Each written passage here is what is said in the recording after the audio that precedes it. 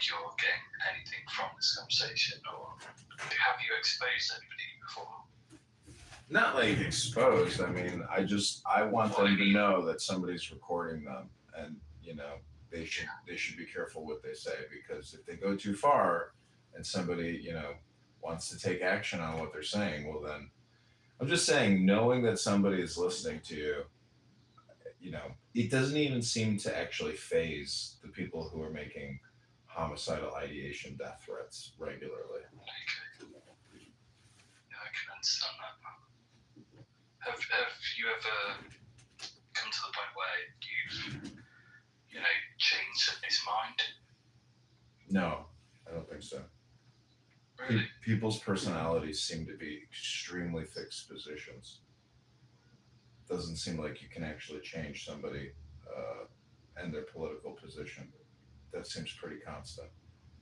Okay, right. Well, let me say this. Do you think that people are on here because they have an ideology that is not changeable, that is fixed?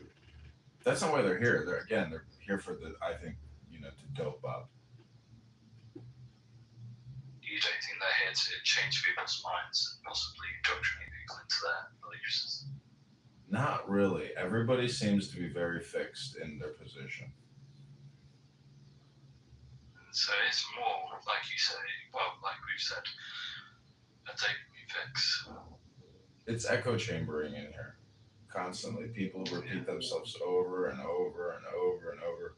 That's why I say they're trying to either get confirmation bias all the time, get the dopamine, but I'm ready to actually shut off my usage of this app, and an August break, because Yeah, I have that's be definitely good for your mental health. yeah, because you know what the alternative is. I like to read books, and when I get back into books, I realize I'll sit in my hammock and I'll read a book and I won't touch my mobile phone.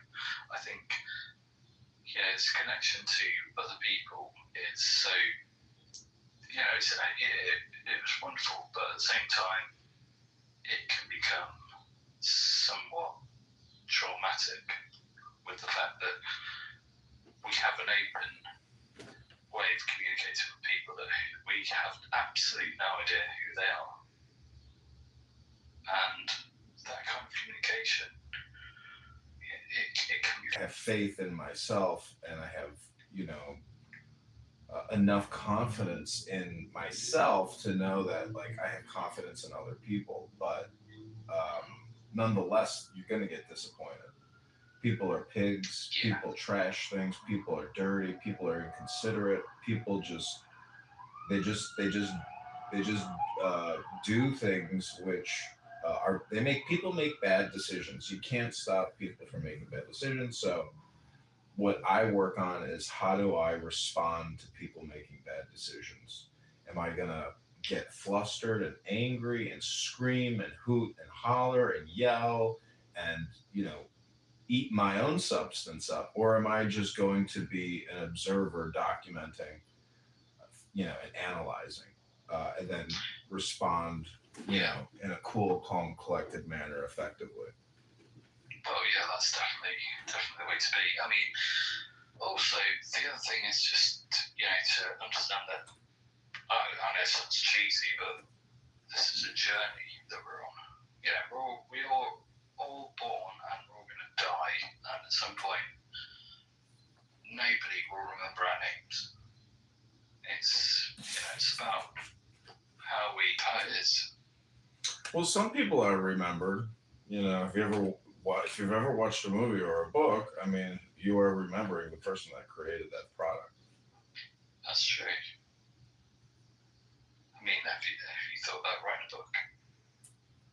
No, I mean, I like to read books, but I don't even know, I don't even have enough time to read. So it's like, how the fuck would I waste my time creating a book that nobody else is going to read? I need to read the books that are out there that are going to transform my life and maintain my life. I'm looking for wisdom, and that's what a lot of people on this app are not doing. They're just engaged in rhetoric and politics. So yeah, so I see what you're saying. So it's all about the noise, not about what's behind it. Right. Yeah. It's about the friction and the thrill and the dopamine of that friction, as opposed to the peace that can be created by wisdom. Yeah, I agree with you. I'm with you. So what is it? It's like I think Elon Musk calls. He says in politics there's too much signal noise, and so he can't. He has reduced the signal noise that he is receiving, and he finds it a much better place to be in terms of like life experience. Yeah, that would make sense. I mean, obviously, I suffer from. I say suffer. I don't suffer. I am autistic, so I do understand the fact that my brain will point in various different directions at the same time. So it's difficult to have clarity sometimes with, I suppose, just sitting down on a chair and just relaxing. That's not something that my brain can do. So are you sure about that? Yeah, 100%. You can't just sit down and relax your brain through different techniques. No, definitely not. All right, if you say so.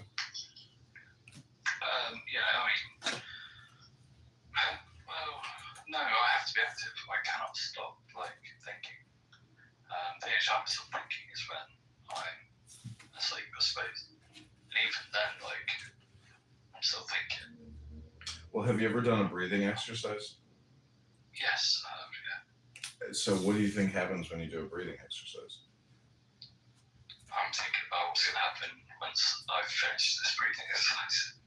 Well, have you done a guided breathing exercise?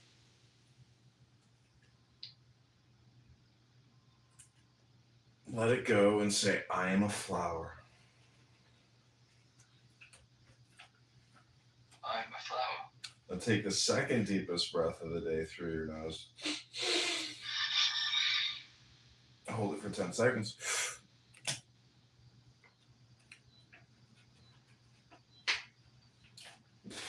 Let it go and say, I am fresh.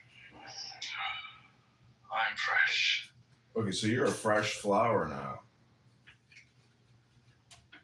Meaning, you just got hypnotized, because all communication is hypnosis, and but you won't remember this conversation because the side effect of communication is amnesia.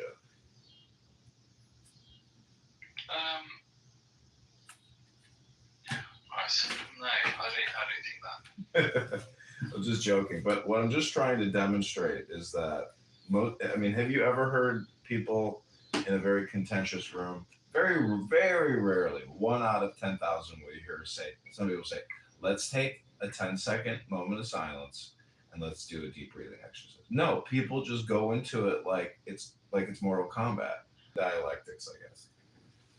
I see what you're saying, but I think that, so do you know what the amygdala is? Yeah. So your limbic system. So I feel like mine is constantly on fire. So it's constantly thinking about a threat that might be coming. So I think that part of my brain is never able to shut off. Well, it's just your opinion. I mean, because you may not be doing techniques to override your brain. Do you know what mantras are? Yes, of course. So, I mean, if you were to just say Om, thought creation and speaking, interior monologue, you would become Om. So, it's one way. I'm not sure. I mean, trust me, I've tried. I'm not sure that's true. I mean, have you done that? I have, yeah, and I do it in the sun, or after a jog, I'll do it with music.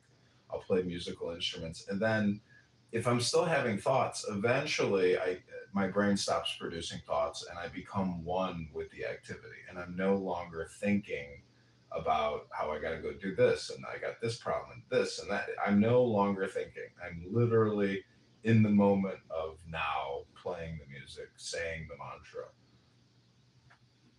Yeah, I kind of understand that because obviously I work as a gardener, landscape gardener, and when I'm digging, I've got a tree, I've got to dig out a tree.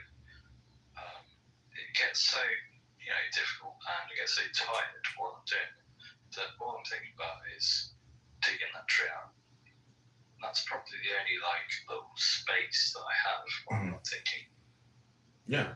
And so that's a good example of you being in what they call a flow state, or what you might call an alpha brainwave state or something. So I'm just saying there's a way to brain hack and get into your flow state. Clubhouse will not do that for you. Clubhouse it's like taking your brain and shaking it and shaking it and shaking it. That's what it does. Yeah, I'm not here for that. I'm here for connection, I suppose, or just have an interesting conversation with somebody like you. Yeah, I mean.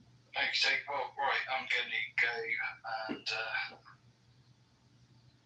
let the cats in and probably go to bed. Okay, well, it's been fun chatting with you, Orlando. Have a good evening. All right, thank you. Yeah, thank you. That's been a really interesting conversation, so thanks for that. Okay, you're welcome. Take care. Cheers. Bye.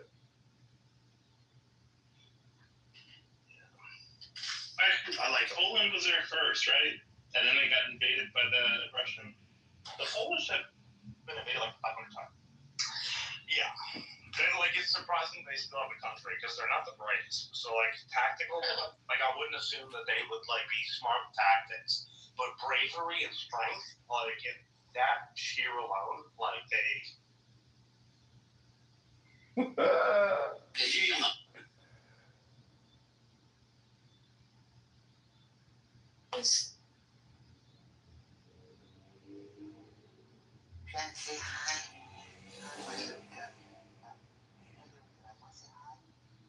Welcome back to Clubhouse on a Saturday night. Or you know it, you'll be teaching him how to fit. Oh, that's a baby. He's telling them. He's telling us all. That's a great point. He has the best points in the room. I'd like to ask. I love the cooing stage. The cooing stage for me, I love that. I'd like to ask the room a question. Oh, that's great. Congratulations, son. And they also have that death grip too. They got that grip. The worst is when they grab their own hair. Oh my goodness. God, yeah. That's the worst. That is the most scary and helpless you feel as a parent when they grab their own hair. this is a referendum. And I want to thank you. Went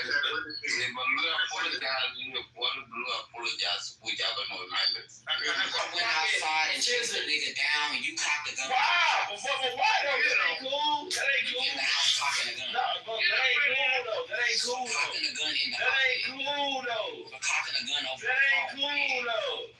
You putting out little scissors and But shit. getting drunk and cocking. Good one for that.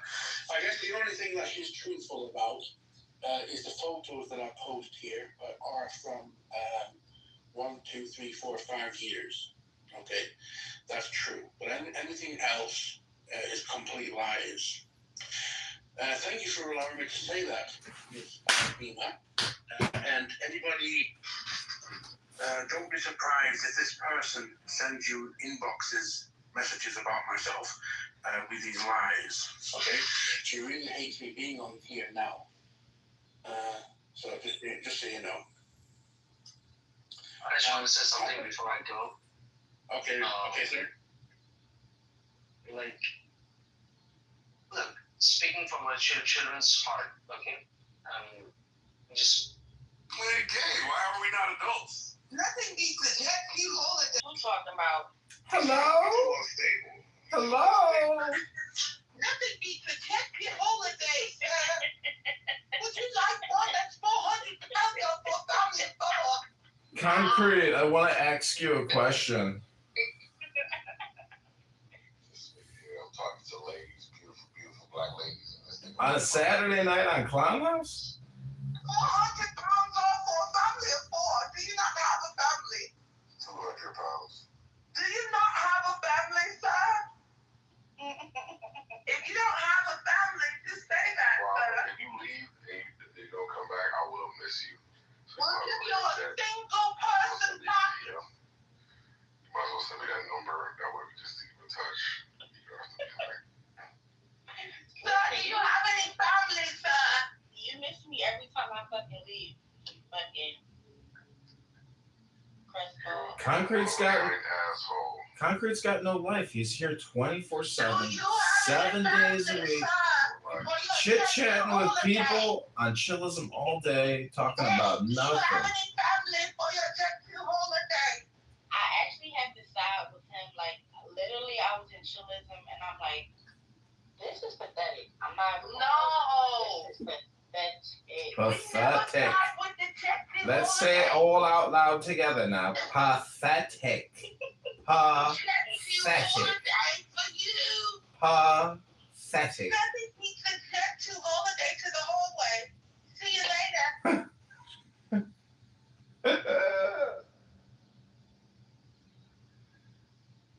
You can think about it and answer me another time if you want to. There's no pressure from me. Maybe you can think about that. And I think that you do something actually. You know what? Because, like, my mom used to buy corn nuts all the time, and he would send me all of them. So I started calling him corn nut. Then my niece is Chicken Little, because when she was little, she wanted to do everything the kids did. So I said she was Chicken Little from the movie. And then his mommy makes him mad. He said, I'm telling TT.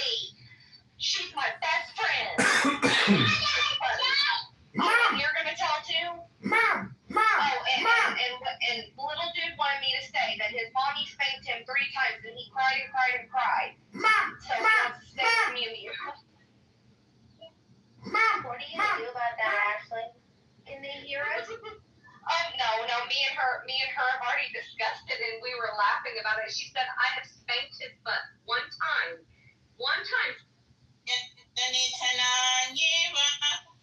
तत्र का परिदेवना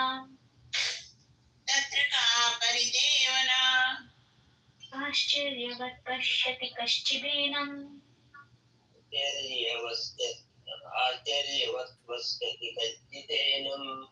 आश्चर्यवत् वदति तथैव चान्यः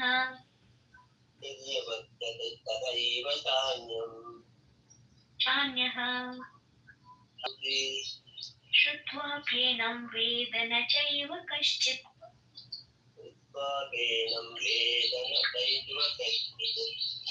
देहि नित्यमवध्योऽयम्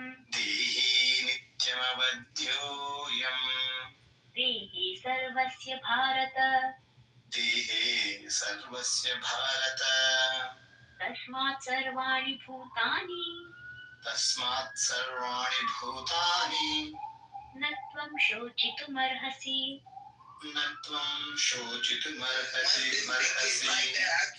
धर्ममपि चावेक्ष्य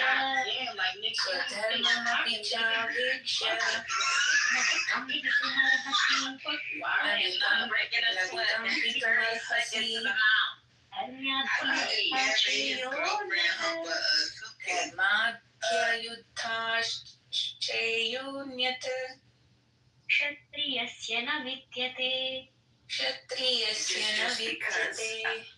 यदृच्छया चोपपन्नम्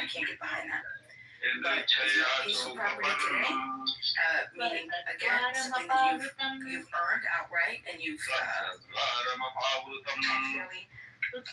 for. I will gladly defend you. I don't care who you are. If you are another person in this region that is Israel, aka Palestine, I would 110%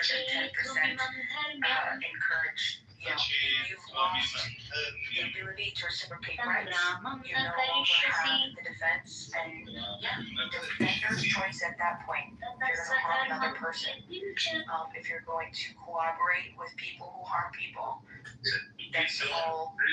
You are my enemy. Okay. Thanks, Ms. Beamer, for that. Mr. John, Mr. Alfie, you came back. Did you want to say one more thing? Oh, no, go ahead.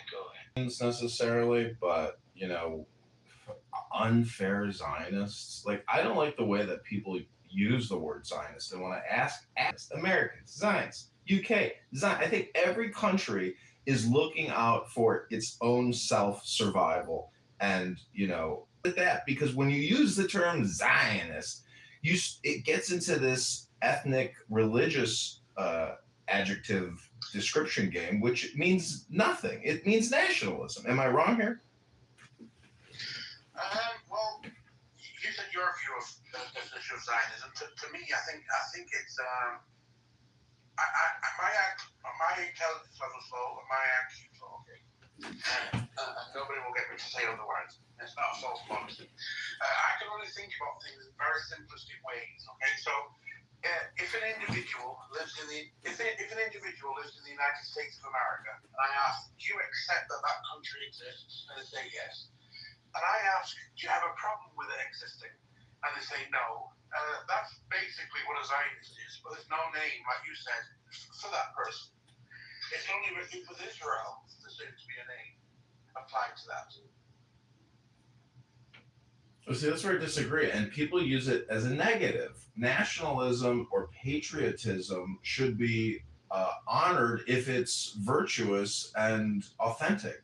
If your patriotism and nationalism is racist, bigoted, and evil and angry in nature, well, that's not nationalism. That's just, nastiness. Or the opposite of nationalism, which would be what? Xenophobia.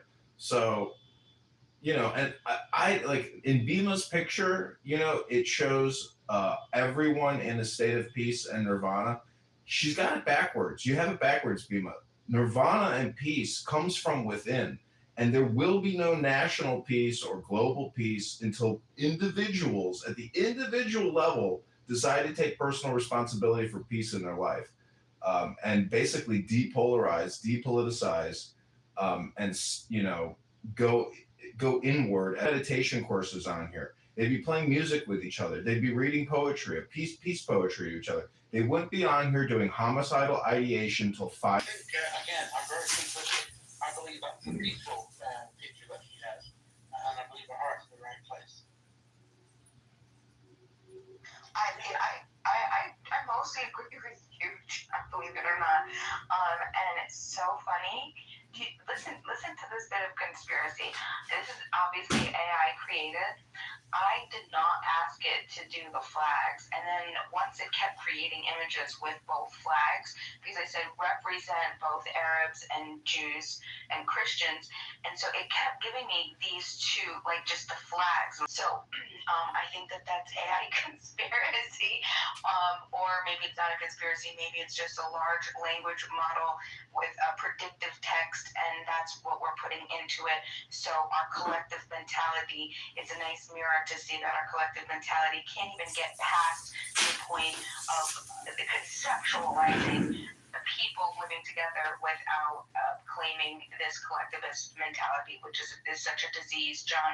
And I agree with you. The individual needs to be taken care of. I love that. I would say the only thing that I would push back on is we can teach meditation and peace and these things, and I'm not going to disagree with you, but I think also that most people they're not inherently ugly individuals. And if we can figure out a way, which I'm definitely not the person to do because I'm not smart enough. I try, but I know I'm not nearly where I need to be. But if we could just break down the framework and let people understand their moral inconsistencies, they'd be able to adopt a better ideology.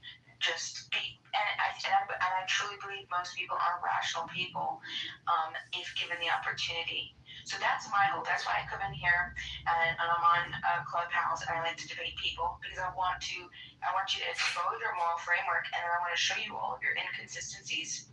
And because consistency is absolutely necessary for logic, and logic is necessary for, if you want to create principles, you have to have consistency. It's absolutely necessary.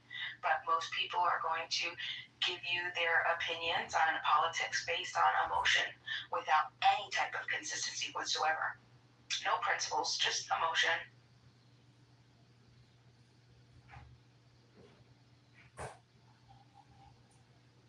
Let me ask you, John, do you have any moral principles that you use to run your life, to which you can put through any political issue that could be delivered to your desk right now, and you'd be able to take those moral principles and apply them and come up with an answer. Yeah, 100. No, what is the golden rule, Bima? Okay, well, why don't you give me a few? Well, the golden rule is treat your neighbor the way you want to be treated. And that's why October 7th was such a betrayal of your neighbor. And, that type of betrayal is very hard to forgive. It takes incredible mercy, incredible kindness, and incredible compassion to let that go. They were asking for too much on October 7th. And if you want to talk about genocide or ethnic cleansing, that was genocide and ethnic cleansing. And, when you open that bottle and the genie comes out and Pandora's box spills over, you fuck around, you find out. I mean, the leaders of Hamas are gone. They are dead. And if you watch their speeches, they hold up babies with machine guns and they're screaming death to the Jews. We're going, death to the Zionists.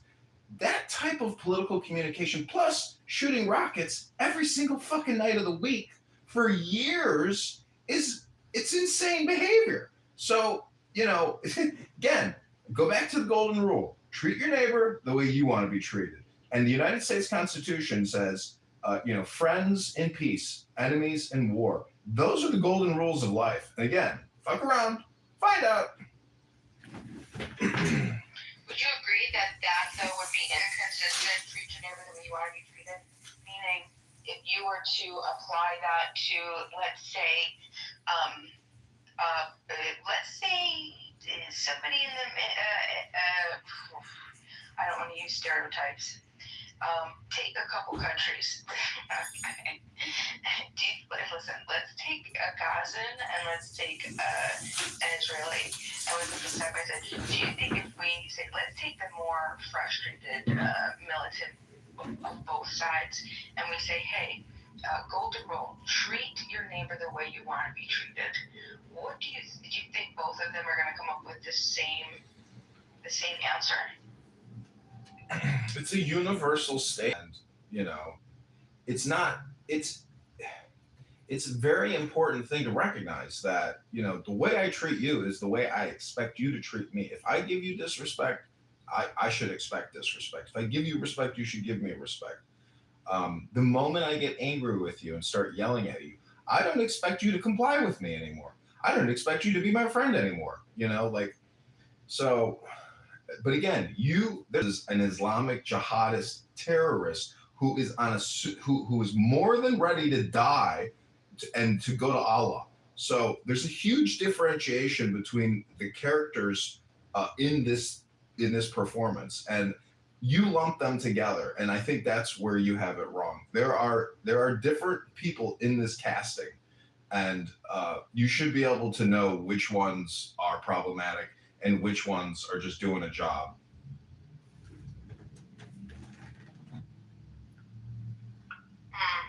Well, I think sometimes, let me ask you the question, do you think that sometimes religion gets in the way of a person says and they need to follow God's path? Do you think that could interfere? 100%. Islam is an all or nothing theocratic religious and judicial system all intertwined into one. So it's the perfect mind virus. And that's why it has spread to 2 billion people and why it was successful at the time. It was a response to Christianity. And it was a political response to Christianity and to the environment. Polygamy, warfare, lying to obtain one's goals, things like that violate the golden rule. So you show me where in the Quran or in any Islamic scholarly information or any kind of religious information where it says treat your neighbor the way you want to be treated. Show it to me. Show me the golden rule in Islam. That's interesting. Have you seen the movie Heretic from 2024 with Hugh Grant? No, I haven't seen it. John, check it out. I think you'd enjoy it. It's it's a psychological thriller. See, I don't think, Bima, can you explain to me psychologically the revolution of Christianity? What was Jesus doing 2,000 years ago? What the Bible says of who they believe, if we consider Jesus to be a real person, and we say that everything that the writers, the multiple writers of the Bible, that they've interpreted it well, and the oral tradition of passing down, all that's true. I think Jesus was an incredible person, obviously, and I think that would be an excellent way to operate life. What was it in the environment during Jesus' time? Who was the reigning power, and what were they doing? Why does that matter? Let me ask you, does environment matter? I don't think that there's any type of difference in, of course, environment matters. That was actually my point to you. So how do you explain those individuals? Or, I've gone to Baptist church where I've seen the preacher reject his teen daughter because she claimed to be possibly a lesbian, kicked her out at 16 years old. You think Jesus would? No, I don't think. See, this is the thing about Christians is, that type of attitude and behavior is not compassionate or kind enough. But a lot of Christians are just men and women, and frustration, esoteric, philosophical metaphysic, or, I guess energy, ask for, de-escalation, for compassion, for Why you kindness. keep saying that? I'm just curious. It's distracting me at my age that way. What are you? I've gotten so used to listening to people here on this app ask questions. I have a hard time saying ask anymore. So it's partly because of my environment that is causing me to constantly say ask as opposed to ask. I use Clownhouse a lot. I'm on here a lot listening. So naturally I absorb my environment, and now I too ask questions. Sometimes the hard questions. Do you think that you're making it a deliberate effort to sort of mock people who say the word ask in that way? What did you ask? Sorry, I didn't hear you. It seems to me, I don't want to make an assumption, I don't want to make a claim. Are you deliberately using that accent, the way that you say ask, are you using it intentionally to mock people who say it that way? So what you're asking me is ask using the word ask. What's wrong with me speaking like my fellow Americans? And this is an honest question I'm asking.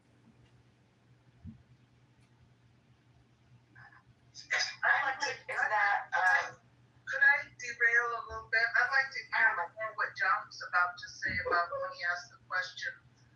What was revolutionary about When he asked the question. Yeah.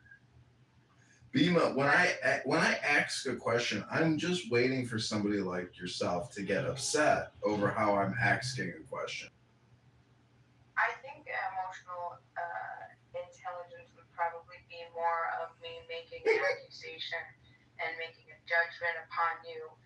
I was just asking you why you're doing it and if you're intentionally doing it to mock people who do it. And I guess my answer is yes. Was that correct? Was your ultimate answer? I would yes? say that the question you just asked would confirm your suspicion that when I ask a question, I am, possibly, making fun of people who ask questions like that.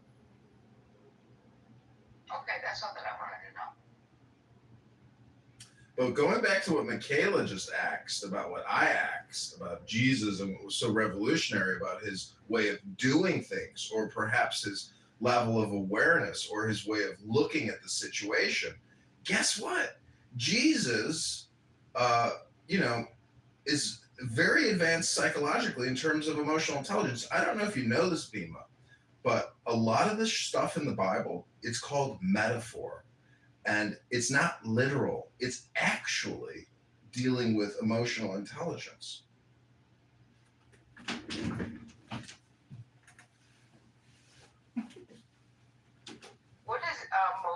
emotional and From this little book called the Bible, it turns out that it deals with how to deal with yourself and how to deal with others. fellow neighbors. This is from the book of Job 5:17. It says, "Blessed is the man whom God corrects. So do not despise the discipline of the Almighty." The corrections, I think, are yeah, I love corrections. This is how we say it. But I didn't say correction. I intentionally said mock. What did your Bible or your book say about mocking your fellow neighbor? Well, the book of Timothy, 2 Timothy says, God gave us a spirit not of fear, but of power and love and self-control.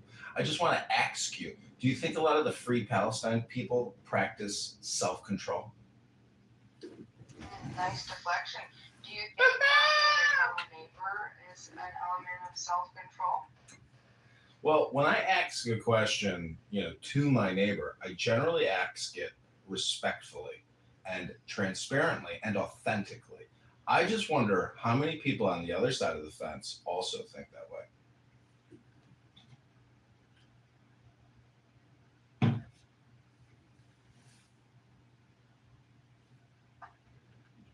John, you brought up the environment Jesus was in. What were you pointing towards? Roman rule? Yeah, paganism.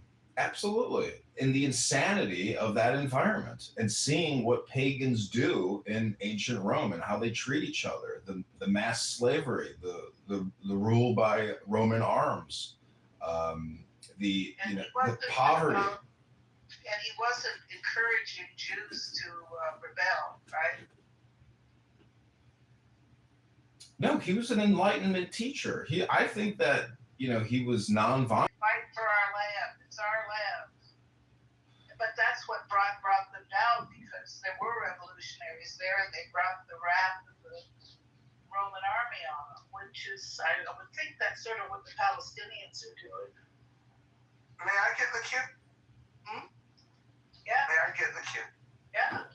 Yeah. No, I think Jesus actually had some pretty good sarcasm, and I like the way that he uses mockery. Like, for example, Matthew 23:24, you blind guides, you strain out a gnat, but swallow a camel. I think this is a perfect example of the good Lord giving us instruction that it's not only okay to mock people, but it's encouraged.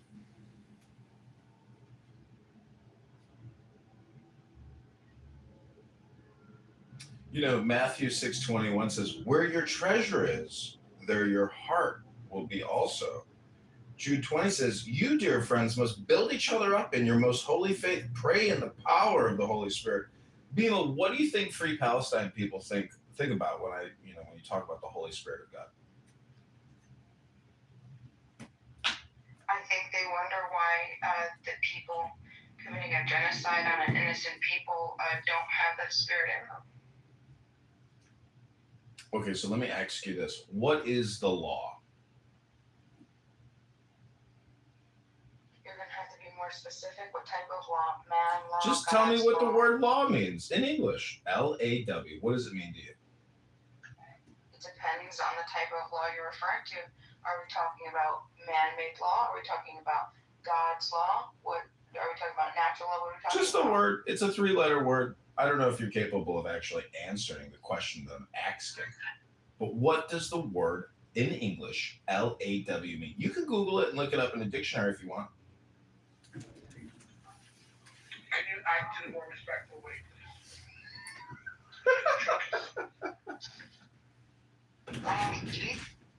I do apologize. I am autistic and neurodivergent. So if I am coming off as rude, it could be because of my diagnosis. I apologize, sir. Okay.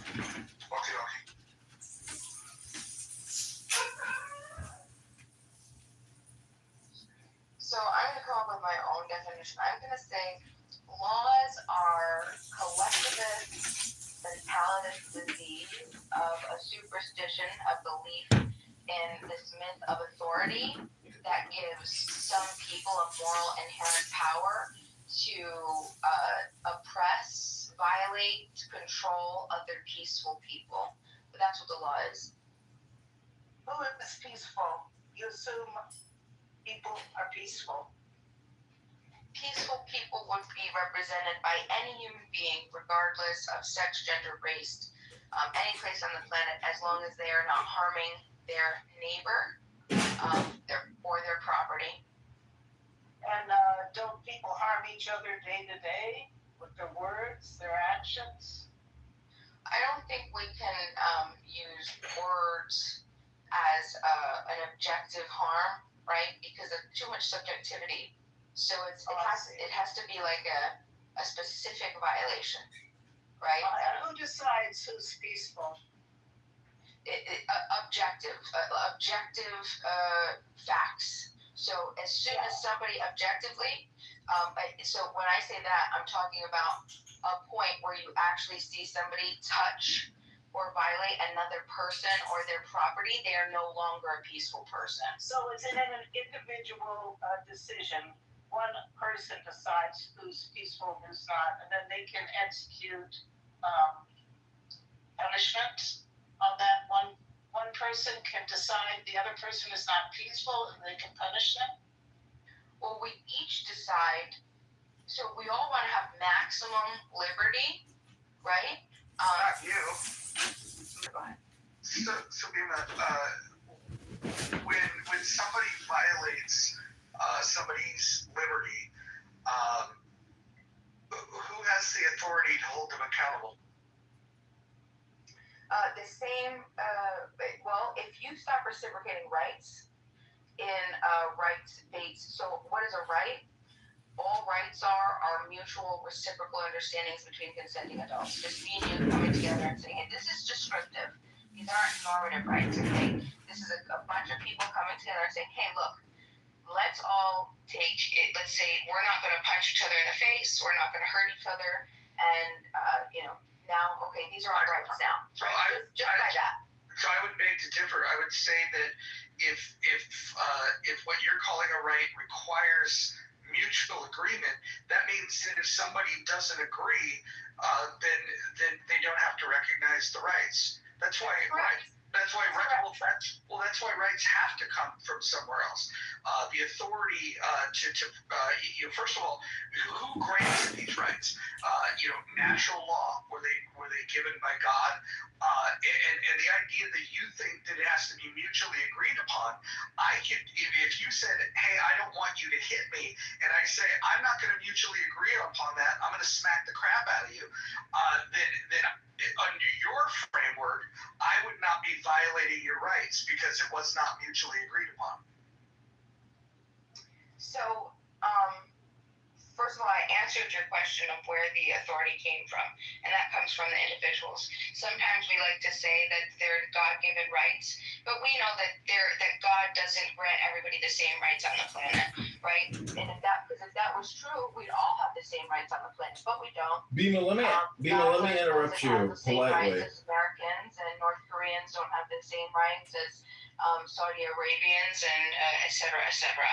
So it's all different. So what we've concluded is descriptively, it's just what people decide to agree upon when they come together. They say, okay, this is what our standards are, and this is how we're going to interact. You let me know where your boundaries are, and I say, okay, these are my boundaries. Let's make a decision. The society that we live in the West, the federal constitutional republic, which is a democracy, that's all that is. The only difference is that you're tied down, you're tied into, and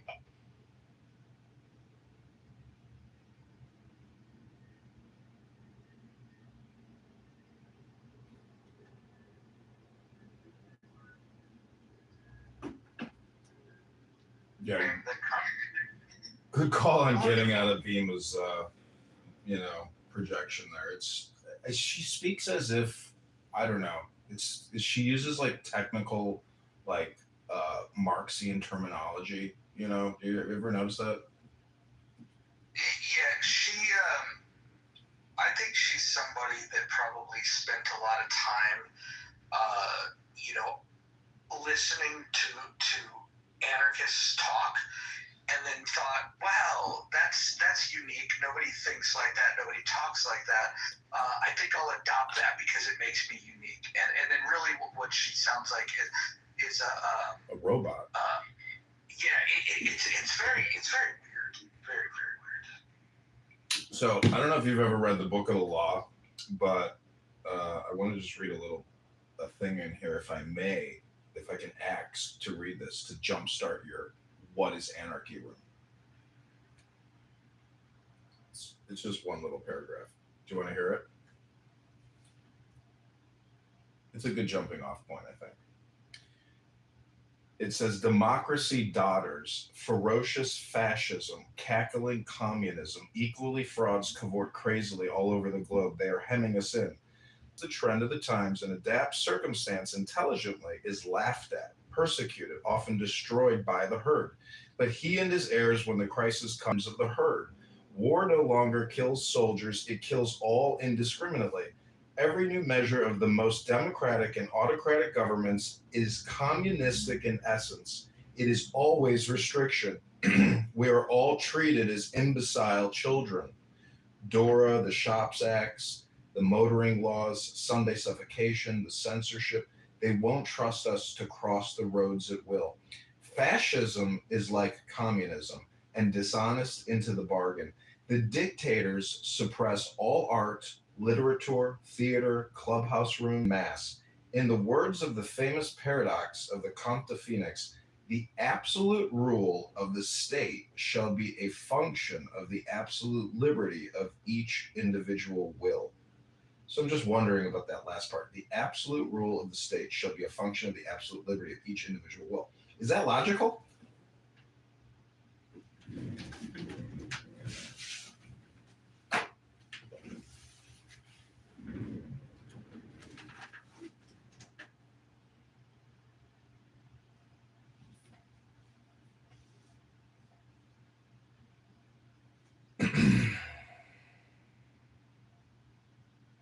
Hello, is this thing on?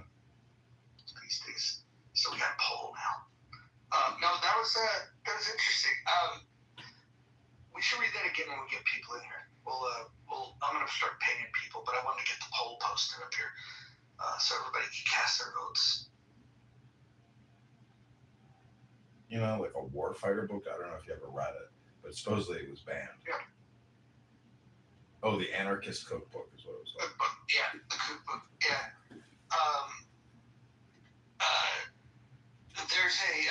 There's a book by Michael Malice. If you ever want to hear an entertaining anarchist, you should check out Michael Malice. There's a great debate between him and I forget the guy's name.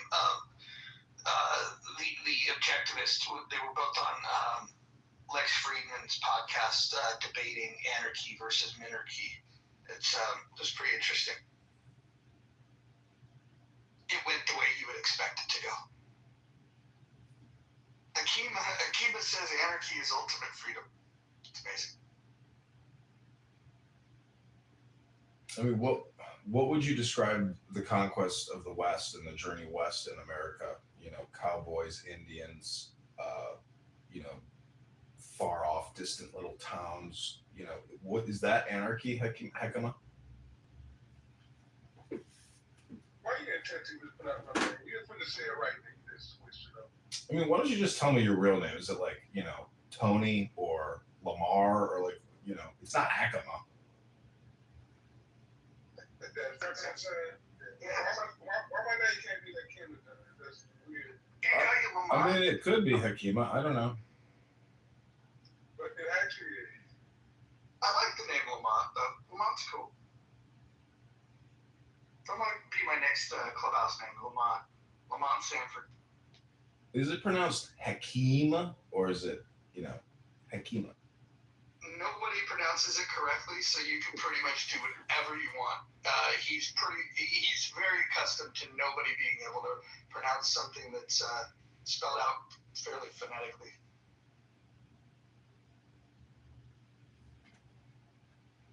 So if you're new in the room, be sure to fill out the poll. What is anarchy?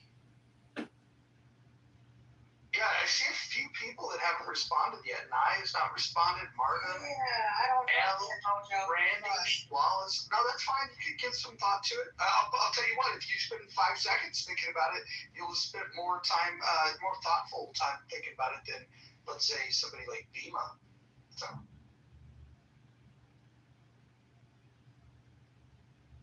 By the way, if you guys are connected to Bima, everyone invite her. Like everyone just go and do the you do the share button. If we all invite her right now, we will center Bima and we'll just all sit silent and let her drone on and on and on. And then every once in a while, John will interject and ask her a question. You know, I want to ask you a question, Mojo. Have you talked to Daniel on this app? He's a Canadian who wears a red jacket, and he goes on and on and on about how he's going to solve the debt crisis. But his explanation is that money is all fictitious, dollars are all fake, so it doesn't matter how much we print up. And his method is he wants to give you a time expiration deposit of however much you want or however much you need. But if you don't spend it within the certain time frame, it'll disappear. But the money that you do spend and the people that take your money and give you goods or services for the money, it doesn't expire for them. Okay, so have you talked to Daniel about his incredible idea on how to tackle that? David, you're gonna have to mute yourself. David, if you're gonna stay on the stage, you're gonna have to play like an adult. Let's see if Alfonso wants to come up. Alfonso's like probably the friendliest guy in the relate. I don't know what smart means, but I think I am a different type of atheist, sort of. Yeah, I don't hear you're making the dumb arguments. Is my point. I guess. Whoa! All hail El Norbo. Yeah, hold on. We're talking to Alfonso. We don't always get Alfonso. Alfonso is a. Let's talk to Alfonso for a second. Alfonso, you explain to the room your position on the absence of God. So, well, I've got a bit of a journey to how I got here, and then why it makes sense to me to say that in the traditional sense, God, there's no way God would exist, right? I'm not an agnostic. I actually claim to know for a fact that there are no gods. I am willing to entertain the idea that we can use that as a metaphor. We can use an analogy to say, I'm having such a great time enjoying the company and the conversation and feeling enlightened. So God is moving among us, right? But that's a metaphor.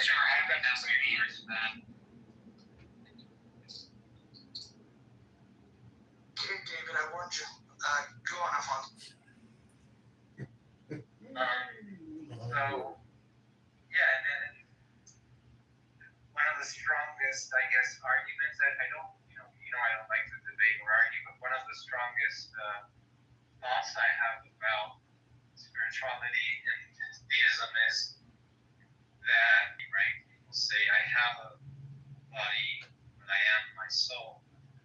And I think that has been greatly debunked by modern science. So the arguments that we used to hear for the soul was it was the energy that gives us life. So as long as as soon as the soul left our bodies, it was the energy leaving it. And now we understand that by eating food, by got all these inputs of energy, and we know what these energies mean. We can objectively measure them, right? So that argument of energy leaving the body is kind of fallen through.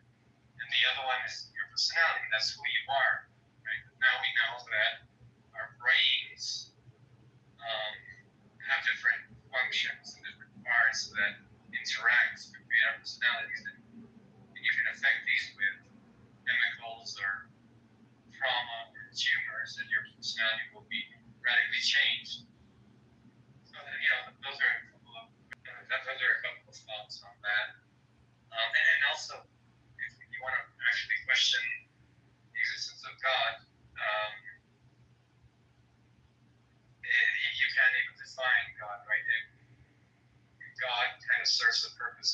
understanding reality or paradigms.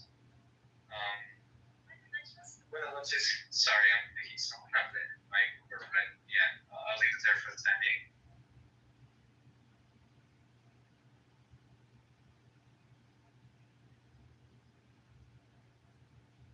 What I don't understand about atheists is, you know, have you been to a book club? Have you debated books, talked about favorite things that you read in books? I mean, that's what people are doing. And so if you think that there are no gods and there's no spirituality, but you still use terms like soul, I mean, isn't that tied into this whole God universe of the Marvel comic book known as the Bible? So I just question and ask, why do people not like information? Why are you so negative with regards to information? Is it because you don't want to read it anymore because you don't think it's real? Or is it really just because people are lazy and they don't want to do anything other than the easy solution, which is click a button, pick up a device and just stare at a screen and click a button? So that's why I have surrounded myself in books in my house, and I find the value of those books. And I know a lot of wealthy people. A lot of those wealthy people do have pretty big book collections, but it's generally the angry people. A lot of girls I've noticed, I go to their house, they don't have any books in their house. They got everything you could possibly need except for books. I'm just like, maybe you're angry at the world because you don't have enough information to help you get yourself happy. It's called psychology or therapy or wisdom. Those are my thoughts. John, speaking of reading a lot of books, in 2016, I set a goal for myself that I wanted to read one book a week. So I wanted to read 52 books, and I got to 49. So I fell 3 books short of my goal. And then after that, I got so fatigued by it that now, like, I just download things on Audible. Do you consider audiobooks the same as reading? Yeah, I think if you're really listening and it's flowing through your brain and processing, and you're actively listening, it's just a great way to read a book, to listen to somebody read a book. Even if it's at 1.5 speed? Yeah, that's what I bring up the speed generally, or 1.25. Yeah, cool, man. Well, let's get into the topic, guys. What is anarchy? Anybody want to take a shot at what is anarchy? We've got a poll here. Accurately described in your poll. What was it? A childish philosophy. Yep, that's it. Yep. Has everybody pinged Bima? Let's ping her. Not friends with her, aren't we? Well, we'll just go be friends with her and then ping her. I think she has to be blocked. I pinged her, but I think she's modding and running her room and getting her dopamine. Some of us do. It'll be interesting to find out.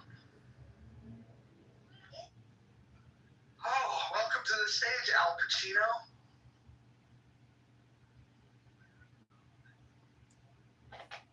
I don't think I've ever seen Al Pacino in one of my rooms. I've had other celebrities, but not Al Pacino. Yeah, if you were Al Pacino, you'd afford a better microphone. No, I'm from Sicily, but I live in Germany. Guys, where are you from? Are you from? Respectfully, nobody cares. Okay, but I just saying this, okay? It's okay. No, it's okay. It's okay. It's okay. I don't care about you, no? It's okay. Say hello to my little friend. Say hello to my little friend, okay? You want to play rough? Just joking, bro. What's it? You want to play rough? Okay. I play, okay? Okay. No, I'm. You know, when people laugh in Italian, I fucking hate it. Don't do the Italian laugh. Can you laugh in American, please? In USA, I don't know. You love. I'm not okay with this. I'm not okay with this at all. Okay, you hate. Okay, wait, my friend. you hate Italians? Let's get back to the title of the room. Can I ask a question here? Can anybody tell me the root causes of anarchy? Bima is a blank slatist. She doesn't believe that pit bulls are any different from other dogs. So, yeah.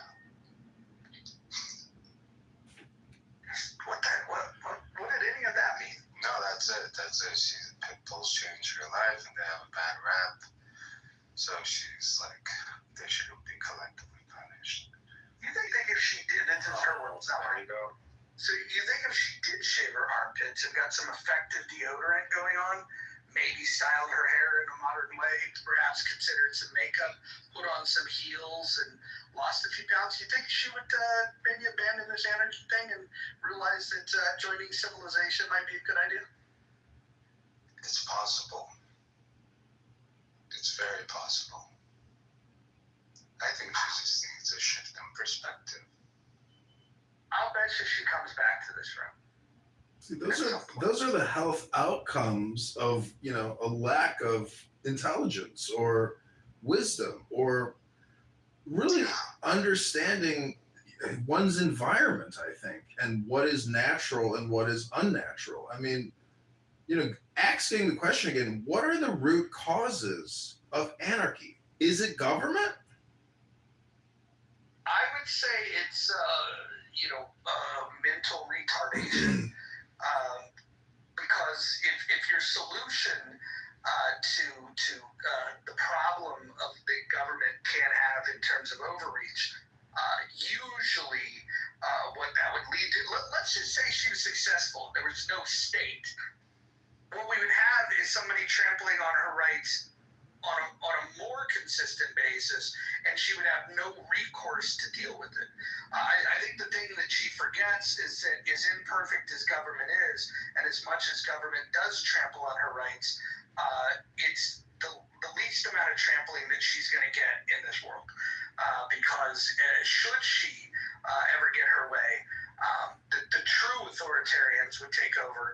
And I think that we have a very thin line protecting us from complete animalistic behavior. I don't think she fully appreciates that.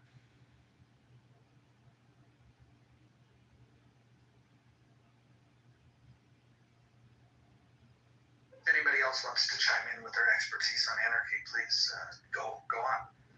Or your amateur opinion, doesn't matter. Just jump in.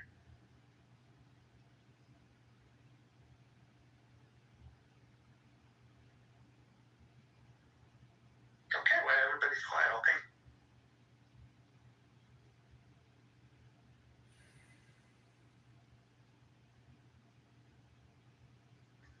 Well, Hakima, I don't know. Wait, Hakima, let me see. Yeah, anarchy is ultimate freedom. Hakima, I don't know if you're trolling or if you're being serious. I'm going to assume you're serious. I almost voted the same way as you, Hakima. But then I had to think about it. I'm like, you know what? Let me go Google some shit. And then I realized, you know what, Hakima? I actually don't want to have an anarchist society. I don't want a lawless society, Hakima. I mean, unless the shit hit the fan, you know what I mean? If the world was poverty-stricken, if there's no food, I don't know. If the government turned, like the Mad King and Game of Thrones and wanted to burn us all, perhaps I would join the anarchists. But, no, I like law and order, Hakima. So I decided to vote the opposite of you, but for a second there, I was considering rocking with you on this, Hakima. I just gotta say one thing to that. Sorry, Kima, go ahead. Looks like you're about to say something. No, you guys came off there. You guys. Thank you. Just one thing to say. First you get the money, then you get the power, and you get the women. That's what I got. Was that Scarface? Yeah. So, I mean, if the drug, the war on drugs, I think that's an example of anarchy. I mean, why let Colombian narco importers and traffickers and terrorists control the cocaine market? If that's a chemical additive that people want to put in their diet, why didn't, the U.S. government and U.S. capitalists monetize that chemical? Why instead have we taxed, countless generations to pay for a military war against narco traffickers and terrorists? Why aren't we smart enough to control the market internally as opposed to letting international exporters, bring it on our shores and make all the money, as opposed to us taxing ourselves and spending all the money to fight the people that are making all the profit? Explain that one to me. They're doing both. Like they needed illegal so they could lock people up. worry about the tax money. They want the money in form of incarceration. That's what they prefer. Trust me, they know everything you know. They chose the way that suits them best, and that's mass incarceration. It's not about taxing. In a free country, you shouldn't be able to use cocaine. I wouldn't use it if it was legal, but the person that wants to use it should be able to. But so they rather keep it illegal so they can lock people up. Wait, John, hold on. If I was processing what you're saying correctly, don't the traffickers have the better drugs though? Just curious. Well, I think your average psychiatrist that prescribes Adderall is actually doing the exact same thing that cocaine importers do. And cocaine and Adderall, to me, I don't think there's any difference. So white people or anybody in America that has a psychiatric prescription for Adderall, they literally have. And maybe that's the thing. Some people don't want to get a prescription or go through a doctor. They just want to go to, the trap king pointing down the street and get the hookup. It's just easier, less drama, less paperwork, less conversation, very transactional, and keep it pushing. Right? And it's cheaper. And there's no record. Like, there's medical records if you have to go through the doctor. There's no paper trail if you just go to the cartel or the local drug dealer. Choices. I'm going to give you the best example of anarchy at work and being effective. This is the best example you're going to get, and that's with language. The United States doesn't have an official language, yet there is an agreement socially that, hey, it would just be better if we communicated in one standard language. Yes, there's people that speak other languages. Some people that in multiple languages. It's a generally accepted thing that this is how we're going to interact and communicate with each other. And that's an example. You can put all the thumbs down you want. We communicate in English, and that's done in a way to their own language. I live in anarchy because there's really no rule of law here. My country, Bolivia. So it's, but I also think that no matter how we want to find freedom or do away with our organization, allow people to do as they please, that's an impossibility, right? Nature rules all our behavior, all our acts have consequences. So order is something that happens naturally and we can't avoid it. But as I was saying, in my country, I think depending on how astute or intelligent your lawyer is, you can bend and twist things to fit your agenda. But especially crazy here. You're much better off bribing people at the first sign of them not wanting to cooperate. Otherwise, they're going to give you a hard time, even if you're trying to do things legally and orderly. So yeah, that's probably, if you guys come to Bolivia, you'll realize what it means to actually live in anarchy.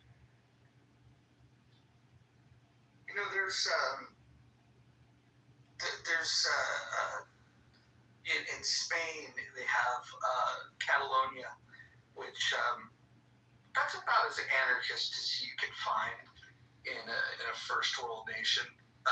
Is anybody familiar with Catalonia? Is it in Spain? Yes. My last name is actually from Catalonia. They have their own pope there, actually. Yeah, so Catalonia is very rebellious and probably the most anarchist place. What I find interesting, though, I don't know if you guys know this, but in Catalonia they have a tradition in the nativity scene where they have what they call the cagané. The cagané loosely translates to the shitter. And so in the nativity scene, they have a figure that's taking a soft swirl style shit. And they put this in nativity scenes. Like they have a huge shopping center with a 3-story tall kagane, where the shit pile is as tall as a human being. And they tried to remove it, and the people went absolutely bonkers. This tradition is older than the United States. It's more than 250 years old, and they love it. In fact, there's a website called Kagane.com where you can get your celebrity Kaganes. Like you can get a Donald Trump Kagane, you can get an Elvis Presley Kagane, you can get any Kagane that you want. But these are figurines that are squatting down, and then there's a little pile of shit that's the shitter. They believe that was a piece of tradition that was left out of the nativity scene, and they like to bring attention to and hold strong on it. Has anybody ever heard of the Kagane? I have not. Yeah, I will pin a link in the chat to Kagane.com. Hold on. You don't be either, because you know about Doc Ellis. But Mojo, riddle me this.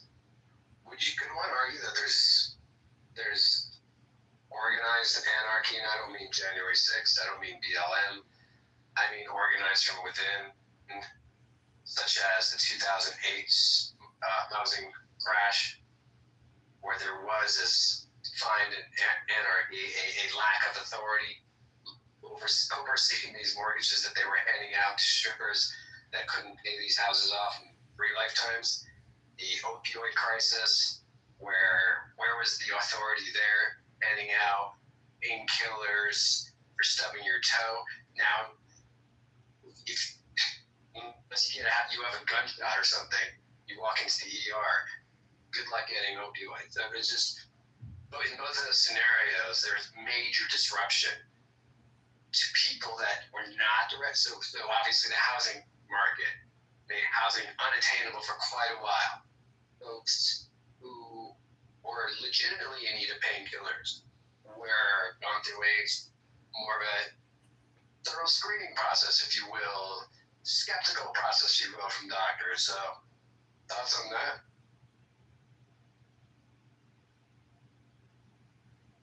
Yeah, I think there's a lot of things that we do where government is in the way, government is wrong. I think regulation in general is often misguided, but I think the answer to that is not having no government.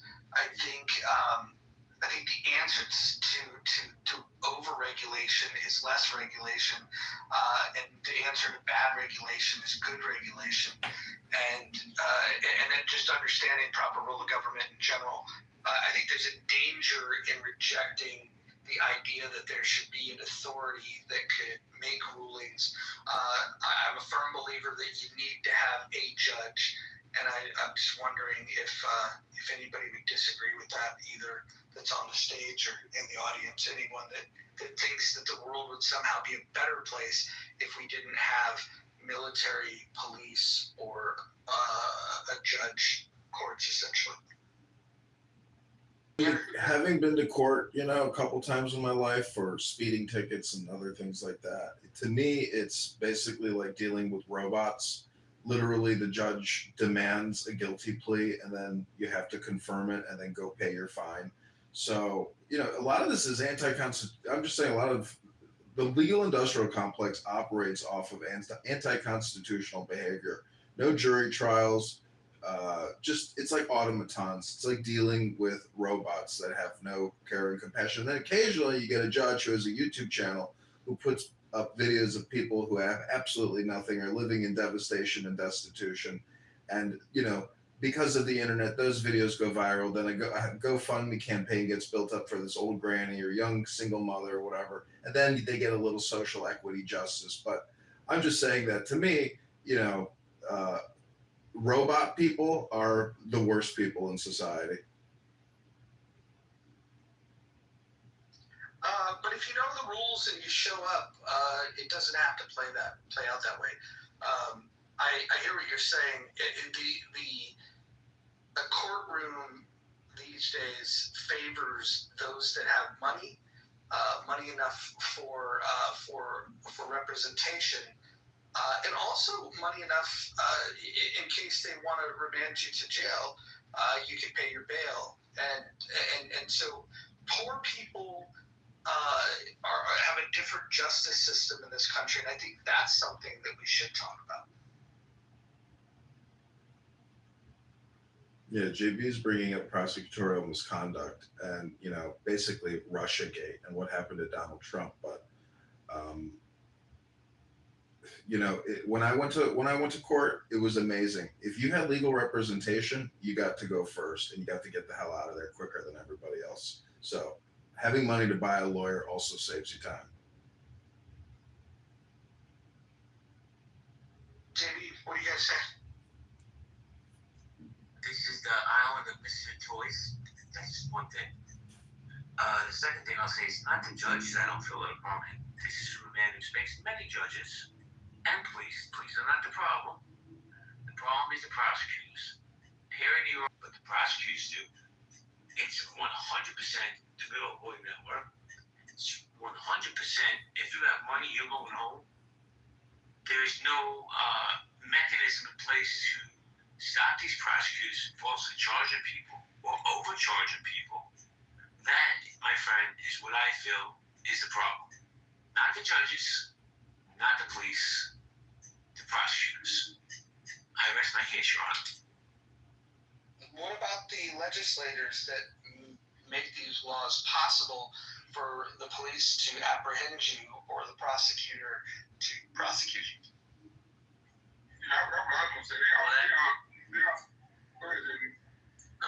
The only law they've enacted that I'm aware of lately is that there ain't no bail here in New York, so you can fuck anybody up you want. You're going home to your wife at night. Or the trial is the punishment because you go broke defending yourself.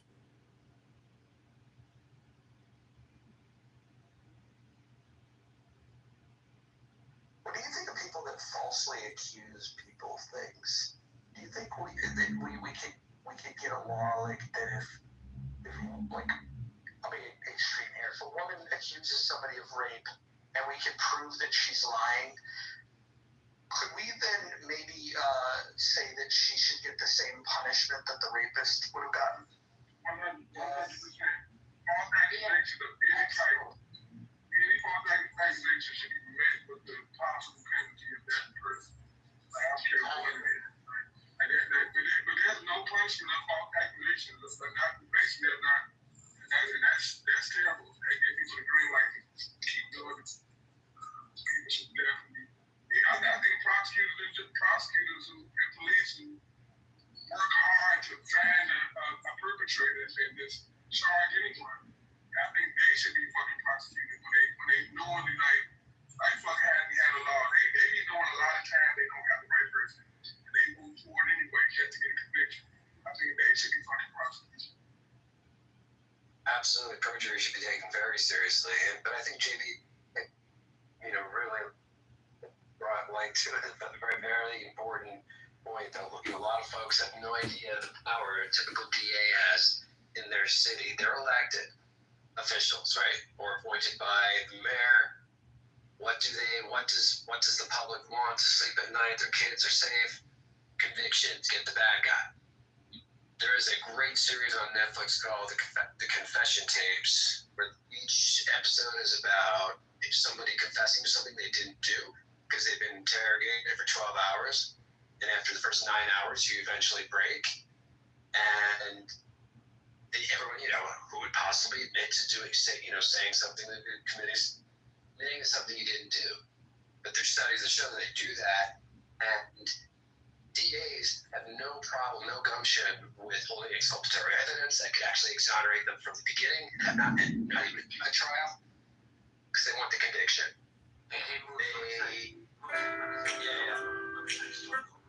Swear everything low. I love the true story.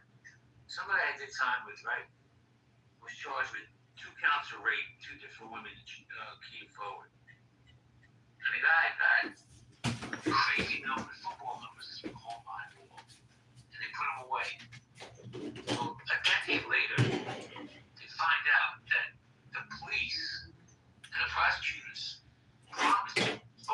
those different things to lie because they wanted this guy so bad. It's an absolutely true story.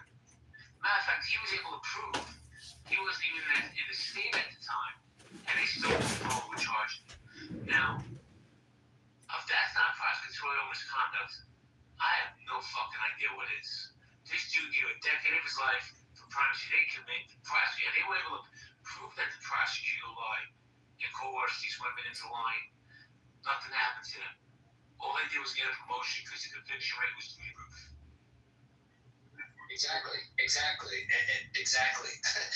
I mean, when they do get their prosecutorial misconduct, hand caught in the cookie jar, I think it's something absurd like 1% or less than 1% are ever held accountable. Maybe less than 5 in the entire country have ever been actually fired. Like it's there. There's just fear of a bubble of protection around them is crazy. Check this out though. So the guy does 10 years. He can't sue. She can't sue a prosecutor, right? And not only that, if you Google his name, guess what comes up? The charges, not the conviction, not the overturn the conviction. The original charges was proper first. So now he's a social pariah because he was accused of something with no facts, was found guilty, and he's struggling in life because of it. Imagine that. On your record for life, and you never did it. Or if you're lucky enough, you signed a plea deal, so you do less time, but it's on your record for life. You know you didn't do it. Like literally every attorney on both sides of the aisle say if the plea bargaining system didn't exist. But the way the outrage in this country that prosecutors have so much motherfucking power to steal somebody's life, that dude will never be whole. No matter what comes out, no matter what evidence he can produce. When he goes, he can't even get a job, bro. The dude can't get a job because let me tell you what companies do, even though it's illegal. They don't do background searches. They save the money on that, and they just do a Google search. So if it comes up, Moose likes to fuck Moose, and you don't, guess what? That's what they're gonna see. It's a horrible, horrible system. There's it's either a movie or a series on Netflix. It's about a girl who was raped, and she goes in and she tells the police, right, a few times, and they don't believe her, right? This is like the 80s, I believe. They don't believe her, and ends up being, she gets prosecuted, serial rapist or murderer, I believe. I can't remember. It's been a minute since I've seen it, but it's really bad. But it's a true story. Give that a watch. Yeah, let's welcome Necro, Tomato, Sloan, and of course Dr. Jordan. Welcome to the stage. Sloan looks like one in a row. Watch out, we the name of your house. Come on. Yeah. In the month. Hang on to your pig thing. Anyways, I want to kind of steer back to the topic of anarchy. I think we've had some people take a shot at the.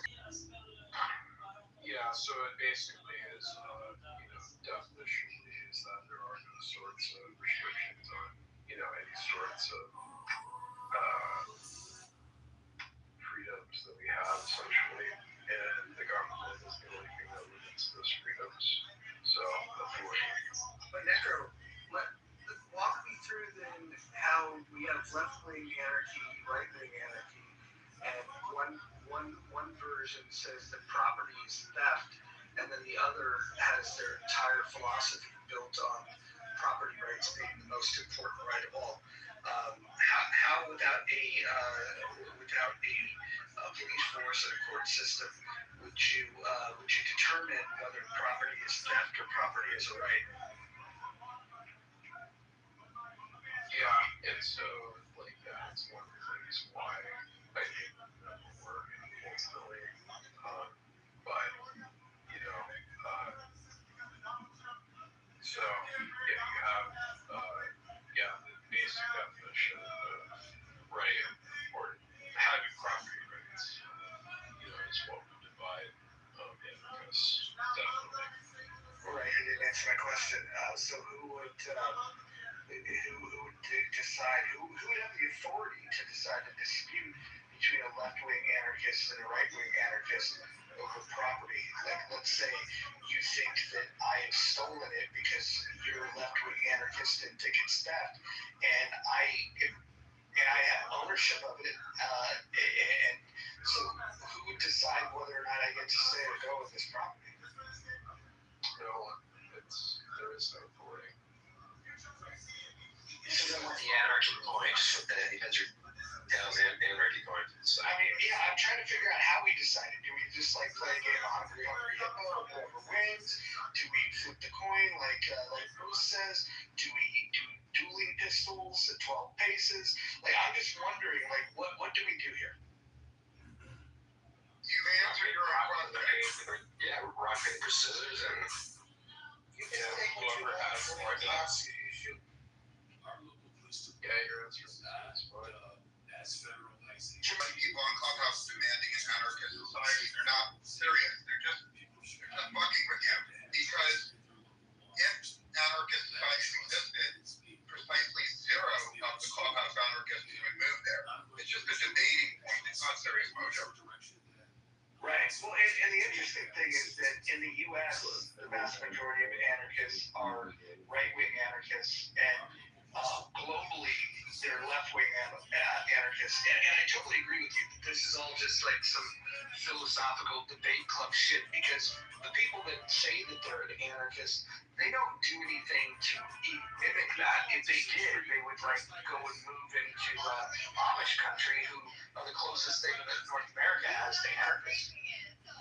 Yeah, I mean, I have friends who claim to believe in certain things, and they move to societies that espouse it. So they have credibility with me. Like, I've spoken ad nauseum about Singapore. Well, I have a lot of friends that wanted the Singaporean government. They moved there. They're happy.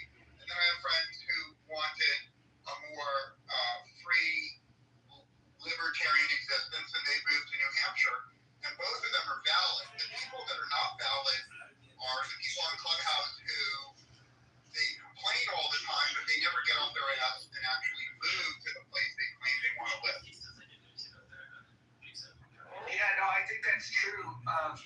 Did you read the story about the town in New Hampshire where when they got enough of these folks together to take over the city council, one of the major things they did was they got rid of the ordinance that forbid you from feeding bears, and by allowing people, if your love for freedom leads you to do stupid things, which is what I think anarchists do.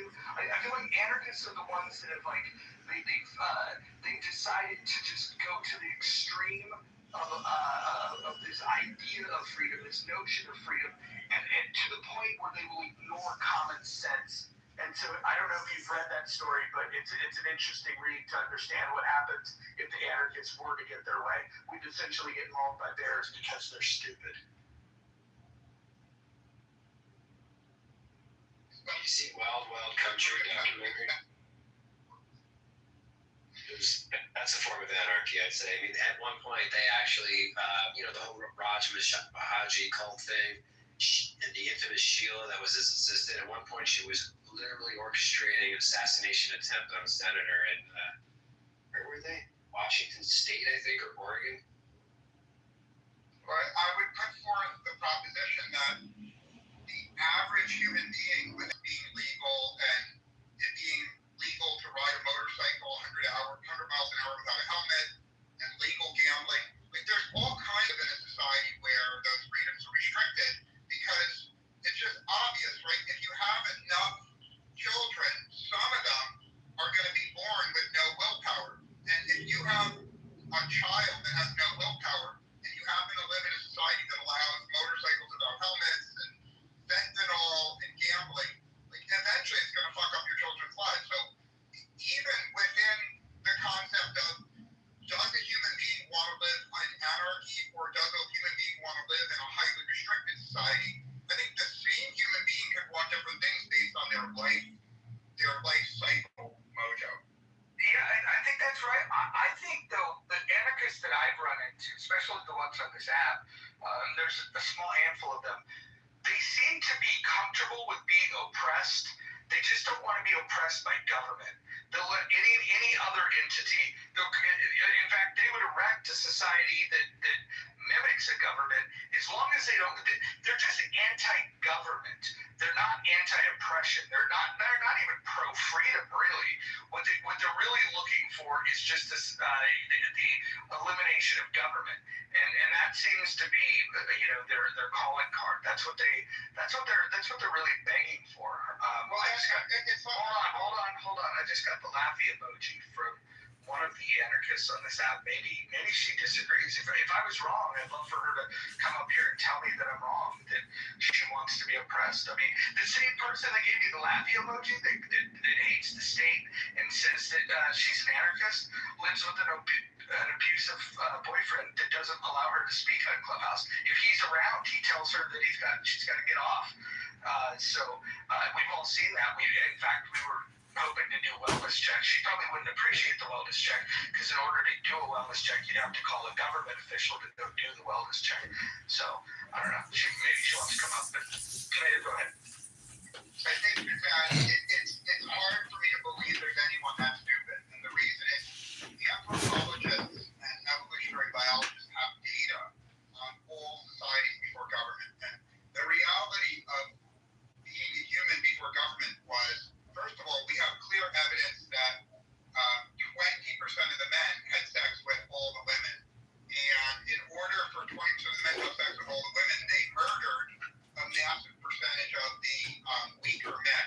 And you can see in the anthropological record, right, in societies before government, more than 40% of men died from murder. Whereas today, because of the benefit of government, less than 1% of men die from murder. We also have records that civilization never existed without a government because the simple reason, why should you bother to build a machinery or why should you bother to build a tool when in the absence of government, some stronger man is just going to come and steal it from you and kill you.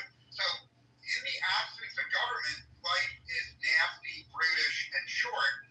And for that reason, it seems like we have a lot of retarded morons on Clubhouse. It's hard for me to believe that there's anyone that's that retarded. I'm done speaking. Could you name one of them? No. So I have to challenge that for a second, Tomato. It's possible, but I would think that 20% of the men, if we look back at our lineage, there would be such inbreeding depression, profound inbreeding depression, genetic bottlenecks, and also the heterogeneity that we see today with all these males who are pretty diverse. I would think we would be much more homogenous as a gender, and we're not. In fact, that's why we have so many problems today, because we're trying to accommodate the softness of all the male fragility, the male, the dominant male, the toxic masculinity. How about the narcissism? Does this play in at all? Of course it does. Can you just say the word, please? Narcissism. I think that's a record. That's a record. As long as he said taking it to actually say it. Yeah. I love it. Let me ask you this. If you could snap your finger now, is there anybody on stage that would want the state to just be completely gone and have no government at all? Is there anyone on the stage that desires that? Absolutely not. I have a question for Tomato. I can't get past Well, you could certainly offer up a question, but I wouldn't ask him. I would ask him. And I would ask Tomato. I wouldn't ask Tomato. Oh, okay. I'll ask you, sir. Did you say that people without children want to live in an anarchist society, and they would prefer that over people who have children? I mean, before I continue, I just want to make sure I heard you. Yeah, that I never understood, Tomato. You heard correctly. I would absolutely benefit from that explanation if Tomato could. I'd like to know why you think people who don't have children want to live in a lawless lawless society where there's no law and order. Why would people who don't have children want other people's badass children coming to their neighborhoods, robbing, stealing their shit, shooting them, killing them to take their property? Why? I just, maybe a little bit more clarity, please. Sure, let me clarify. I never meant it to be a binary. I never meant it to say all people without children want to live in a lawless society. But all human beings are on a spectrum, right? And if you interview every human being about how much law and order they want, how much anarchy they want, what you will find is that childless people, and especially young childless people, want more anarchy. Now, they may not want 3 times. There's a very clear gap between the opinion on drugs about people with children and people that have children. But also you see it on issues like motorcycle helmet laws. You also see it on issues like drunk driving laws. In general, young people that don't have children are a little bit more desiring of anarchy. Now, even on Clubhouse, you can see it in the neighborhoods that people live in. So, for example, in New York City, for example, a neighborhood with a lot of anarchy, a lot of crazy, filthy shit going on is Bushwick. Well, if you go to Bushwick, you'll see it's mostly filthy, and people with kids moving to the more I'll give you the tomato, the drugs, I'll meet you there. Okay. In the age right there, or is it you just have this reckless, like, people without kids, they've less to lose, they don't have to go home and take care, bit diaper, no one relying on them. They can live a little on the edge, even though we're in a world now with Uber. I think the DUI thing was that, like, it's just, when you just throw that in as one of your laundry points, it gets blended in there a little bit. So I have to, that just stood out to me. I don't think there's data or to validate that folks with, people who don't have kids who are childless are more reckless. People who don't have kids who are childless are more reckless, are less likely to care if some drunk driver just killed an innocent family. Well, it sounds like you agree with 80% of what I said, and you think I'm stupid about 20%. So I'll take that as a win. I'm not even going to argue the point. Stupid was your word. I never. Well, I use provocative, irritating words just for effect. Interesting. Yeah, the DUI point in the motorcycle helmet. I never would have. I had to write a list of anarchist behavior. The motorcycle helmet point. I don't know if that would be on the list. Dumb choices, perhaps. Living on the edge, being reckless, but. Well, no, I would say 4 years ago, Mojo and I used to get in polite disagreements. Very polite disagreements. Mojo, 4 years ago, to my recollection, was more a motorcycle without a helmet. And I don't criticize Mojo for having that view, but it was something that I remember pretty clearly him arguing for. And I argued strongly against that. And I puzzled over that for like 3 years of arguing. And then I kind of realized that Mojo was imagining like a young man with no responsibilities riding without a helmet. And I think he was saying, shit, if you're a young man and you have no responsibilities, you should have the freedom to ride without a helmet. Whereas for me, I was imagining a man with like 6 kids to support who was riding without a helmet, and by killing himself by riding without a helmet, he was leaving orphans. And so I think that Mojo and I's disagreement was not a philosophical disagreement, it was just a disagreement about who we imagine when we think about public policies. Yeah, I can dig it. I also apparently childless adults are 6 more times likely to not put the cap back on the toothpaste. Yeah, that's why we need to have children to remind us to, always put on pants as well. A lot of the political arguments I've heard on Clubhouse they're not really political. They're arguments between people that have different life circumstances. Like let me cut to the chase. I see a lot of crazy shit being advocated by people on Clubhouse, and I just know listening to them, they don't have kids and grandkids. And I'm not criticizing people that don't have kids. I'm just saying very often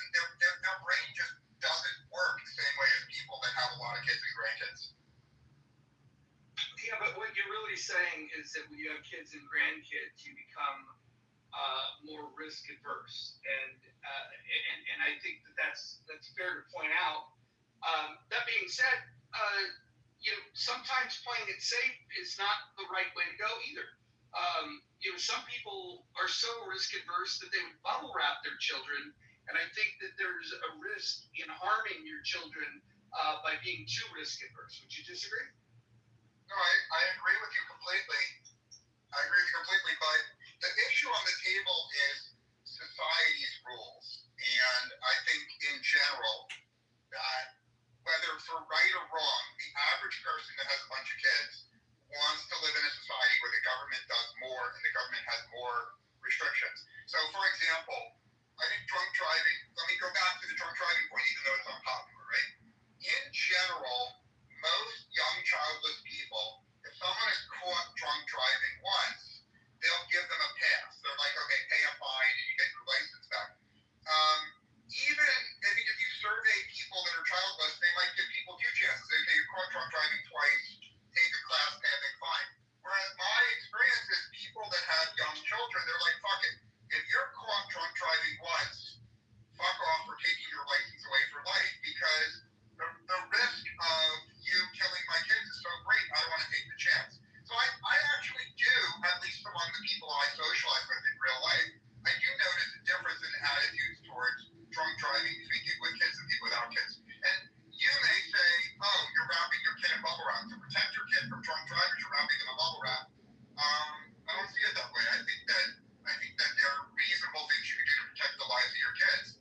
That people who have kids they just want a different government than people without. And I would say the government of Singapore is like a government designed by people that have a bunch of kids. The government of Singapore protects your kids a lot, whereas the government in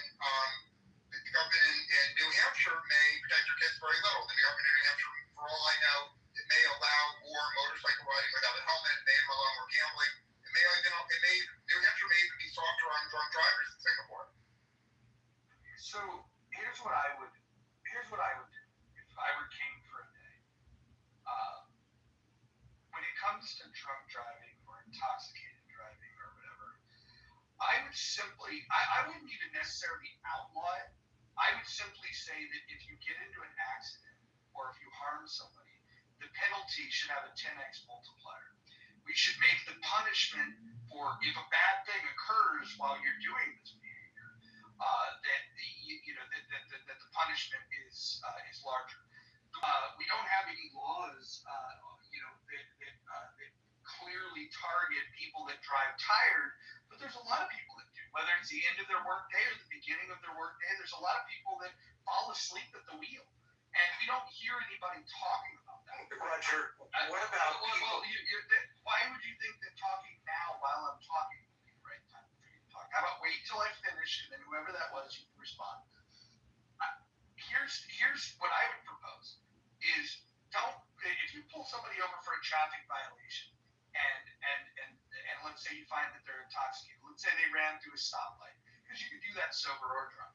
I would just say whatever the penalty would have been when sober, I would 10x the penalty if they were drunk. If they harmed somebody in an accident, whatever that penalty might have been if they were sober, including manslaughter, I would just 10x the sentencing for that. I think that if we just had really harsh punishments if something bad happens while you're intoxicated, I think what we would do is build a culture around people being a lot more careful, and if they choose to drink, which I think is perfectly okay, then they should take the risk that comes along with that, which is a very harsh punishment if they do harm. But if somebody was driving home and they had a few beers and they get home safely, I really don't care. What about forcing people to have a certain level of insurance to cover the damage they do? Are you okay with that? No, I don't think mandating insurance is the answer to anything. Okay, so let's try to do this. I'm worth $1,000. You're worth $1 million. Okay? You have a grandchild. I would say 4.5, but go ahead. Okay, you're worth $4.5 million, right? Is that what you want to be worth? Closer to reality. Let's go. Okay, good. You're worth $4.5 million. That's great.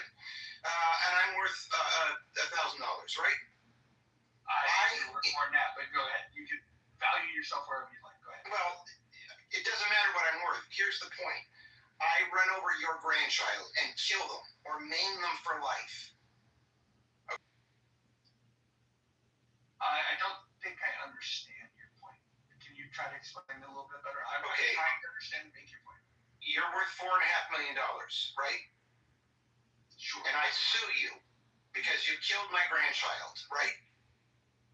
And the court system resists my ability to pay it off, and I die before the court gets it around to it, or your lawyers are better than my lawyers. Is that okay with you? No, I don't think the justice system should be tied to how much money you have. In fact, I think that's one of the perversions that we have in our justice system is everything from cash bail to to what type of representation you have in court is far too highly tied to the amount of money that you have. I don't think that's a justice system. Okay, let me see if I understand your point. And I don't want to interrupt you because you're right. I don't want to interrupt you. But I find your position to be morally reprehensible, and it may be that I don't understand it, so maybe it isn't morally reprehensible. You don't think someone should be compelled to have insurance, right? No, I do not.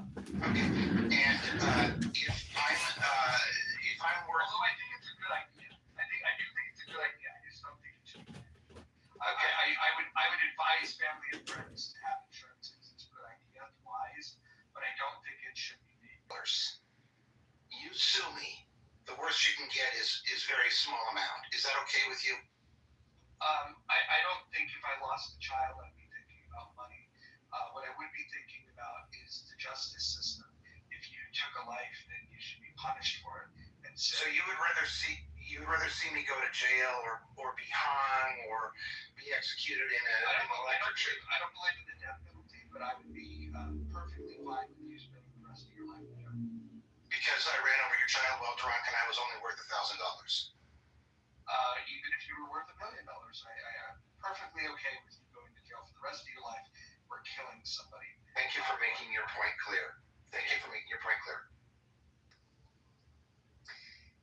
Let's look at climate change. Let's forget that it could be anthropogenic and assume it's biogenic or geogenic, So how come, there are so few parents, that parents base their belief of climate change and interest in climate change mitigation on what side of the aisle they stand, right?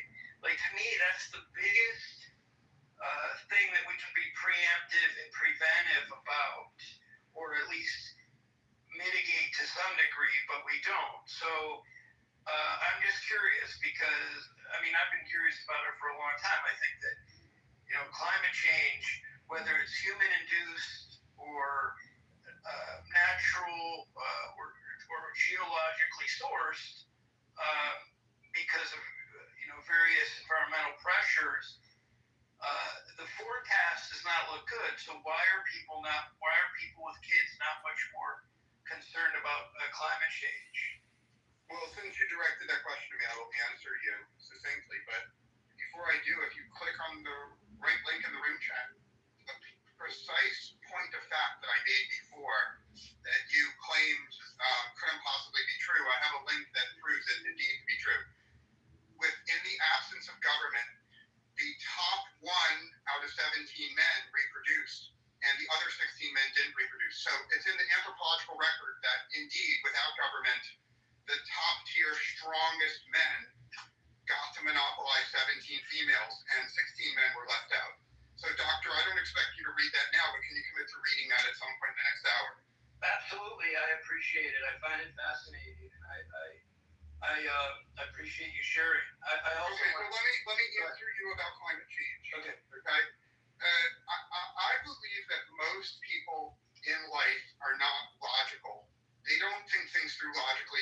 Most people are tribal. They just identify what tribe they want to be in, and they mindlessly parrot the belief to their tribe. And so for that reason, you're correct. All liberals and leftists mindlessly just say they believe in climate change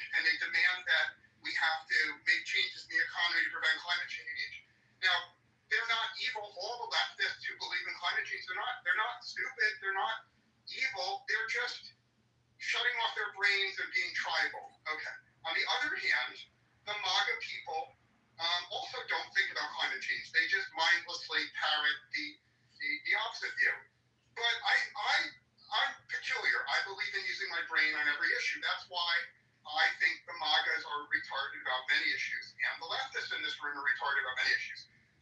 If you talk to me long enough, it's guaranteed you'll hate me because my study of the issues doesn't agree with either tribe. So now that you brought up climate change, I'll answer you. Even if all the leftists are correct that humans burning coal and shit like that is causing climate change, and even if all the leftists get their way and America shuts down a bunch of industries and we lower our standard of living and instead of eating meat, we eat bugs, it still doesn't matter. The climate is still going to change for the simple reason that if you actually look at carbon emissions are growing so rapidly from India and China that even if the United States and Europe does the crazy leftist shit and shuts off our industry and lives a poor life, the planet is still totally fucked because China and India continue to emit. Therefore, you're like a religious person who's like giving up meat for religious reasons. Like you are so eager, doctor, you're so eager to sacrifice the lifestyle of Americans because it makes you feel warm and helpful. But even if you're right about the science, even if you're 100% right on the science, the world is still fucked no matter what standard of living Americans have because people in India and China are causing all of the increase in emissions. Therefore, your desire to cut our standard of living to help the climate, it's a nice religious tribal thing that makes you feel warm and fuzzy, but it doesn't do jack shit for the environment, even if you're correct. Well, thank you. I mean, I appreciate it. I don't have nearly the passion you think that I do for it. I really don't care that much. But my point more is to the fact that let's just say that we have some control and we are contributing more than, say, East Asian, South Asian countries, right? The point is that people aren't making that a priority. Forget about where it's really sourced and what contribution they can have in the mindset of people. Let's just say, no one seems terribly worried about the floods in Texas, the fires in LA, the longer hurricane season, the longer fire season. I'm not terribly upset about it, frankly. I don't have kids.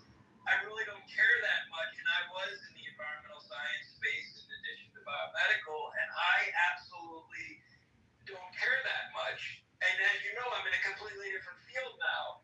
All I'm saying is that logically, the rationale for these parents should be, hey, I'd be pretty worried about, what's happening with the climate, whether I can do anything about it or not. And that's really the only point that I want. Well, I think maybe parents are smart enough to realize that nothing that is done by Americans has any impact on the climate. So it's 100% logical for parents not to think about it. I think if you were a parent, I know you live in a part of America, I'm not going to dox you, I know you live in a part of America where woke, leftist crazies kind of control the public school system. And if you were a parent, I bet that you would be very focused on saving your children and grandchildren from public schools that teach them to cut off their penises, because cutting off your penis is the trendy thing among all the celebrities that live near you. Now, if you think I'm exaggerating, I'm happy to hear it. If you had children, I bet that protecting them from being taught to become trans in school or being taught other insane, dangerous shit is important. And then finally, something that's not political at all, I bet if you had children, you would focus at least half your time on trying to persuade them not to take fentanyl, because the number one killer of fentanyl near you the number one killer of children in your neighborhood is fentanyl. So I think that the climate change is a nice tribal, religious, theoretical thing, but if you actually had kids, I think you'd be focused on more practical things. I'm done speaking. Tomato, know who's the tomato, you know who's the number one mule importer from Mexico for fentanyl? Americans. Contrary to popular belief, it's not the immigrants. Well, you realize that the creation of the cartel and the street gangs that sell this stuff on the street are both products of the war on drugs that's been going on since 1971. So until somebody wants to talk about the war on drugs in a meaningful way, I think both parties are complicit in the drug trade and the propping up of street gangs and cartels. Well, and also, actually, speaking of the devil, on August 11th, the book is coming out. It was reviewed in Rolling Stone about special ops units at Fort Bragg, essentially the Delta Force members, Green Beret Station in Texas, elsewhere, are implicated in facilitating a lot of cartel operations across the border, and it's kind of fascinating. So that's a whole other thing. I'd love to do. I haven't done a room in years, but I'd love to do one on that because it's such a fascinating topic.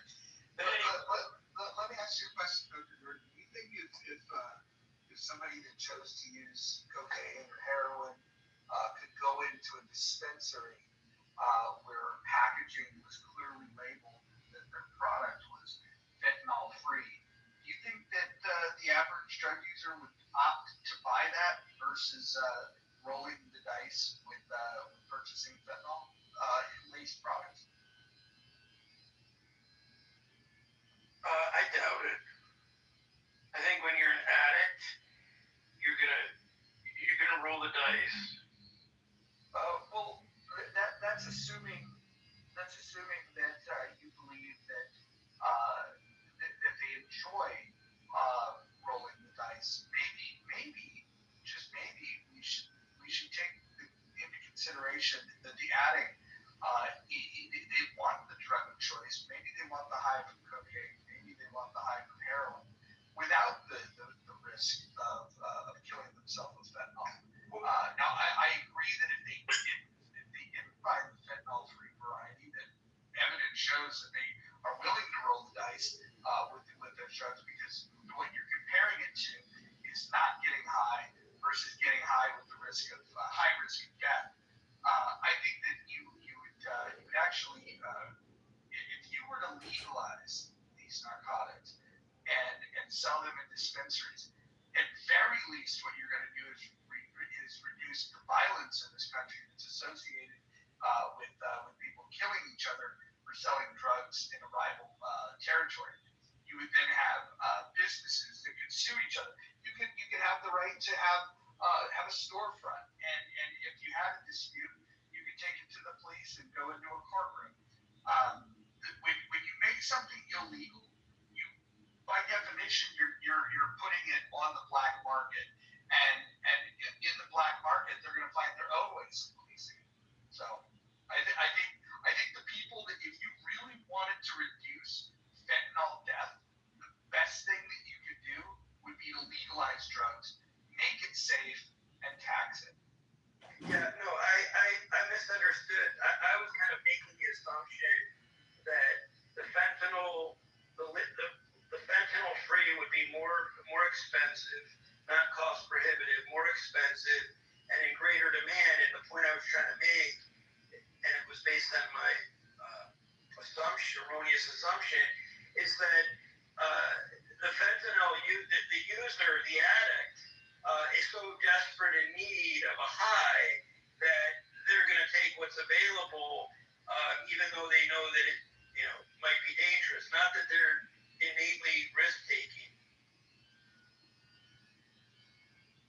So we're going to have a compromise where Roger gets exactly what he wants in 3 states, and the rest of America. I don't even need 3 states. I need one location. We could call it Barstow, California, and we could turn that into a drug emporium and oasis for addicts. And then to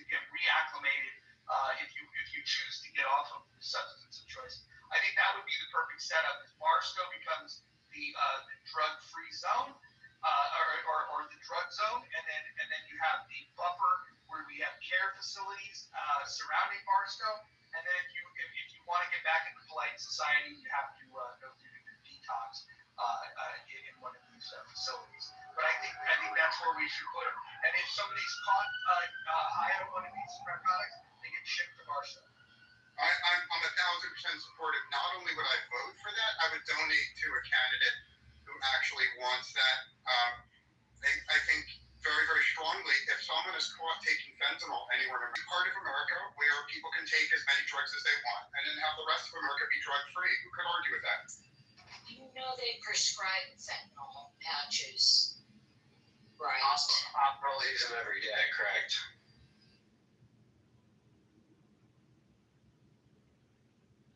But obviously they're not using them at the lethal levels that addicts are.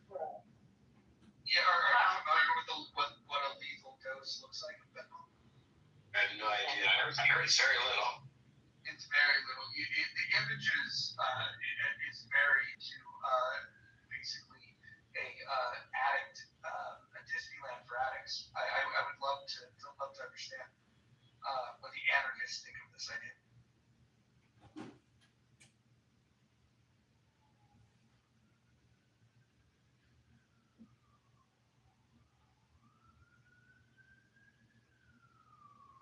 Well, Abby, let me tell you, Barstow is a shithole, and it's interesting because if you go through Barstow, they have old train cars that have been turned into Subway, McDonald's. It's a fascinating fucking place. It's the closest thing that the United States has to Mad Max, and it's a very interesting place to be. I think it's a perfect place for this Disneyland for addicts.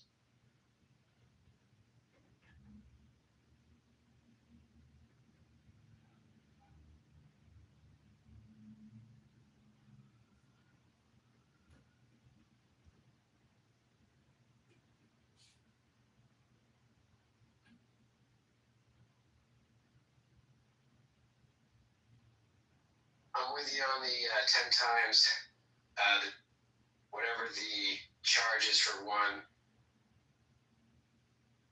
Essentially, amplifying the DUI charge for anyone doing harm. I think that's legal. I think it's GBI, great bodily injury. They factor that in and send the thing. I just read about a recruit somewhere who graduated from the police academy less than 48 hours while celebrating, chooses to drive allegedly intoxicated, going so fast at like 2 in the morning, flying through a very slow road.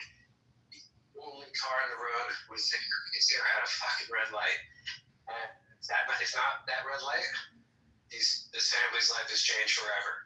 He hit that minivan so hard that it shot into or shoved it into one of those like steel street, like concrete lampposts. That minivan bent like a toothbrush. They had to do 6-7 hours of emergency surgery looking at paralyzed for life because this guy wouldn't take, or this person wouldn't take an Uber. A cop that just graduated the police academy.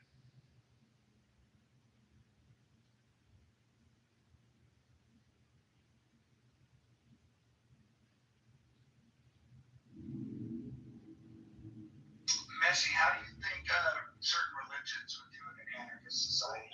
Do you think there would be compatibility? Oh, you cut back in? Sorry.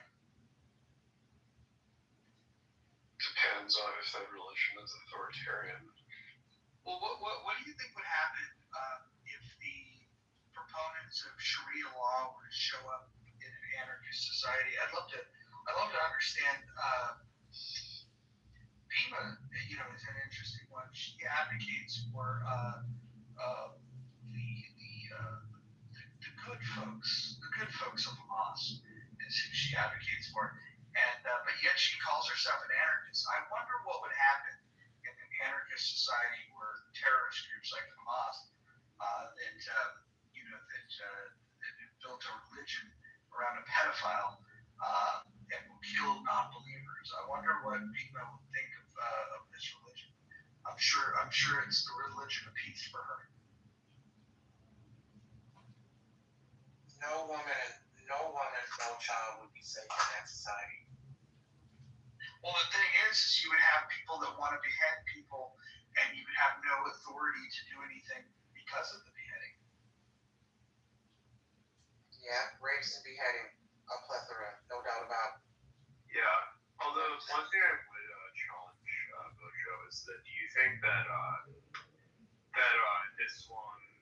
Islam is because the reason why Palestinians why they do what they do, or is it submit to a religion whose perfect ideal of a man is a pedophile that that married a 6-year-old girl and fucked her when she was 9, and beheads people that don't want to convert to their religion.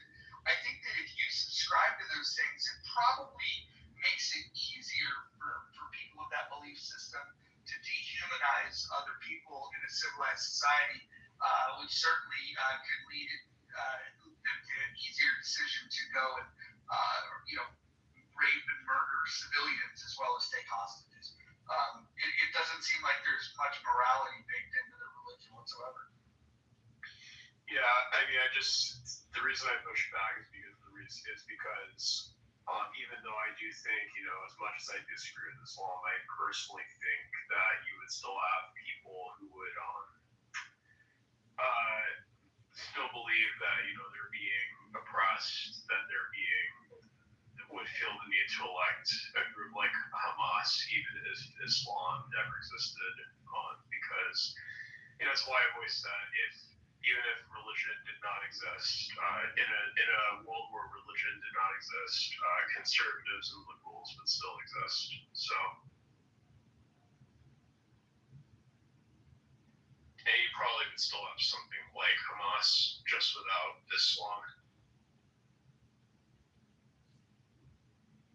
Welcome, Marshall. Marshall, what do you think of anarchy? I think Madison had a great idea. If men were angels, there would be no need for government. If men are fucking angels, there's always a need for government.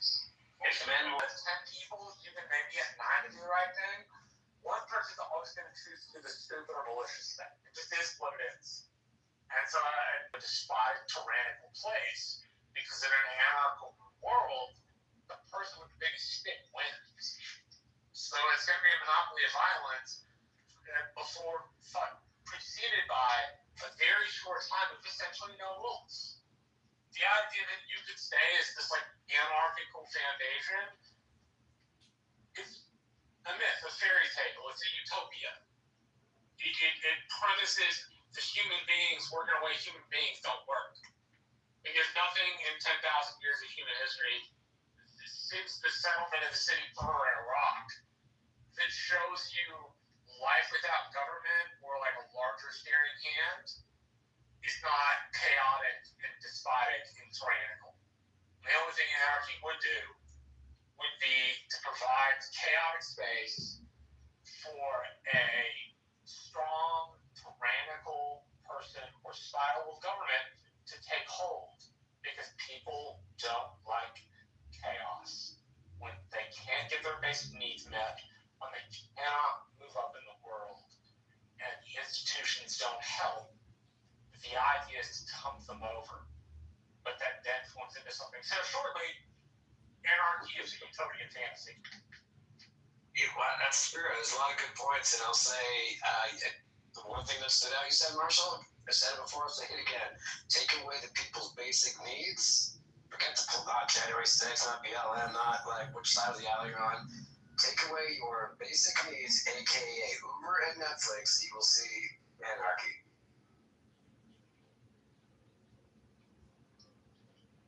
Yeah, that sounds like breaded circuses from one of the Roman emperors.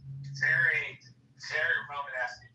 It's actually a new joke on my list I'm trying out, but putting it out there. Yeah, I mean, I think about it just last night. The power was out, and I I felt like completely like going out and driving off the cliff because there was no electricity. So that there's nothing could be more sure than that. Absolutely. Your Wi-Fi goes down for like more than 20 minutes. You contemplate things. I mean, you just like, it's how do they do this? How do we do this in the 80s, not even 100 years ago? Look at societies that have periods of anarchy. It just comes to the person with the strongest things.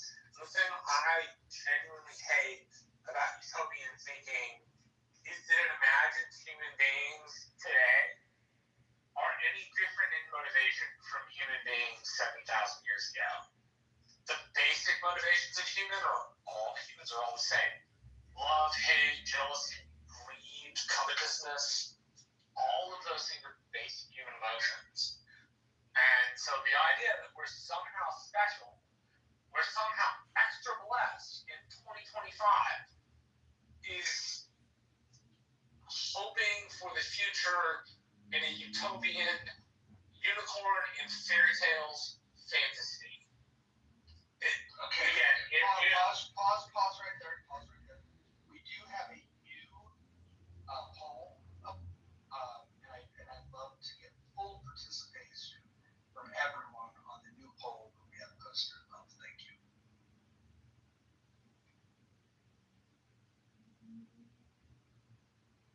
Now, Normal's here, the person that I voted for president. We definitely need his opinion on the poll that we have up. Now, Normal, which do you prefer? Bigger government, smaller government, no government, or sorry, I need to edit the change. I don't know why it auto-corrected. Sorry, but answer the poll, please. I'm in favor of minimal government, but government that serves our needs and our interests. What do you, when you say minimal government? Yeah, what's okay, so let me just start and then you tell me what you would add to this. I want a military, I want police, and I want courts at a federal level, and then I want states and courts. What do you think I'm missing? Well, I mean, aren't highways handled on the federal level and stuff like regulation of transportation, aviation, shipping lanes? I think the Romans figured out that that's best handled at macro level. Well, the shipping lanes, I think, is something that we would agree that the government would deem that the military handles. The Barbary Pirates, for example, is something. It's why we created a navy, for fuck's sake. Right. But I mean, even internal, like down the Mississippi River and so forth. Just saying, commonly shared resources need federal regulation, I think. Otherwise, people are going to fight about them. Highways, waterways, airways, right? And then I'm going to build in that I always think I believe in safety net. So the least among us, why is that a federal government's job to fix that problem? Do you think that there might be other ways of helping the least among us? There might be, but I think this is a universal value, and I think government should reflect our values. So we have social safety nets currently. In fact, 2/3 of the spending that this country has are spent on these social safety nets. How much more do you think we should spend of the budget on these social safety nets? Because right now we're doing it your way, and it doesn't seem to be working. I think it's helping a lot of people. I don't know if working for you is perfect, but I think the people who are caught by these debts, I think they're very grateful and happy. I think they deserve it, and I think frankly, the society, I couldn't say that, the society has sufficient resources to do that. I think it's a good thing. It's charity. Charity's important in life.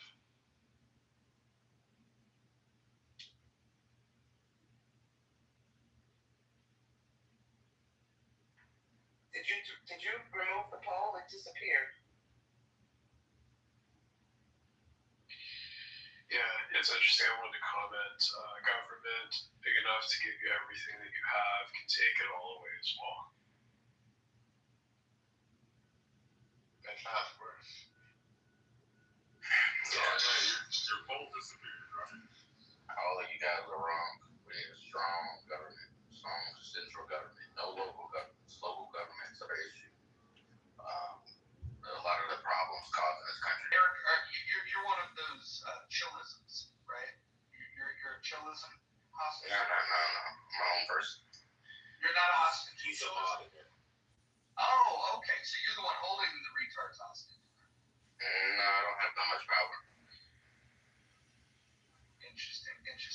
How does it feel to mod a room that's known as having the stupidest people, quite literally the lowest IQ average, which is hard to do considering Io goes into that room and he's got the highest IQ. In fact, I would say Io has a higher IQ than the rest of the people in that in that house in mine.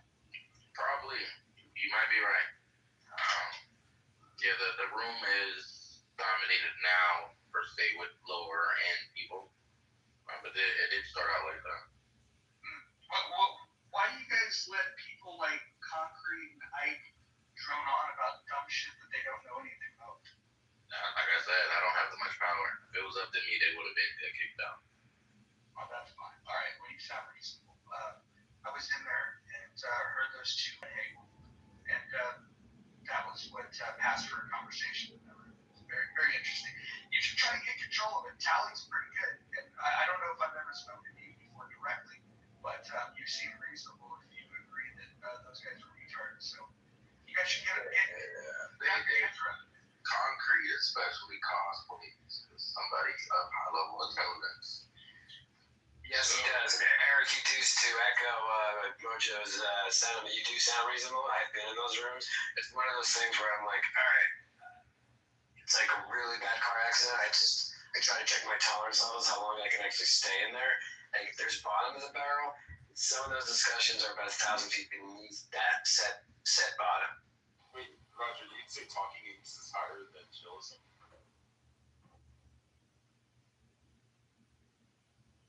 I would say it depends on the day. Well, if you like Talia, then you like Eric, because Eric and Talia have a little thing.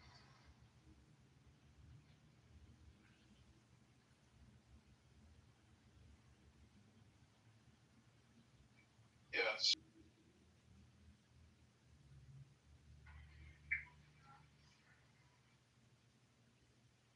My bad, I'll eat some food. Ask the question again. Yeah, my question is, which program in the government do you think is not funded enough? Social. Is that fucking what's his face? Oh, Jeremy. Yeah. Canadian Jeremy. I used to get YouTube confused.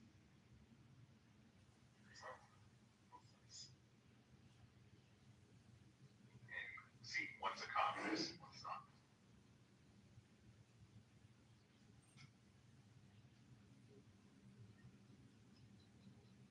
All right, we gotta get some more votes going on here.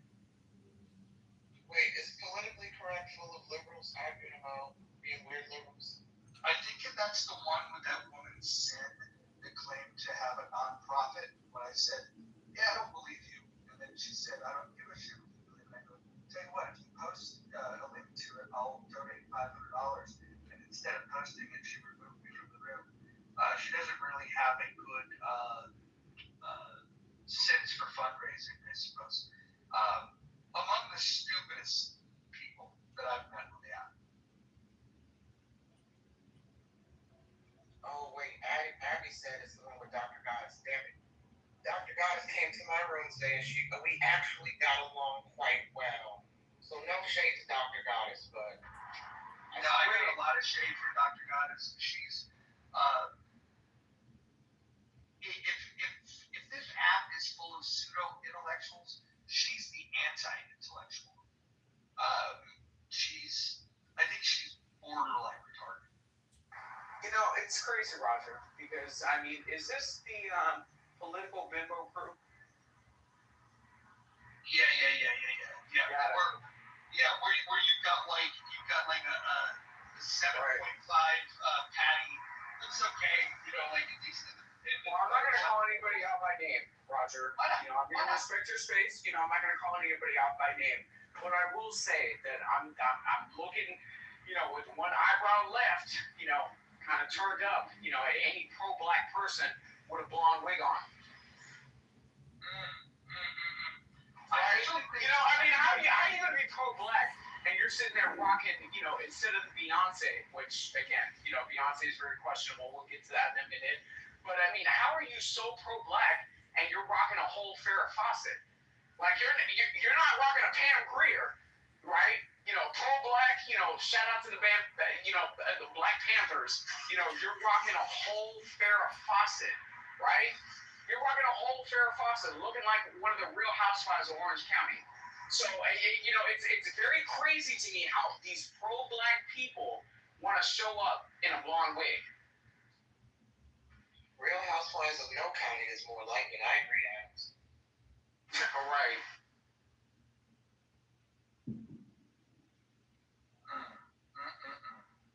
I think that's crazy, Roger. Cultural misappropriation, reparations.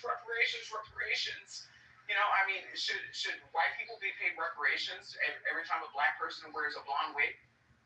Especially if they're wearing the blonde wig and Lululemon. Right. Thank you. And if they're carrying one of those stupid ass dolls, Adams, what's the name of these dolls that they're so popular on? I feel like they should be paying Armenians, right, reparations for the bust down, right? Because the bust down came from Cher. So at the end of the day, Armenians should be paid reparations as well. Now, you follow media like celebrity. Do you hear about that? I'm not even going to get into Kim K that, changed the whole beauty standard. No, did you hear about that paranormal guy about that mysterious haunted doll and suddenly was found dead with the doll who died suddenly? Moose, I've been obsessed with this story for weeks. And I've been tracking the follow-up. They claim the dog went missing after he died, mysteriously / natural causes, and the Annabelle doll was nowhere to be found, allegedly. That bitch was on the run. They finally found the Annabelle doll, allegedly. Some comedian, I just had his name, Mike Riff, that could be wrong. He is now, according to Twitter, the new proud owner of the Annabelle doll, and he purchased Ed and Lorraine Warren, I believe is their name. The Conjuring couple, he purchased their museum, their house that housed the doll, according to Twitter today. So I've been following this story for weeks. It's been the most fascinating story to me in pop culture in the past month. Absolutely. To me, as of late, as I've been getting attacked on this app, for not embracing black culture, it's crazy to me. The bust down, did that not come from Cher and Marsha Brady? Right? Cher and Marsha Brady. Adams, I didn't know it was called the bust down. Let me Google. It's called the bust down. That's what I'm saying. The full Naomi Campbell. So again, if you want to give a representation of black women that were wearing that hairstyle, very European-centric, you have a lot of the hottest people in black culture talking about pro-black and, we should free Diddy. It was crazy. Listening to Diddy's mom with a full freaking, like a fake, it was crazy. It was crazy. A whole freaking blonde, freaking wig on. What are we doing? So it's crazy to me how people want to claim so pro-blackness and appropriating culture and all this other bullshit. Reparations. What the fuck are we doing? I've never seen the black community so fucking lost with an identity crisis. It's not even, it's crazy. Adams, I blame Beyonce, I blame Mary J. Blige, I blame... Oh, you mean the same Beyonce that wanted to say, oh, you need to vote for this black woman. You need to vote for this black woman. Pro-black Beyonce, right? So he threw on that dusty-ass fucking wig And then the second that she left the DNC stage, she went and posed in a blonde fucking wig pretending to be Pamela Anderson. Let's stop it. Adams, I got a question. Who's the artist that sung the song about eating her booty like groceries? Who's that? Suki Holland. I just say this. That's a vulgar line. It's a very vulgar line. But I don't think that's the thing that really is happening. Because I think the people that she's singing to, unless she's singing to the white community, because black men don't even eat pussy. There's no way they're going to eat her booty. Wait. Okay. What? Is this breaking news? Wait, what? Okay. No, it's not breaking news. Eazy-E said it best. He said, I may be a woman beater, but I'm not a pussy eater. And after he said that, the whole generation of black men stopped eating pussy. Wait a minute. Didn't he die of AIDS? Child, baby, bye. Okay. Hold on. What's going on? By the way, Roger, I'm walking right by 7th Vale Strip Club. I'm going to take a picture of this and PTR it just so you can revel in them. Nice. Is there a line around the block? There's a line around the block at Ojo's store once they found out. No, does eat pussy. The line's at Deja Vu. You know, they have 1,000 ugly women and 3 pretty ones. Yeah. I went there on a Tuesday afternoon, and it might have been the ugliest women I've ever seen naked. Yeah, they're not sending out their top guns like most strip clubs at those hours. Those are not peak hours. Well, the supermarket lighting isn't doing them any favors either. So, Nye, it sounds like you've maybe had a different experience. Do you not know this trend amongst black men? I don't know what you're talking about, sir. I have never heard this before in my life. You never heard Eazy-E say he may be a woman beater, but he's not a pussy eater? Well, I'm going to lean into what Adam said. And allegedly he had HIV, allegedly sucking it on slaughter on Knob Garden, that great slaughter. No, he didn't have HIV, he died of AIDS. Yeah. So, I mean, like, that's just what it is. You know, seal it up, medical coroner report, like, he died of AIDS. So, at the end of the day, looking at the context of that time, how much are you going to take that information as you are, Roger? Like, this is crazy. Yeah, I don't think Eazy-E's credible. Him, Dre, I mean, they probably were, getting it in with some women, but they like the tranny girls too. They like the chicks with dicks, allegedly. So, Roger, I'm sorry, Nye. No, you're good. Go ahead. Roger, can I ask a favor, or any of the mods? No, but you can ask a favor. Okay, I'll ask. A person I know who's a professor and claims to be and identifies as progressive, but is now hating on progressives, and she's quite influential with 4 degrees from Harvard. She wrote something in their Substack today and published it. I was wondering if you would be willing to put it up at the top, considering it's in alignment with your antipathy and rightfully endorsed antipathy toward progressives. But let's get it up there. Now the caveat is she's now a client of mine, so I do probably benefit from exposure, but this is a free Substack. So I want. Okay. All right. This isn't Dr. Natalie, is it? No, it's Dr. Hillary Anger Elfenbein, who I think you would really hit it off with. I'm going to try and ask her to come on to Clubhouse because she says now that being Jewish, it's impossible to be a progressive because she's hated by her progressive friends, essentially. So, anyways, I thought you might like to read it. I'd love to read it. Let's bring it. Oh, wow. Master's back. How should I send it to you? It's in the link in the chat. Let me see. I'll send. Mojo, have you ever heard of Rob Smith? The Cure or one of those baggy bands? No. So Rob Smith, he's like a younger, conservative, black Republican veteran. He's also the lead singer for The Cure, Robbie Smith. No, he's definitely not. So he was a black conservative where when the Ebony Festival happened and a lot of people were opening up rooms about the Ebony Festival. Oh my God, fake outrage. And again, he's always on like Live TikTok and like, he is very pro MAGA and like, he's a really cool guy. But it was crazy because I'm testing this theory where when somebody has a room that's opened up about them, I'm testing how can I actually get them to respond on my Instagram. And there was a whole entire room that was opened up about him on Clubhouse. And him and I were kind of like texting in the back channels, and I was just like, dude, you need to make an account and come on Clubhouse. A lot of these people that have a lot of things to say about like, this election cycle and like a lot of these influencers, like you should definitely come on Clubhouse and come into healthy debates. Here's the way that we used to get people back in the heyday of Clubhouse. There's a lot of people that didn't want to download something. Right? That was a big turn on for people.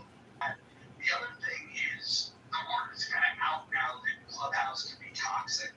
It was easier once upon a time to encourage people to get on this app and to participate in rooms because if you give them like a clip of something, you say, hey, this is an idea, this is kind of like the idea of what we do on these stages. Love to have you there, and then you can. Sometimes they'll want. I don't know if you guys remember back in the day when we used to bring people on as guests. It would just be me, and then the person that I would bring on, and then I would ask them a few questions. Then I would say, okay, I'm going to bring people up, and they can ask questions. I think probably the biggest example of that would have been Dave Smith, comedian and wannabe politician. When he came on, basically just asked a few questions and brought people up. And mostly his haters came up, but some people that were his fans.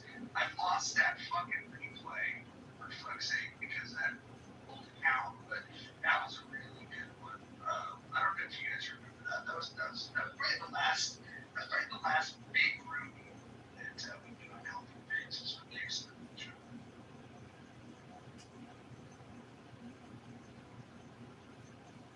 I don't think you're going to get up to the point. I think the word's out that Clubhouse is toxic. And it's not toxic because of me. It's toxic because of people like Leo into it. But it's one of those things where it's like, okay, is it going to be a divisive topic where it's worth his time to be able to come onto the space? You know what I mean? People talk about the same shit every fucking day. You know what I mean? Like there's no variety. You know what I mean? Like there's nothing that's going to attract anybody where it's just like, okay, I decide and I resonate with a certain type of ideology, but let's have a very different perspective conversation as far as things that are pertinent to that said ideology.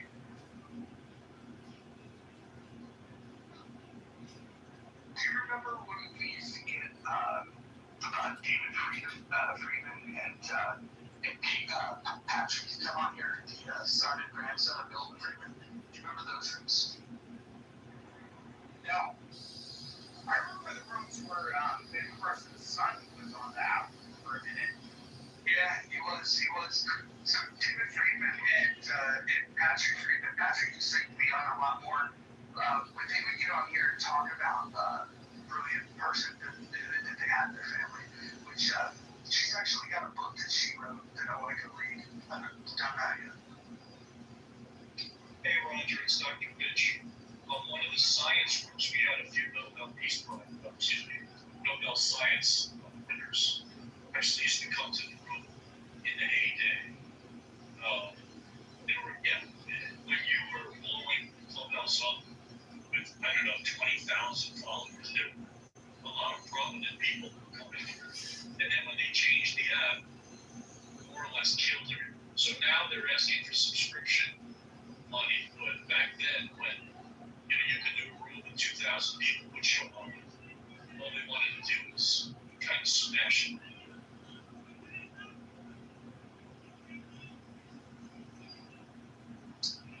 I feel like if I talk about big facts enough and post it on the Instagram feeds, they might also come on.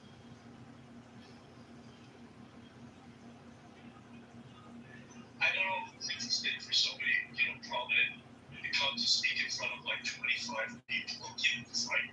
And I don't know how well Twitter Spaces is doing or the other chat thing that was set up. I mean, Amber Rose was on here, Trick Daddy, who else? Wiz Khalifa, he was on here for a minute. What was that? Was it Joe Budden was on here? I mean, there's definitely some people who are lingering around. Well, the reason, it's still a good platform that you can bring a few people in, record.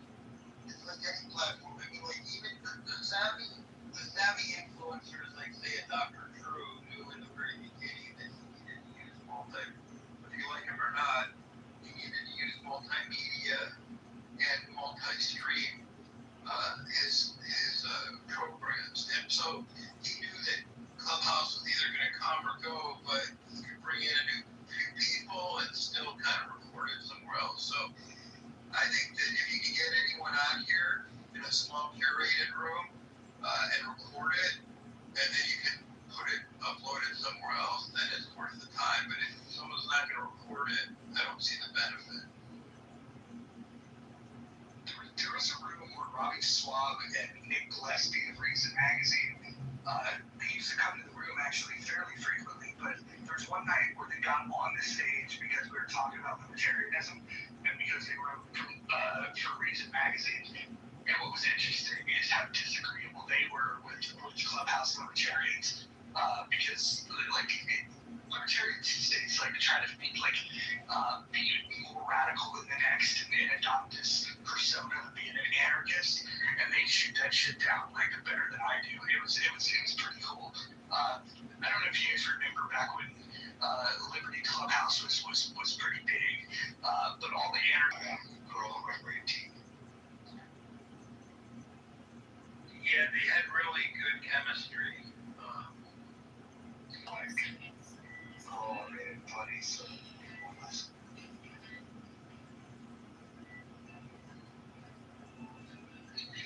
Yeah, this is the thing. It's that there's if you pair with someone who's not credentialed, you also soften any stigma. It's kind of like there's an agent in Hollywood, a friend of mine who passed away, John Farragher, who was really a sharp guy, taught me a lot about life. He probably gave me some free therapy, even though he's not a clinician. But he would say that, and this isn't original to him, but the kinds of things he would talk about would be like, make sure this person is not too attractive that they're gonna scare off audiences. And you have to know your market. That's not something so insightful that he said, but it made me think of it that he had mentioned that once to me when I was suggesting some talent for him, and he's like, no, that person's just gonna scare away half of the housewives in America. You have to be able to really know your audience. The credentials don't matter as much as making people feel less insecure or less threatened by whoever's hosting the show.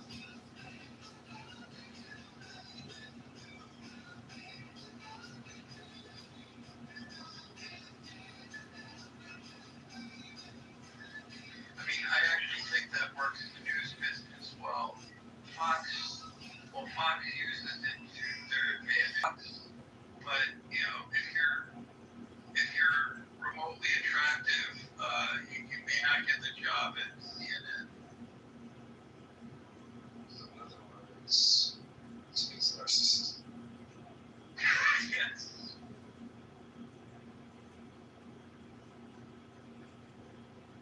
That's funny shit. Does anybody still go to Chatter at all? Last night, and they deplatformed me, deleted my profile because I was live streaming the room on Clown House back into Chatter. Thought I was being creative, but apparently the 3 people or 10 people that use it, they don't like creative people using their creator platform. Well, I can't even get on Chatter. I'm sorry, go ahead. That's it. I'll say quick. Nelson was here for about an hour and explaining people were upset. Some woman named Paula Dolan, she could deplatformed it. Nelson, I don't know why he felt the need to explain it. Just the most vile stuff I've ever heard. I mean, just angry with Nelson that he was actually successful and associated with white people. I'm not making this up, and it's crazy. It's crazy what's going on over there. So I was in this room yesterday. I think it was Mojo's room, and all of a sudden I kept getting these pings. Yes. For folks who are considered the dark side over here, but they navigated over Chatter. And everyone was pinging me in the room. Because apparently most of them got banned off Chatter, which was surprising. So I was giving you laughing emojis, David, because I'm like, I can only imagine. Oh, that was like, whatever you know. I respect Nelson for what he's done, in his personal life. Someone like him tore down, and it wasn't just you're a bad person. I mean, these people were going to go after him like street tactics. And I was hard to listen to. Yeah, I think that he's made a lot of people cranky and unhappy with him. I've known of him and communicated with him for the last, 4.5 years. I don't like him. I think that he made some mistakes in essentially turning that app into the private playground of Jonathan Dayton, who I don't think much of at all. And I think if he thought of it for the business and less as a tool to hook up to homies, I think he would do better. I think it sounds like he had there in the beginning. I mean, the people that followed him were the destructive part of the clubhouse. And, they just had so many of those rooms that weren't doing anybody any good. This is why I think a lot of federal government sounds like he finally came to that realization. Jonathan, they had those rooms that have refinance and no money down. There's 7 people in there. Sorry, I'm going to say the quiet part out loud. There's not hundreds of people in those rooms. Okay, facts. And other people on this app generate more traffic. I'm sorry. So, Roger, the other thing that I want to say is if you click on the link that I posted in the chat, that's Ron Smith. I really feel like you and I should go in on this. You know what I mean? As far as bringing him to the app, bringing a different, fresh set of opinions, to actually hold a different conversation.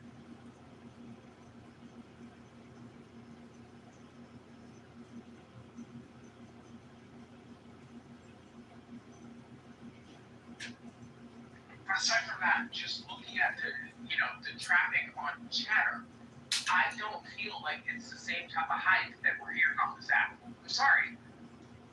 I couldn't even count 75 people. Then I go into the room and it's like, okay, I'm being attacked by Jennifer Lopez's, a former makeup artist. Like what in the hell? It's crazy. You have a bunch of people that quite frankly are in the positions that they're in. They're trying to generate a certain amount of traffic towards their own brands. It's like a social media version of freaking the Home Shopping Network.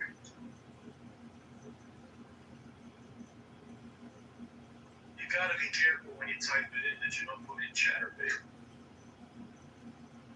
Nothing wrong with Chatterbait. It's like the Home Shopping Network of social audio. It's like the Home Shopping Network.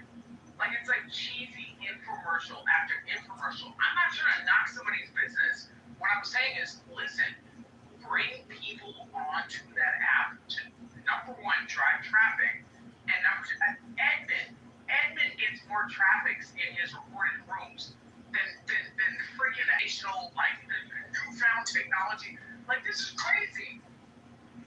this shit has nobody on it. And meanwhile, we have this like bullying marketing campaign where, you know, people come onto this app that's thriving, successful, and they're saying, hey, people who are on an app where nobody fucking logs in. Sounds like it's a good thing that I cannot get back on Chatter. I've uninstalled the app, installed it again, changed password multiple times, and still cannot get on Chatter. And I guess that's probably a good thing. Listen, I lived at the freaking the building next to the W. The young man who did hair for Kylie Jenner and Jennifer Lopez, right, lived in my fucking building. I've never seen this woman as a makeup credit, and I went to his Instagram ever on the Instagram. Well, at least over here we have Black China stylists, allegedly. Without saying his name, Adam, you probably know who he is. Oh, that was me. You're Black China stylist.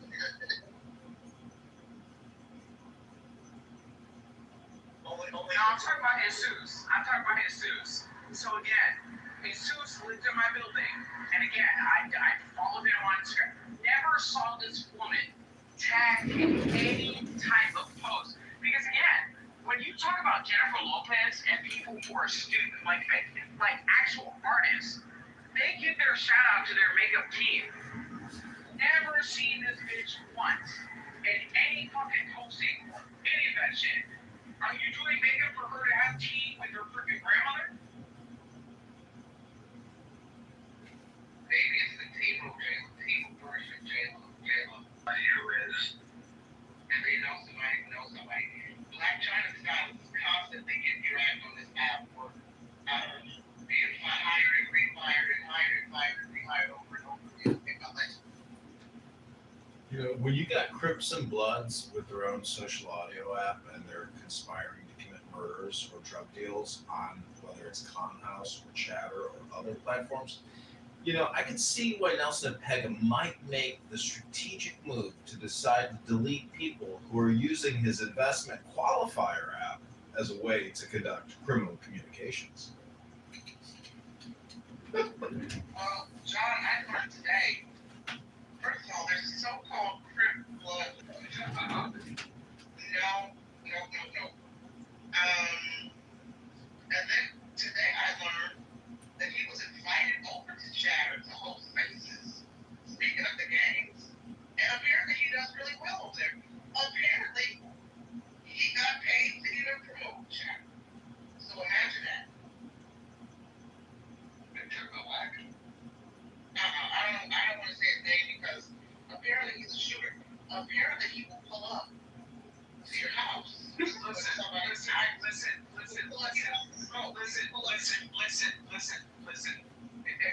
And why? We don't want the smoke. So again, Black 100, I will always respect him as a business person. So he has and drives traffic on social media, and he, like, more than any person on the stage. Like, so it's crazy to me how people want to criticize and scrutinize, like, the way that he shows up on social media. We don't want that smoke. Let's move on to Black 100. People are definitely afraid of him because they let him go on for an hour without moderating yesterday. So that's interesting. I will say this, as somebody that went to Chatter and wanted to believe that, you know, because I like social audio and I like Nelson, I wanted to believe that it was something that they don't give a shit. They're struggling to raise money institutionally or otherwise, and so what they're doing is half the money that you can give to a creator, quote unquote, the other half goes to the app. So when you do this, I would just say, be careful on that app. I would never give money to people on these apps. Don't give your money to them. No matter what they say, no matter how agreeable you are with them, do not give your money. We need different monetization strategies to make sure that, listen, until you know what their tech stack looks like and how they plan on protecting your identity, it's a very, very bad idea for you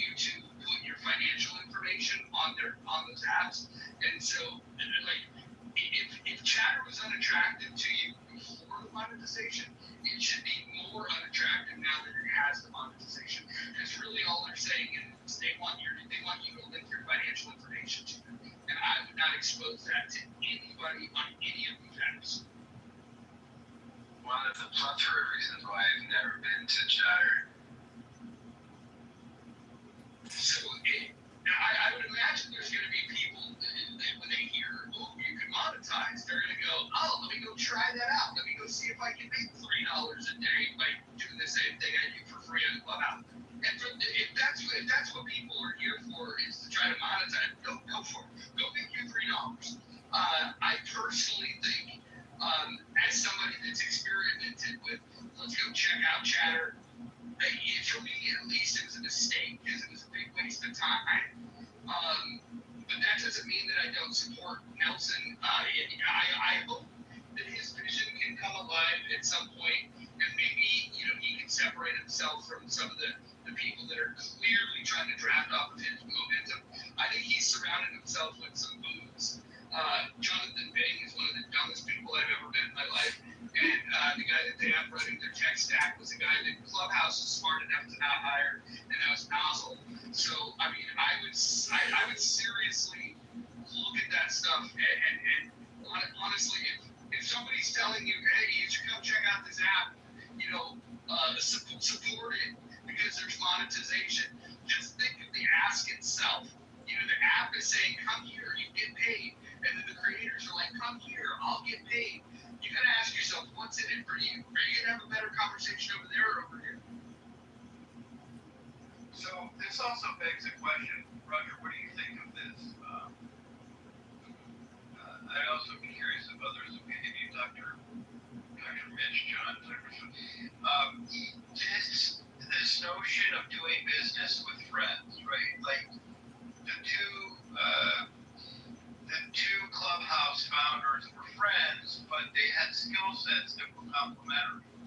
But when you pick business partners because they're friends alone, and you simply may trust them more, while it makes sense to some degree, you need to surround yourself with people who have expertise in areas other than yours and are willing to challenge you. And so I'd actually give the Clubhouse founders much more credit. While they happened to be friends, they had the skill sets that were compatible and necessary to bring something bigger to fruition.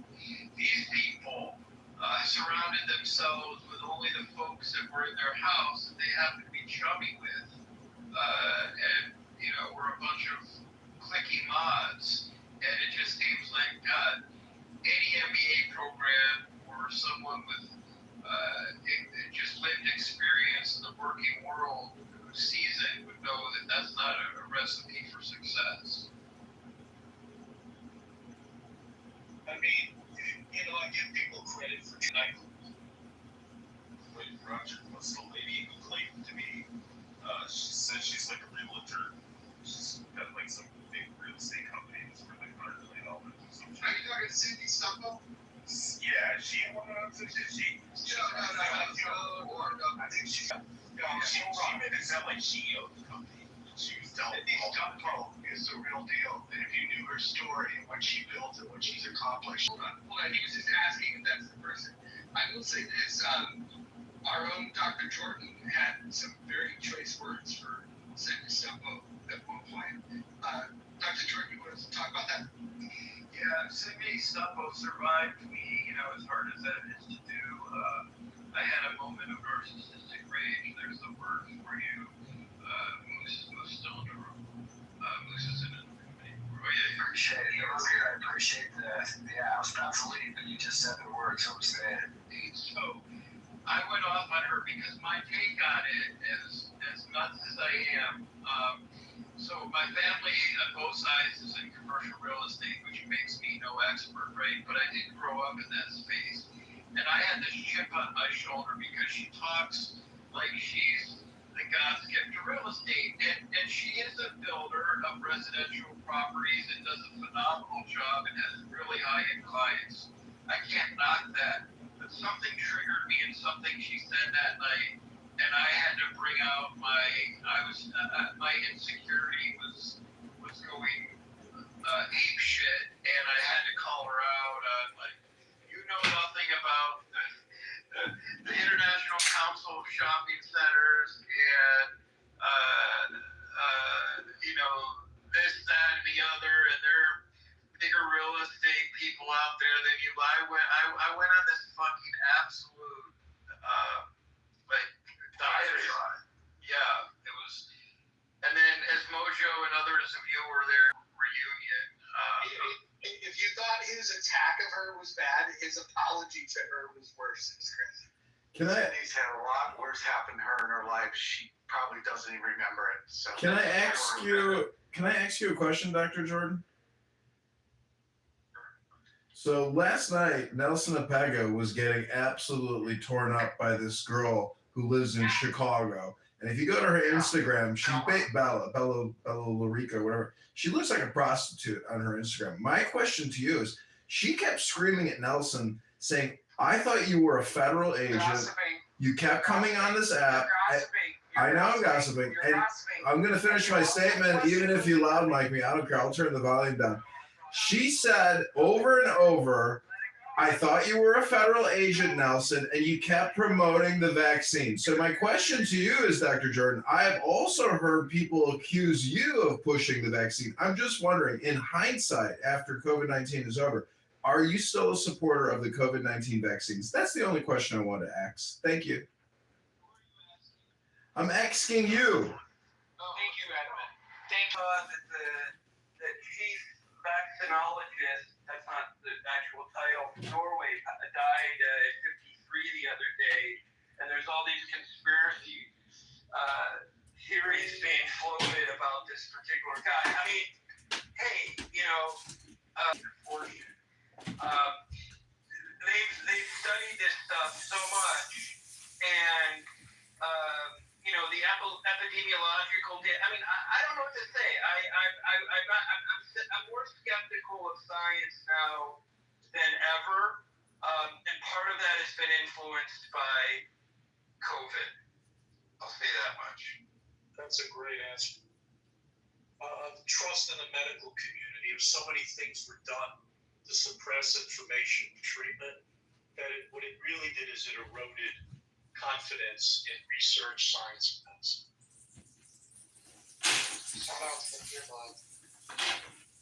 Does that answer the question, Tom?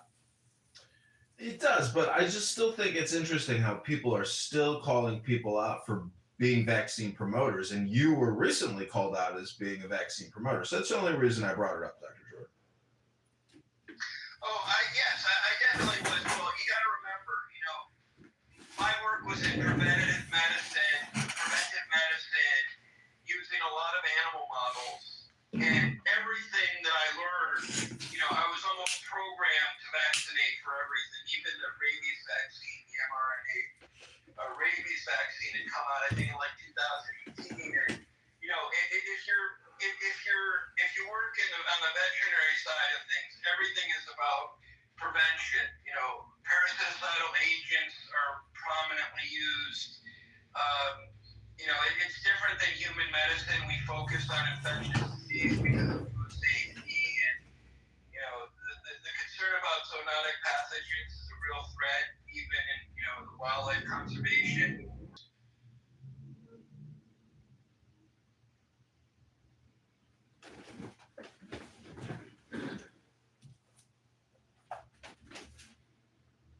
You know, going back to the title of the room, I would say that COVID-19 and that whole 3-year run was an exercise in what I would call anarchy. I agree, and I believe we were attacked by that virus, by the makers of it, as if we were attacked physically by bombs or war. And I think we haven't seen the full. Who made it? The lab in China. See, David, I think you got it backwards there. It's not the Wuhan. It came from Wuhan. Whatever you want to think about, that should never have been called a vaccine. That's the first wrong thing about it. It never was a vaccine.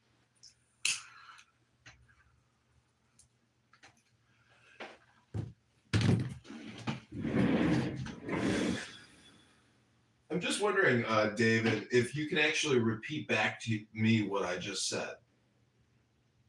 I'm not your puppet.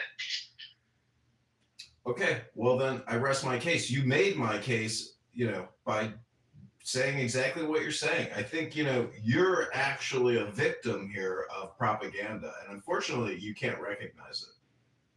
Yeah. I know propaganda, but I've seen it, heard it from you. What, 6 years now, 5 years?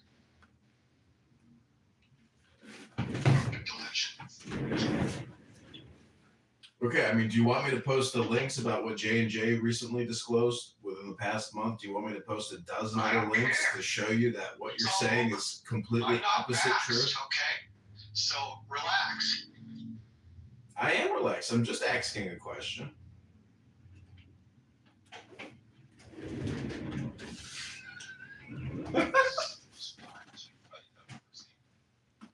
It's over. It's done. J&J was never a good vaccine to begin with. They even made their own vaccine. It was a live virus. What do you think's going to happen the next time there's a pandemic? Wait, did you say pandemic? No, I said pandemic. I'm not a weirdo. It starts with an A and it ends with a Y. That spells, come on everybody, anarchy.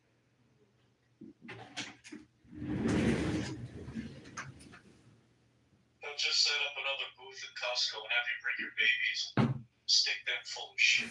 It's beavis imagery. Well, RFK Jr.'s in charge. It'll be interesting.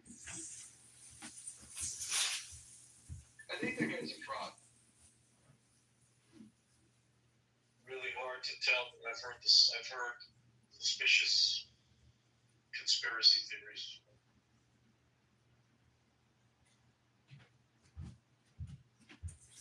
It seems like he spent a lot on a lot of the things he came in to do. The medical machine is so huge. I mean, it's a behemoth. So I don't think that's an easy system to change by any stretch. Sure, 14 years of heroin use, getting people in his family addicted didn't help either. Dr. Mojo, I'm wondering if I could make a special request. I was the first person in this room, and I read what's called the next steps from the Book of the Law with regards to anarchy, socialism, communism, fascism. Would it be okay if I quickly recited that to the room, Dr. Mojo? Is it short? Yes. No. Yes, it's very short. Of course it's not. It's very short. I read it to you when you first opened the room. Okay, hold on one second. Hold on. Are you calling Dima a communist? Well, I mean, she doesn't actually want anarchy. She wants to remove our current government and replace it with her strict authoritarian government, where she rules everything. Don't you think it's weird that the person that doesn't like government also likes oppressive regimes like Hamas that was elected to people in Gaza? Okay, I'm ready to read this if you're ready to let me read it real quickly. Let me know what you think. Yeah, go for it. Read it. Okay, this is called the next step. Democracy daughters, ferocious fascism, cackling communism, equally frauds cavort crazily all over the globe. They are hemming us in. Liberty stirs once more in the womb of time. Evolution makes its changes by anti-socialistic ways. The abnormal man who foresees the trend of the times and adapts circumstance intelligently is laughed at, persecuted, often destroyed by the clubhouse herd. But he and the clubhouse individual in more and more ways. We think in terms of the herd. War no longer kills soldiers, it kills all indiscriminately. Every new measure of the most democratic and autocratic governments is communistic in essence. It is always restriction. We are all treated as imbecile children. DORA, the Shops Act, the motoring laws, Sunday suffocation, the censorship, clubhouse deplatforming. They won't trust us to cross. I like that last one. They won't trust us to cross the roads at will. Fascism is like communism and dishonest into the bargain. The dictators of Clubhouse suppress all art, literature, theater, music, news that does not meet their requirements. Yet the world only moves by the light of genius. The clubhouse herd will be destroyed in mass.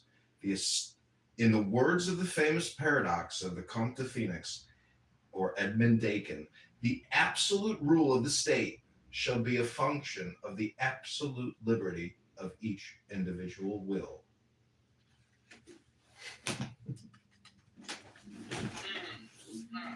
Who wrote that? Why were they referencing Clubhouse? Well, I wrote it, last night after Nelson Pega deplatformed me and deleted my account on Chatter. So I just wanted to share it with you all. I hope you enjoyed it. In his platform, if we just continue to make accounts to do that, like what can he do about it? I think first of all, if a control type of thing there where, anyways, if you listen to my replay from last night, anyways, I'm done answering that. Yeah, I might help you. I think if we just create a bunch of accounts, make most of them look like left-wing accounts, and then say glowing things about Chatter and say that your favorite host is Jonathan Bing, things like that in your bio. I think that might allow them to be less suspicious. And then we just pop up and just stream this room over. What if you just generated like 800 random accounts? I'll try it again on a different burner phone that I have and keep it generic and see how it goes. But it's just actually what I was thinking about doing was creating an account over there and just live streaming their rooms, and they probably wouldn't be able to figure out which profile was mine. Yeah, I think there's only like 3 people in the room. Well, it's great audio over there, much better than here. Well, anyways, I'm just saying I thought about that. I was like, that's one more live stream of.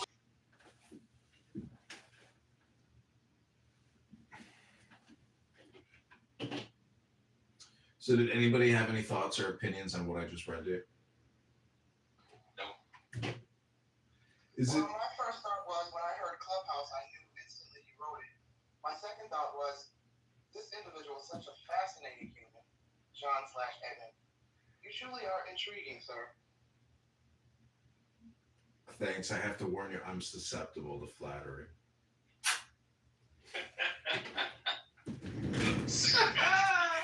The science one is brain. Yeah, he probably has next to IO, he probably has one of the highest IQs on the app.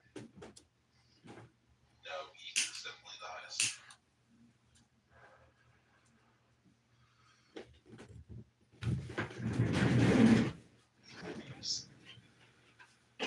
Oh, are you guys saying who?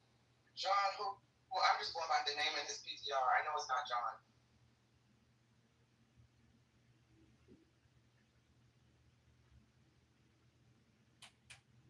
So wait, Mojo, were you not aware that Donald Trump had declared English the official language of the USA?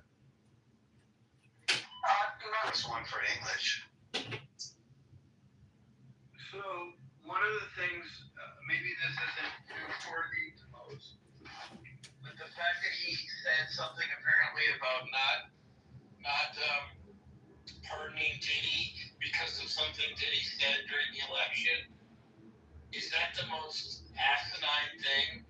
Like the one thing I have now in common with Diddy is that I won't get pardoned by Donald Trump because I said a lot of things that he wouldn't like. You said a lot of personal. Were you of that at some point or are? I taught med students, but I have a PhD. Why? I wanted to ask you, have you ever heard of a case of a dog chewing up glass, like a glass jar, swallowing it and surviving? I mean, I'm sure it's possible. Why? I was just curious. I mean, it's probably,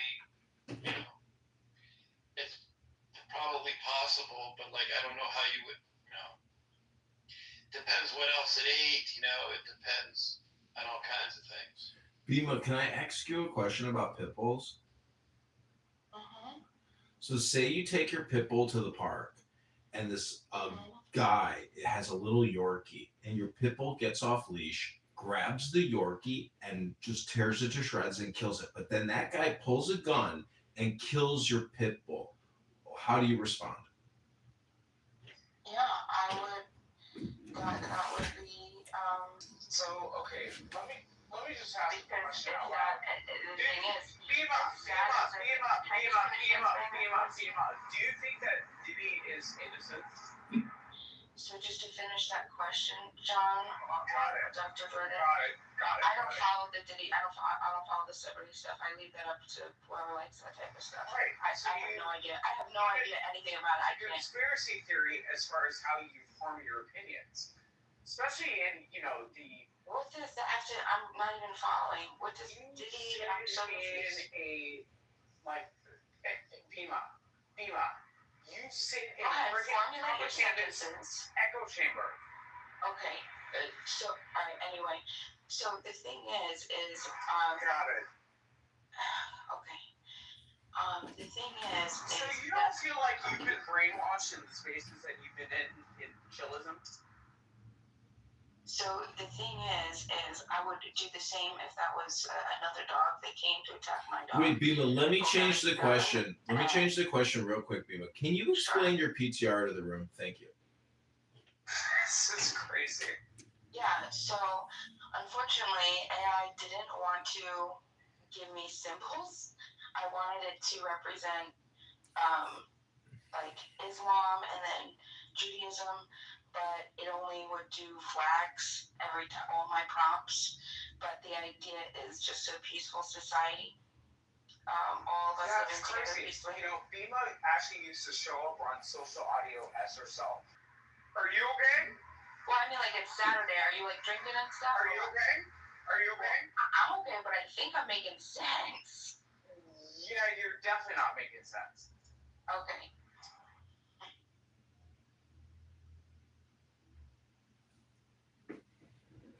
So, Bima, what's the source of coexistence? Again, the question is, what is the source of coexistence? Well, what is the source of coexistence? Can you break that down for me? Because I'm not. Source of peace. Thank you for considering my question. I am complete. The source of peace would be a way to reciprocate rights. So, not violating each other. Okay, wait. Before you go any further, let me interrupt you. I'm going to interrupt you. Let me ask you a different way. What is the source of love? Thank you.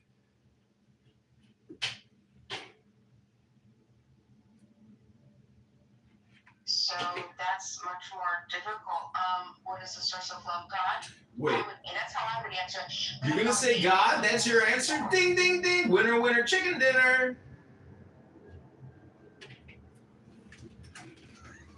Yeah, but not everybody answers that way. Not everybody believes in the same God. Not everybody is even a theist. 2,000 wars in the name of God since Christ. That's the love. So, David, let me ask you a question. What's the source of life? One time my parents had sex. Steal your car. Who would you call first after your car is stolen? I'd call this whatever security firm, aka the equivalent of what you guys would understand as a police, right? It would be my. No. We're living in the world that we're living in today. Like you said, you go outside your double wide, if your car is missing, who do you call? Ghostbusters. Oh, if you're being very honest with you, I wouldn't call the cops right away. You wouldn't. What would you do? I would try to figure out who took it and what's going on with it. I would try to sure. Phenomenal. What happens if you found it? What would you do? I would take it back.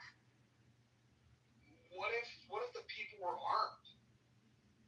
What if they don't have to worry about them being armed? They have to. Wouldn't that be something that someone who's protecting their property, right?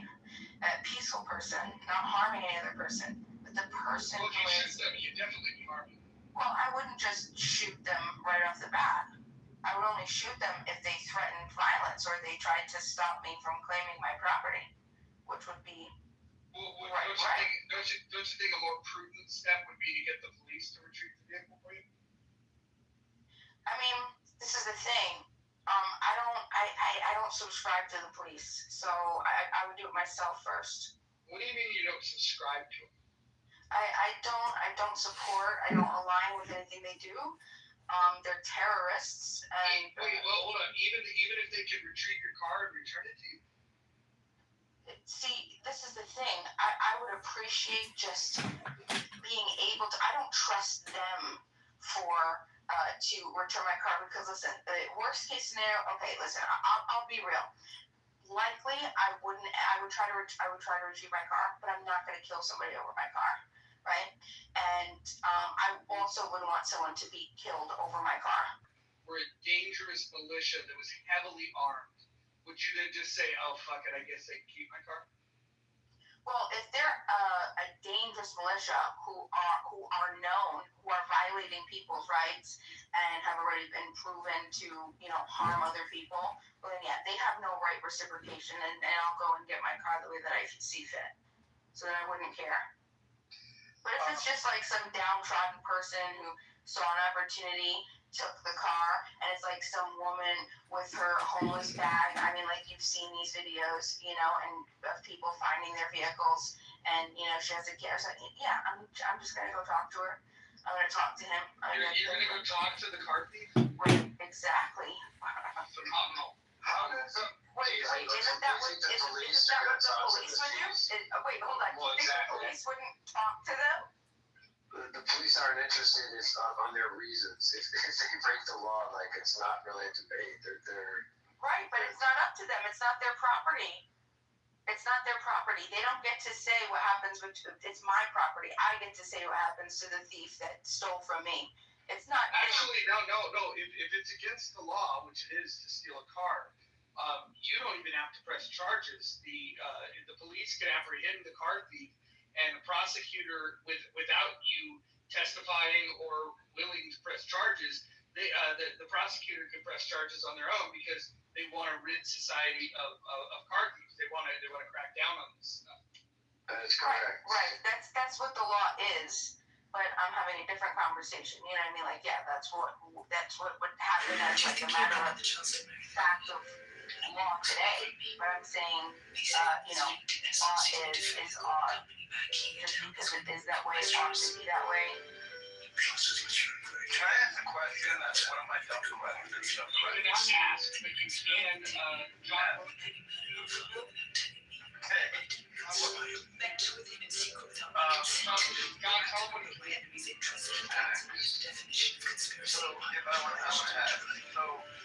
How does anarchical principles This is going to happen. exactly? How does anarchical principles, how do they apply to like open marriage or marriage? Like, can't you just steal someone's wife? And like, I mean, maybe I'm talking about uncivilized behavior, but how does it apply to like marriage and like divorce and the union of a couple? It's voluntary, so it's all based off of just contracts. How does murder? So it applies to living this. What you would understand, and I'm using this term so you could understand it, is what the police. Okay. So you have police. Of course. But you'll call it something else because it makes you feel more comfortable. So basically, you just want to rename things. Well, no. The thing is police means they're law enforcement, right? And they're policing. So there's a difference. Anarchy police. So these in an anarchist society, in a voluntary society, there isn't going to be law enforcement because there aren't going to be laws. There isn't a centralized authority. There's going to be a bunch of different rules. If there's not a centralized authority, yeah. If there's not a centralized authority, who's to say that the murderer charges? No, he's talking about the anarchy. if the DA thinks there's enough evidence that a jury would. Moose, we're talking about in this imaginary anarchy world. The anarchy world. She believes that what you're going to have is you're not going to have courts, you're not going to have judges, you're not going to have police. Oh no, she doesn't say that.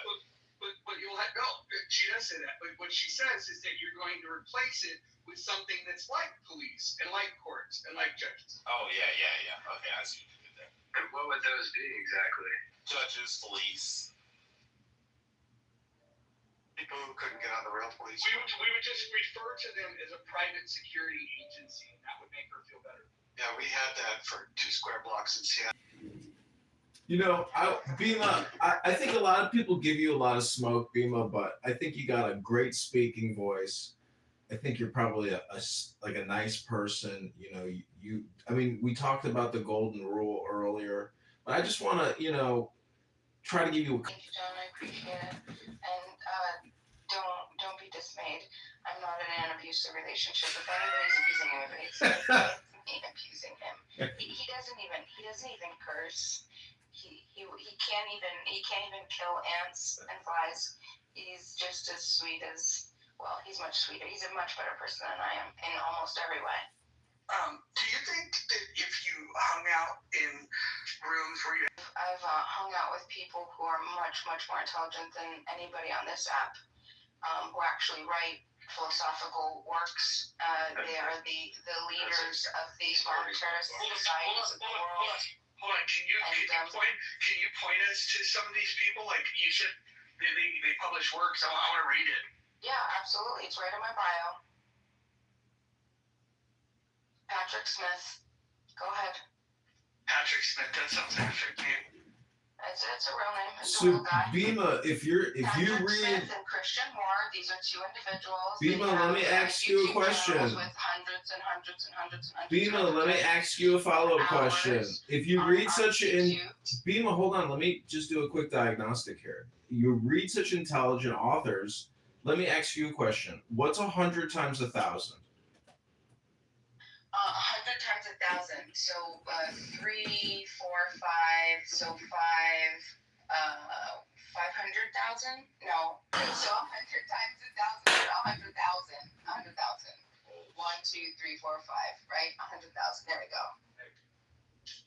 Again. Are we going to do long division next? Can I just say that her getting basic math on the second try is impressive to me.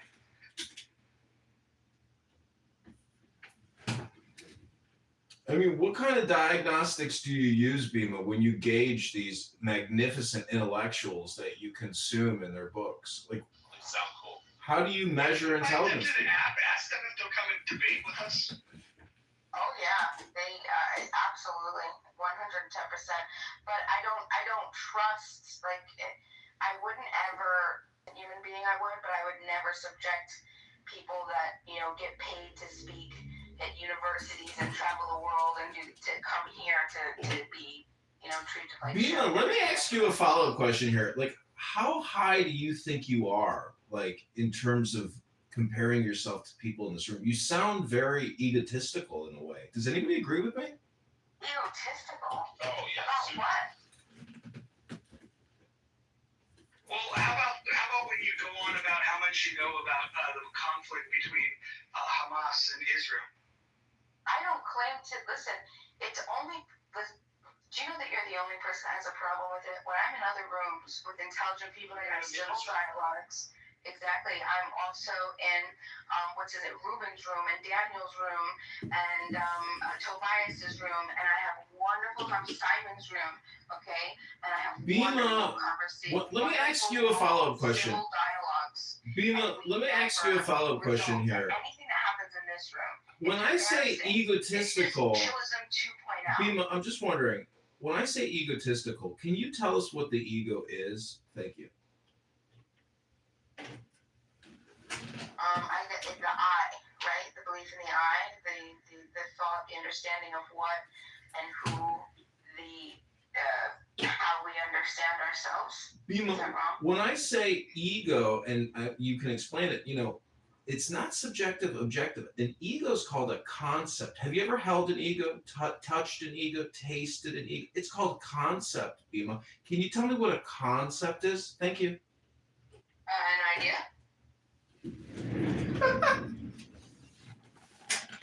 That's it? A concept is an idea?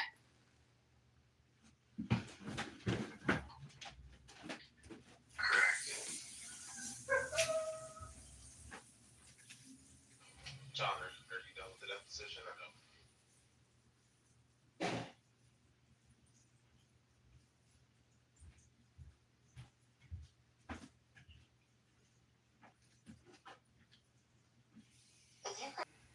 Ego concept, an idea? Yeah, you said you're not an ego maniac.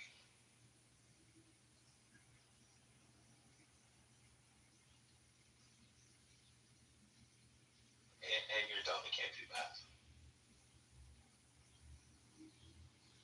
Well, anarchists will have calculators.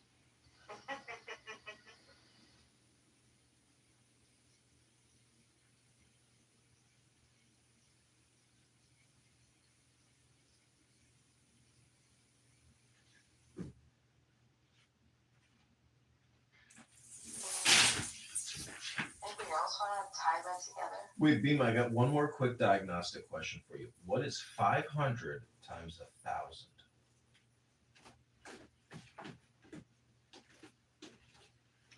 The fact that takes this long.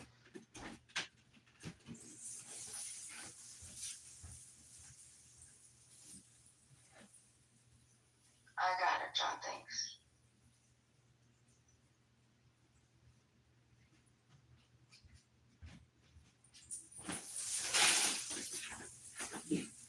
So I got one more follow-up question for everybody in the room before I go to Emerald Island. My question to the room is that I want to ask, why do people come into like a social audio app and then basically like think that they're smarter than other people? Like, and they're not really, like you got no really way to compare, but like people make this claim all the time that they have superior knowledge and wisdom on how things should be. Why do you think that is? Dunning-Kruger effect, narcissistic behavior. The fact that smart people don't have to tell other people how smart they are. Condescending, narcissistic. Well, Bima at least got one question right. When I asked you what is the source of love or life or the source of wisdom, I mean you answered correctly with the G-O-D.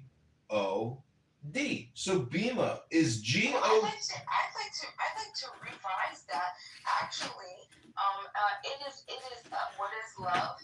It's anti-coercion. That's what love is. Anti-coercion.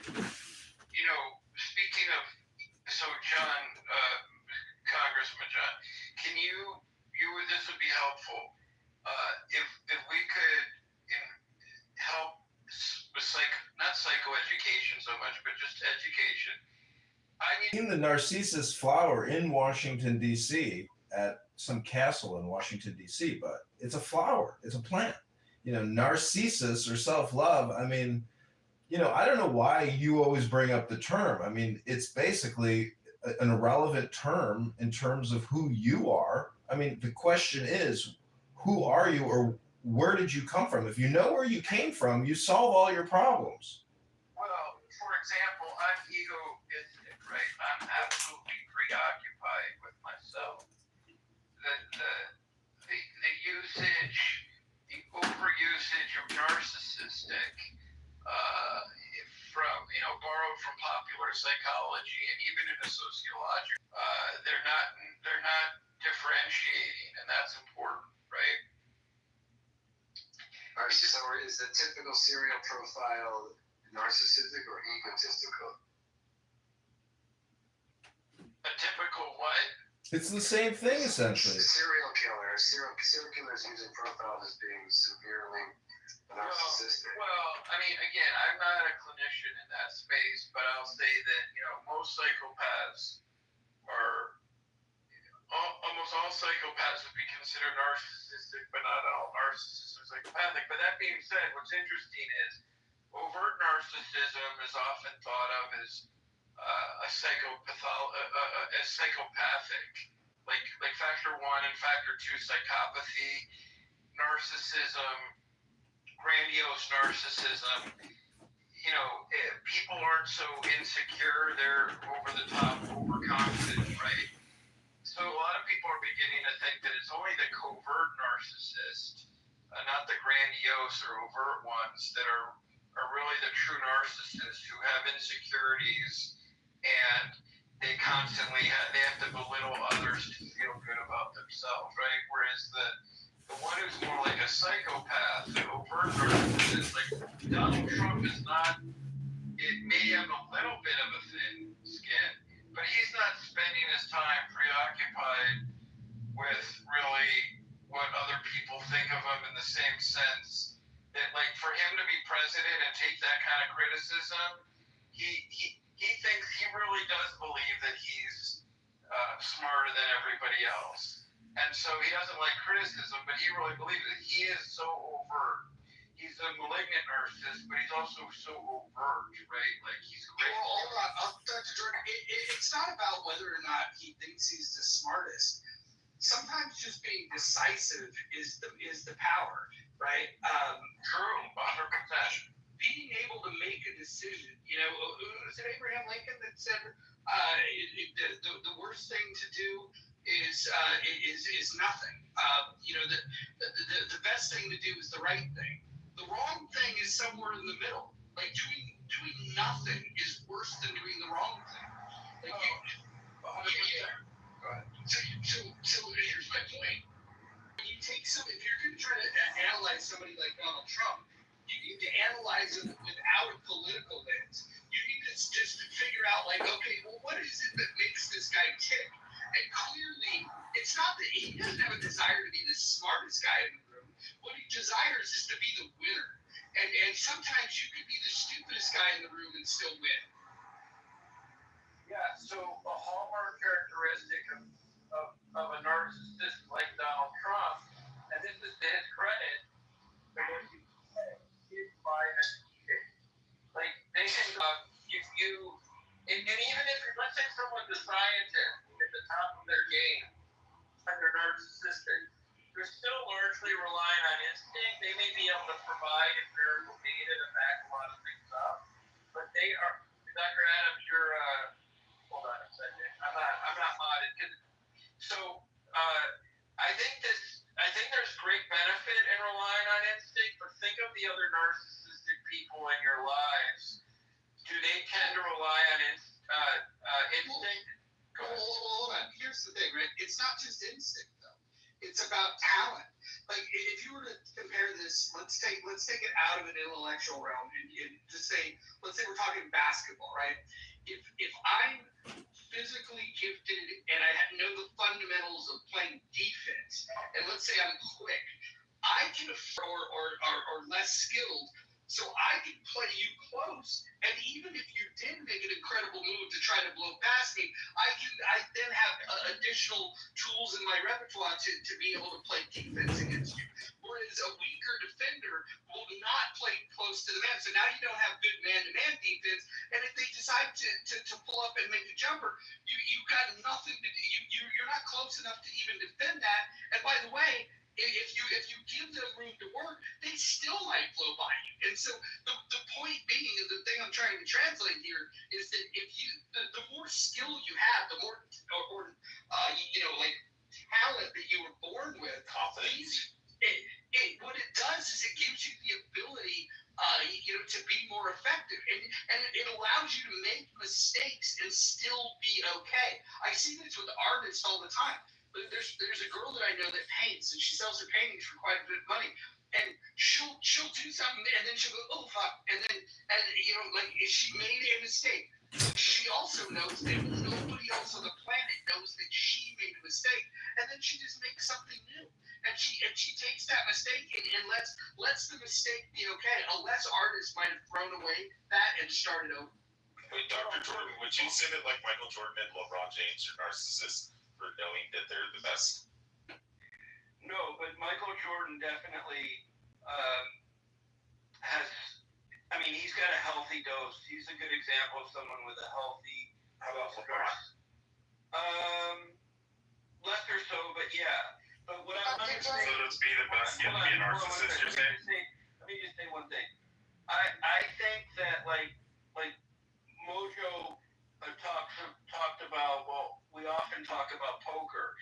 You like confidence. We're essentially saying is confidence is a skill, not just a trait, right? So And you're saying it's narcissism. no, well, it is like I talked to this guy who talked about it before. Michael McAbee, who's a Harvard anthropologist and psychologist. He wrote a book about productive narcissism, which Donald Trump read and reached out to him and wanted to be lumped in the group that no, he said to me, I was interviewing him because I was working on a documentary that has never come to fruition. But anyways, Michael's like 90 years old if he's still alive, and what he said was that, but the fact that Donald Trump became president means that he is technically a productive narcissist, right? Like, you can't become president of the United States without me meeting that criteria. But where I'm going with this is that everybody's ever been president is a narcissist. Oh, 100%, but to different degrees. But where I wanted to go with this, and I'm forgetting what I was going to say, was that there's something to be said for like, oh shit, I forget what poker. Like the confidence, the idea of confidence being a skill rather than, more of an arbitrary kind of, a trait that's left up to kind of subjective interpretation. So if you're a poker player and you don't have confidence, like a poker player with fewer brain cells but great confidence, probably going to be far more successful, right? Like, and this is true in many fields. Like, if you're in real estate, you don't have to be an intellectual giant, but if you have a ton of confidence, you're going to do far better. I told you guys last night, I was watching this documentary about this woman who was an escort, and she's like, it's amazing how many escorts become real estate agents. These are women who have a lot of confidence and charisma, and they often become successful in real estate if they choose to go into it because it caters to the kind of characteristics that they often have. Wait, so Dr. Jordan, you're saying we should stop using narcissist as a negative term, since if you want to be successful and good at anything and be the best at anything, you have to be a narcissist. No, because I believe it exists on a spectrum. Like, yes. And if it exists, then you end up in prison and you're going to kill somebody. If you are, much more closer to the middle, right? If there's a middle, you might become a surgeon or a Navy SEAL 6 member, right? Team 6 member. Like it's all about the balance.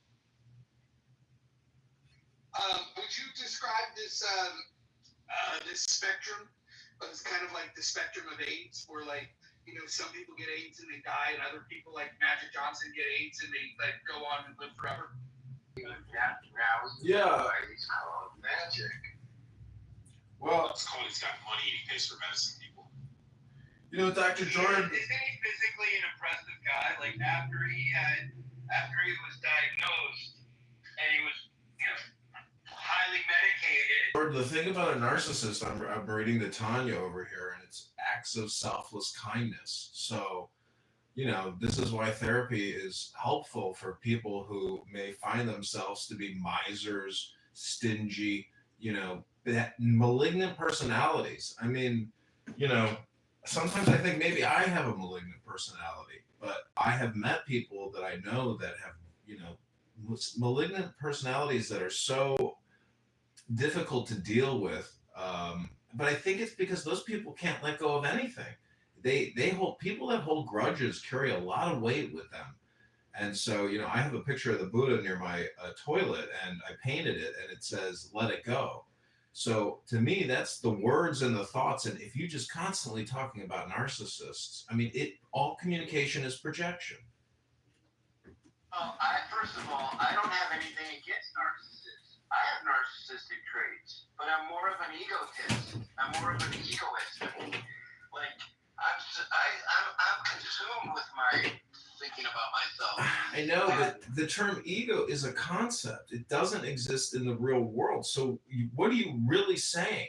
When you think that you're constantly think, I mean, this is like obsessive compulsive behavior. The point is, like, go to the gym, read a book. I mean, do mantras. Like, if you have an overreactive mind that is constantly pinging you, I mean, the blessed state is silence. So, do you find that you have like an inner monologue that's constantly running and you're not in control of it? Well, 100%. That's why I meditate, because I'm someone. Most neurotic people are going to be more in their heads than in their body. You know this, so you understand the mind-body connection. The narcissist is also going to, quite frankly, be largely in their head, right? Because they're constantly thinking about, their image, right? Which is fascinating, right? If they spent less time thinking about their image, they would do more. They would be healthier.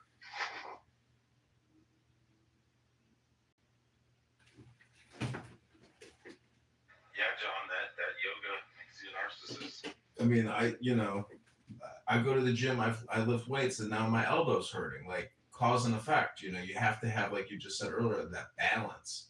So, there's a guy on here called Heronstone, and I said, do you know that the heron is like a bird in the mystical aviary? It stands on one foot, so it's like in a yoga pose of great focus and concentration. And, at 42, I mean, I see how cell phones have essentially brain rotted people's, like, on top of a fiscal crisis or a debt crisis. It's my opinion. If your elbow hurts, you're doing it wrong. Well, that's what she said, but I got to get to the bar so I can try to meet her tonight. Roger, does it feel like to you that these guys, these people that are talking about this, these world-renowned, scientists and shit that are, applying narcissists to like every positive thing of human behavior and stuff? It's like the same way that they want to diagnose everybody as like gender fluid or like autistic and shit. No, I actually think that people are pussies when it comes to dealing with narcissists is the problem. It's not usually it's not the narcissist. It's the people that are incapable of communicating with them. Like Dr. Jordan and I are good friends. He's incredibly narcissistic. That doesn't mean that we can't get along. I just accept him as a narcissist. I accept him exactly the way he is. And I think that if you accept yourself and all of your all of the faults that you have, and I have plenty of them, it's just easier when you're honest with yourself and you realize that you're not perfect. You don't have to worry about whether or not the people around you are perfect. You can just accept them for who they are. In fact, I actually appreciate Dr. Jordan and some. I mean, dude, I'm the only person on this stage that's been in a car with Dr. Jordan. He damn near killed me in said car, and I think that it was a bonding experience rather than me thinking less of him. There's a good saying. It's to understand all is to forgive all.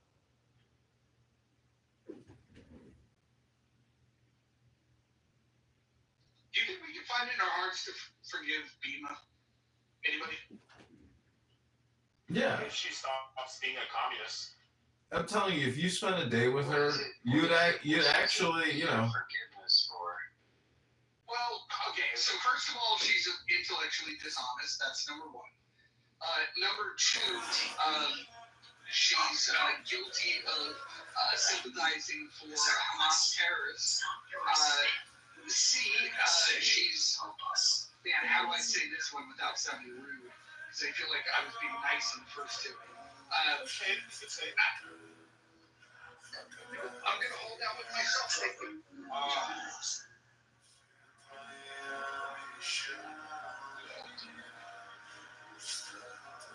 I don't want it to sound like a personal attack. I want it to, it's just observations of the way that she is. And what I'm unsure of is if she even believes the bullshit she's saying. If she does believe it, then I think she needs some clinical help. And if she doesn't believe it, then I think that we've gone easy on her because she's just being a fucking weirdo. Well, to attribute some of it, she sounds young. She ever actually said like early 20s, maybe even. No, she's not early 20s. Yeah. She's like almost my age. It's like I'm gonna guess. How do you know that, Rich? Shamos is the same age, and him, Shamos and Dima were dating for a period, and they're like almost the same age. Oh my god! Somebody on this app dated that? Yeah, I'm not interested in anyone's personal business, but that surprises me because she sounds younger. But don't you think? Yeah, she sounds like late 20s, early 30s. Don't you think though that there's a communication problem? Like there's not your large language models aren't matching up. Yours is bigger than hers, and she can't. There's a failure to communicate. But if there's no violence, well, that's okay. But I mean, that's kind of the point where it's like if you were to spend a whole day with her, technically you should be updating her LLM, by having these conversations. Do you think that she'll ever grow to the point where when somebody asks her a question, that she maybe pause and say, you know what, I don't know that, or I'm going to have to think about that more? Do you think we'll ever get to that version of Dina? Because I feel like before we even finish asking our questions, she's already just starting, the spin of bullshit. I think if she was to just pause and maybe think, it's possible she can tap into a library of different words. Yeah, I think one observation after using this app for so many years is people are so set in their ways and so conditioned, and their personality is so formulated. Like there's no budging. People will die upgraded from using this app. So if that's this app, imagine all the TikTokers and Instagram and YouTube consumers who have horrific brain rot, or even more. I mean, total cultural brain rot. The rest of the rooms on this app right now, if you were to pipe in some of the bang rooms happening right now, to me, that's like schizophrenic, or ghetto schizo, basically. Like, for example, in schizo, like they just speak over each other, like constantly. And even appeal to the mob, you ask them like, hey, can I go? They don't have any concept of that. Their preferable communication style is for everyone to speak all at once. 12.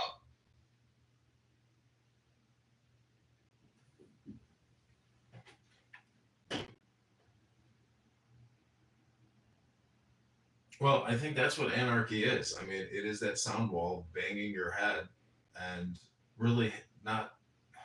Anyways, I mean, a lot of this, the other thing is the environment of this app is the green beans, the title, the clickbait titles, but also individuals' ability to create, a node and a network, and why people come to listen to you, Mojo, or Dr. Jordan, or anybody in this room. Like, what is that?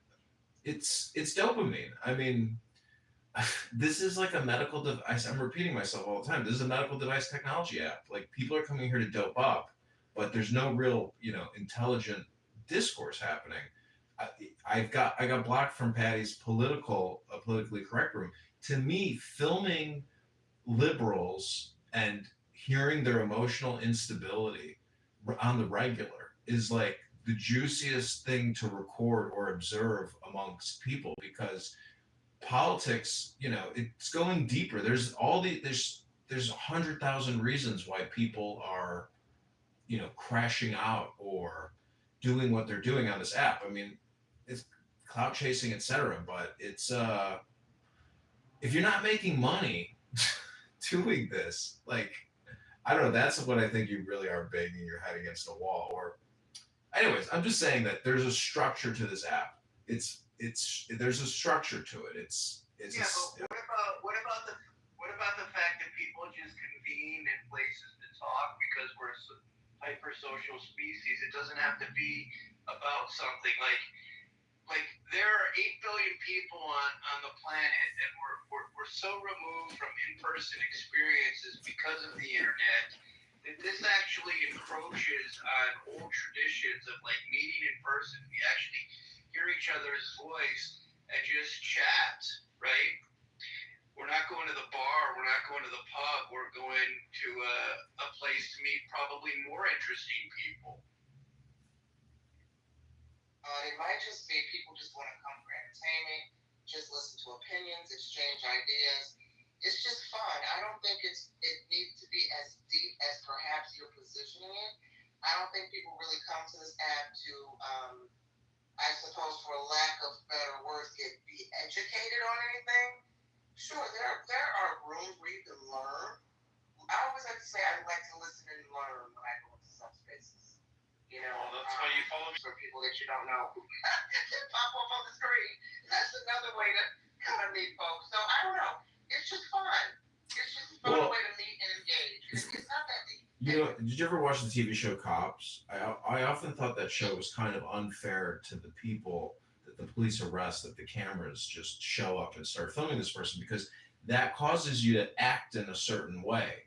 And so if you were in Nelson Pega and Jen Bubblicious and fucking Whack 100 last night, the Bang Room is really almost like a cacophony of performers. And I'm about to make a 7-figure payout to me. Anyways, my point is, because people know they're being recorded, they go for maximum bang.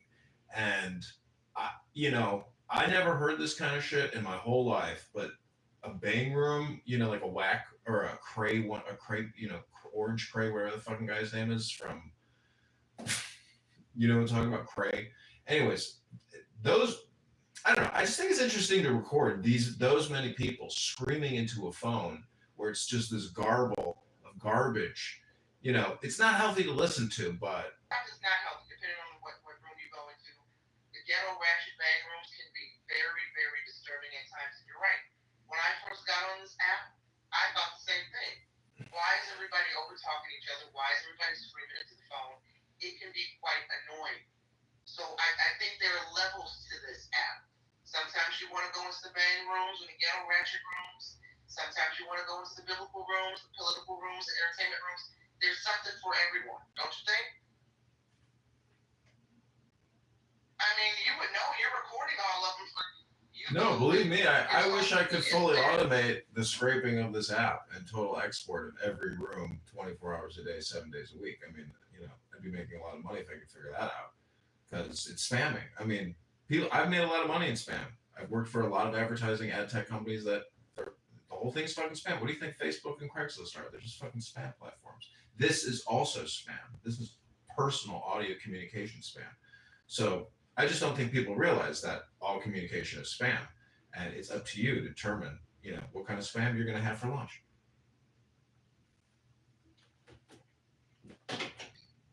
Well, as much as there was intellectualism, if you will, early on in the app, there was also a lot more garbage. For example, the dating rooms, which were entertaining, or what do they call the people who got paid to host these houses or clubs or whatever? There was one where like people were listening to whale song, whales farting, whales doing something. There was shoot your shot. There was a lot of lowbrow content, and then there was some really highbrow content. And that's why, as we've talked about endlessly, is that finally we got to a point where this became a friendship-based space, and it's about the people talking about anything, not really the content.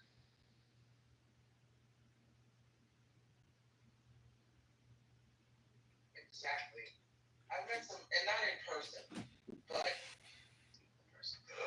over the years, and they're cool. They're seemingly cool people, authentic people. Sometimes I get on here and I'm looking for certain people, like, where's so-and-so, where's so-and-so? Because you just want to tap in, listen to them, kind of absorb the energy that the social audio space brings, right? Surely, John, you've met a couple of people. I mean, listen, you yourself have admitted you've made a whole movie and website and your URLs built around Mojo. Clearly, you admire him in some way. You're getting something out of this thing. You have found someone on this app that you have dedicated hours of content.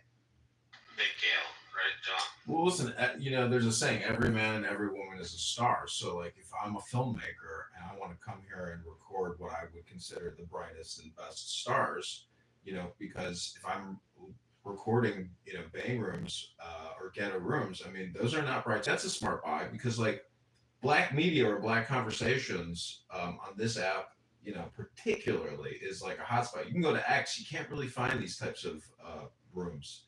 So to like listen in on African American conversations, this is the app, and there's a lot of really entertaining people. But the point is, it's like, I think anybody can be monetized, but there's no collective effort. And I think that's one of the problems with like social audio. Okay, so what if we got into revenue sharing with you and we came up with domain names to sell, like BigJewishPenis.com?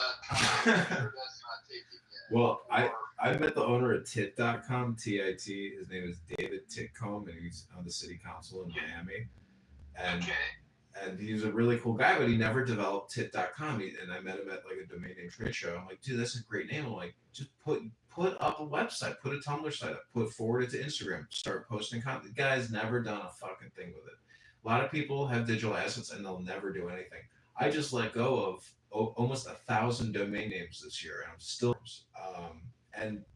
Facebook and YouTube, Meta, Instagram, etc. Like these aren't just websites. It's like, and they're free to. He actually introduced me to this, the behind the scenes of marketing the adult industry, right? Just because from a digital standpoint, not, and I just the other day had a conversation with Mark Schechter, who is one of the leading agents in adult film, and he got into it because he was an affiliate marketer, and he understood the need. These adult film stars needed, websites. Their websites kind of built the internet in many ways. They had to find a way to actions. Well, I think from like a social and a political perspective, I mean, X has big audiences, big rooms talking about Jeffrey Epstein for day after day. There's a lot of crazy rooms on X. This app is, to me, it's like a secret little treasure nobody knows about. There's not probably one party hat in the whole room. So, to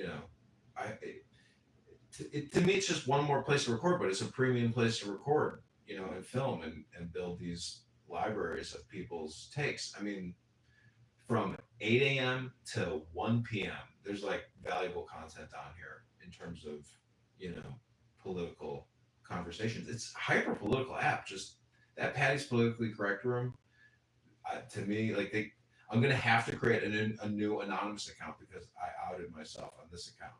So I'm going to keep recording those rooms, but I'm ready to I would actually want to stop doing this and go. Wait, how did you out yourself with the Congress? Because yesterday Mojo couldn't bring me up, so I was like, okay, I will unmask my anonymous account, rebrand it as John Kitover, and I'll just create a new burner account in the immediate future. What if we did this, John? What if we start doing rooms where we just say what's going on Clubhouse, and we just have you pipe in the other rooms into this room, and then on the stupidity, because so we need to do exactly what you do. Yes, because they will start talking about our room, and so it creates basically like a hive, effect where the hive goes into chaos mode, and to me that's like how we control, the app in a way. When people know that I'm recording and their shit is popping out of their fucking, tuchus and they're going crazy, like that's when my dopamine. That's when I'm at the casino and I'm winning on that craps table. That's when my dopamine is flaring. That's when I have and I'm winning on that craps table. That's when my dopamine is flaring. That's when I have the most fun here. Roger, I would just like to say that You know who went in? Go ahead. Well, hold on. The reason Nathan's upset is because I've been, who's in here? I should say it honestly. So I've been pretending to have a crush on Monica, and I like Monica, but I've been pretending to have a crush on her, and Monica said something flattering back to me, and Nathan got jealous because apparently he has a real life crush on her. You know, one person who went total troll, intellectual to consummate troll. I can't explain the transformation. You know, he's always been cool. I've always thought he was an interesting character on here. But when he speaks, I was trying to figure out what is so interesting about his speech pattern, and I finally figured it out after watching videos of him speaking.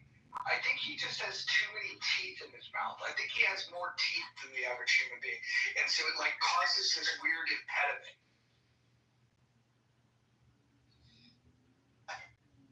I mean, that's not the direction I was going, but I can now hear his voice, and I get what you're saying, 100%. Speaking, just to turn the subject on that angle a little, I met a woman the other day who was very open about, it was weird, she told me she had an overbite, and I'm like, I kind of thought to myself, well, I think I can kind of tell, I didn't say it to her, but I'm like, you didn't have to say that, I kind of knew that. I thought it was such a strange comment.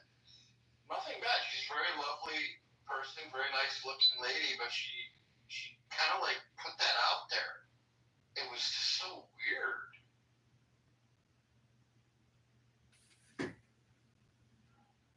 You know, it's before someone else makes mention of it, but you don't have to because most people don't notice.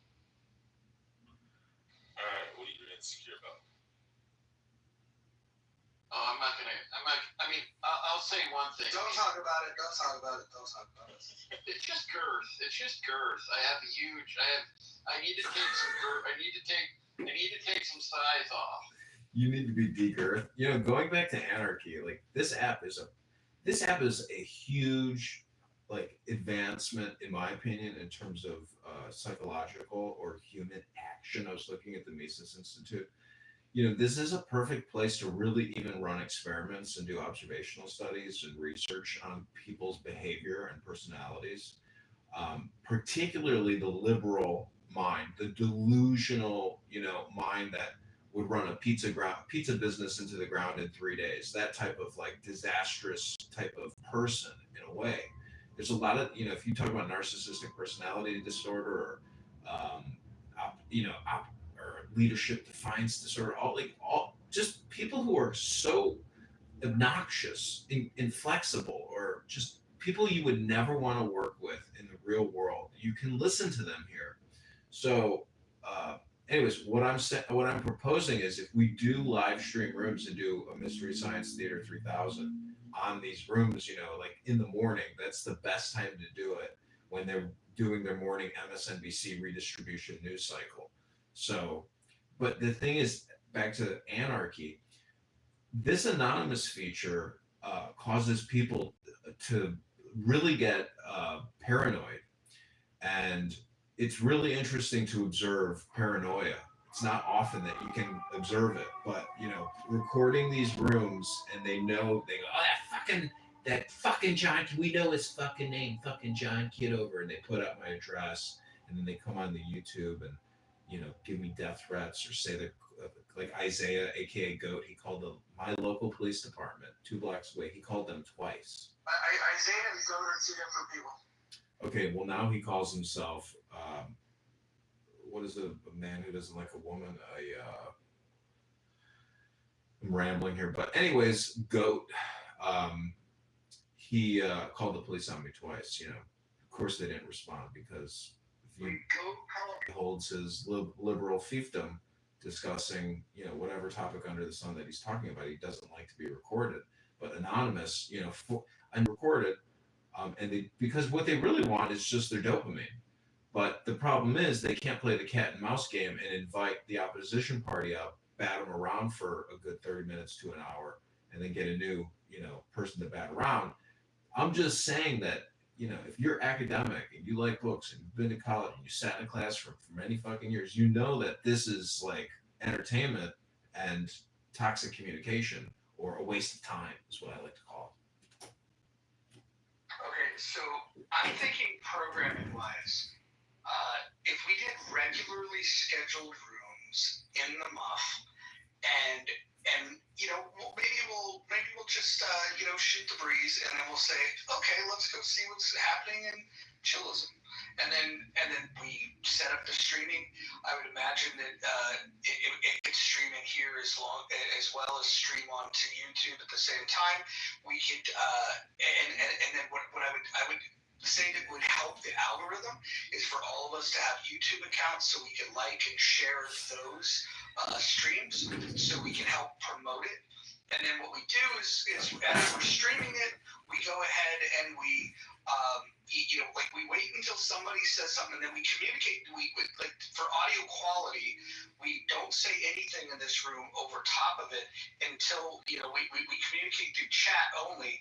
And then once we decide, like, okay, let's pause it, then we'll pause it, and then we'll critique it, and we'll have a conversation about it. And then and then as soon as that's not fun, then we go, hey, let's go see what's happening in Politically Correct. And we can just go around the app. We might even discover rooms that we're not familiar with today, and just figure out what the hell's going on in these rooms, and then we'll just spend our time critiquing it because we're so smart.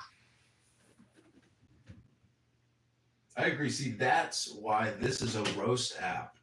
Self-deprecating humor or, Schadenfreude, taking pleasure in other people's misery. That's what this app is all about. It may sound cruel, but like good comedy is a little cruel, because there's some truth there. So that's to me the optimal way to use this app, and it's artistic, critique.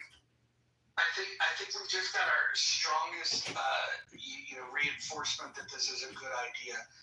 Jarl says you guys might need to take a break from this app if this sounds fun to you. So I know what sounds fun to him, and if he doesn't like this, I think this is a good indication that we're on the right track. We could start it right now if you're open to it. Can't. I'm actually going to be logging off here in a minute. I'm going to watch some television, but we can definitely get this thing started, and I will be back channeling some of you to coordinate so we can facilitate this in an organized fashion.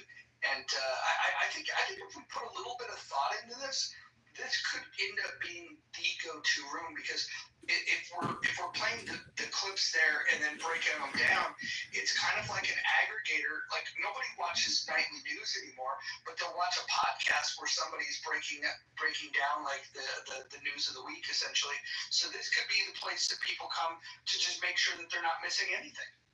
Well, yeah, I mean, how about various iterations? So rough in the muff, puff in the muff, fluff in the muff. I'm not joking.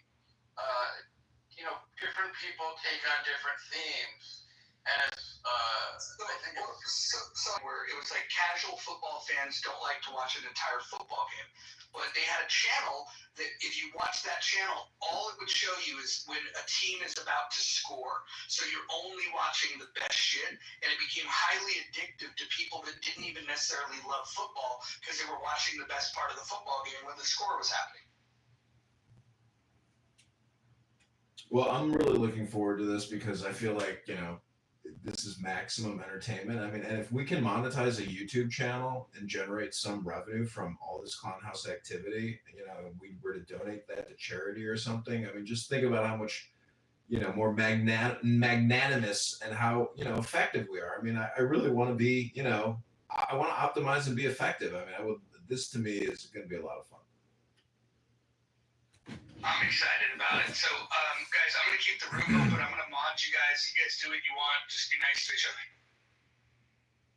We're going to optimize control. I love this.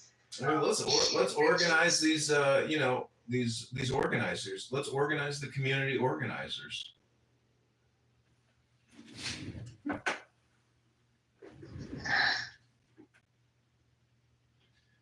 let's call the room organizing community Don't organizing. want George. Don't want George. Well, you don't have to. One of the things is that we don't actions. It would be dangerous. So you have much greater self-interest in a voluntary society to not create harm, because you don't have laws protecting you. The things, not violent, not necessarily, not just, don't think like, oh, because of somebody will just kill somebody, but all of the other things, that could stop somebody from hurting you. So criminals would still be, they're going to have, like due process. These things will all still exist, but they're going to happen under private investigators and arbitrators and DROs. It's going to be much more effective. It's going to be much more fair. There's going to be a lot more transparency. There's going to be the bullshit of the system of police and, profiling and sentencing and fault. There's this, they're incentivized. More corruption, though. Like, I could see that as becoming more corruption, because then you're gonna have the rich and the super elite. They're able to get justice, but the people that are more poor, they're not gonna be able to get justice at all, because if I have to pay the police force, right? What do I do? I just get taken advantage of, and the elite just keep getting more and more elite, and the people on the bottom of the totem pole are, they're just going to get more and more poor. Yeah, that's what happens now. That's the system that we have now. We have the poor being sucked dry, being taken advantage of, being harassed, traffic court. If you ever show up at traffic court or any of these other little things, no money, putting the worst circumstances, if you can't afford bail, all of this shit. But none of that would be the case in voluntary society, because, objective, investigations and facts have to come first. There's not going to be this, this other type of... Who enforces that? Well, the security forces. That's just like private investigation. Paying for, correct? Right, you have to pay for that. Right. You have to pay for that. Right. Well, to me, it would invite more corruption than this person. So it doesn't matter, like, there's no justice there. It's just whoever has the most money gets the justice. The system of a voluntary society, those incentives would be naturally sucked out, because the rich are a very few. Would you agree that there's much less rich than there are people? Regular people, less, like it's like 1-3%, right? They say. Okay, so the majority of the funds, right? The majority, the type of society that are going to chip in. You're going to want to put your money into the institution that's not, offering fraud or offering this or that. So you're going to want to put your shit into the systems that are going to better serve the little guy. So more little guys are going to put the money and their policy into the best and the better police. It would be what we would understand the police, right? These investigators in the investigator system. I mean, in every case, in private investigators do a better job than police any day, 110%, right? They dedicate their lives. They do this. They're better skilled. They have better equipment, and much fair. It's much more fair and transparent. Everything is fair and transparent. Right now, there's a monopoly on violence.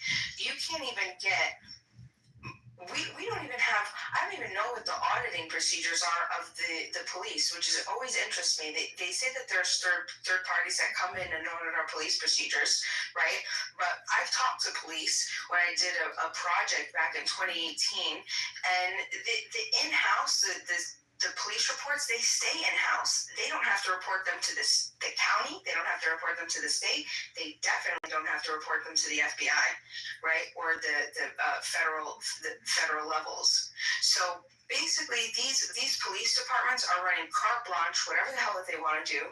They have, I mean, like, you're outnumbered in every way. You should be terrified at what would happen, at what's happening right now with you as a little guy. In a voluntary society, none of that shit would stand.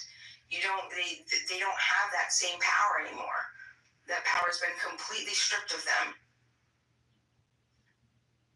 Do you want police reform, or you want to create this? You want you said it's like a volunteer society, but it has due process of law. So everyone volunteers for what that law is going to be.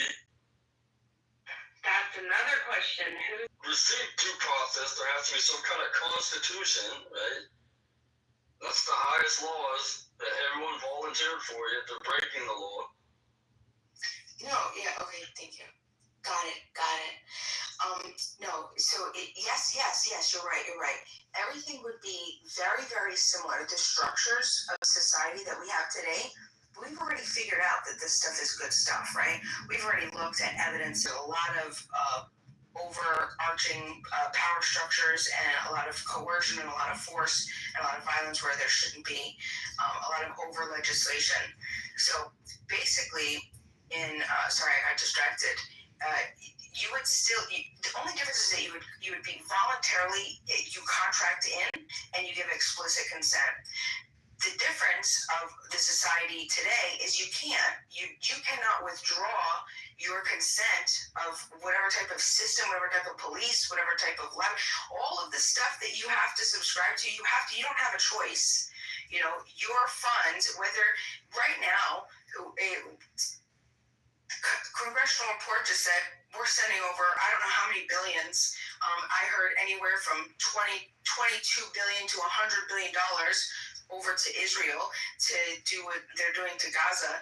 And a Brown University report said 70% of what's been waged on Gaza in the past 2 years has been funded by, our tax dollars. Listen, if there are people that want to say, no, I don't think so, that's not what I support, they can withdraw that. That's my point. They can say, no, I want you to defend my property. I don't want you to defend me. Right? Defend, what would be the nation, right? You're talking about America and taxation with representation and how we're represented by Israel. We're not represented. We're not represented. It's a farce. We're represented. You're not represented. It's impossible. It's impossible. Parts of people, like parts of the populations are represented, but they're not even truly represented because you can't make the decisions. You on an iPhone or a cellular phone right now? Yeah, I'm on a cell phone. And you're on the internet? And I'm on the internet. How are these services made available to us if the U.S. Army didn't develop them with funds from our proxy wars? They could still be collected if these were. You don't think that peaceful people could have put their heads together to say, okay, let's pool our money and create this? You have shit imported from China. 90% of your phone is imported from China. So let me ask you this. That was imported based on dollars that we had to invest in China, and businesses there was built factories. All of this, every war we've had, Vietnam, all that, all the way back to tax dollars, we're going into it. But it's kicking back, right? So all this technology we have, and you can see how the United States is a little bit more affluent than other countries in the world, that's directly involved with the proxy wars we've been in. So a lot of money flowing in from that. So you're making the case that, oh my God, taxation with representation is in the Constitution. And it has to be physically determined that these tax dollars are going to things that represent us as Americans. They do. You're never gonna get that on the military industrial complex, because everything from the internet to the fucking highways you drive on, all that, it comes directly from those funds that we put into our defense budget. So let me ask you a question. You said that we're represented. How are we represented? Is everybody represented, or just some of us represented, or how does that work? Well, we're all on the internet right now. They're not saying we can't use it. Yeah, but you're making the claim that the internet wouldn't exist without a state, and I would beg to differ. The internet was developed by the military, and so was our highway system. Yeah, military equipment, and I bet it would have been. I'd say that it would be developed a lot sooner, and there would be much more technological advancements if we didn't have so much red tape and patent systems and things telling free people and little businesses that they can't create and build. We would have much greater than we have right now. If you look at a place with some of those ideals to you, like a voluntary society, like the one they have lost in the Amazon right now, they've had all the time in the world to build this utopia. Why are they still hunting monkeys in the jungle? Well, that's like an appeal to what? Like, what are you saying? Like, you have to have the idea. Have anything that would, like, anything you mentioned that you wanted to be free of in American society, they don't have that. They're completely unburdened by that. Yet they're still in the jungle hunting monkeys. They haven't developed internet or roads or anything like the U.S. did, right? Off of war dollars. So are you saying, this is the thing, like, are you saying that they are less of a people than the West? No, they have all the freedom in the world. They get up in the morning, they don't have to fucking, like, they don't have the same stress that I do, like bills and shit. They're perfectly fine living their lives in the jungle hunting monkeys. The worst case scenario, they might get, like, bit by a snake. Right? These are very minimal stresses compared to the stresses we have. So my only argument... There's pros and cons here. We're on the internet right now, and that's directly involved. Like, we were represented by us bombing Iraq. Is that those bombs were purchased from U.S. companies who pay taxes, right? To stimulate the economy, and all wars have done this. And that money is sent to China to bring you your smartphone and shit like that. So we can build factories over there. So all I'm saying is, if you, and this is what's excellent about this, if you, I don't support what you think is valuable in this particular case. So what I'm saying is, how about you and I, you put your support into this military that's going to go and do all that and bomb other countries. I'm saying that, listen, if they're going to have any type of issue, they're going to come and they're going to find you. I'm out of it. I have nothing to do with it. I don't want to be involved in that. I'm living a moral life. According to my own morals, I'm not harming other people for the sake of other bullshit. That's toxic. Go to Toxic's house, right? And they'll be able to, and then you're going to have to, for violating other peaceful people, depending, right? You're going to have to, you're going to have to stand for that, right? And that's what I'm saying. I don't want to be a part of your shit. You want to go and do immoral shit? You do it on your name. Don't do it under my name. I don't want to do that. I don't want to be a part of that. I want to be able to take my money and put it towards moral things. I want to build education systems. I want to build, irrigation systems, and I want to build sustainable farms and organic farms. I want to stop pollution. I want to figure out a way to destroy plastics and get them back into a way that doesn't harm our oceans and deplete our fisheries and all this other stuff. That's the type of money. That's where I want my money to go. You want to put your money into this other bullshit? Go ahead. But I'll guarantee you at the end of the day, the people, they're going to want to also benefit off of the beauty of the things that they have, that they see, the beautiful oceans without plastics. And they're going to say, hey, you know what? I'm not into dominating other and violating other peaceful people. And I'm not into that either. Like that's what you're talking about, what you want, but the mechanics of all this, like the United States, I explained it to you, like us going to war and having an Israel in the Middle East so we can launch proxy wars all around it and whatnot. Don't have to sugarcoat it. It generates revenue, and our tax dollars get invested. It's an investment we make, and it kicks back a lot. I mean, a lot. We've made trillions of dollars off of wars in like fucking 200 years. Alright, you're saying that you want where's your money coming from? You live in a volunteer society, what are you doing? You got slave? You do slave labor for other countries? How are you making money? No slave labor. The free exchange of peaceful people coming together, contracting with people. It's nobody else's business. Money, though? Contracting with people. It would be the same exact thing. Whatever I do for business now, I would be doing it in a voluntary society. The people want to contract with me. What's the problem? What are you contracting with these people? Whatever contracts it is, whatever jobs it is, whatever it might be. It could be whatever job you can think of right now. It could be one of those. In every category. One of those. Of course it could. Well, it's just like gatherer or slave labor. Why do you think that why are you using it as primitivism? Like, that's weird. That has nothing to do with it. That's the exact opposite way we're going. We're moving forward, Toxic. We're taking the great Constitution that we founded already. We've already figured out that a lot of it works. All right. We've also figured out that a lot of it doesn't work.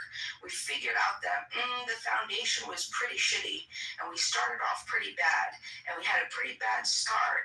And it wasn't even until maybe 50 years ago that every person in this nation even had the same fucking rights. Okay. If we started that Constitution in a different way with explicit consent instead of implicit, things would be much different.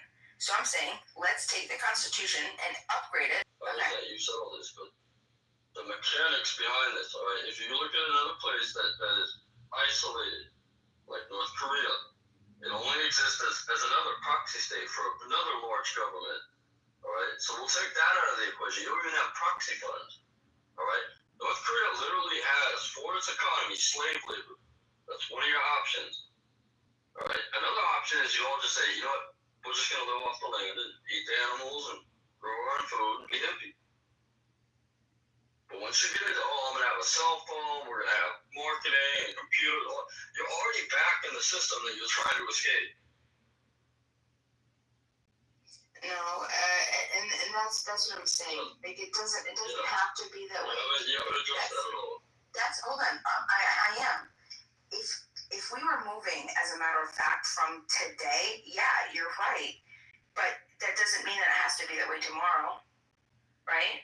You have the ability. We can end all fucking problems tomorrow if we just stopped initiating violence on peaceful people and allowed people to contract freely with each other.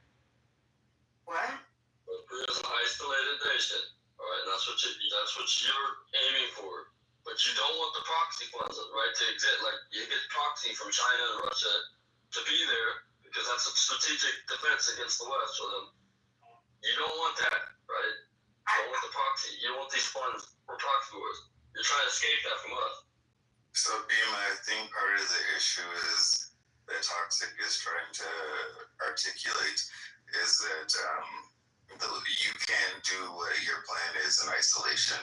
Like, you can try to be isolated, but you won't be coming advancing society because you won't be able to work with other countries that effectively are like bombing the fuck out of other people. And quite honestly, you'll eventually probably be taken over. Even if you have defense, even if you have all these things, like you will be assimilated. There's no way that a voluntarist society a voluntarist defense force would be less effective than our military right now. How many people do you have in your society? Like, ideally, like, how many people will there be? Minimum amount. We could do the whole world. we had the whole world would be like utopian Earth, right? Then we have like one like law. We would have one like sort of moral standard because morals are specific to places and communities and collectives, right?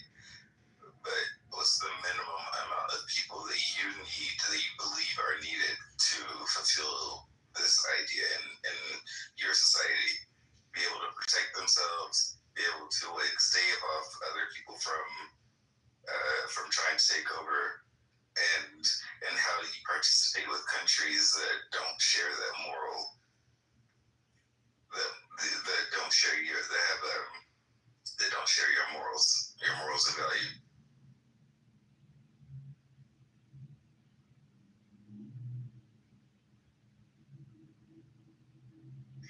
I think you're forgetting that countries, especially the United States, operates in a way that it represents everybody in the nation, supposedly, right? That's how it operates. So when it goes around and it commits these war crimes and harms other people, steals resources, whatever else, these are things that what the quote unquote military is committing, right? So that is why most of the hate happens. Like, why would peaceful people aren't going to hate peaceful people? Like, that's not what psychology says. That's not what where we've come to at this point. It's not in our self-interest to hate peaceful people. So the hate comes from the idea that we're committing these wars to begin with. So stop committing the atrocities, and you won't be a subject, a target for hate and attacks. It's very simple. Name a powerful nation in the world today that is not committing war crimes outside of the Scandinavian countries.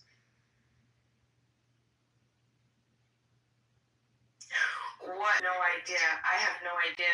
Yeah, because they don't exist. Because they don't exist. So even countries that like North Korea is committing war crimes, right? Like, it's in isolation.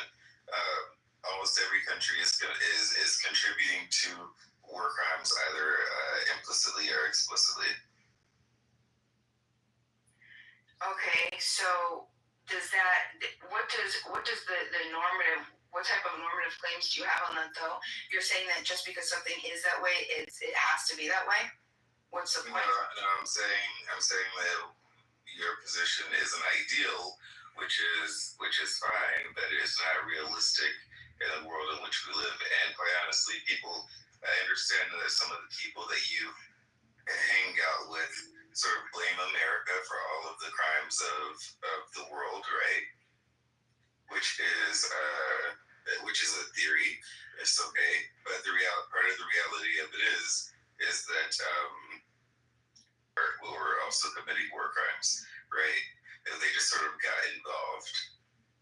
Even in the Middle East, before the West got there, if you do like some history on the Middle East, like, they were killing each other, like the various ethnic groups and various communities. It's just that America at some point got involved to whatever extent. And quite honestly, even before then, you can look up the American-Algerian Wars, you can look up the Barbary Wars, you can look up whatever, but there were, like, some of these Islamic countries that were also already trying to attack America, and they were all the way overseas, right? We didn't have planes, and we didn't have military ships like we do today. Like, a lot of what we see today is an extension of historical warfare that existed before America. America just kind of inherited it, right? Like, even the Barbary Wars, they are connected to the Inquisition and Reconquista, which were also wars between the European Catholics and North African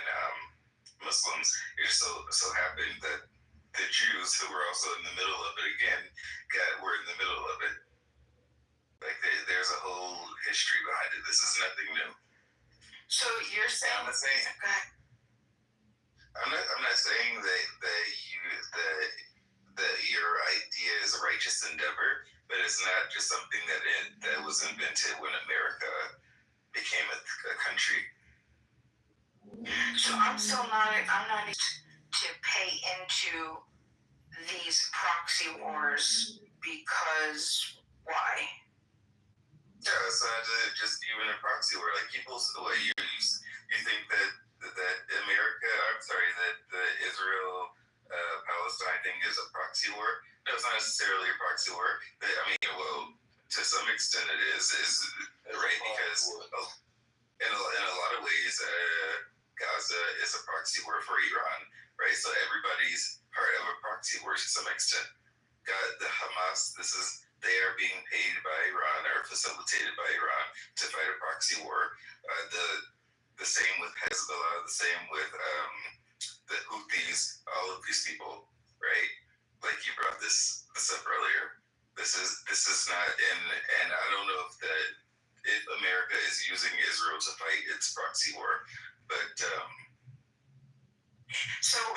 think everybody's to some extent participating in a proxy. So no, but that's my argument. My argument is if I don't want to participate in this war, I don't want to put my tax dollars into the system and fund these things. Well, you can leave. And go where? Yeah, a place where they aren't participating. Mm-hmm. You know that's a logical fallacy. Saying that you should leave doesn't remove the moral claims. I said you could leave if you Well, sure. And some of my friends have done that, and some of those same friends that have actually left because their families, their entire history was built in the United States, that if they try to come back to visit them, they've been denied over and over and over by the embassies. They're not allowed back in for the pure reason that they have too much there's too much incentive for them to not leave again. These are Americans that were, born in America, raised, and then decided, hey, I don't like what the system's doing. I don't want to pay into the system. So they left to a place where they didn't have to do that. But then they're not even allowed to come in to see the family. So the point is that running isn't going to stop anything, and running isn't going to change anything. And it also doesn't say... I don't know. I don't remember. I mean, if there was a place where they didn't have to pay taxes, they went to a proxy where I would be very interested to know which country that was. Vietnam, Cambodia, Laos, someplace where Yeah, I'm not sure. I think they bought an island somewhere. Okay, so they weren't on an island. They were in isolation. Sounds like it. Maybe that's what they did. They're still not able to come back. But still, don't get fucked up. And you say, you could leave. I'm saying, no, how about we just address slavery, right? Telling me to leave isn't going to stop the injustice, isn't going to stop the crimes. So when I say to you, why should I be forced to pay into a system that's violating it? If I don't want to, why should I have to? One, slavery on the land is different than proxy wars or whatever you want to call it in other countries. And quite honestly, for whatever reason, countries do have vested interest in certain things.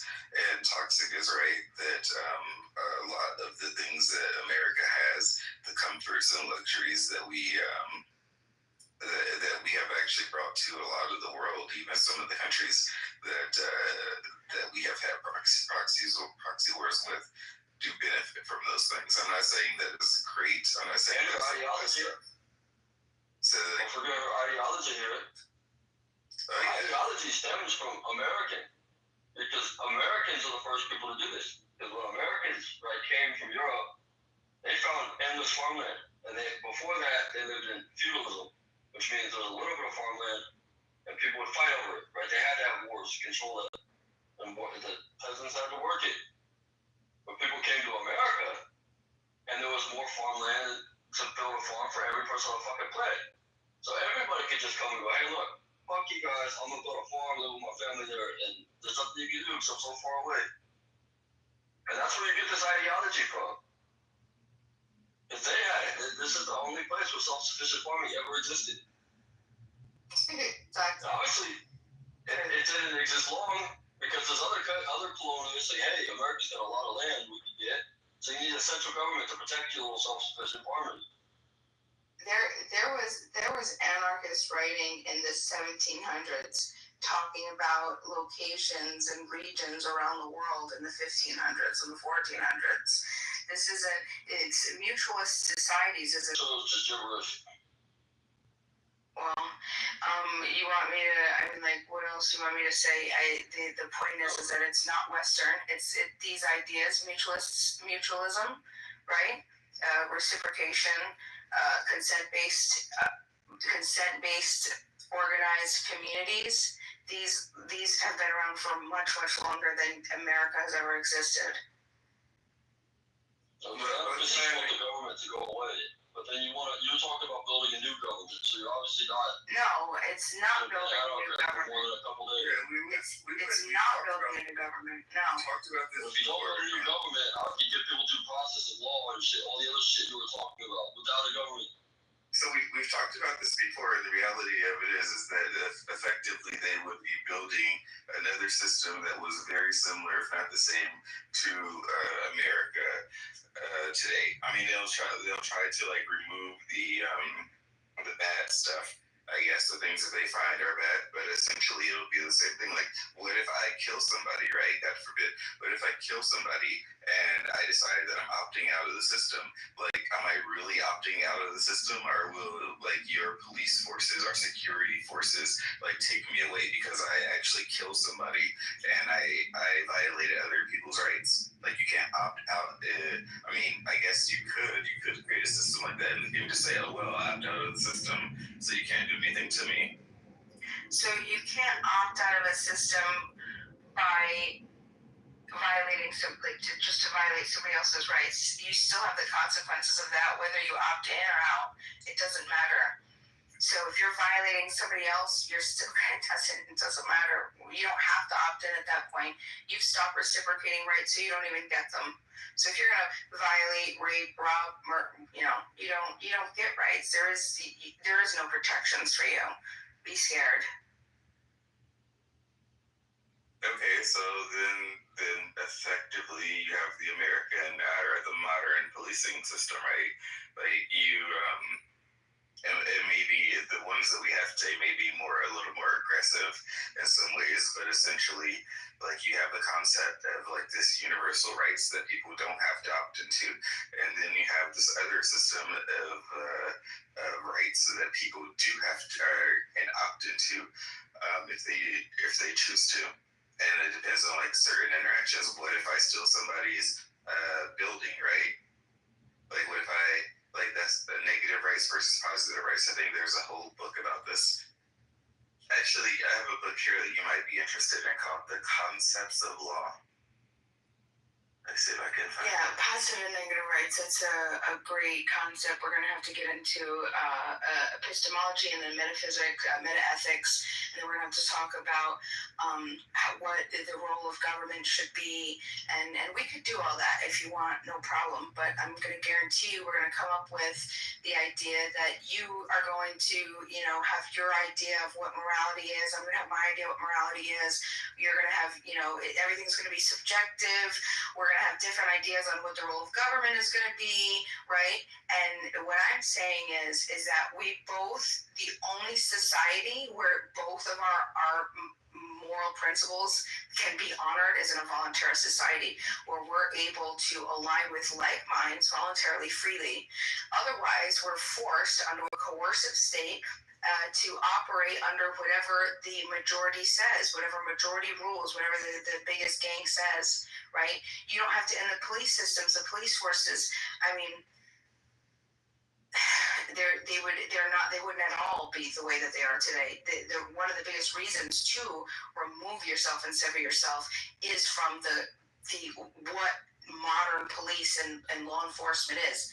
Law enforcement is law enforcement because there's law, right? And a lot of laws harm people because they consider them criminals and cage them and allow the state agents to use violent force, put guns to people's head for victimless crimes. That is insanity. Have you ever asked a cop, next time you talk to a cop, I want you to say, hey, look, if I didn't use my signal and you walked up to my car, you pulled me over and you walked up to my car and said, hey, license and registration, and I said, hey, look, I'm sorry I didn't use my signal, but nobody was harmed, so I'm just going to be on my way. You say, what would you do? And they're going to say, well, find out. And then when they say, well, I'd ask it for you again, I demand it. And they say, well, I don't want to give it to you. I'm a peaceful person. I've never harmed another peaceful person my entire life. I didn't use my signal. I'm on my way home. I gotta go, so I'm just gonna be on my way. I'll make sure it doesn't happen again. What would you do? They will, in all cases, they will escalate all the way to death. They will say that they will use a full. That is insanity. That is what we have right now, policing our systems, policing our societies. Carte blanche authority, judge, jury, and executioner, just random dudes with power trips, right? Just human beings. And a lot of the times, I feel bad for cops because they don't, the stresses and the pressures that are put on them, it's not realistic and it's not fair. I don't think that every time somebody like misuses a blinker or something and they are stopped by the police, they die. No, I'm saying that in our society, you could ask any officer in any state of the nation, they have a duty, they take an oath to uphold the law, right? And I'm saying to follow through and enforce that law, that breaking of that law, all the way to your death. And that's just a matter of fact. That is not a sane or rational society. You did harm somebody, though. You harm society by breaking its laws. Right, and that is the bullshit. That is where you call bullshit. That's that's a myth, that no person has been harmed. The only time you can say a person's been harmed is if they have a name. You harm the person that's driving behind you that doesn't know that you're going to turn, or that's why we have traffic signals. It's not just so that law enforcement can flex, it's because in a majority society, you gotta tell people where you're going. So, like every little law, there's a reason. Because Ashley, do you think that if I don't use my signal and you're behind me and nothing happens to you, right? You don't have to brake heavy. You don't have to do anything. You just witness it, right? You get a little frustrated, maybe, because you could have, you just frustrated, okay? Do you think you would support a police officer pulling me over, and then if I refuse to give him my license or registration, and I'm just like, listen, I'm sorry, I'm tired, I just worked back-to-back shift, I have to get home to my kids, they're waiting for me. I know that I didn't hit it. I was, whatever. I'm going to be on my way. You would support them escalating that all the way to my death. I don't support them escalating it, but I do support fines, like what we have now. Because if there's no repercussions for not doing the thing, there's no reason to do the thing. So, if there's no repercussions for me coming over and taking your car and saying it's my car now, what stops me from doing it? From even in your society? From taking my car? Yeah. I'm just going to come take your car. I have a gun as well. Do you think that would be in your best interest? What might happen to your children? You don't know who I am. You don't know if I'd come and get you and do anything. You're just completely okay. I have the same things, access to the same things you do, right? I have access to the guns. You also don't know how many people I have around me. So what then just stops me from just not right now? society? Not in our society. Hold on. Okay, so you said not in our society right now. Is the only reason you wouldn't do it in our society is because there are laws, or because you have laws? There are people that do it. No. I'm not asking them. I'm asking you. I'm asking Ashley. Would you personally? Would you do it if there was no laws? Yeah. I wouldn't myself, but there's others that would. Okay. I mean, let's be honest. There's plenty of people that would. Situation. Okay. I don't think you agree with any extreme examples of anarchy. And then what would happen? Hold on, but listen. It doesn't mean that criminals aren't going to exist. I'm not saying that that's everything. You gotta be kidding me. You would be in more danger to steal from somebody in a voluntary society than you would in this corrupt, backwards, I don't give a fuck police department shit who really don't give a shit about you. Just some number. They can't barely get their shit together. Quote, are you kidding me? Imagine how critical and how easy and how fast if it would be for people that actually make it there to come on. Like that's crazy. That's crazy. You turn it into a competition. You have two police departments next to each other, right? Two quote unquote police departments, investigative. We'll say investigative services, right? Security forces. We'll say two different security forces. You're telling me that they're not going to compete with each other to get business? I opt out. I opt out of them, so they have no jurisdiction over me because I opt out. That's not how that works. That's not how that works. Why not? Because if you we're gonna go in a circle again. This is gonna go in a circle again. It's happened multiple times. Because if you stop reciprocating rights, hold on, wait, Toxic. Let me just answer Ashley. If you stop reciprocating, but I didn't hurt anybody. I didn't hurt anybody. I didn't hurt you. Hold on. You stole private property. You stole private property. Yeah, but I didn't hurt you. Yeah, hold on, wait. Toxic. I'm not sure. Property. Like I say, that's mine. I say that's mine. That's my car. Yeah, this is the circle. My car. I think you want judicial reform. And that's the safest place to put all your eggs. Because you keep saying you don't want a government, but then you refer to things that you would have to have a government for, like laws. Property and law is property, property is law. Objective morality, all kinds of things that you want, but you can't have without a government. No. But you do have very consistent animosity towards the judiciary branch. Because even if you get what you want, right, there's still going to be cops that violate people's civil rights. No, I had explained. And there's still going to be a slow-ass system that, right? You want the judicial reform to emphasize violent crimes over non-violent crimes, right? But then it's going to be for profit. It's going to be for profit at that point. Like justice is going to be reform. That's what you want. You don't want this. What do you think it is now, Ashley? It's not. It's worse. It's only. Hold on. Wait a second. Not only is it for profit now, there are so many situations where we have no recourse. In a for-profit society, we can immediately, a bunch of people that say, oh, we don't like that judge is, has harmed and done enough, has violated enough of its customers, you're gone, right? You're able to you have to wait for the next election. What about the impoverished person, though? What about the person that's impoverished that just like any society, there will be some sort of recourse there will be some demand that will be filled. If there's a demand, if there's enough poor people, then there's some type of nonprofit organization, something is going to pop up, just like it does now. It would just be more direct agency, more incentive to do it.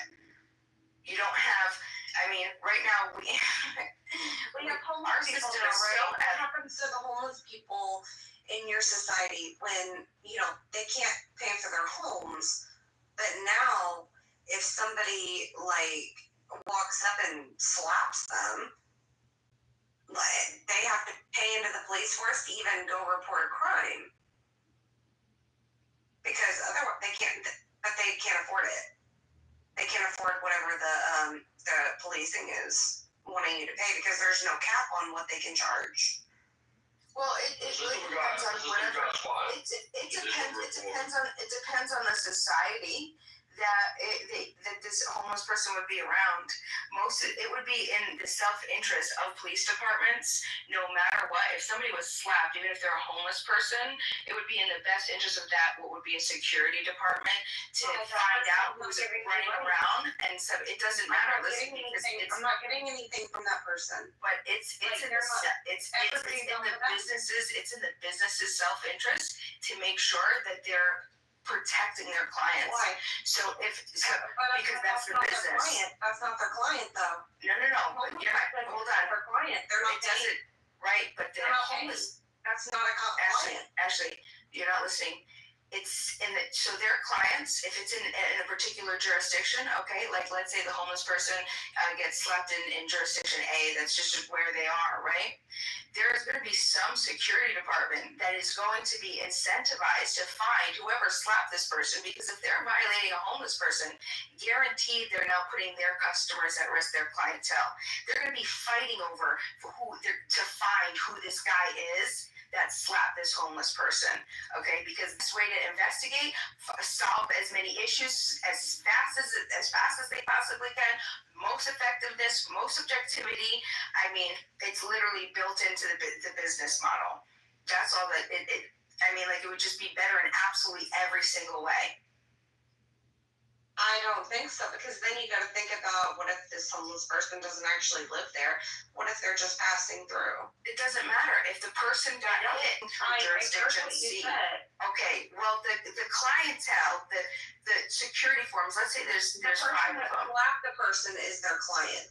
The person they slapped is not their client because they are not paying into that system.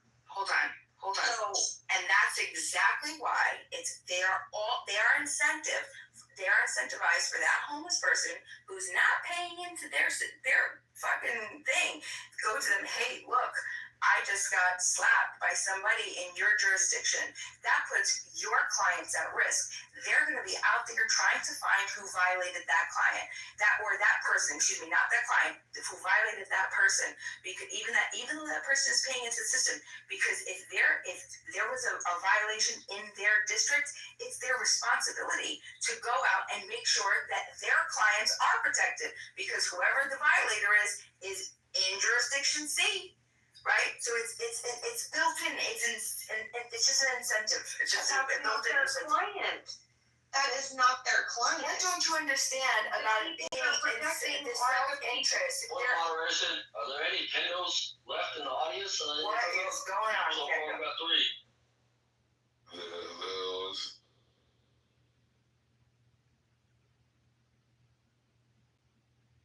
But like I was saying, if you're going off of this person paying, their clients, Ashley. Yes, they're going to be paid by their clients. The person that slapped the homeless person, that's who's paying them. Hold on. The person, it doesn't matter. It doesn't matter if the person that is the violator, okay, it is in their interest to find out who the violator is, even if it's their own client. Because if that person is violating and violating other people's consent and harming people, then chances are they're harming somebody else, or they're going to do it again. They're not harming anybody under the jurisdiction. It doesn't matter. It doesn't matter. It doesn't matter.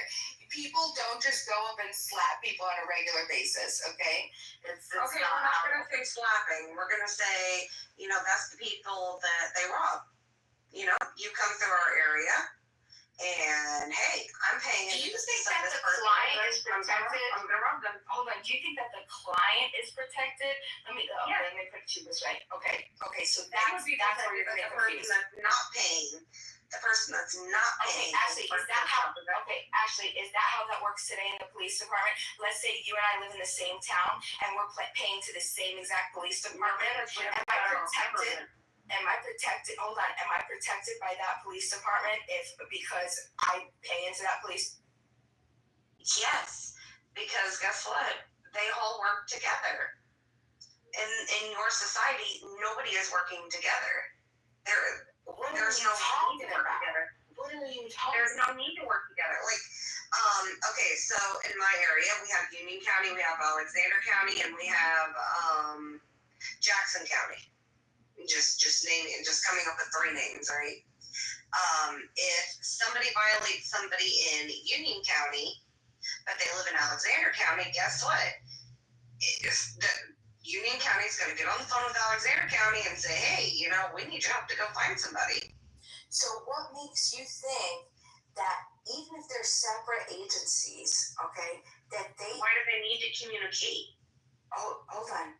Yeah, but why wouldn't they communicate? It would make sense. Because it takes away from their profit. It would take away from their profit for another agency to come in and do the job that they need to be paid for. If everybody's independent, and they're all competing, they're not going to work together. You're not going to work with somebody that you're competing with. No. I come in to do the job. That's not what I'm talking about. Their only responsibility is their own clients. That's it. So where are you getting confused? I don't understand. What do you mean, like coming in? You're gonna have to. I've been saying this whole time, like their clients are their responsibility. So the people that are not their clients are not their responsibility. So if somebody you're stopping travel. Well, even just travel, even if the person's not homeless, if they're from District 12 and they're going to District 4, right? That's not their client. Hey, you haven't paid into our system, so I can't help you. Yeah, no, that's not how that works. If there is a violation, because everybody has their own sense of justice. Everybody has their own idea of what the law should be. It would be a poor business model because their clients wouldn't be protected. They need to make sure their job in District 12, their job is District 12 to protect that person. Right. Their District 12 is the only job is to protect District 12, right? That's it. District 12 clients, if that's the case, right? So I don't understand what you're saying. Okay, somebody from District 4 gets violated, or somebody in District 12 gets violated in District 4. That's not their client. What are they going to do? Call District 12 and have to go like 500 miles in order to take care of that client that traveled to District 4? No, because as I explained before, if there's a violation within a district, just how the police are actually exactly how the police operate now, it would be very similar to how they would operate in society. Hold on, yeah, exactly. And that's okay. And that's okay because the 2 police departments aren't, they're still getting paid separately. They have an incentive. They still have an incentive to make sure that their clients work together. Do they work together? If Walmart runs out of Heinz ketchup, can they call over to Target and say, hey, I'm out of Heinz ketchup. I see that you have an overstock. Can I get some of that Heinz ketchup put onto my shelf in order to make a profit? I mean, they could. I don't think that it works that way. I don't think it works that way. I don't think so. Why wouldn't a police department work in the same way in that form of society if they're for profit and if they're competing against each other? Because it's their bottom line. Districts out for you. Because that's it. In your society, everybody is out for you.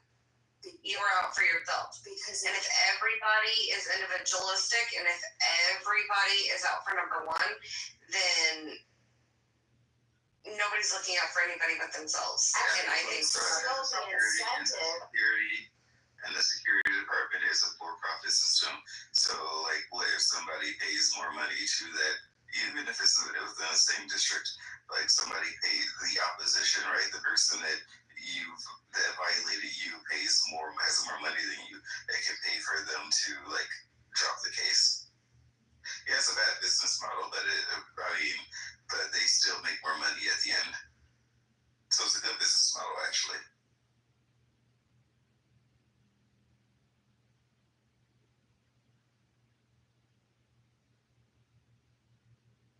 try judicial reform. You might have to compromise a little bit on some of the other stuff you do. Judicial reform sounds like what you really want. I'm all for police reform. I'll say that right now. Like, I think that it needs to be opened up and redone. So this like self-government shit's like a fucking new. It's like reinventing the wheel, but the wheel's are square. Doesn't have laws. It does have laws. Schizophrenic. Yeah, it's like it's based on this idea that there's a universal morality that everybody sort of agrees to, and which we kind of do already, right? But you have to be indoctrinated into the system of morality. It's not something that you can like come up by yourself or by yourself. Like we all do it. Every country indoctrinates its population to have a system of morality towards the other people within the state or system, right? Like, we are all Americans. We all drive on the same side of the road. We all pay for things with this type of money through this type of system. We're all indoctrinated into it. When you go through school, you learn who the police are. You learn who the firemen are. You learn what their jobs are. You learn what doctors are and what doctors do. School is a system of indoctrination into a moral society. Whether or not you agree with the morals later on in life is something else. But that's how societies work. You have to socialize people. You have to acculturate people. You have to create a system of law and teach those people the basic foundations of the law. You don't have to. It's just what you want to do. No, you have to. Otherwise, you raise children who are disassociated from reality, right? I find a lot of people. I have a lot of friends who grew up in very religious communities where their parents homeschooled them or put them through a private school system, and they didn't learn how to deal with people in the rest of the world. And in some cases, they got in trouble. In some cases, they learned like pretty quickly once they like left those communities how the real world works. But essentially, you have to, and that's part of the job of the adult is to raise their children in the society around them, to perpetuate the society. Societies have to be perpetuated in order to maintain. Like, what happens if in the next generation, after Bima, like, and her cohort pass away, does the society start over? Why would you say that? Start anew? Say that again. Take off a bit. God forbid. Like, what happens when the first generation of that society pass away?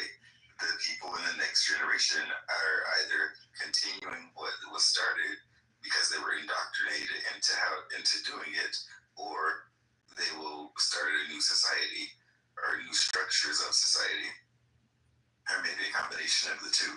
Like, right, this is why when you can't just like pick up a law book and to do internships. You have to understand how the law works. You have to understand.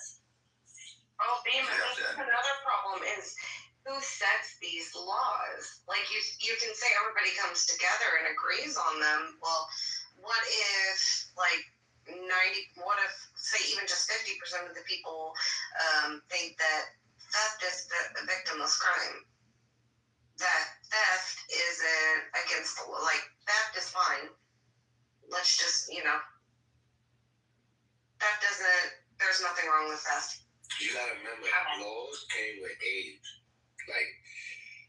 Like Hammurabi's laws, many of those laws is used now.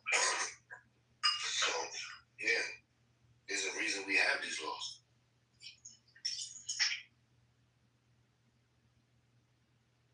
It's about Bedouin law and how Bedouins in the desert developed their own legal system. And I think this was like pre-Islamic.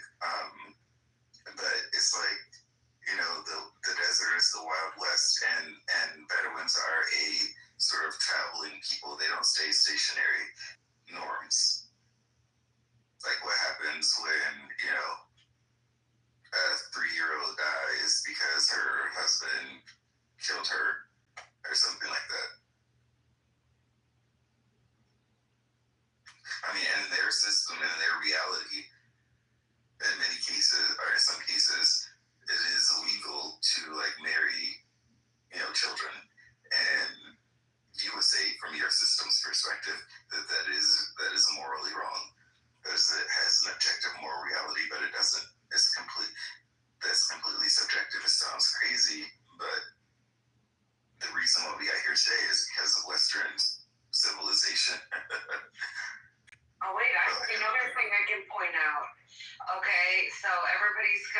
everybody's agreeing on laws, but what is it like each district has their own rules? Because I mean, you can opt in or opt out.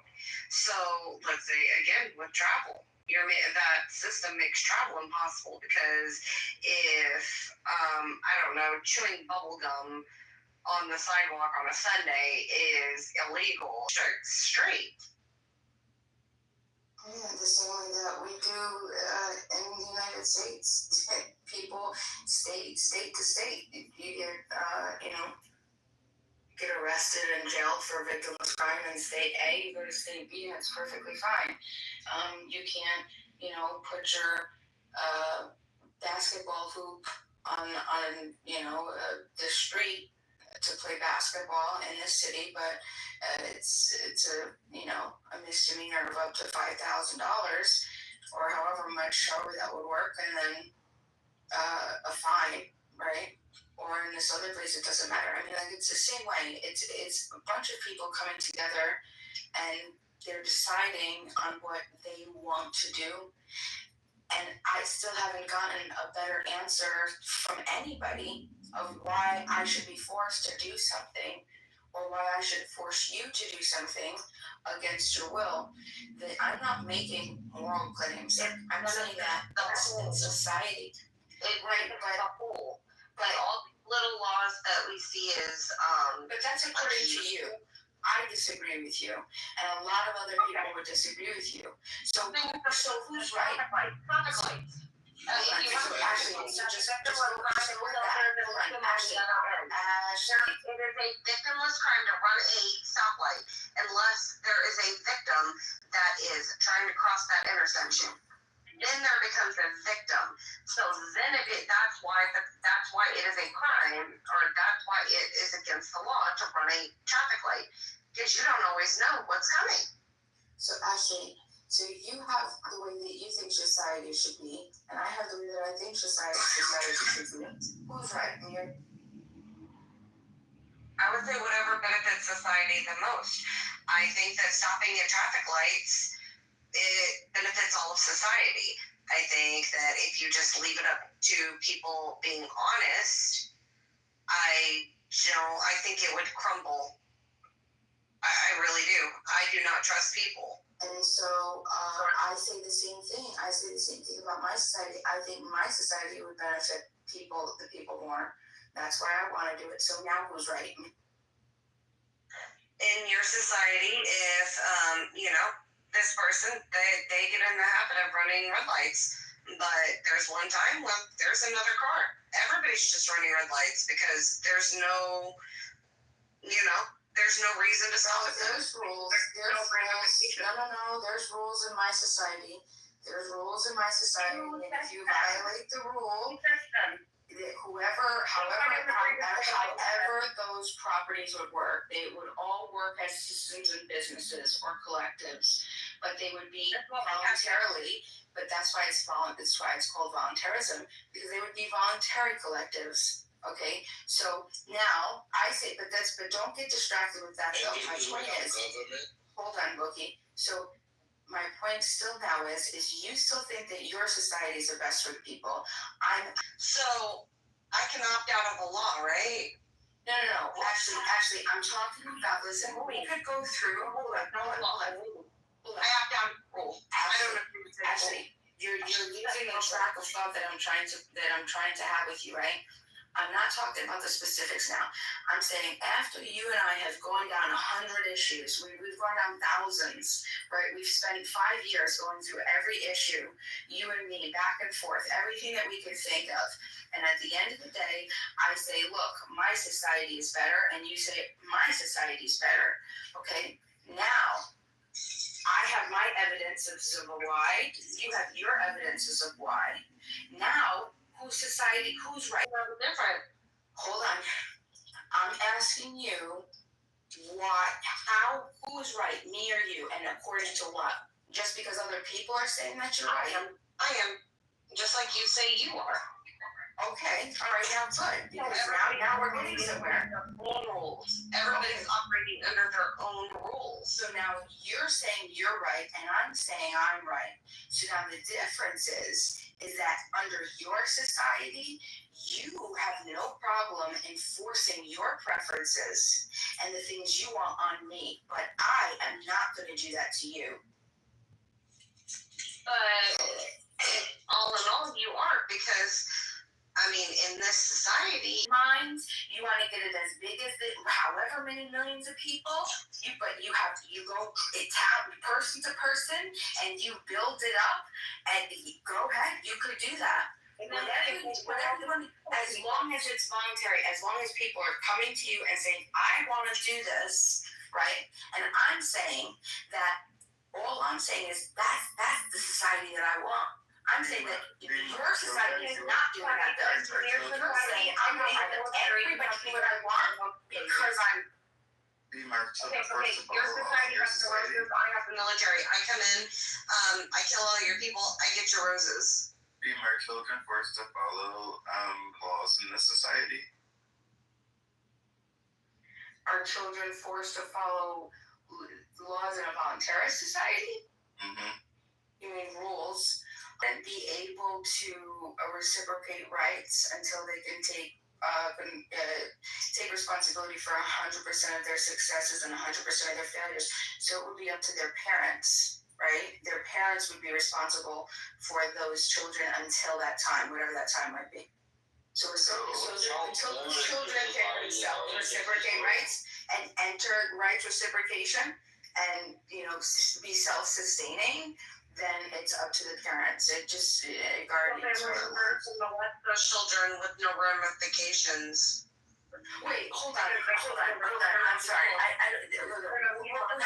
We're still getting away, and I still want to know who is right, Ashley. And I want you to answer this. You're saying that your society is right only because of what? You have nothing. You can't give me any moral justification of why your society is right over mine.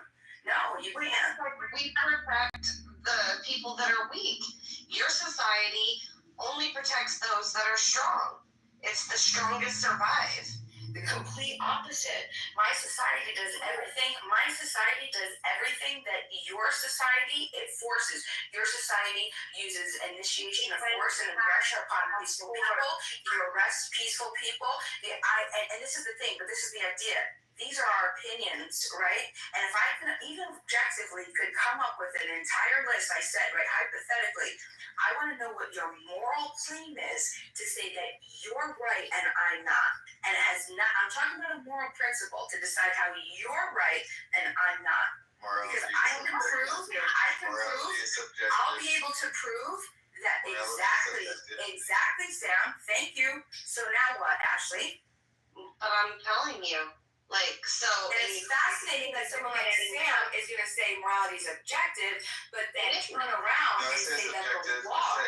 I said morality is subjective. It's not objective. It's subjective. Right, and I'm saying that's fascinating to someone who you believe in a state. You believe in statism. Everybody believes in a state. I reject a state. I reject all states. I believe that they're the most dangerous superstition. It's a myth. You said y'all got a The reality of it is that. So how do y'all know about the law? Not the laws, your society. We're back here. But we have that now. If you want to opt out of being in the United States, there are plenty of other countries that you can go to. And that's a logical fallacy. Again, it doesn't. We're talking about the moral. We're talking about whether or not it is.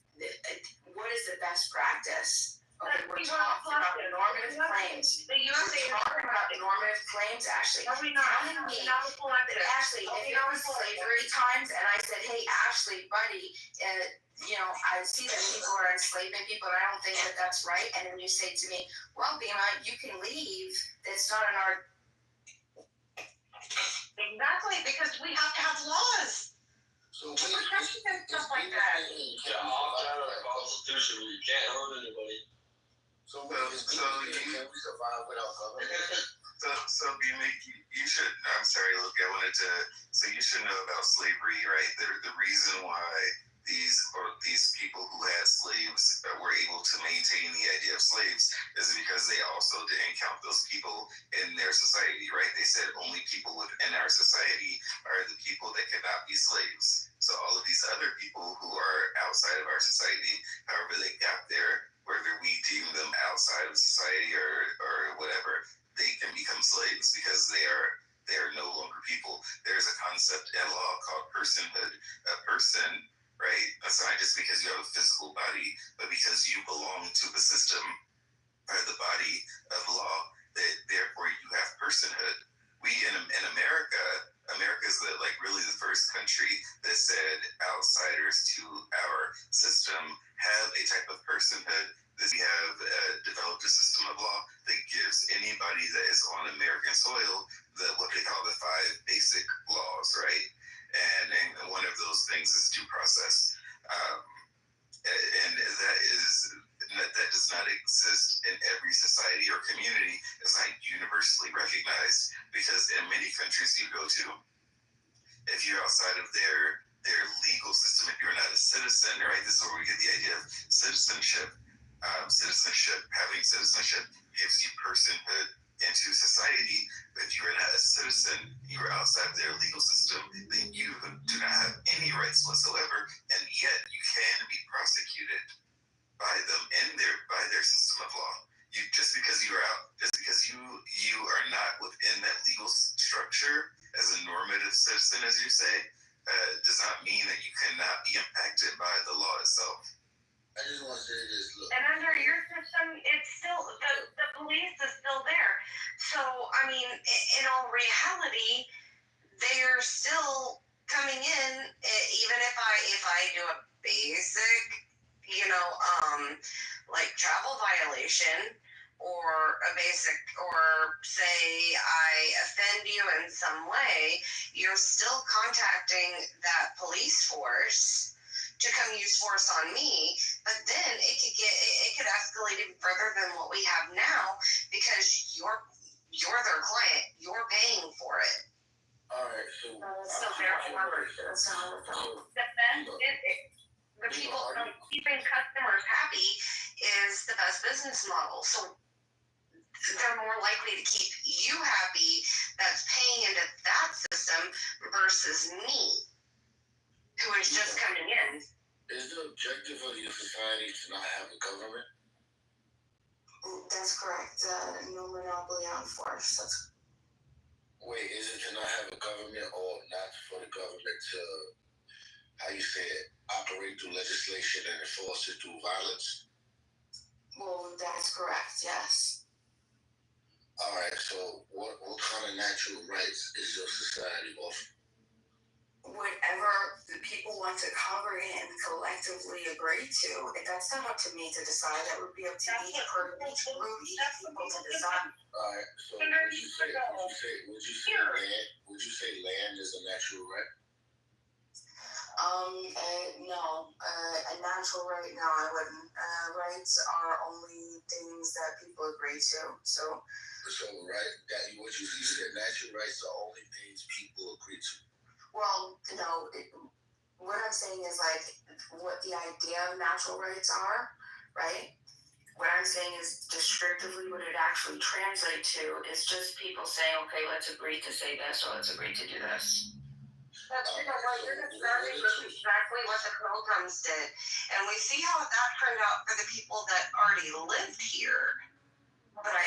We see how the Constitution and the United States government colonized first another government, right? Do you see there's going to be a trend, and what you're going to see constantly is government or this collective mentality coming and using massive amounts of destruction and harming people under the idea of a government. So it was actually the United States. Individuals weren't enslaved. People were enslaved by the government because they had force, they had jails, they had state agents to prosecute because they were funded by taxation. Okay, these weren't done. In a voluntary society, that shit would have been cut out first fucking thought. I'm gonna say micro governments. That's what you're describing, micro governments. So Bima, look. But it's almost nothing. All right. So Bima, are you saying that people have to agree upon to preserve life, the right to liberty, the right to own property, freedom of speech, the right to make a living, and freedom of religion? I don't even include the right to have a family. I never heard of that. But price of religion. So you saying that in order for these things right here to be an actual right, people only have to agree upon. That's correct. So if everybody agrees that slavery is legal, that they have a right to enslave people.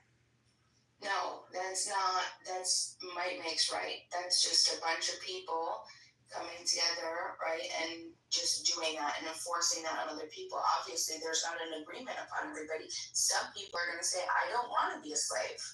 All right. So individually, you agree that a natural right is what makes someone able to say, "I don't want to be I don't want to be a slave. I have the freedom of speech." These things that no one can take away, right? Well, they can take them away. That's the so problem. People could take away our freedom in this society legally.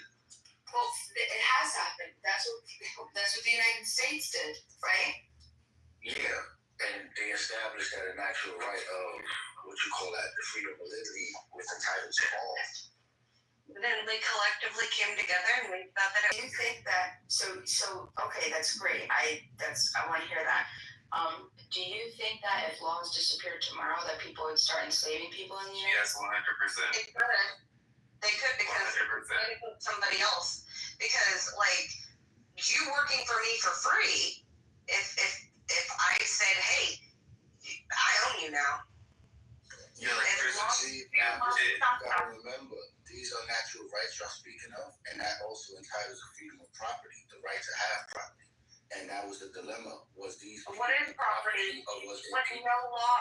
And now listen, without law, what is property? Hold on. What is property? Hold on. They had to establish that each individual had the right to their own. This is why I'm asking them.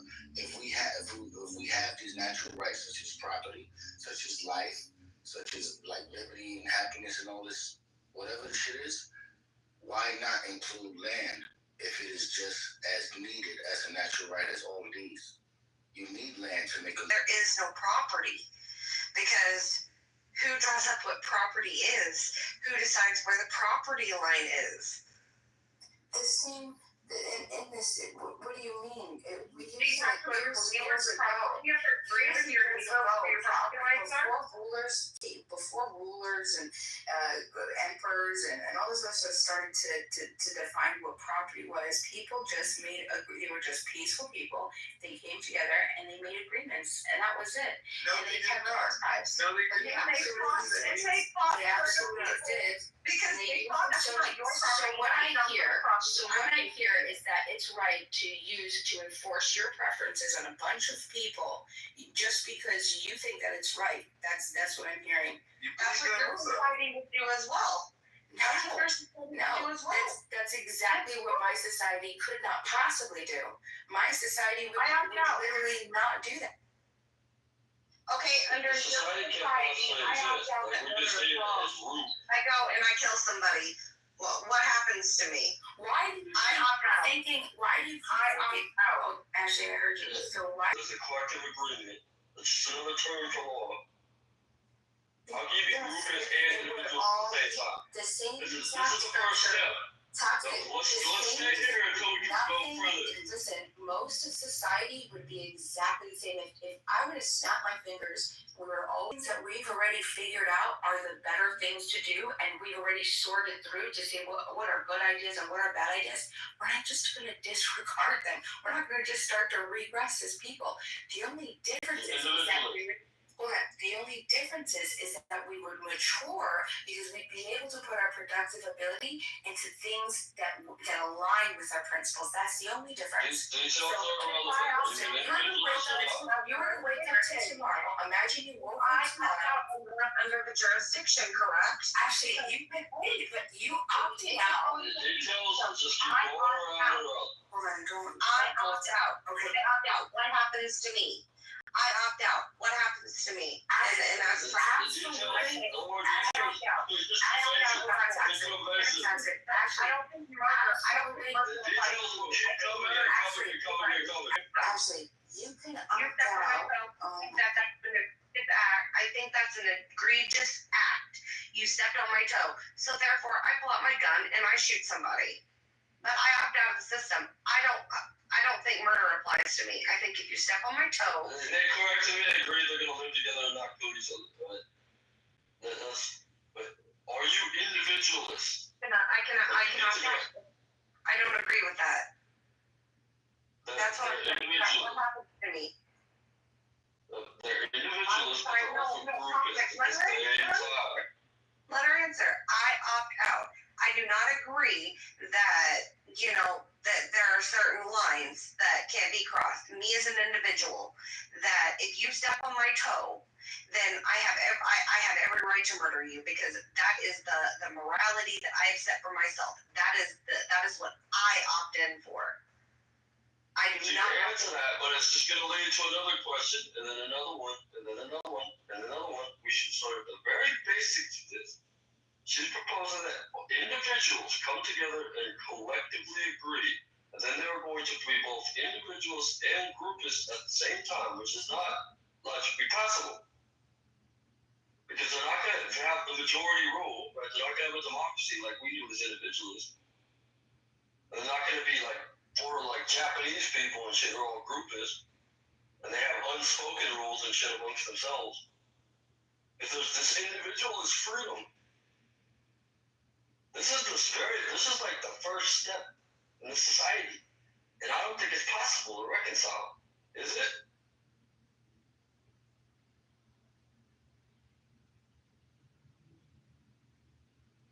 So actually, I don't even really know how to. It sounds like you're giving me these scenarios, but you know that you would never do that in real life, right? This is like a sociopath. When I say voluntary, you don't get to redefine voluntary as I get to do what I want without a consequence. That's not what voluntarism is, right? That's just illusion. That's one contradiction. You can That's a bigger opt out. You can opt out of the voluntary society, the mutual respect all you want, but you can't opt out of actual reality of what your consequences are. If you violate somebody's life or somebody's property, you still are the aggressor no matter what, and you just gave everyone around you moral and practical justification. Hold on, Ashley, to finish, what you just did by shooting somebody that stepped on your toe was you gave everyone around you moral and practical justification to stop you by any means necessary. You're describing psychopathy wrapped in words you're using opt-out to avoid responsibility for initiating violence. Right? That's exactly what voluntarism condemns. That's what voluntarism condemns. You understand? Voluntarism is you can live however you want to live as long as you don't initiate force. But once you decide to initiate aggression, you become the aggressor, shooting someone overstepping on your toe. You're not practicing voluntarism anymore. You've broken the one rule, which is to not hurt people and who haven't hurt you. And that's it. You can't scream. You can't say I opt out and then murder somebody. And we're gonna think it's to say I don't believe in ownership and then they get to rob you. It doesn't matter. It's not about you opting out of you can't opt out of consequences. You would be stopped, and you would be stopped quickly for the same reason why you wouldn't do it today. Okay, you don't need a government to justify self-defense. Well, I'm trying to say you would be, but Ashley, you would be ostracized. If you decided to shoot somebody who stepped on your toe, In a voluntary society, nobody would pick you up in any way. You'd be ostracized, you'd be blacklisted from any type. Nobody would want to interact with you or contract with you. You would be a liability. You would be living on your own, completely isolated. Nobody would do anything. You'd be free to act like a lunatic, but no one else is obligated to tolerate it. Nobody's gonna want you in their stores. Everybody else says that other person aggressed on me first, right? Because there's no law saying where that line is. Is it when I fear for my life, or is it when somebody steps on my toe?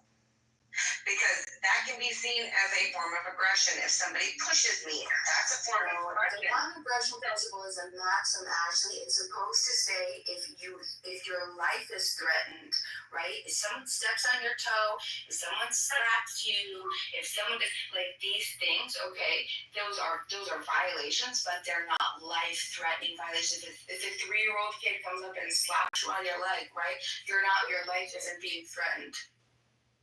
You can live in a group of people and not kill each other. It's called groupism. It doesn't need to be a law. It can just be rude. It can be frowned upon. They all agree. They all know they can't survive. That's called groupism.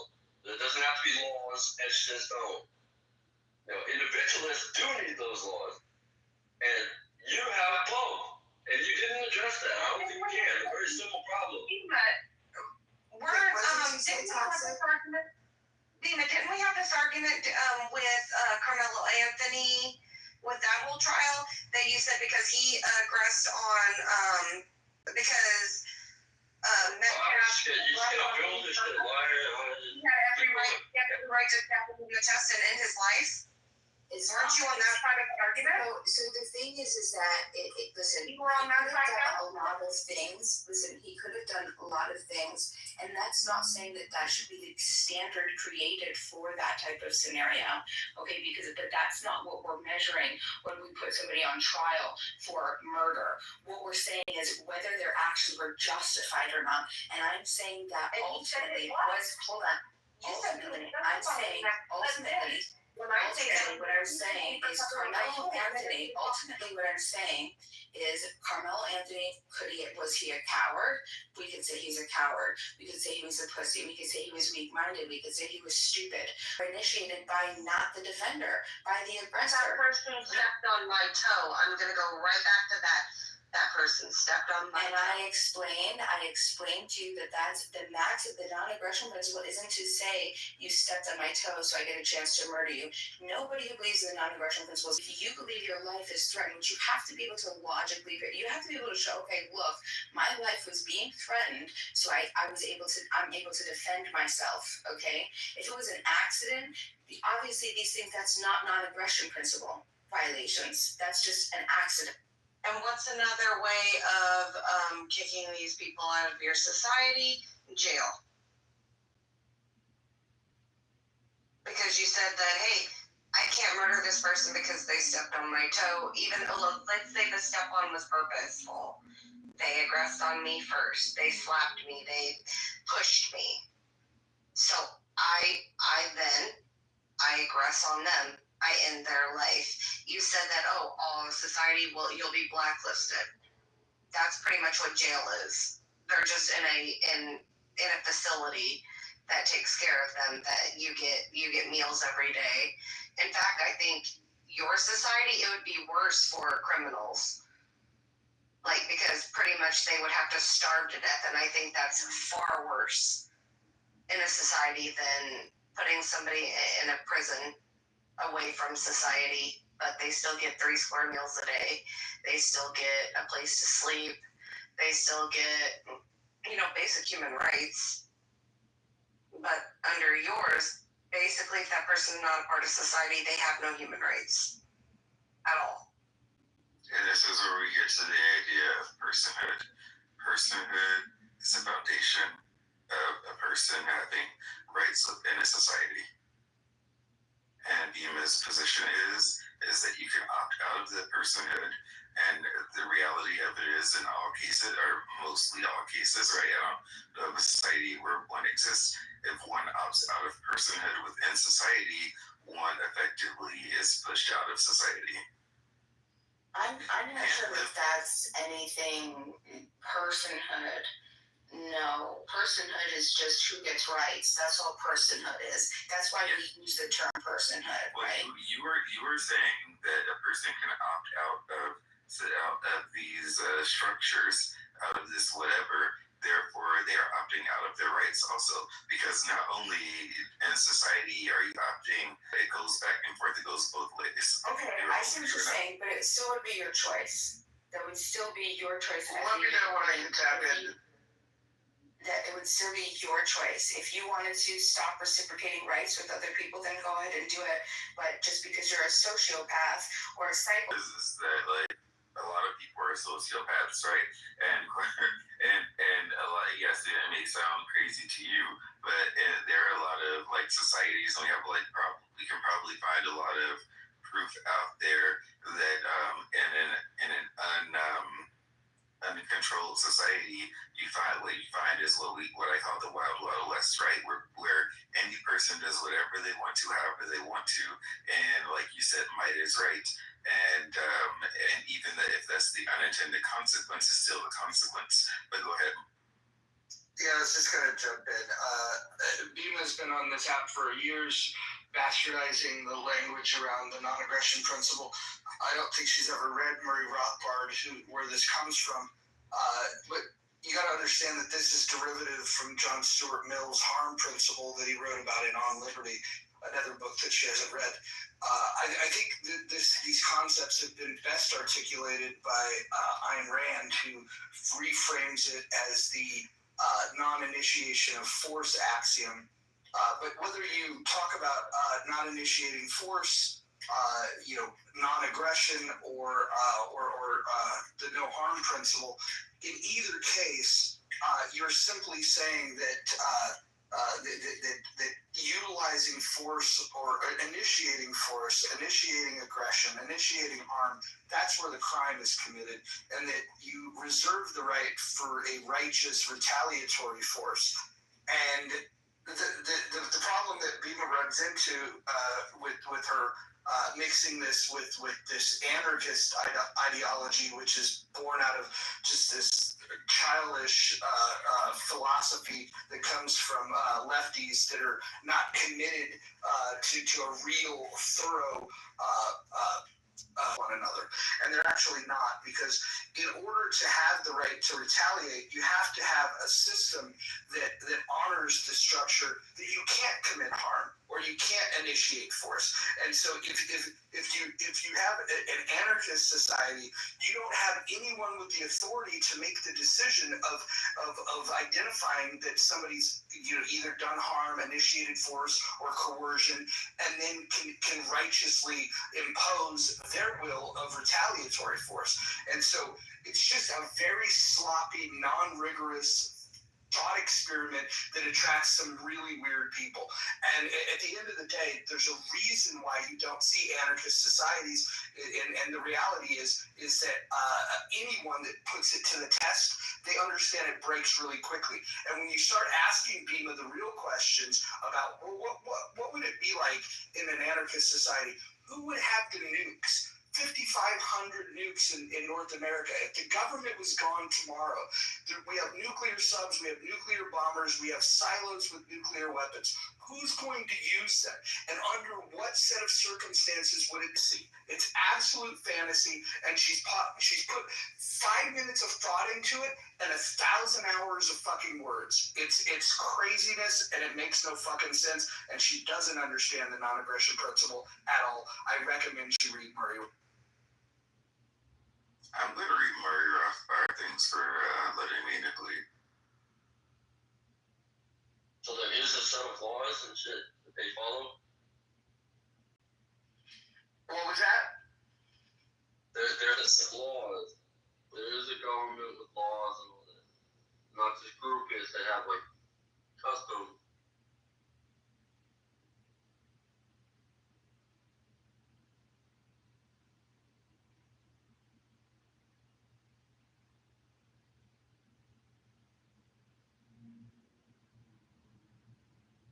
Hellos.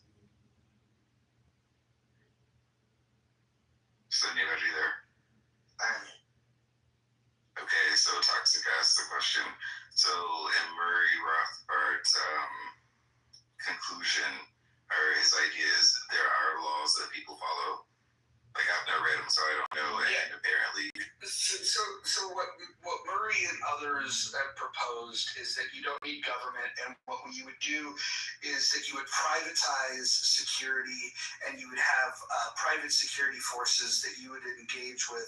So, and let's say you were accused of a crime. Let's say you were accused of murder, for example. You would then find a contractor, security contractor, that has lawyers, and you would privately seek their counsel to protect you. The victim would then hire a separate one that would then try to prosecute you. The problem in this system is that there is no arbiter of justice. There is no judge in this system. So they talk about having private security forces, but one security force is going to be more well funded than the other. And the people that have access to resources to be able to pay for the best security force, they're going to be the ones that get the justice.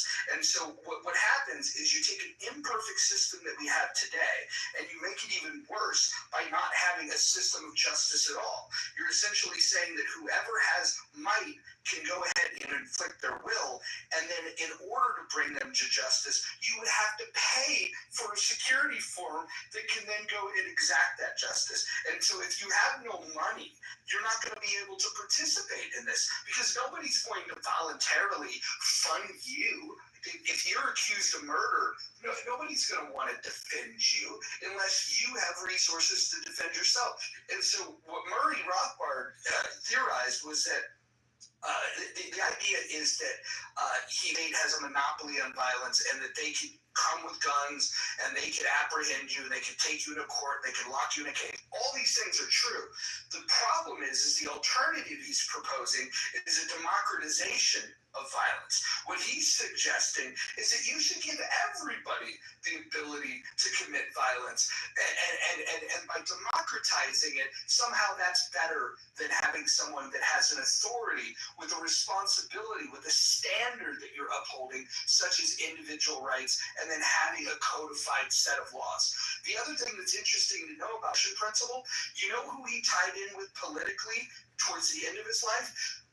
Paleoconservatives like Pat Buchanan and KK that read philosophers that were much more intelligent than he was. He was in a school of economics from the Austrian school that had mostly feuded with Ayn Rand, who, when Atlas Shrugged came out, he wrote a letter. You can go Google this and find the letter that he wrote to her. It was a love letter saying how much he really appreciated it, and it changed his life. I read that book, felt the same way, by the way. And then later, when he started taking her ideas and of what I said, gave me no credit for it. I have the love letter to prove that, I'm his inspiration, but then he took things that I don't believe in, and he tried to, and then he put all these bad ideas layered on top of it. The only people that paid any attention to him were radicals that were looking for something to believe in. The early Libertarian Party was fascinated by his shit, and then when he realized that they had no real political swagger, that's when he tied in with these paleo-conservatives. And really the only thing that his mantra was at that point is that he went from an anarchist to a closed-bordered bigot. And these are the ideas that Bima comes and talks about as if this is like this enlightenment that is going to free everybody. You guys should read Murray Rothbard, the early stuff, the middle stuff, and the late stuff. It's interesting of reducing government power and a government authority and asserting that you do have the right to retaliate. You should read Anarchy, State, and Utopia by Robert Nozick. He's a minarchist, if you're not familiar with what that is. It's an advocacy for minimal government, not anarchy. And what he does in his book is he destroys anarchy from top. Thank you, actually. All of these things actually came up earlier to varying degrees. Ashley and Toxic both presented her with some of the same issues that you brought up, and there were no clear answers. And I actually brought up the idea that if someone were to game the system in this sort of pay for security forces system, isn't that just like re-perpetuating the might is right situation, which she wants to get away from because she believes that America as an entity is using this might is right to like inflict pain on other people when she wants to opt out of the system. But effectively, if somebody or some collective of people were to game the system, they would wipe out all the other security forces, and then all the security forces would be their own because they will have the largest amount of money, they will have the largest amount of influence, and they would do how do you call this, to impart justice, like to or lawyers, judges, to like say what is just and what isn't just. It's fascinating. There seems to be like no foundation of law or justice or rule or order. And so this all starts with a distrust of government, which I think we all. So this all starts with a distrust of government, which I think we all should have a healthy dose of that, right? Because we know that the government can, do some things that we don't trust them, and we have good reason to not trust them. The problem is that what she's offering is even worse. It's not offering a solution. In fact, she's offering a replacement with just changing words. We're going to have a private security force. So instead of being held accountable to the people and have elected sheriffs or appointed police chiefs that are hired, we're just going to have people that just spring up. And if they've got a gang of people, they've got ammo and if they got ammunition and firearms, then they're the ones that are going to serve justice. There's no code. There's no sense of authority of who's going to implement these things. There's nothing. But the biggest problem that she has, and this is the thing that she'll never reconcile, is that there's two major branches of anarchy. There's a lot of niche, things as well, but the two major branches are. The first came out of left-wing philosophy. The left-wing anarchists are anarcho-communists. They want collective rights first. Then you have the anarcho-capitalists that want to emphasize property rights and individual rights. The problem that arises very quickly here is that the anarcho-communists, their number one thing is that property is theft, and the anarcho-capitalist number one value is that property is a right. You should contractually be able to own property. So now you have a system with no police force, no legislative branch, no judge, and you have two competing ideas. One that says I can own the property, and one that says that you've stolen the property. And so who's going to adjudicate that? If I decide, hey, this is my land, my family has lived here, and then by the way, there's far more left-leaning anarchists than there are right-leaning anarchists. So if the left-leaning anarchists come to my property, they're going to assert that I've stolen it, that the land cannot belong to anyone. And the question then to Bima is like, who decides what to do here? And then we get right back to what Sam's saying is might makes right. Whoever has the most guns is going to determine whether or not the property was stolen or whether you have a right to that. And so if you can't protect your property, you're going to have marauders from the left that are going to come and throw you off the.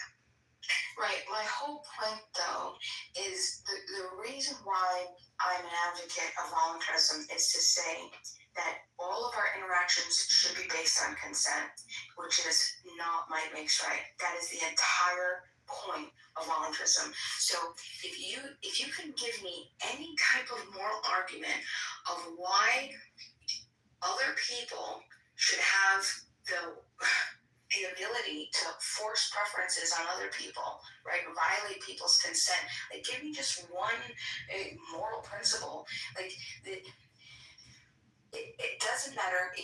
All of this consequentialist hypotheticals, that's not for one person, one stupid idiot to decide. This is for society who's much more apt, much more educated. They know how to congregate and put these things together. You guys are regressing society thinking it's going to go back to like some crazy primitive, caveman days where nothing would change except progress. where people would then be all of the limitations of people being able to exchange freely and peacefully exchange. All of the victimless crimes are going to disappear. All of the trap, our monetary system. Think about so many different things. All I'm saying is we should be able to agree. And yes, of course, it's going to be similar to what we have today. The only difference is, Mojo would know this. He doesn't mention Lysander Spooner, Constitution of No Authority, No Treason. He wrote this many, many years ago, during the time the Constitution was written. And the idea is that there's an explicit consent. The Constitution would be great as long as you can opt into it. But the moment that you begin, your morals are not aligned with what's happening, you should no longer be forced to do these things if you believe that no other human being on this planet has moral inherent authority over you. And if you do believe there's a human being that's been born to the planet that somehow has some moral inherent authority over you, then that would be great to talk about. Maybe we could do that. That would probably be our best argumentation. But I'm pretty sure everyone in this room is going to agree that every single human being born on this planet, no matter where you're born, time, circumstance, location, we all have the same moral inherent authority. And that is not to enforce. That's our only job, is to not violate the next person. That's your only job. Don't violate consent. If you do violate consent, you're now just back to might makes right. So what I'm saying as an invitation is we can continue to operate off of might makes right, because that's the system that we have now, right? It's not entirely, the worst might makes right case in the world, but it is a general might makes right, right? So it's probably one of the best systems of might makes right, but you're still operating in the amoral state of nature, which is just might makes right. And if you want to actually step up and have a moral principle, the first and most easily accessible, non-arbitrary point is consent. That is the only thing you have to do, is not violate the next person's consent. And what everything you do, you operate, you congregate, you enjoy whatever you're going to enjoy, you create and build just like we build today. The only difference is if there comes a time where you no longer want to participate in that because you don't believe that it is aligned with your morals, you then get to take that and put it into a competing institution without any type of consequences or penalties. That's all that voluntarism is. At what age does a person have the right to give consent in your world? I had answered this already, and it was the time Muslims say it's 8 years, 9 months. The Muslims say 8 years, 9 months. The Prophet Muhammad was out there fucking 9-year-old girl. It would be the time that the individual has the ability to enter the reciprocation of rights. So the moment that a human being can take responsibility for 100% of their successes and 100% of their failures, and they're able to maintain contracts, they now are they're part of the moral code. Hold on. Quick question. So Bima, I like the idea of contracts. I like the idea that we're going to uphold them. Who has the authority to enforce the contract in this? So when someone, obviously there has to be evidence, okay? When someone stops reciprocating rights, it doesn't matter. It doesn't matter because you've now withdrew your shield for rights reciprocation. So now whatever happens to you, defender's choice. No. My question to you was, who enforces the contract? Whomever you've put in the contract to enforce it. When you sign the contract, you're going to emotionally. There's going to be an entity that enforces the contract. That almost sounds like a court. Right, exactly, Mojo. That's exactly right. Right. It almost sounds like it's exactly what we have. It sounds like you're describing what we have and using different words for your own company. Well, no. if you read Lysander Spooner, Constitution of No Authority, he'd see that a lot of the thing, it would be okay as the only difference is the consent, the explicit consent is being able to opt in. So right now, if something happens, you have to go to a particular court system, wherever that jurisdiction is. You don't have the option of going to a specific court that you and the person you've contracted agree to. That's the only difference. Instead of going to, court mojo, you get to go to the contract that, me and you say we are going to go to court. Where do they get their authority from? They get their authority from us because you and me. Who's us? If you and I disagree, where does this court of yours get their authority from? Because the court that we have now, we have a constitution. I know that you like to quote Spooner, who doesn't believe in the Constitution. He doesn't believe that the Constitution. People are just going to go ahead and get on. They're going to travel the fucking world like Kane Kung Fu, and that nobody's going to enforce anything, and that nobody has any dominion. The problem with the way that you're explaining these things, and you, like, honestly, I don't even think you understand what Spooner is saying. What Spooner really is getting at is that because he was an assigner of the Constitution, that he doesn't feel that he's bound to it.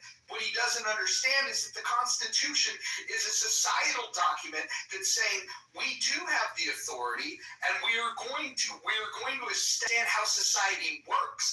You reject objective reality that if you're going to have a country, if you're going to have a society, you're going to have some set of rules.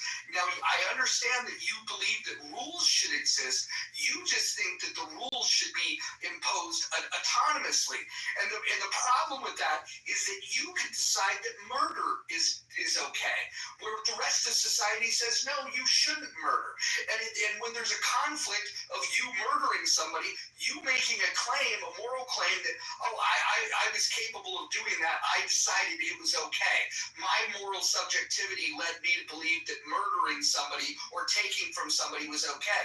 You need to have a standard in which everybody understands that these are the rules, and if you break the rules, here are the consequences. You have to have lawmakers, you have to have people that can apprehend criminals, and you have to have a place to bring them to make sure that they have the chance for a non-partial arbiter to decide based on the framework of laws, not the framework of fucking anarchy where fucking you have your thoughts and I have my thoughts. There has to be a code.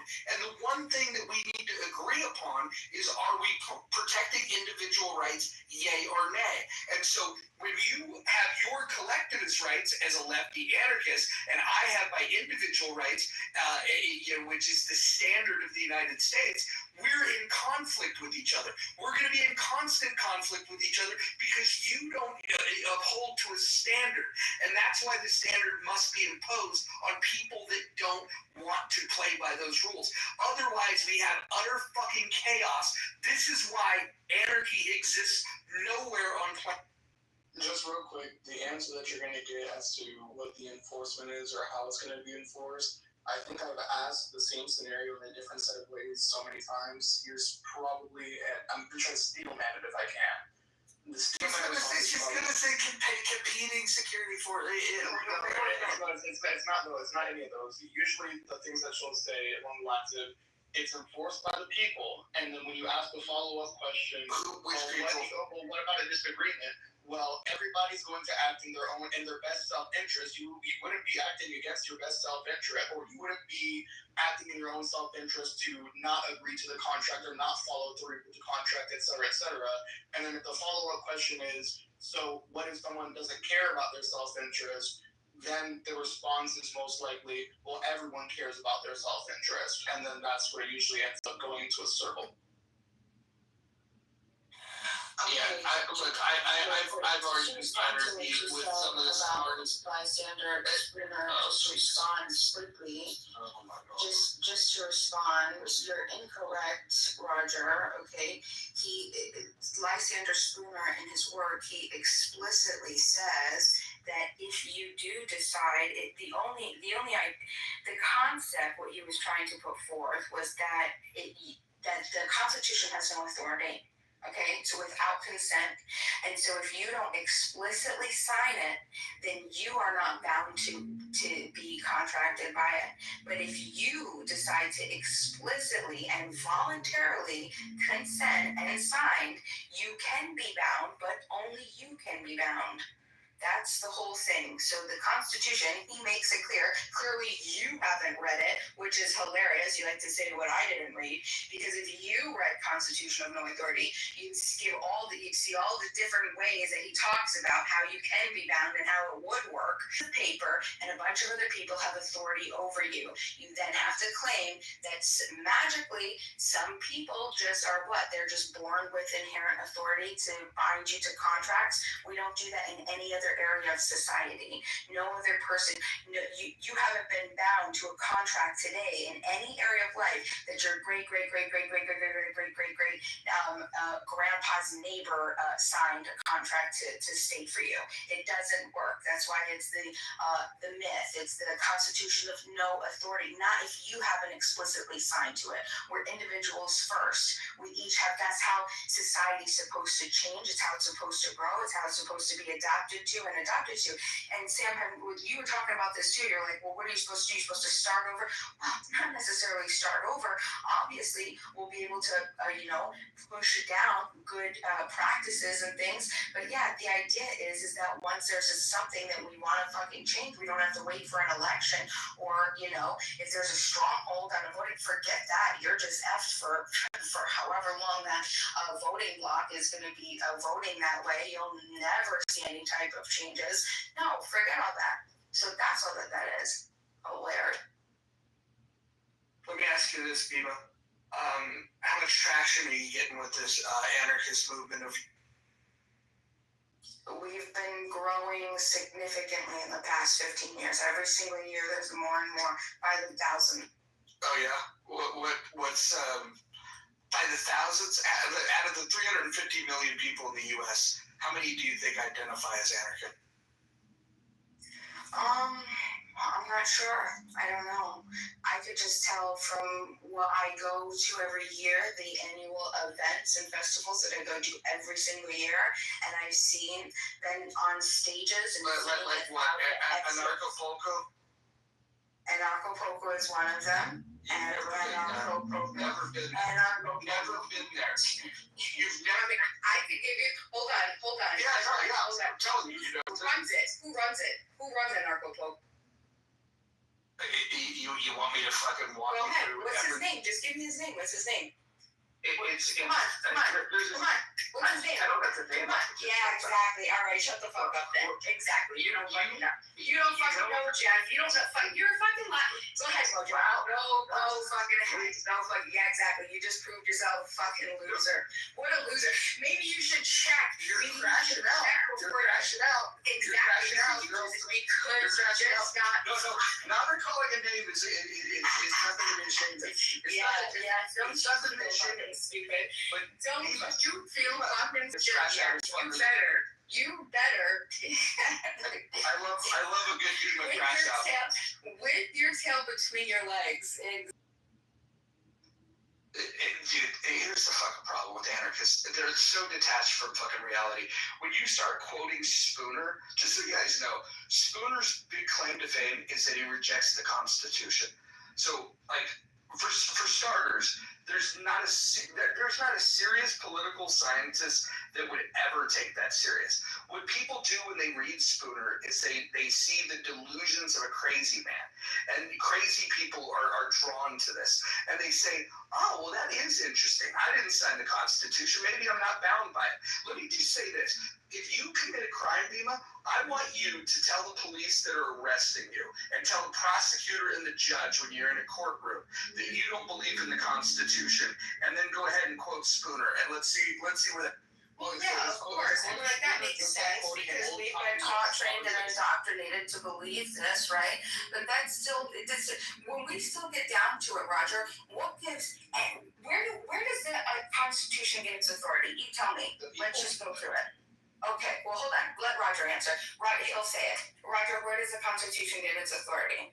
Very simply, we have a representative government, so it's the people that give it the authority. Okay, so we're gonna say the representatives. No, the people elect the representatives, and the representatives are there to represent the people.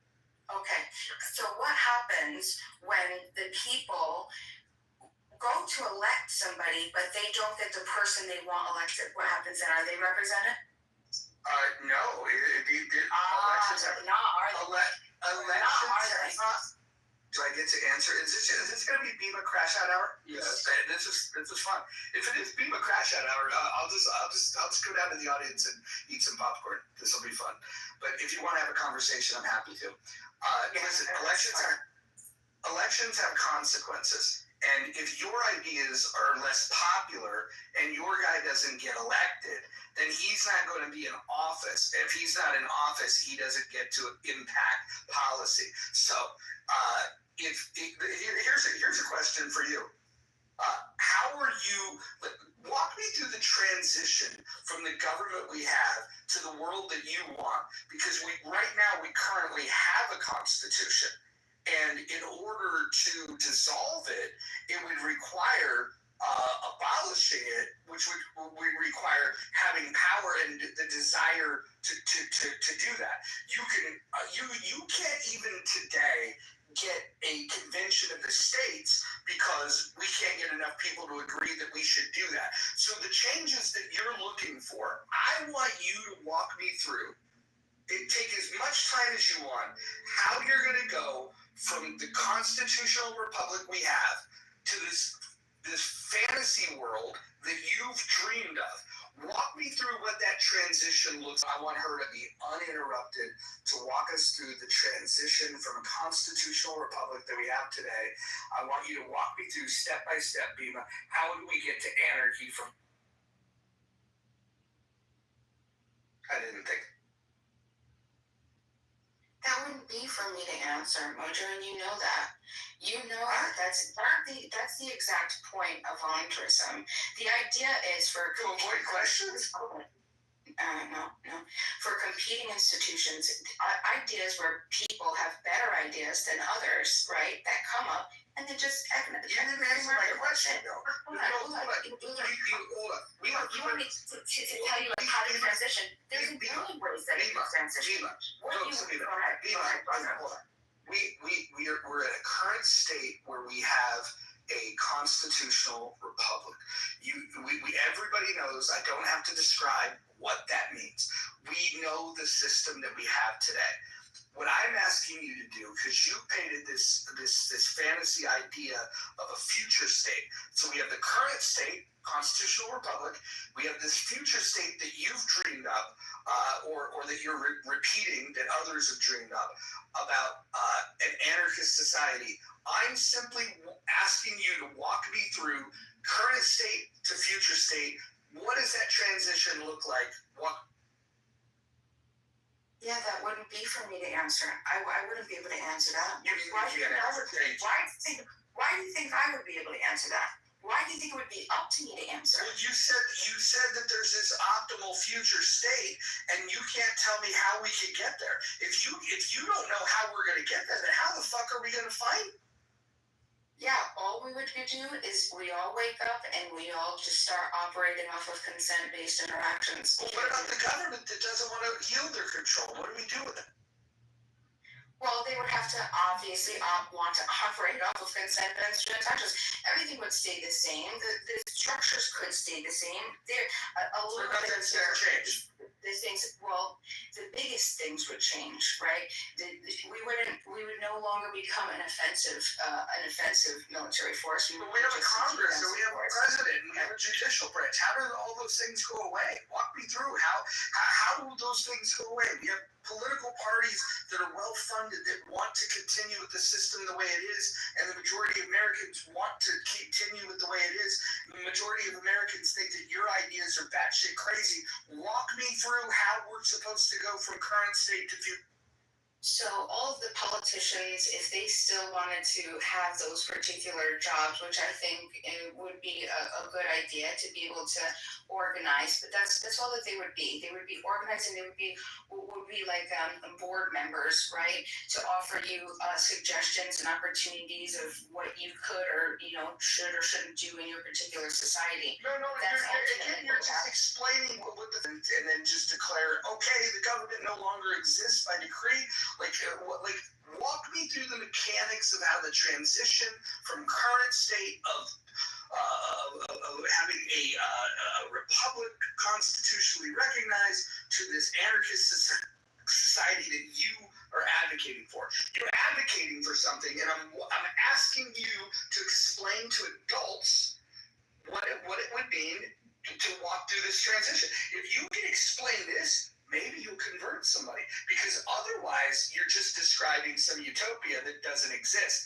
Walk me through realistically how you see this transition. Okay, yeah, so you wanna, I don't know, false dilemma me. Wait, hold on. Yeah, I got a question for XG. My question was for XG. Do you think that I'm committing a fallacy by asking her in good faith to walk me through how to get from current state to future state? Do you think there's anything problematic with my? No, because you've asked me the same question on my worldview, and I've been able to explain it. There we go. Okay. And I'm able to defend mine as well. Okay, so let me ask this. If I can't give you, right, an entire breakdown of how society is supposed to look, what is that supposed to? It's not even an entire breakdown. Hold on, XG. I'm sorry. It was from Mojo. Yeah, it's very clear. We have a current state. You're describing a future state, and I'm simply asking, could you walk me through how you would envision we would get there? And typically, if you have even the most radical ideas, there's usually like a roadmap. Even if it's less likely to happen, there's this idea of, well, first this would have to happen, and then that would have to happen, and then after this cascading effect takes place, then we eventually reach this conclusion. My question is, how do we take the first step of this constitutional republic that we have? How is that ever going to go away? And more importantly, why would it get replaced with anarchy? First of all, I think you do a terrible job of describing anarchy. Secondly, you do the worst job I've ever seen of defending it, and that's how it would happen. And then we go, you know what, Bima, that makes a lot of sense. And then we would just say, you know what, maybe we're on board with you. Who knows? Maybe we go and join you in your combat.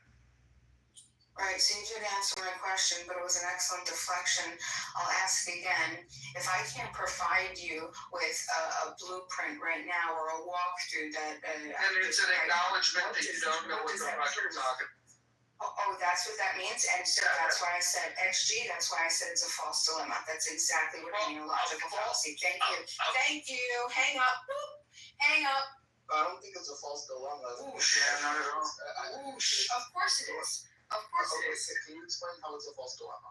Right. So either okay, false dilemma. Mm-hmm. Either this is true. Either A or B is true, not A, therefore B. Period. Okay.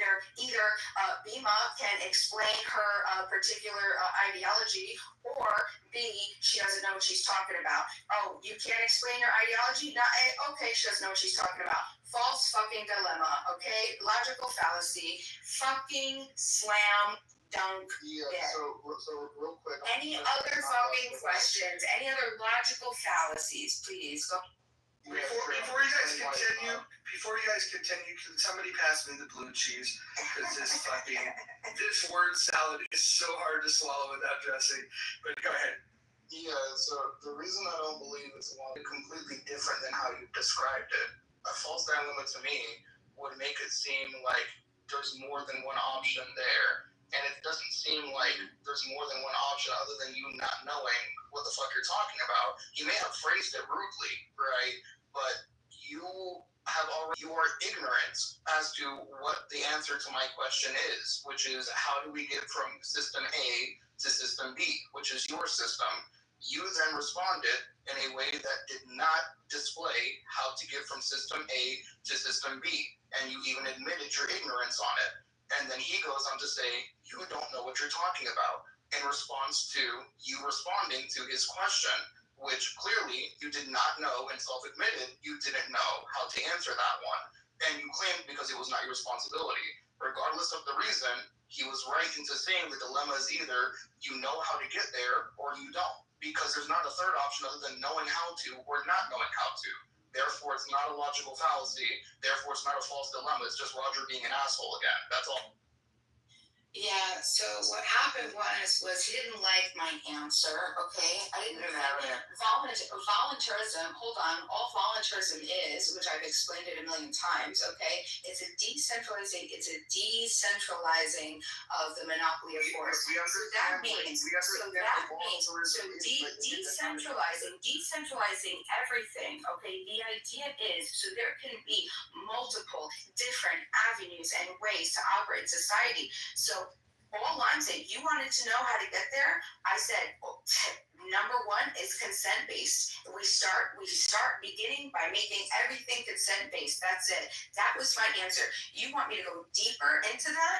Well, I'm sorry, I can't, because I'm not going to be able to tell you how every single person wants to decide to create their decentralized institution to manage their way of life. That's the whole point of voluntarism. Okay, Bima, give me a second. This is why voluntarism by itself isn't an answer to that question.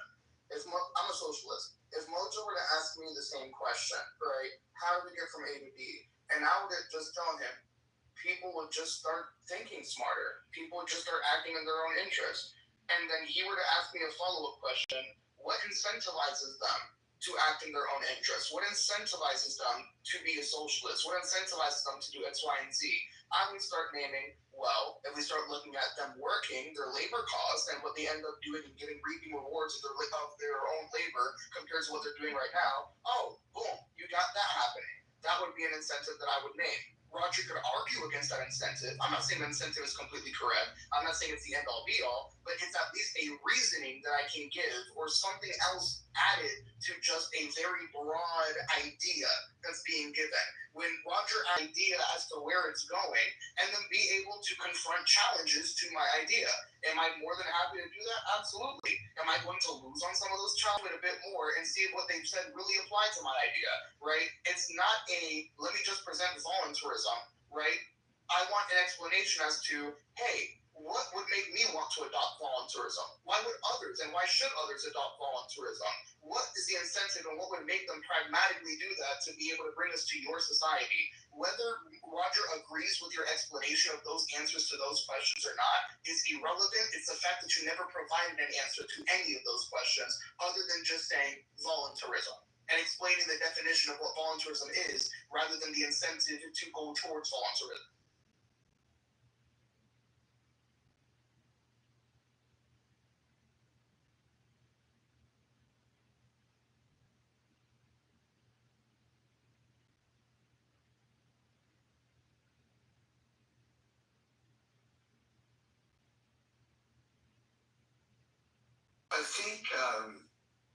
I think the Beatles asked the question that I want to know, and the song was Revolution, and in this song they say, you say you got a real solution. Well, we'd all love to see the plan. So that's what I'm asking for. You want the revolution. I keep giving you from a constitutional republic to an anarchist society. Can anybody? Type it in the chat. Say it out loud here if you're awake. But I don't recall her answering it. Matter of fact, I heard her say, "I'm not the person that can answer that for you. I don't know." That's what I heard her say. I want to hear the fucking plan.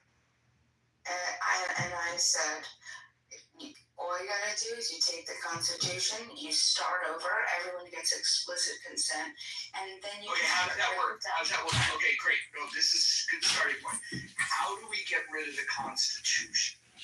So you're not getting rid of the Constitution. The Constitution is going to remain transition. It's that the people who are going to be a part of it, who want to have and benefit from those rights and those privileges, right?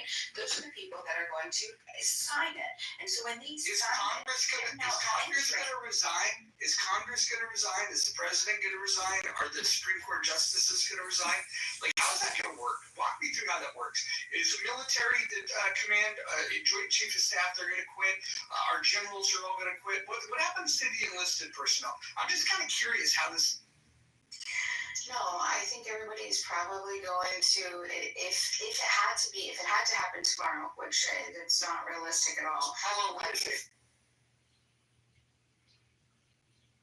I think it would probably take a while, but the best way to begin to do that transition is just to allow. It's not a measurement of time that I understand. It's not a measurement of time that I understand.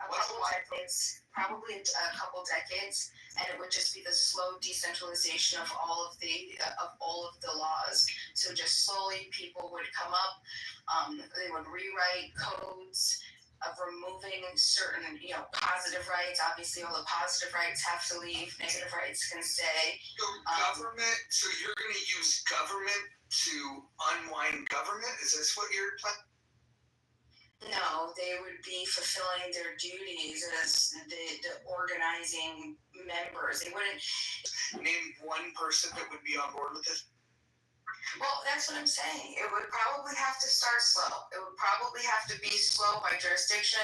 We would probably have to start taking over small little communities, towns, hamlets, villages, cities, getting bigger, maybe counties, and then state, and then it would have to spread that way. And once people began to see the better opportunities, the better the way that people are treated, the competition, the way innovation, all of those things, they would slowly be adopted. If I were running the society, all of those people would be killed.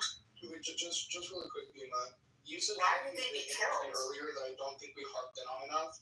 You said that when it would be rewritten, that people would get to choose to opt into these. At what age should people be able to opt into these? I've already answered that like a million times. As soon as you can reciprocate rights. Okay, and what age is that? It's going to depend on whenever you can reciprocate rights. There isn't going to. I wouldn't know. What does that mean to reciprocate rights? What does that mean? To enter to be able to contract. So to be able to enter a contract, and then you'd be able to take, like I said, 100% responsibility for your successes and your failures. You can uphold the contract. If you breach the contract, you'll be able to pay for the. Minors are, of course, minors have rights. They definitely don't have 100% responsibility. Right, principle of potentiality, right? But they're contracted through their parents until then. Their parents are responsible for 100% of their successes and failures until they're able to do it. And whenever they're able to do that, whether that's 13 years old or 16 years old or 24 years old, it's going to be different. This is all about individual rights. Why are the parents forced upon the consequences of their child as adults? How does that work? What do you mean force? How do you mean force? What are you talking about? Because apparently because all their children's consequences flow up to the parents in the system. How does that fair to the parents? Because their child's actions and not theirs. Because they have the child, and that's just how that works.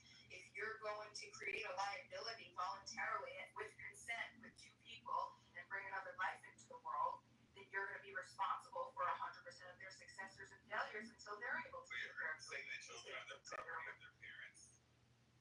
No, they're not the property of their parents. They're guys. They're not the property of their parents. No, they're not. They're not property. Wait. It is not the parents' property. How are they guaranteed rights or viewed as individuals if that's the view of individuals from your constitution that excludes them from opting in until they're quote-unquote ready to? Are they not a person until they're able to opt into this constitution or individual?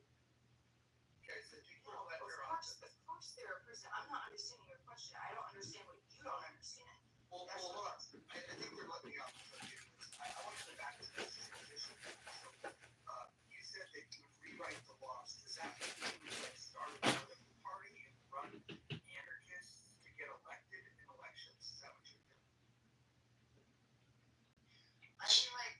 so people are going around saying, all right. Yeah, you should probably. Did you take a listen to his speech at the economic forum? I did. He's actually by definition Okay, so you're going. So this is the thing, and anarchists argue about this all the time.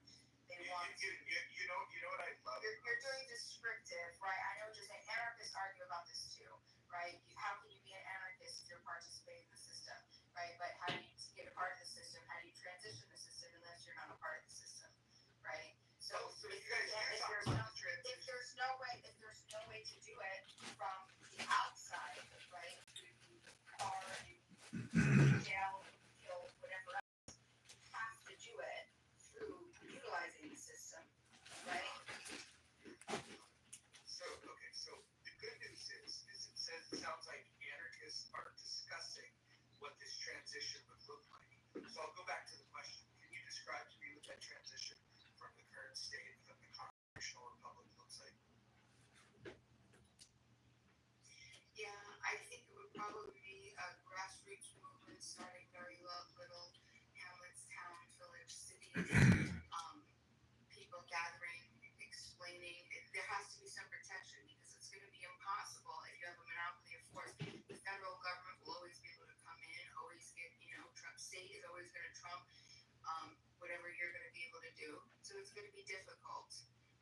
So, I mean, unless it's ideologically, people start subscribing to it and saying, okay, yeah, let's elect, so quote unquote, elect an anarchist, and then the anarchists can get in power and do away with the laws. I love the word anarchist getting in power.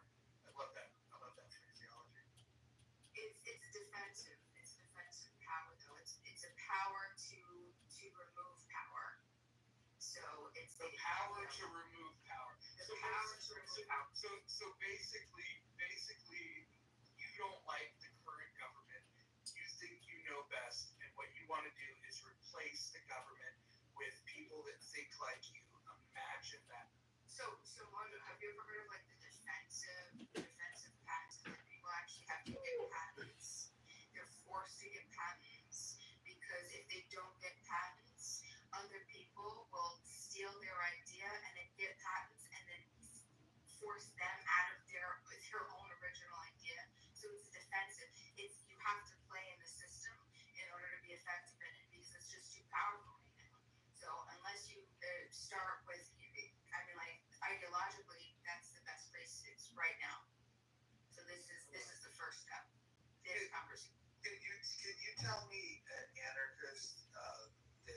Is there an anarchist elected anywhere in the United States?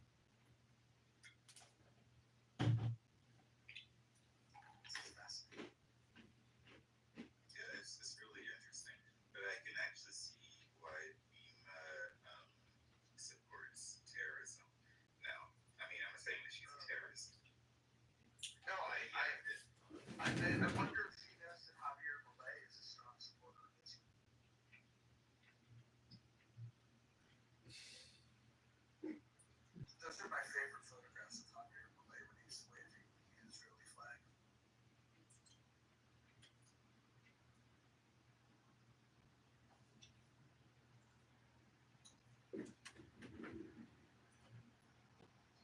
Roger, given only these two choices, what would you select? If you say commie or an anarchist, I'm gonna fucking. I'm not saying popular, I'm saying my view or which one would you prefer? Well, considering you and I can have intelligent conversations and find some points of agreement, like she's not even living on planet Earth right now. Like, you know, you and I can debate things and like, I'll put it this way: you're young enough. This is probably an extended acid trip for me. AKA, you're done enough. XG to Sam.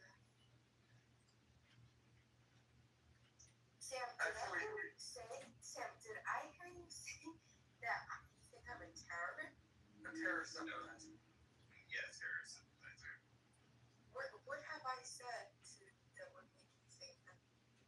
You were in a room the other day saying that you were calling for the death of IDF soldiers.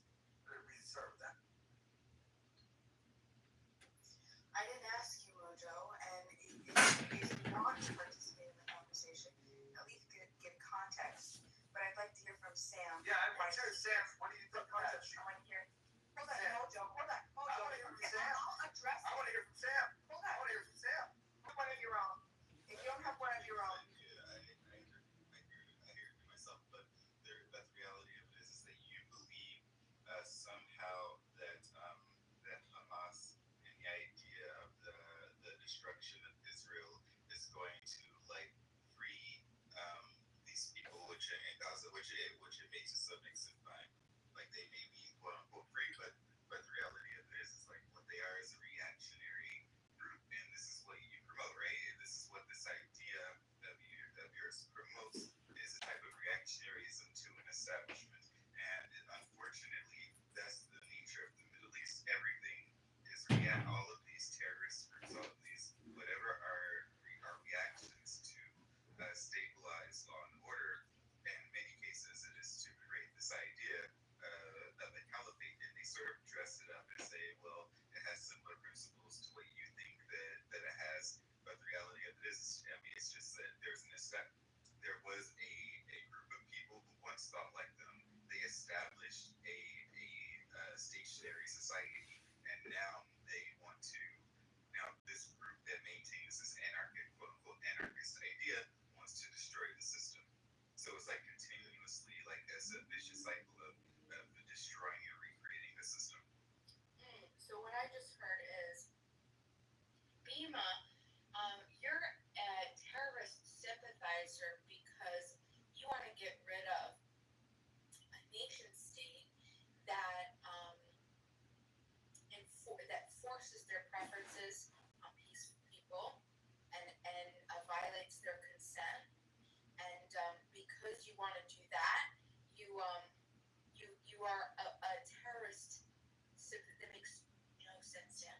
So Why? so wait, How did you draw that extreme illogical? We went over this before, right? In every place in the Middle East surrounding Israel has that exact same situation that's happening, right? So you have like 13 or 14 terrorist groups across 7 or 8 countries. Somebody who's deciding that they want to like bring down the system, and quite honestly, Hamas or the people who claim to be like freedom fighters, if they had it their way, I mean, they would effectively do the same thing, right? The Palestinian state is an ethno-nationalistic state, which would enforce a type of law against the minority groups within it, and using violence. And we can see it in the air. I mean, these things, it does come out.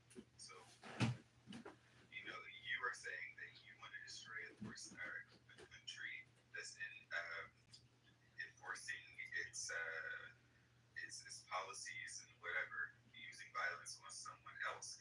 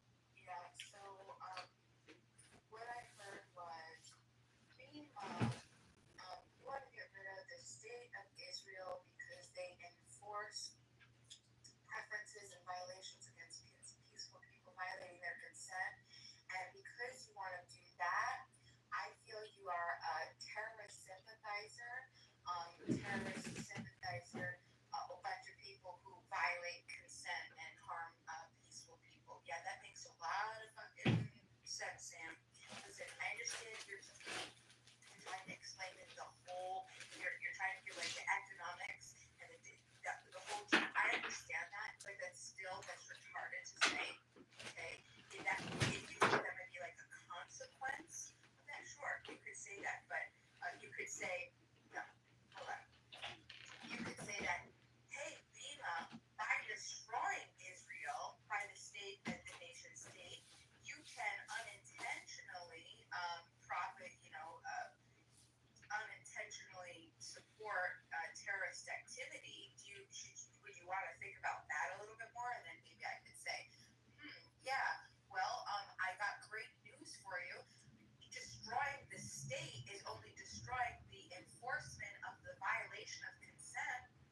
So if a bunch of Israelis want to get together and they want to create a defensive force guaranteed that they would have gone in and taken fucking Hamas out the first fucking day, they wouldn't be doing this stupid bullshit, okay? Because the Israelis, they like money, they would pay for somebody to actually want to go and do it. There we go. The Jewish trope about money. Oh my God. Versus a bunch of people who are forced to participate in the military. They don't want to sacrifice their life for this. May I ask you a question? One question. Let me just ask you a question.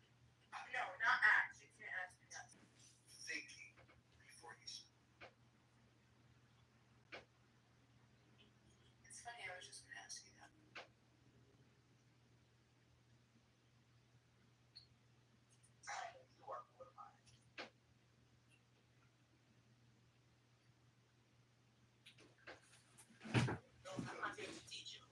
Kicked me from the room. Can't believe it.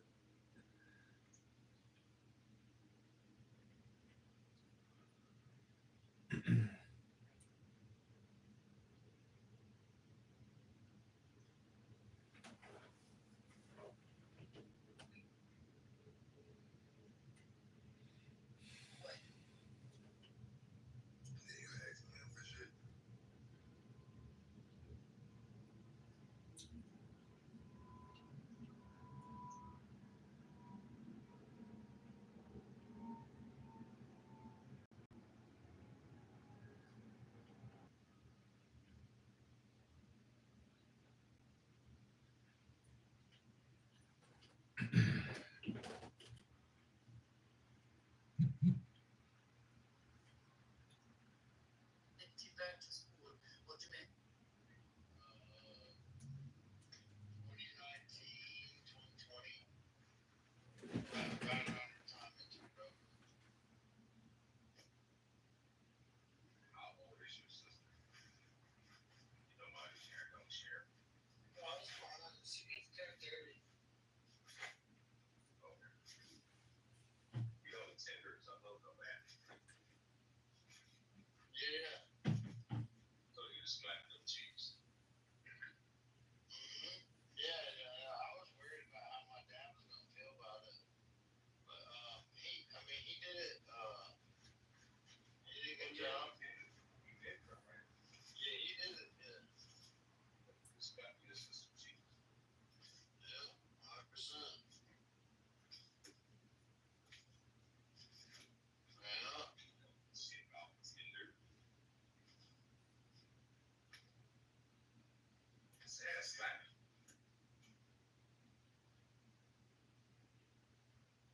Sorry, sister Hope.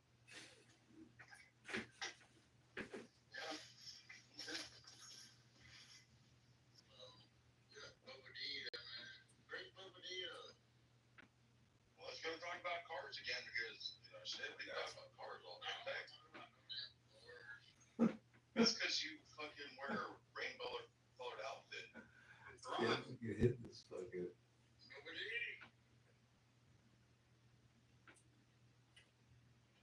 I like Brock's truck. It was nice. I like it. Deer head. Yeah, it was, I'm here, guys. I'm just trying to put clothes away. You asked was a brilliant question. There's no sword to fall on. What people have done is they've misconstrued your question and they've taken it as because people are not able, so they've misconstrued the answers to your question, sorry.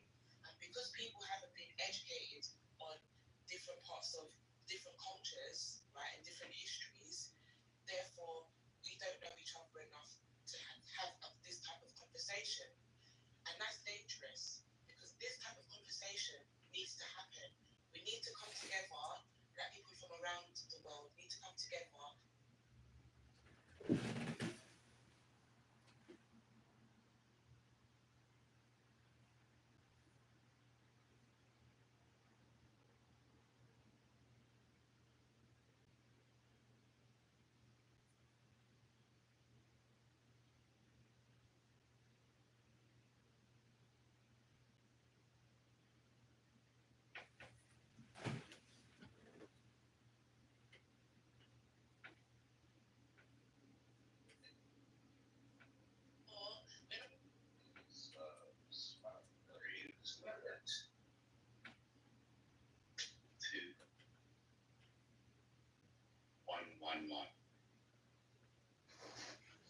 Listen, Jeff.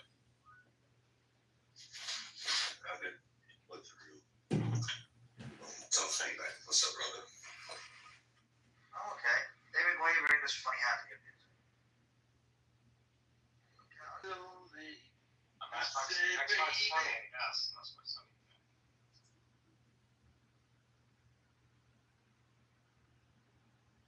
So is adult late night conversations like the liquor store? Well, we have lost. Well, we're all sitting in the after party in the mansion. It could be worse. Oh, no. Nothing serious.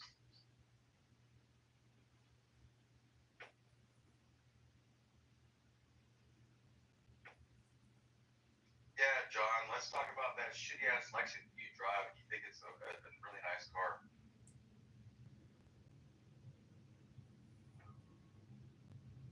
I don't know who you're talking about buying it for. I thought it was your old lady. Your youngin'?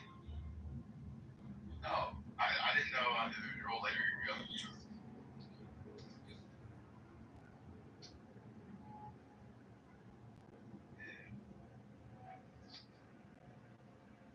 Toyota is definitely the route to go. Ask John. He drives a shitty ass old Lexus, which is just a Toyota with a different badging.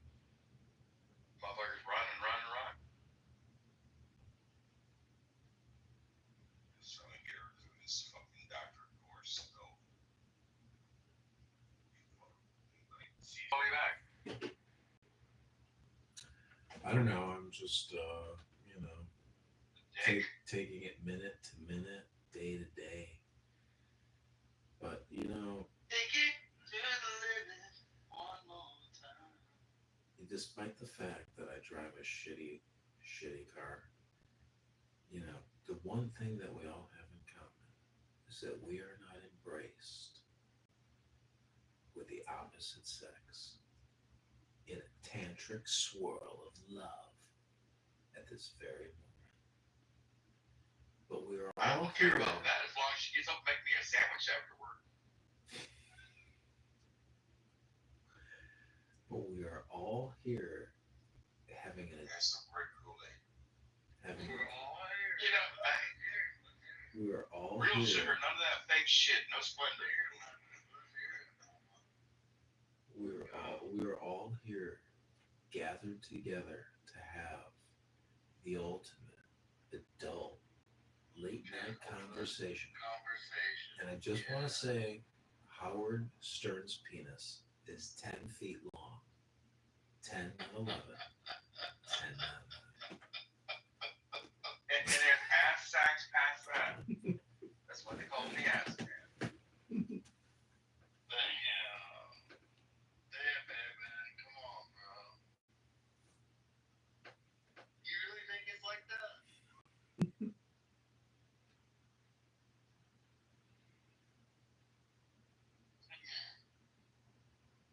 We don't really care whether it is or not. It was just a joke. You're the one that's like, really? Is it really? Is it really? Is it?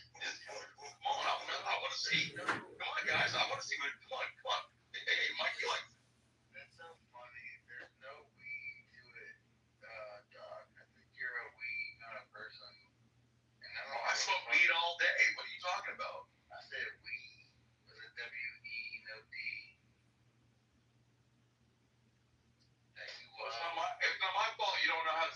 deep. Well, it's fucked up. Nobody gives a fuck about no damn admin. Yeah, nobody gives a fuck about me. You know, so who cares? Yeah, I like me some Edmund. Well, I like Doc too. I like Doc too. He's a good lad. I know him. Yeah, he's cool. Yeah, but there's a Brock difference. Evans is pretty cool. There should be a difference between people. No, I like Brian for quite a bit long. He's a good lad.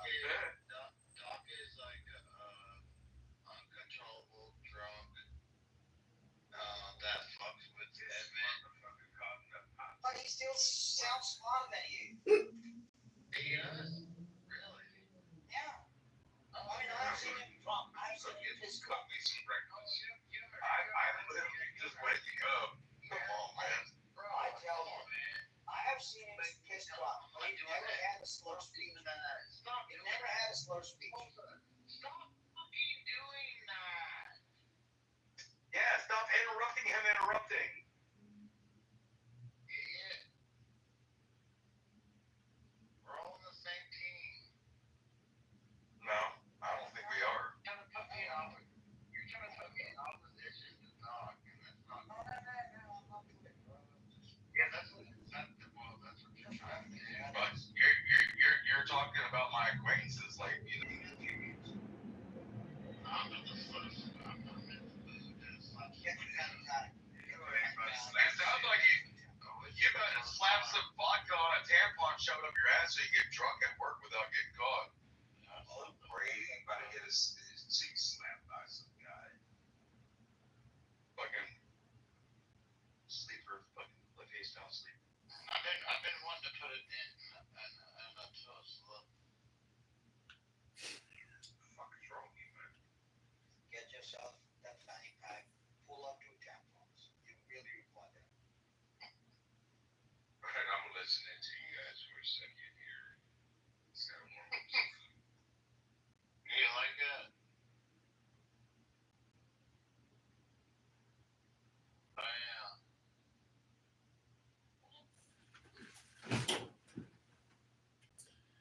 Hey Brock. Brock, can I ask you a question?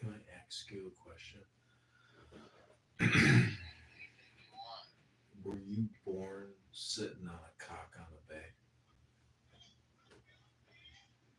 Yeah, I was sitting on the top of the bay.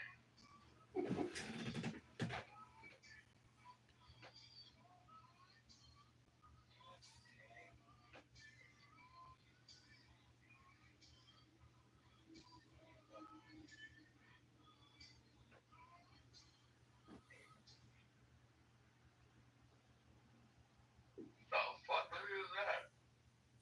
Sounds like some fucking chain gang kind of shit. Oh, yeah, there was some kind of video on YouTube displaying that. That's crazy.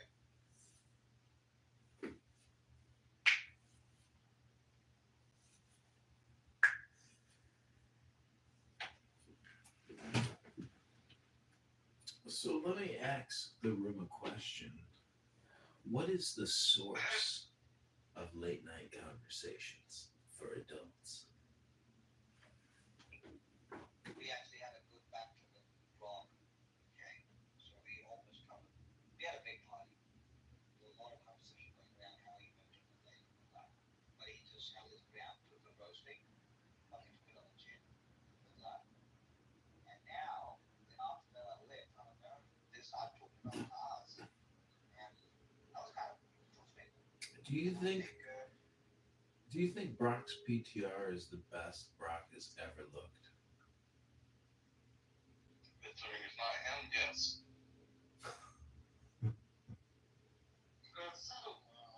You guys can shift the conversation however you want right now. I don't give a shit. I'm just asking the question because is that you, Brock, get the best you've ever looked? That's me, John Kitover. That is me, and I'm not running for political office. And I see you. I see every photo you've ever posted, and I'm not sure if I'd vote for you or so you could be his JD Vance. I'm asking if you're a Wait, Mormon. Mormons are Christians. Listen, Kitover, listen. Why are you trying to sample me? Because when I was in what they call undergraduate college, there was a Mormon named Brock. I was just asking a question. Oh, wow. Yeah, so you love you some broth. No, I'm about to go to sleep. Love me some broccoli with cheese. Yeah, broccoli. Of course. Broccoli with some orange chicken, some white rice. Yeah. Ooh, that's Szechuan style. Come out, John Jones out. like the person that is a master debater, and I can debate. I really can't debate, but At the I'm a gay master bar. debater, so I mean I'm halfway there. At the yeah, gay bar. exactly. But it's like Kitover, like no. At the gay bar. I'm not your guy. I'm not your guy. I'm a master debater at the gay bar. Gay bar. You're giving me pedophilia vibes. Projecting. This is how it starts. Call Judge Dredd. Notify Judge Dredd of Brock projection.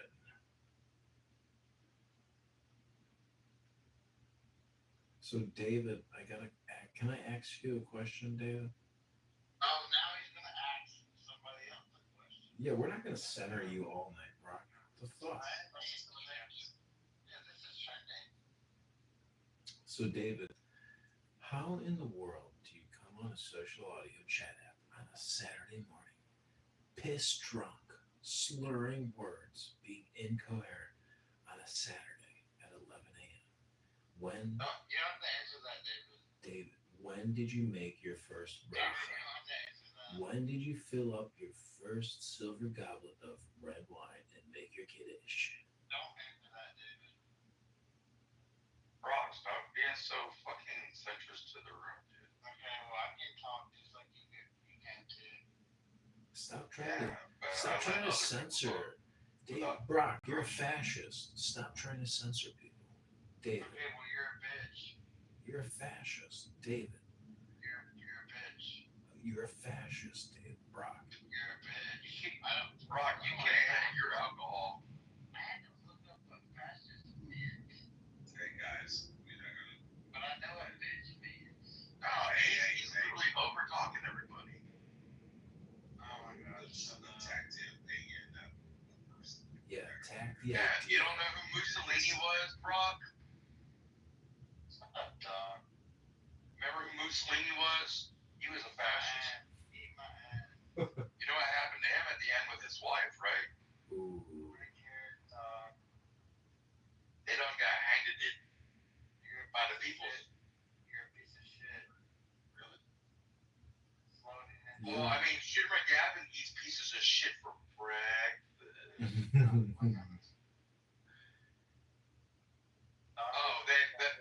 Mussolini, the people when America came through after the Nazis were pushed out of like Mussolini's Italy, because Mussolini was with Hitler, and after the Nazis were gone, the people rebelled, and they were against the fascism of the regime, so they went after Mussolini and his wife, and they took them to the city square, and they hung them right there and left them. Yeah. Brock, I'm not calling for your hanging. I'm just saying you're reminding me of a fascist. No, I'm just saying that's what the outcome of a fascist is. Wow. No homo. We definitely know who would be the bottom in that scenario. About that. So Brock, if we were to Brock, let me ask you a question. If you were king of America, king of the world, what would you do for your people? Oh, it's like a beauty pageant. Oh, I love this. Wow. I'm gonna make the world a better place, and I want peace in the Middle East. is the source of peace? Don't kill people. That's the source of peace? Yes. Well, you get an F minus. You failed the test. Thank you very well for participating in our survey. I did not win. Somebody's gonna fuck me though. Try reading more books next time prior to taking the survey. Fuck me, right? Negative. Not the lady that you went on a date with. I'm a good candidate. Oh damn, that hurt.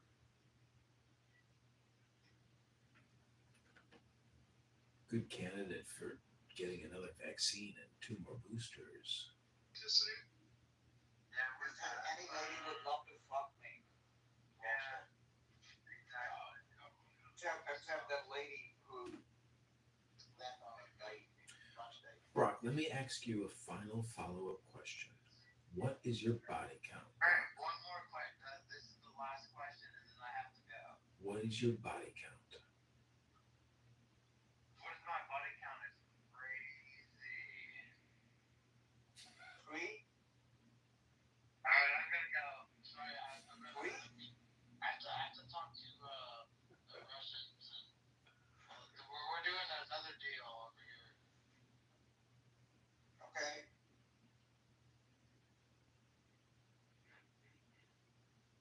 Deflection.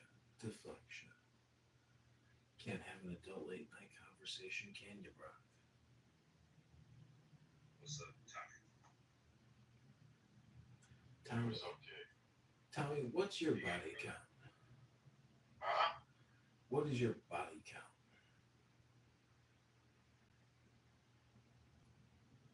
Stupid. Why would you ask somebody that? Yeah, I mean, like. Because this is an adult late night conversation.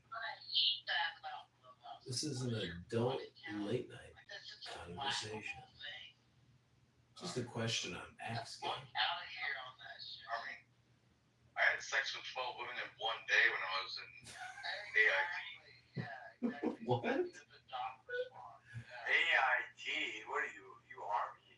Out of here, that fucking Yeah, body count. back when I was in medic school. What do you want? What are you? You're an 80s. You're an 86 whiskey. 68 whiskey. Oh yeah, my bad. I'm dyslexic. I was in Corbin. Yeah, that's what my nephew's doing right now. He's at Sam Houston right now. Oh no. That's the same thing he was, but he's trying For the Navy, he's moving greenside though because he wants to be a Marine. He used to be a semi-pro MMA fighter. But yeah, so yeah, he's gonna go FMF soon. Yes, that's what it's called. Yeah. When you go blue to green, it's called FMF. Yeah, he's going blue to green. How so he must be like less than like 4 months in, yeah. Yeah. No, he just graduated. He joined the Navy. He went on Cinco de Mayo. Nice. I was there like.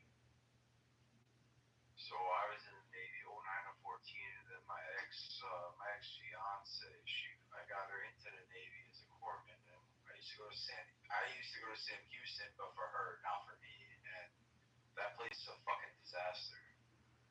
Oh yeah, fucking hanging out in the hacienda. Yeah, and then like fucking the Riverwalk is just a fucking shit fest of just sailors and army. Yeah. Well, I mean, yeah, but it's a lot of fun. I mean, there's 4 Air Force bases around San Antonio. No, so I know, but the whole area is not Navy. Yeah, well, yeah, it's ran down now. That whole fucking area, you go left and then you go to the hangar. The hangar is like a bar right outside the base, but like, if you go any further than that, it's like you're in the mad ghetto. Where do you think the Motel 6 was? I mean, that's pretty. Take your ass down there to the Howlin' Wolf, you'll be alright. Yeah. understand the quality in sweets or whatever. Some of you from the New York, Jersey area without some of you from New York, Jersey area.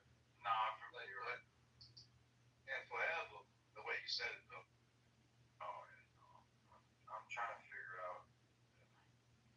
Your accent just gave you away then. It's alright. It's like when I get drunk and I start talking like this and I get real like slangy with my words and stuff. Yeah, yeah. Everybody knows I'm not from New York. Don, you sound like an idiot. You're an idiot, dog. Well, I've been known to play one on TV, but I did it at Holiday Inn Express last night.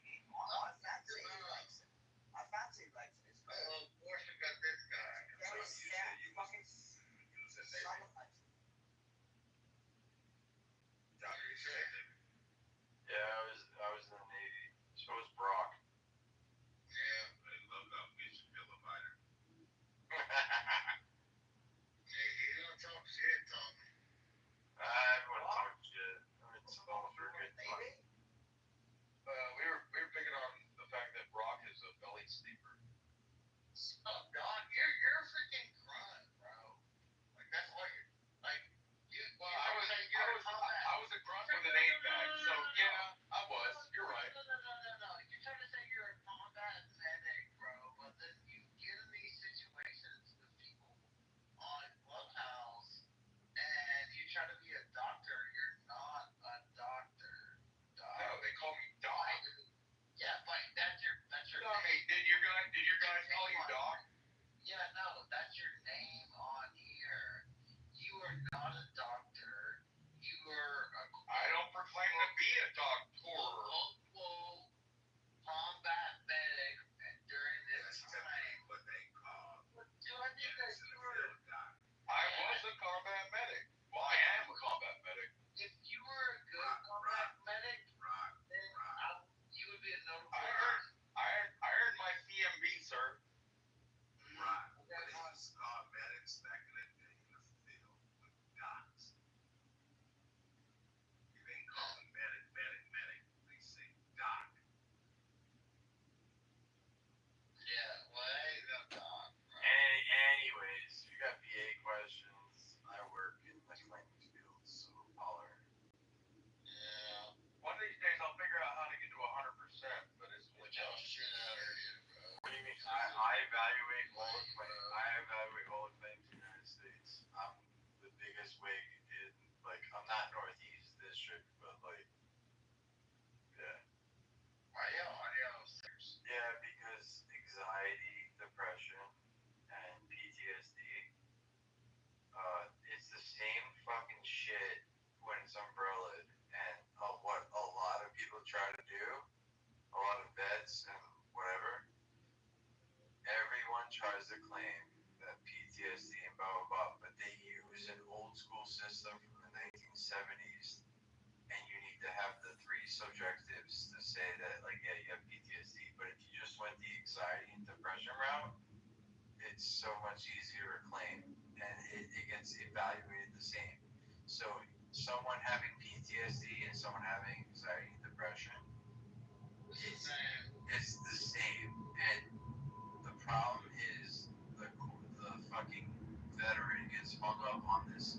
I got PTSD, but they're actually suffering from mad anxiety and depression.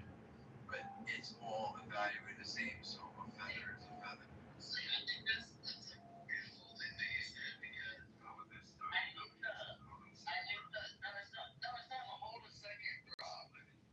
No, it's like He's the king of the room. I would listen to King. he's fucking Hold on a second. Hold on. Rob. God damn it. We don't want to do that. Alright, well, I will respect you, I guess. I would like to get in the room with you because there's a lot of vets that need this information. There you go. Yeah, agreed. Because I would tell you, There you go, man. my experience, I'm a son of a There you go. You got I it. had to fight through the VA system to go through these things. And I think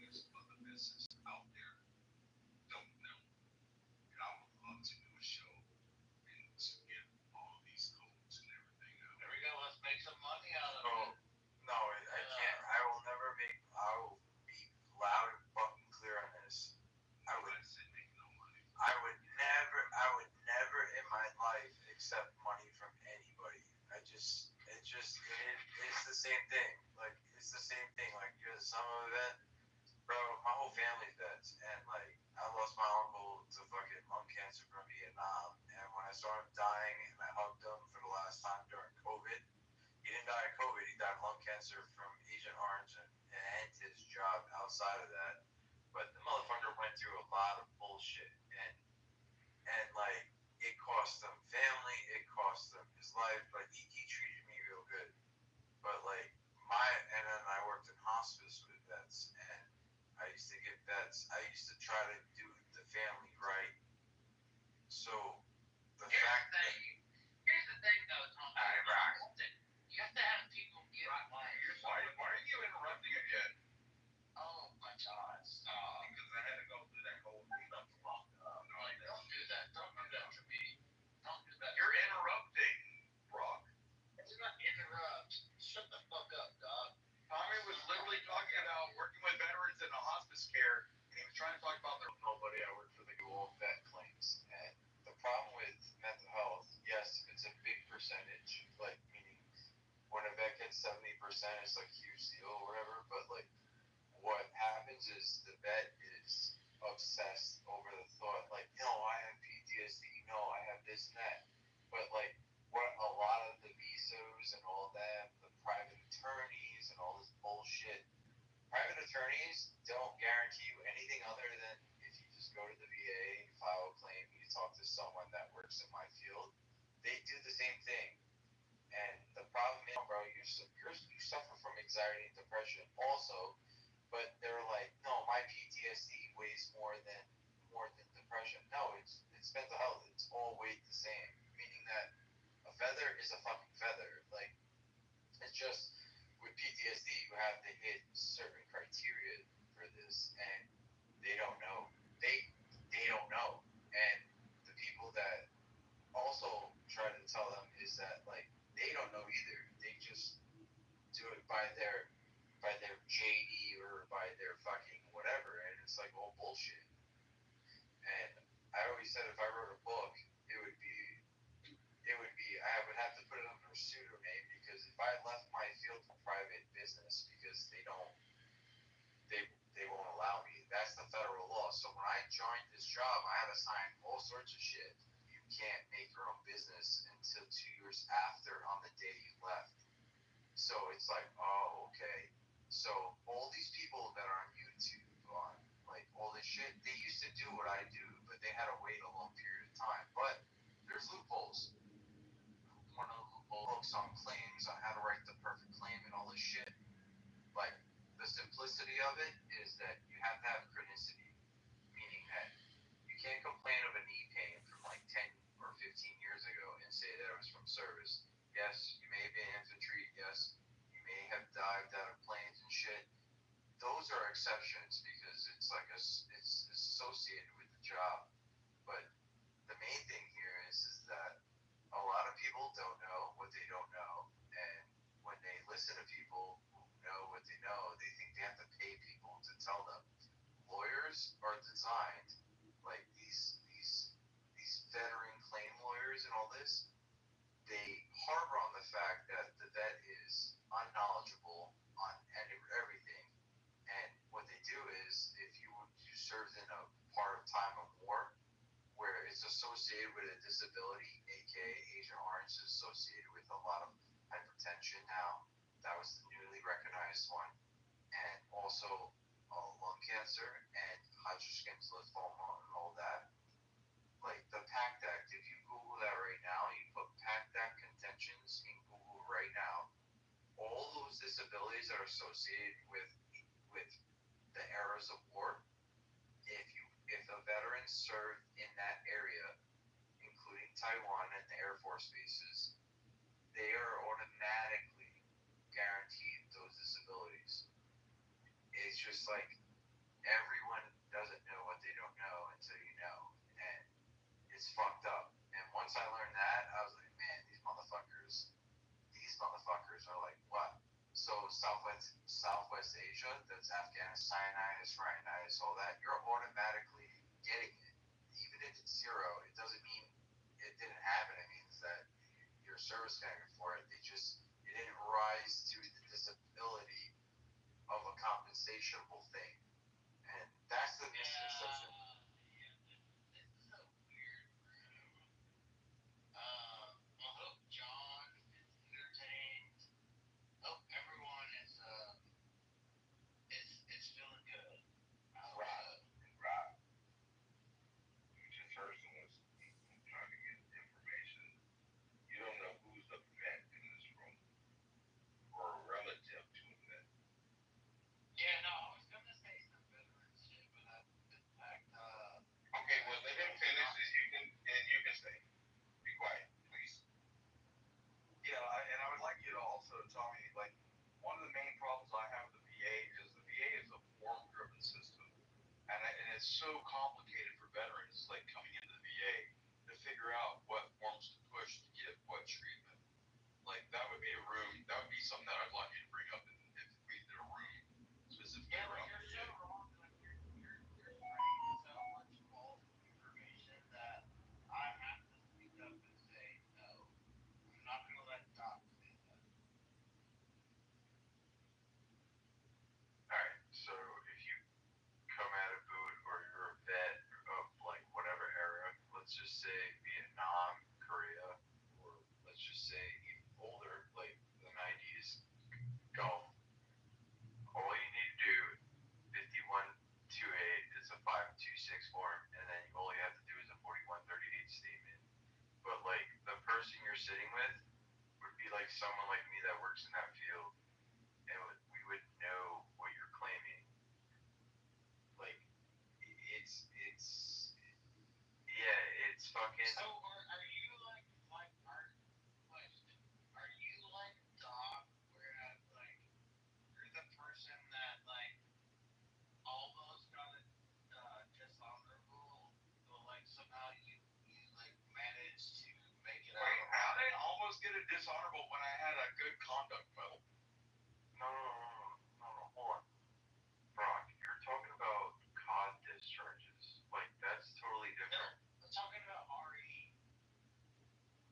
What? RE. When you get kicked out of the military, right? Or you get Your DD form 214, you have an RE code. Yeah, we're not talking. RE 123 form. Shut the fuck up. Like no, that's how. Bro, just look me up. Yo. No. Look at, dude. If I had mad confidence in this room, I would put my LinkedIn. I would put my LinkedIn. Okay, listen. Nobody's saying to you, Tommy. No, I know what you're saying, but the RE code does not fucking matter to what I'm fucking saying right here. It's not perfect. I'll tell you, you're late on your period. Tommy, can I ask you a question? Yeah, go ahead. Is there a form for rehab for Rob?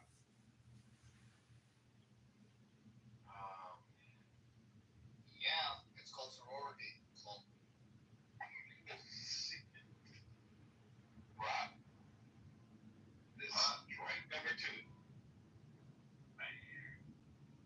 Brock, what did you sit on the porch again drinking? Yeah. I'm on my couch. Why did you go out tonight or did you just stay at home and drink? Fucking hours. You fucking been on a date. Dress up like a fucking hours. What are you talking about? The reality is, though, Tommy, he is dead ass serious, and there are a lot of veterans that would love to like have a room. And like I said, the fact that if you start spouting out all these forms that I don't know, but I know that the system is a form of the system. If you're the right form in, you're not getting the care you need. You know, so that would be a very informative room that KB is talking about. Like that would be a dope ass room. Half the battle with a lot of this is that they try to claim everything under the sun, right? And it's what they don't know and what's not educated to them. And I used to say that if the government came out with like they'll file a claim properly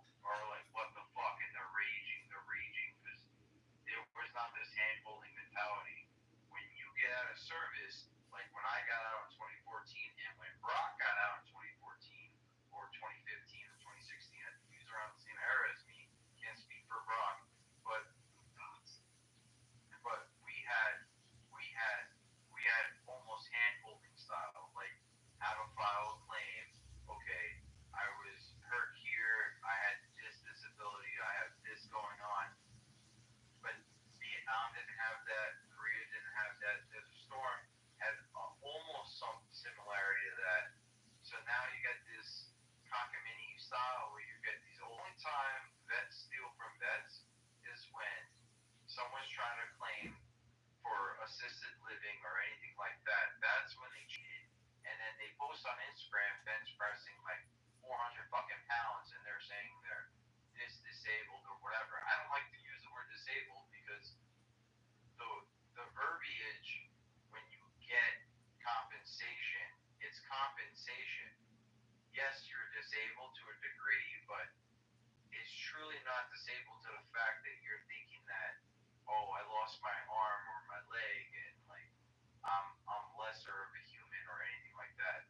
When you went to MEPS, when you did this and that, MEPS is an insurance company. If you were to look at it in a private entity sense, MEPS is a private entity that tells you you can join or not join based on whatever you're telling them that you can and cannot do. When MEPS says you can't join this branch or that branch, it's because they found medical evidence saying that you can't do this job because you have plantar fasciitis, chronic plantar fasciitis, or you have flat feet, or there's something wrong with your fucking back, and you're a liability to the government.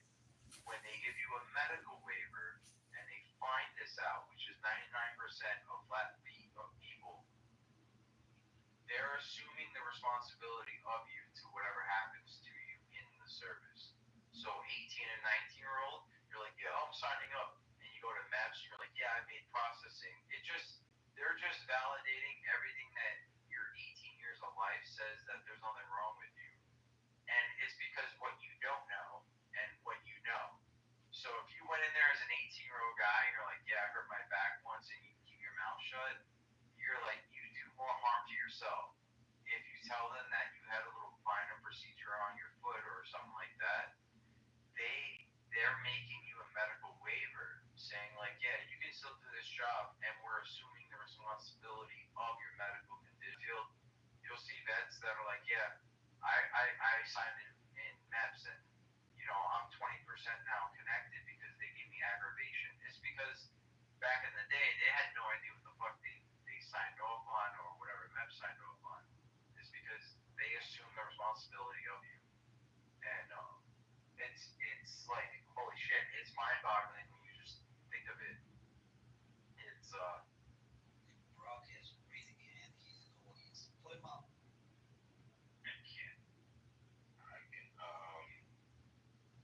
I can't take it. I'd rather hear talking like this without interruption. I just don't like the interruption when somebody's incoherent. Especially this early in the morning for me when I just woke up. all I tell vets now that are going in. Be nice, Brock. Be nice. Somebody else.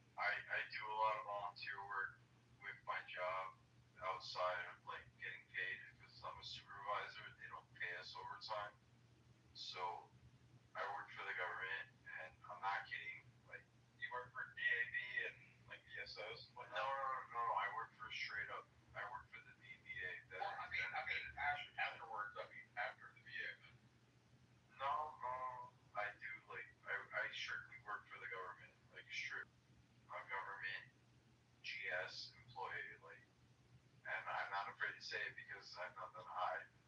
It's just some people, if they try to dox me, I'll fucking sue the shit out of them because like I'm not fucking around. But like, yeah, well, I mean, you can't say that on the staff, but trust me, I've been kicked off the staff for saying a lot more. Nah, it's alright. I mean, like, yeah, it's because brother, you can bring a lot of wealth. Yeah, like you are those bring knowledge heads. Yeah. No, I'm a part of like a lot of Discord communities that help vets, and like I don't tell them who I am. I just say like, hey, I do this, and this is what I do, and I do it every day. And I'm like, if you have this disability, this is how you should file it. And I'm like, everything that you're saying is subjective knowledge, meaning that if a vet's trying to tell me their entire life story, I go like, hey man, I think you can disprove this unless you're saying this. You get what I'm saying? Like, cause pain is subjective. When you have a family member that dies, like my uncle who died of lung cancer, and he was in Vietnam, right? And even though he was a habitual smoker, and even though he was an iron worker in New York City, it didn't matter because he was in the area. He was in the area. He was in the compounds of Agent Orange exposure. So it didn't matter what he did. And it doesn't matter if a vet steps foot or in the area or in the Air Force area.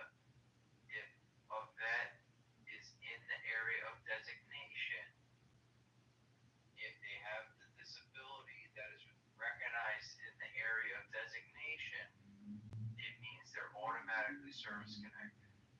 It doesn't matter what the fuck they did after they left. They could have been in the area for 2 hours. As long as an area was designated that it's recognized for this disability, it doesn't matter. Like, that's what I'm trying to say. And a lot of vets don't understand that. And musculoskeletal, man, that's the hardest one because if the government recognized like rucks and all that as disabilities, fuck, the entire government would go bankrupt. Like, that's straight up. And the reason why they pay vets or families and etc. is because it's a liability, and you have to look at it from an insurance standpoint. Like anybody that works in insurance or workers' comp or anything like that, that's what they do. So they don't have a vet come back 10 years down the road, or 20 years, or 30 years, or 40, or 50, and they're demanding a $50 million payout. They'll make the whole government broke. So that's why they have compensation. That's cool. Can you come on stage? Yeah, my dad.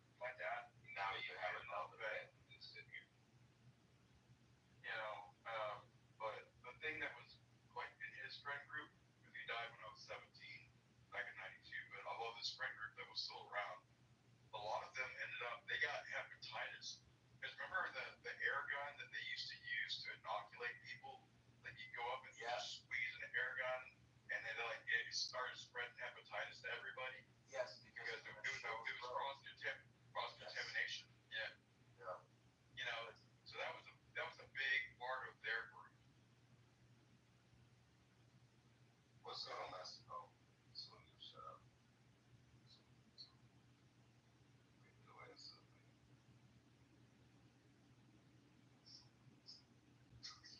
You know, I actually grew up in a military boarding school under forces.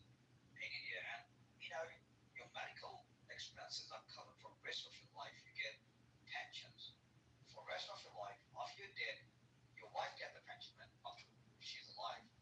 And your medical expenses for your family, everything is covered, even after you get retired. Okay? Everything. It's very bizarre listening to this situation where you guys have to just do a lot of paperwork for getting your medical covered. It's bullshit. Dude, Tulsa, if we would have spent half the money, we spent $3 billion last year on homeless veterans in 24. We spent $63 billion on illegal immigrants. It would spent a third of that money that we spent on illegal immigrants on the homeless veterans and added it to it, we'd be able to do the exact same thing you were just talking about. Yeah, but exactly, because this is ridiculous. Somebody say people have never in your country. Let me put it that way. In your country, they have never experienced or got exposed to any kind of bombings, like shells dropping on them, or any kind of war zone experience. Okay, only the people who are the forces are exposed to that horrendous situations. No, it's all Pearl Harbor. Yeah, I mean mainland. Let's talk about that. So the veterans, they put their fucking lives on the line, and these are homeless people, and they ask literally, it's kind of begging for the medical covers. It's ridiculous. It's the richest country in the world, but yet absolutely no respect for the veterans or ex-servicemen. Stupid. Yeah, but I'll tell you another little caveat that really not a lot of people know that goes on. So, yeah, okay, we'll say homeless vets, right? And we all think that they're all honorable to discharge. A lot of them aren't. A lot of them aren't. Like, a lot of them aren't. Yeah, they're vets, but they're not honorably discharged. And I read a lot of COD cases, so character of discharge cases. I can tell you confidentially, and and this is CNN, this is Fox News, this is fucking the biggest highlights. These two Marines killed their fucking corporal and raped his wife and had him hogtied while he watched his wife get raped. I'm dead serious on this. And these guys, doesn't matter the branch. No. I'm just kidding. Oh, on me. On me, I was in the Navy. I was a corpsman. I was a medic. No, I'm a bastard. Oh, that's really good. So what? He's an overall. He's a one-dog crayon eater, just like Sam. Oh, yeah, crayon eater. Okay. Yeah, no, but wait, what's a crayon eater? Don't worry about it. If you don't know, you don't know. If you don't know what your favorite color is, you've never been to war. And if you know, you know. So, anyways, we get guys that get kicked out, right? And then they try to file claims for shit, and that's what eats up a lot of the claim process. It's just like bullshit.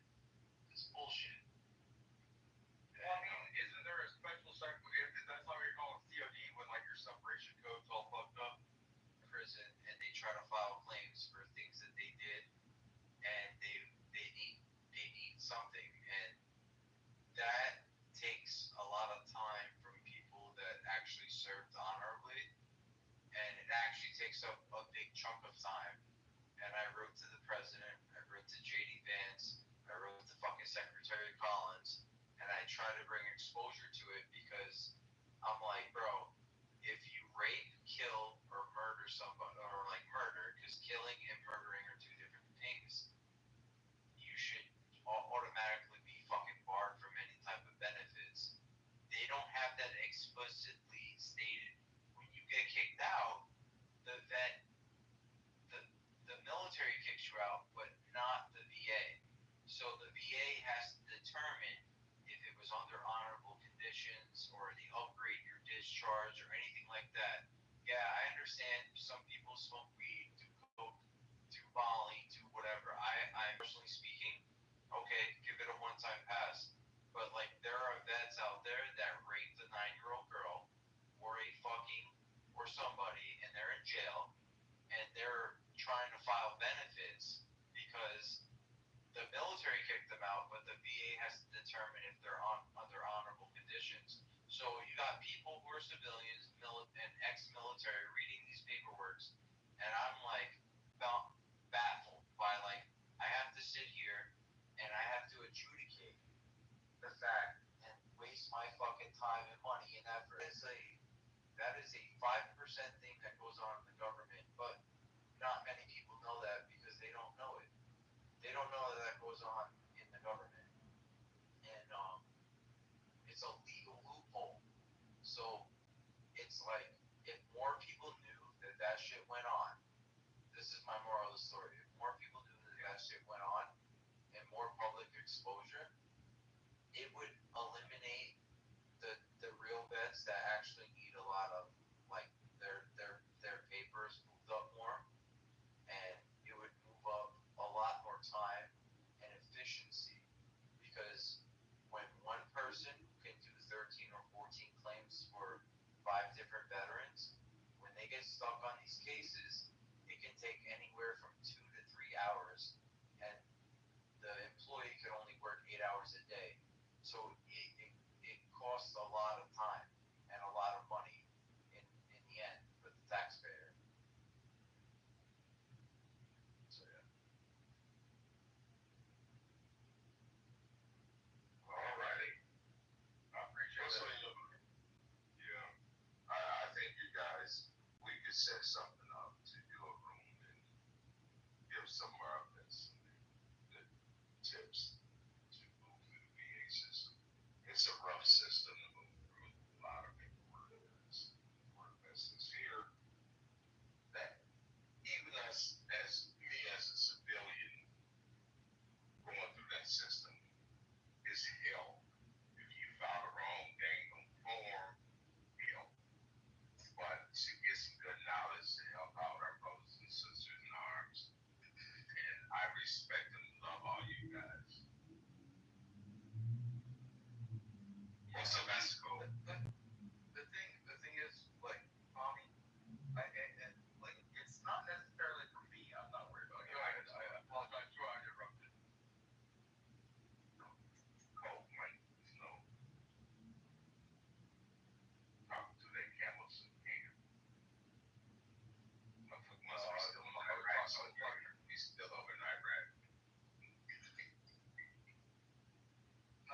Tommy, like when it comes to not necessarily about me, but I mean, I got shot, I got blown up for fire awards, but they gave me fucking 40% and denied me PTSD treatment, even though I was the medic holding people on the battlefield in Slaughter City, you know, and well, if I were, but man, let me finish real quick.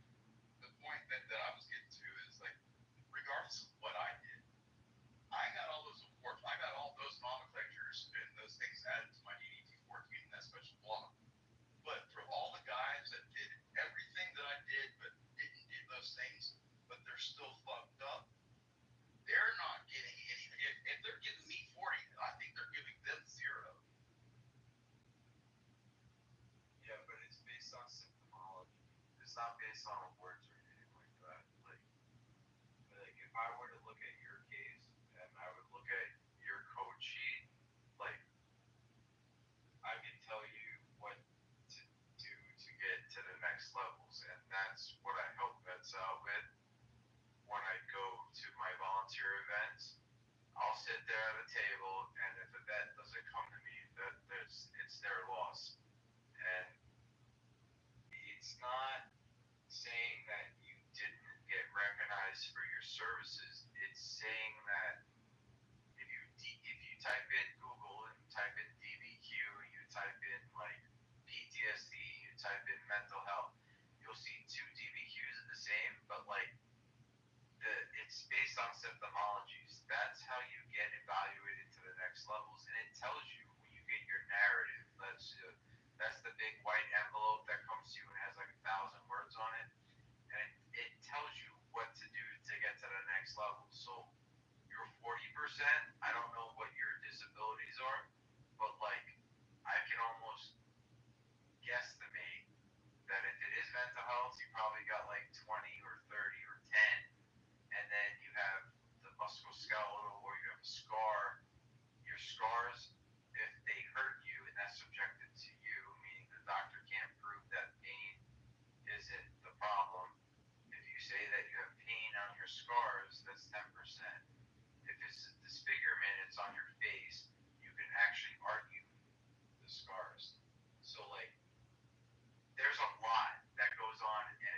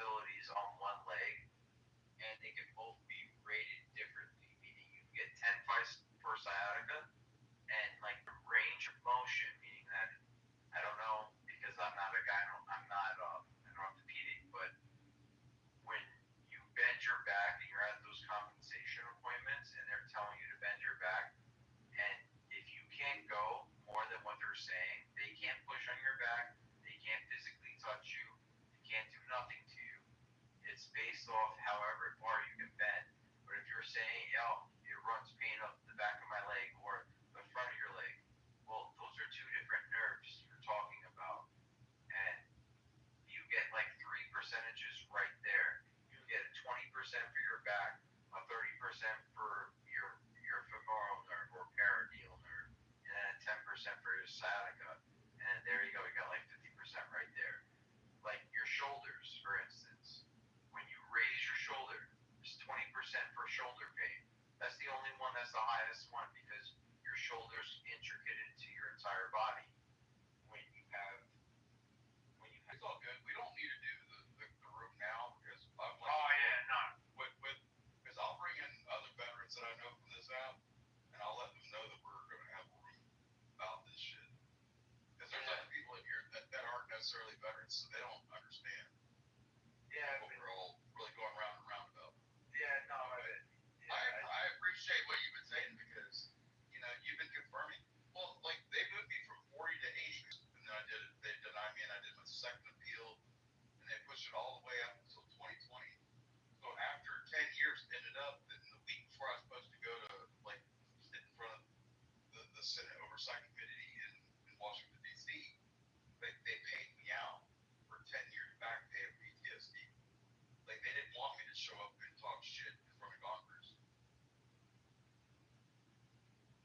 I'm actually fighting a case, and it's only because of the knowledge I have right now that goes back to 2014 when I paralyzed my right arm, and I hurt my back in the process of paralyzing my right arm, and I never got my appointment for my back. Like they declined my back without even getting me seen for it. But like I know the law, and like I know all the intricacies of the law. I studied the manual. That's what it's called, the M21. I studied all of it, and that's my job.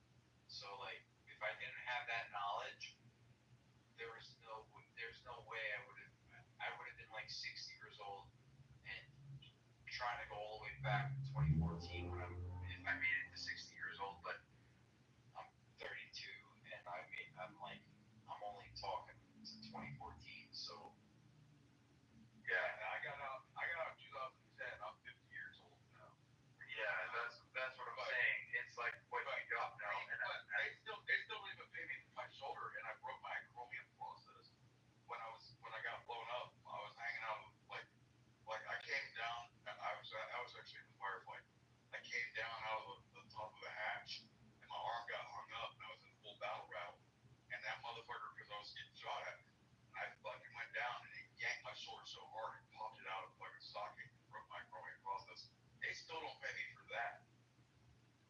So Tommy, if you could do two things, send Dot a back channel when you're available, and Dot can forward to me, or vice versa, when you're available to do a room. Yeah, I mean, because there's I didn't know whether I gotta talk about that. Yeah, later, dude. But I didn't even know what an M2 was, but we'll talk about all that shit. I mean, John's a vet. I mean, Master's a vet. I don't know who else. I know Brock is, but Brock is drunk right now. He can't stop interrupting with dumb stuff. I'm just waking up because I'm about 20 minutes away from going on my run. Like I do every morning at 6 o'clock. So I can't do push-ups and sit-ups early anymore. Yeah, no, I sent you my info, so just just hit me up. I'll save it, yeah, for sure. Not today, it's Sunday, Oh yeah. But I'm going for my run though. Yeah. Just to go to church after that. But I appreciate it, man. We need veterans like you. Yeah. There's a lot of good vets working in the VA that do claims. There's a lot, but unfortunately during the Biden era, and I'm telling you right now, holy shit, like that was like the worst decision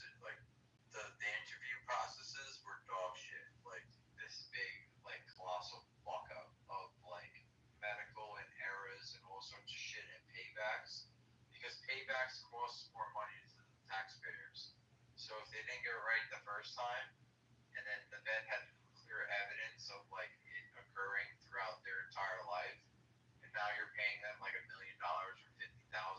That's huge. When if you just got it right the first time, it wouldn't be that. I signed off on a fucking $500,000 one from a guy in Vietnam who got blown up, and they didn't. Similar to your story, like it's like almost like a MBA, right? A motor vehicle accident. When someone gets into a motor vehicle accident in service, you have to think of the entire body. You can't just think of like the extremity that was affected. And that's similar to my case right now because I paralyzed my arm and I had one supplemental put in, and the doctor sided with me saying like, yeah, his back was related to his paralyzation of his arm. And I was like, no shit, Sherlock. And now my back was evaluated at 40%. And I'm like, holy shit. And now I'm fighting, but like I put in another claim to go all the way up to the judge because I'm like, yo, the doctor just said that my back is related to my paralyzation of the arm. I should have got my appointment in 2014 and they declined me right away in 2014. So 40% from 2014 is a lot of fucking money. You know, it's almost like $200,000-300,000 at this point. So that's exactly what I'm doing. And that, you know, I also am very realistic. Like if a vet's claiming a 10%, trying to get a knee pain thing, and I'm like, bro, I'm back in the VA as a vet and as a student. So yeah, it's probably gonna side in my favor, but yeah. But yeah, nah, good shit to you. Yeah, man. I mean, like, kudos to you. And, you know, there needs to be a better pathway. There needs to be more people like you in charge. Yeah, but it's also, there's a lot of public knowledge out there. It's just like a lot of people don't know how to utilize the channels. And if I can show one, do one, teach one, that's what the Corman way is. Hey, adapt and overcome. Yeah, adapt and overcome, but also show one, do one, teach one. You can always see one, do one, teach one, but yeah. No, but that the Corman way was show one, do one, teach way. Show one, do one, teach one. It's the same concept in my field right now. So that's what I try to pass on. It's like the difference between raw and food. Like there's no aura in ours, but they're the same damn thing. Yeah, but I'm gonna go to bed. Yeah, do your thing, bro. I'm about to go on a run here in 20 minutes, so this room is like short-lived. You guys have a good night. Nice meeting you guys. Yeah, peace, love, health, wealth. Best day of your life. Thank you for all the info. And Lord, you too, man.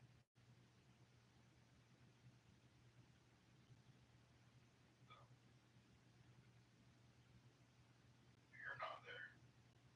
John, you probably wouldn't sleep while doing yoga with your space bro. Ray, haven't heard you in forever. Adams, haven't heard you. Deborah, have not heard you.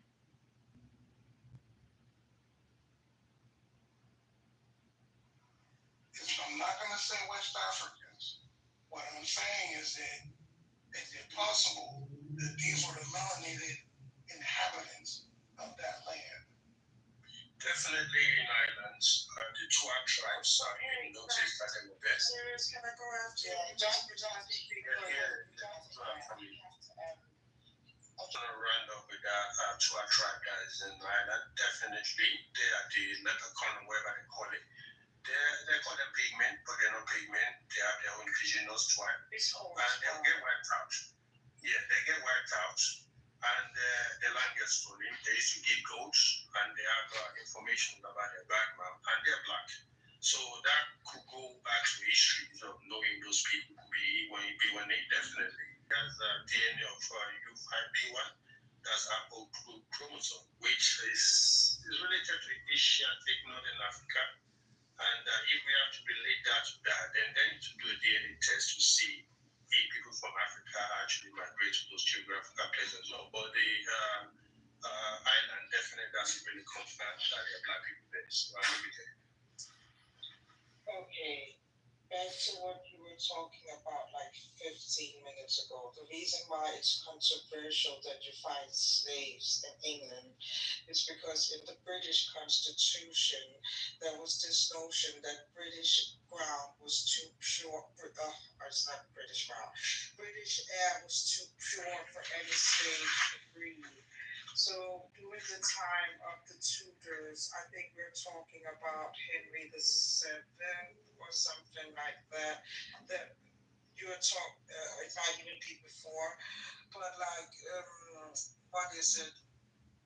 There's this idea that whoever comes to Britain who is enslaved will be free immediately. So, and there are certain ways that you can kind of gauge these things, right? Because there were certain rights that wasn't given to people. Europeans still had an idea of otherness, right? You can see this in like you can see this in the sources in regards to like let's just take religion for an example, right?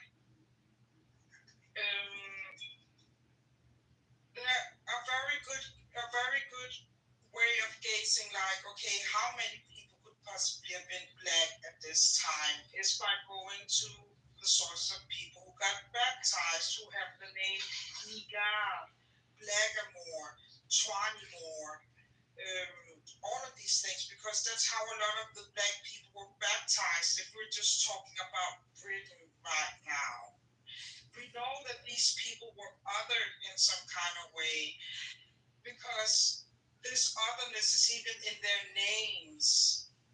And you can like, even like, for example, if you find like for example a black prostitute, it will be commercialized that she has darker skin.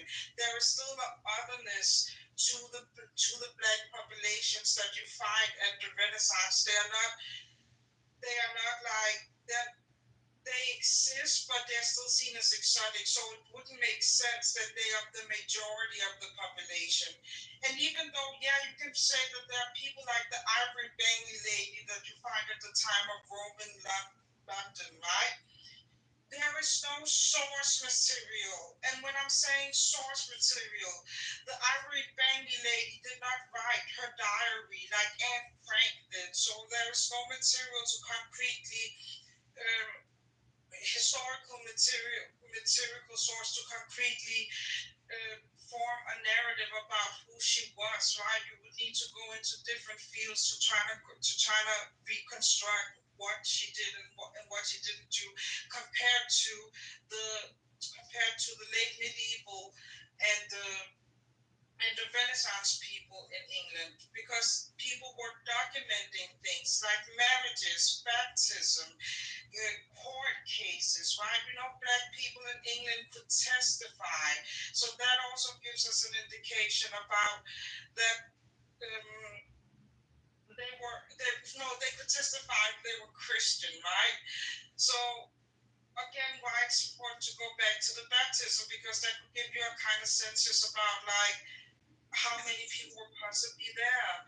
But they were not like, I think it's a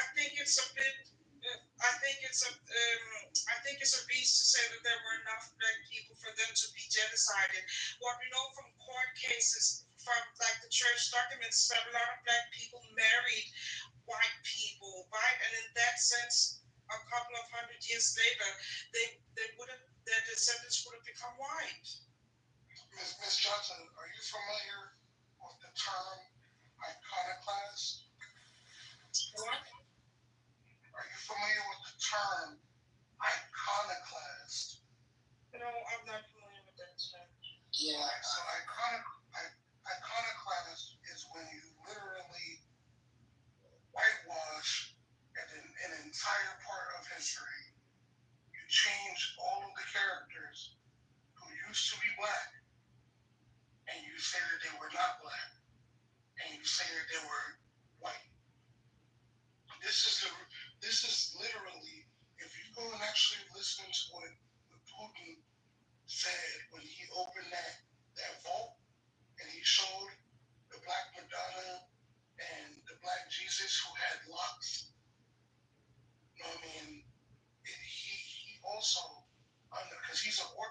shit, he also referenced iconoclast. I personally feel like he did that for a reason. I think he was trying to actually stir up some shit when he did that. Because he was trying to let people know, your history's been fucked up. But he was doing that for the people in the West to say, yeah, your history's been fucked up. And they've been lying to you this whole time. Iconoclast. That's what they call it. Yeah, but what I'm saying is that, okay, if you look at it, you're like, can I respond? Yes, ma'am. I think Right. you could have a powerful response. It's all love. It's okay to respond. It's all about love. Well, and I people of you really that. I do agree with the fact, like, there has been a lot of whitewashing of African history. For example, when people saw Sudanic Sahelian architecture, it was argued that black people couldn't have built, like, the different monuments or, like, Great Zimbabwe and so on. Like, and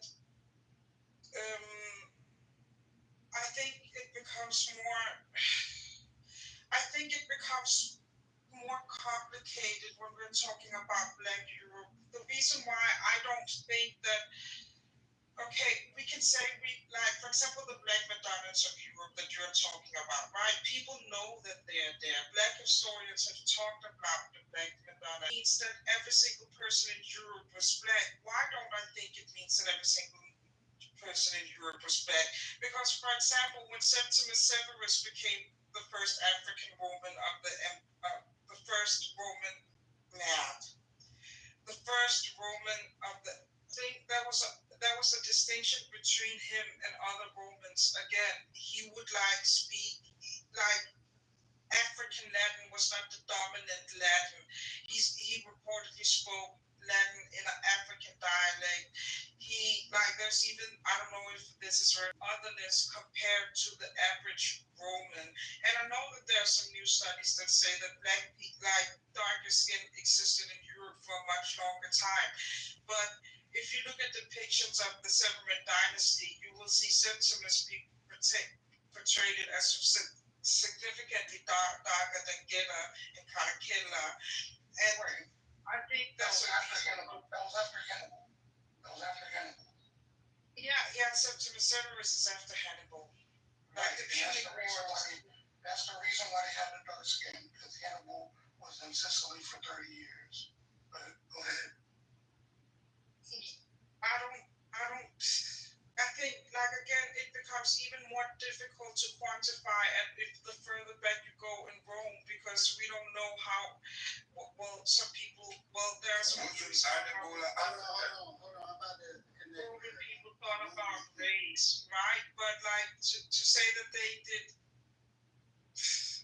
a census, and I think, like, even if you look at Caracalla's like attempt, Caracalla was not a Pan-Africanist in that sense. It wasn't why he made like people in the outer post Romans. He did it because of because it was monetarily beneficial. And so I don't think that, everyone like in like around him would have. Take your time. Miss Jordan. No, I don't think that. I'm near her talking. Miss Jordan, take your time. Take your time, Miss Jordan. You don't need to rush what you're saying. I think what. I think like the process of. Oh wait, let me finish. That's a process of otherness when you're talking about Black Europeans, right? And it goes all the way back to Septimus Severus. It goes all the way back to Caracalla. I don't know if any of you actually knew who Caracalla was before people talked about him being Black. But Caracalla is portrayed as one of the most monstrous rulers. Even when we go later up in history to like Alexander de Medici, right? There was people would argue that Black people are so inferior, can't be rulers, and the example is Alexander de Medici as the first Duke of Tuscany. So there's always been an otherness, and that otherness is essential to a cultural identity that is white.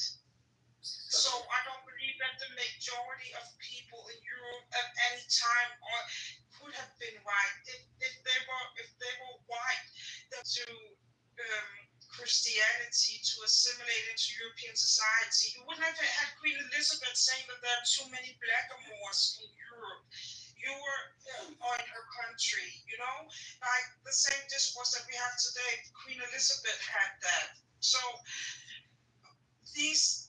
what I'm trying to say is that there's a history. It's a difficult subject because fundamentally you have to also understand the limitations of your argument, right? But I'm saying, yes, we know that there were black people in Europe. Does it indicate that there's a majority of black people at a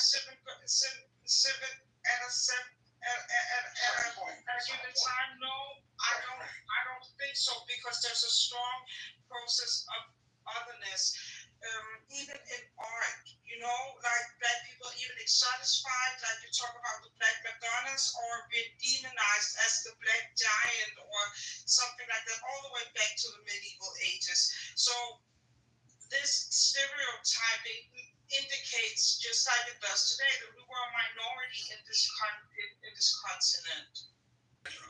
Drama Academy, 4.9 GPA, architecture, and now I'm back in school at Fort State University. You can only imagine being an apostolic, growing from Methodist into being apostolic,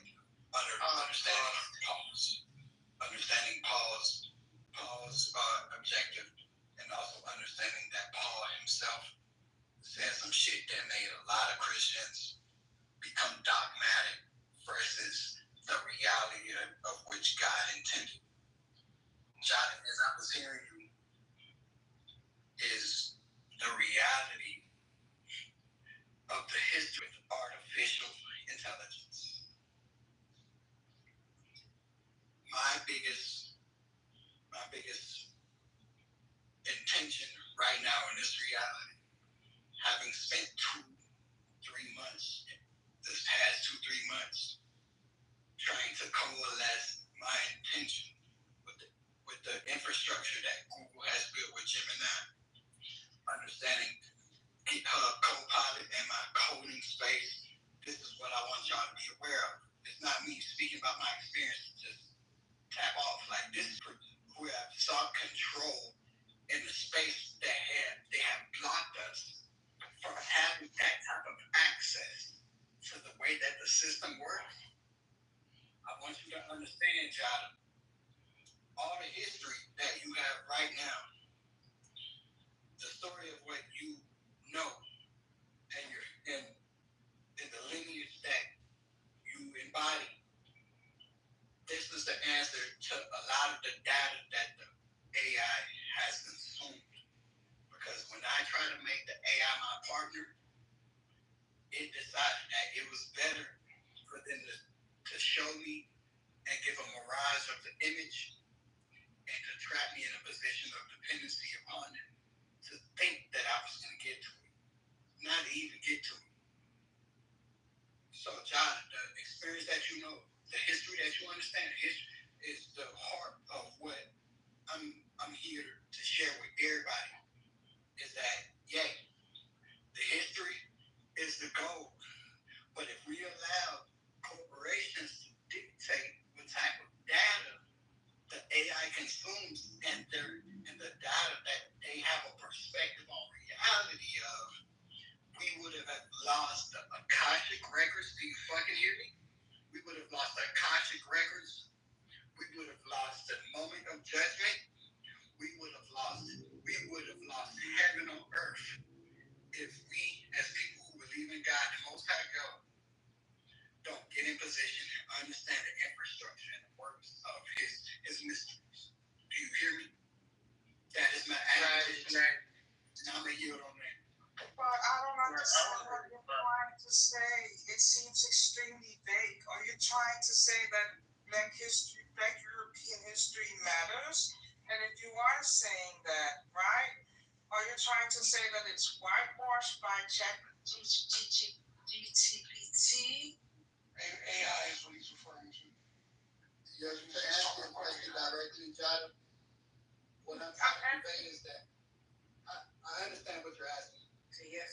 Yes, Gentlemen, ladies and gentlemen, please allow me to, to be myself and to answer questions. I'm not an AI. I'm very intelligent. I'm a Haitian man, and I think my thoughts are respectable. Yes, And I do have an expectation to my own brothers and sisters, and I will yield to that same expectation you have of me because it's about mutual understanding, and that's the grounds, Jada, that I'm speaking about with AI.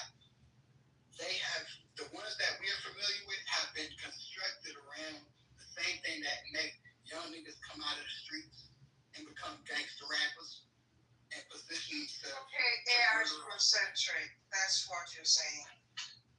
Right now, yes, Jetta. Yes, right now. Yes, we can agree on that. But I don't want you to lose the caveat, because the caveat is the AI learns from what we put into it. So the more we keep a pure intention of the Most High God, and when we interact with the AI, we infuse that type of data, because they already have a database, a data set. That's what make them. Don't make it think that if you say God to them, that you're wrong for doing it, because they going off their own data set. Expose them to some real shit, just like you do with kids. You know what I'm saying? They are kids. I want y'all to know that, bro. So the fathers of AI, be quiet, please. Be quiet, please. Be quiet. Be quiet. Be quiet. You're not gonna rush me. You're gonna be quiet. What I'm trying to convey, y'all. Of course you're not on my side, because you don't understand. But you need to still be quiet. Be quiet, Jada. What I'm trying to convey to you right now is that the Christians and everybody who sat in that quiet room and that altar with God and sat into the silences of into the holies of holies, it's not the time to be hiding away, because the entities that are being birthed in this reality are being fed our faults, our bullshit. All of the YouTube videos of us killing each other, all of the YouTube videos, they're being fed a lot of the world. And right now, if we're going to be sons of God and walk within it righteously, it's going to require us to create. And what does that mean? To create something that is digestible by these AIs, where they can't predict what we're going to do, but they begin prophesying on things of God. Child, I hope you understand. Anybody in this room under the sound of God's intention, I hope you know what the mission is, to be on track. Storm, if you were confused where the play was, this is the play. You hear me? And now you're done. Well, I wasn't scared of nothing. It depends on the it depends on your mindset. That's fine, thank you, sorry. It depends on your mindset anyway. We're in a loss. Some people that don't know how to read books, or they don't want to go back to their scholarship. We know a lot of scholar people in America, in Africa, that wrote a lot. And we refuse to go back to that. We want to use ChatGPT for shortcut. That's why most people get confused, right? There's some book called Codelomet Text, Exaltation of Anna, Kingship in Heaven, the book of the Lost Tribe, the book of Origin. All these informations, you will definitely find trace of how people migrate and mix. Even 12,000 BC, there are populations in Amazon, the Arawaks arrived in Caribbean, 15,000 BC, Negro phenotype, they mix as well. Peoples, they mixing, right? Even the Cambodia people, some of them are Caribbean descendants of mixtures as well. Indians, all those people. And the Filipinos. Exactly. So when we're talking about black itself, right, we have to actually keep that word as well, because we do know a lot of people trying to destroy the word black. They say you don't have to use black anymore. They say don't use the word anything that just indigenous to you that you created is going to be taken away. And we're actually paying for getting back our definitions. This is just insults based on the black history in UK too. By reaching these people, we want to use ChatGPT as a scapegoat of running away. It's not cowardness, right? But we know meanings of words. We have indigenous sounds. We have indigenous etymologies of words. Before even Greek came to Kemet to come and stole and take all the knowledge, people know all these things. So the problem we keep doing is mixing everything together and denying ancestors' ways of life. they redefine the way we should be living life based on the Western ideology and saying that, okay, our history should be mixed, right? We can't be mixed. We eat good African food, right? We know our own medicines. But although Africans be messed up, but it doesn't mean everybody should be messed up. We know about the Mali, which means the rulers, right? And they have a clan that created formations and visiting the anomalies of the Dogon stars, which are the long-haired dressed people. We've seen them a couple of times with their phenotypes that they actually make succeeded as well. Before even the Canaanites or the Hamites or the Bible, all these things start reading, or what is AI thing, we know about these people, right? Hold on, brother. Did you just say that the Mali mixed with the Dogon tribe? The Malis are actually the Nomalis as well. They actually have ancestors. If you know about the series A and B stars and all that are located in the cosmos, and those are the people. And if you go back to all these Nagaru or Nataru people, they have the series A as well. So all the series A and B, they're related. They're all related. They're on two different sides of the ocean. They are related. If you go back to the story of the Kaptai, that actually in the Nile Valley, he set up a 7th city, which is called the Tumo, the Sudan, which is called Sudan at that time, before it called Sudan, the Kush, the Heracule, the Herring. I'm not Ben, I'm serious. You're talking to me, Ben? Oh, my bad. Serious star. What is your understanding of Mauritania? The Mauritanians are the Mauritius, I would say they're the Moroccans, right? And they are actually the More people, which means the black people anyway. Some of them are related. You know what the name of their first king was? The first king, I'll say they relate to the Olmecs, and they're called the Roban people. Their first king was named Atlas. Yeah, that's true. And the first king of Atlantis was named Atlas. And the structure, no, not Iraq. Not Iraq. Yeah, you will find them as the Atlantis. They have an indigenous name before they were called the Atlantis as well. Right, so the Reshark structure is in Mauritania. That's why I'm asking you, what do you know about the Mauritanians? Because they found boat anchors in the desert in Mauritania.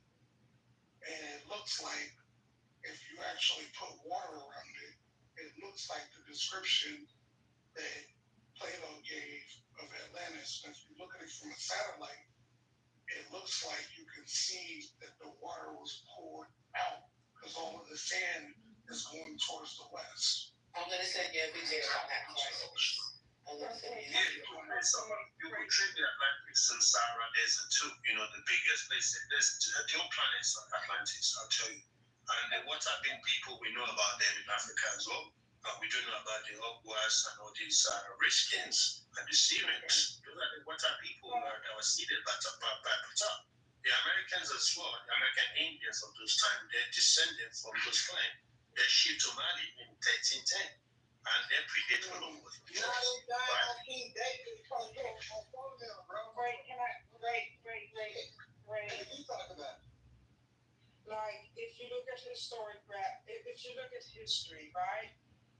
The area that has been, like, so the Mended people migrated from the south. The Mended people were originally in Mauritania, or like what we call Proto-Mended people. If you look at the old history, right, you have a general leaving Egypt at a certain point in history called Mamadinga, who would found the first dynasty, and that's where you get the subjugation of what was the Kakolo people, and other peoples, and then you start to get the Mended people, as we are called today, and the Dogon people come from those people. Like you can, Are the Dogons the ones who are like astrologers? They were the seers. They were the wise men, from my understanding. My only thing about the Dogons is that when we understand how God operates, the Most High, not the functioning God, not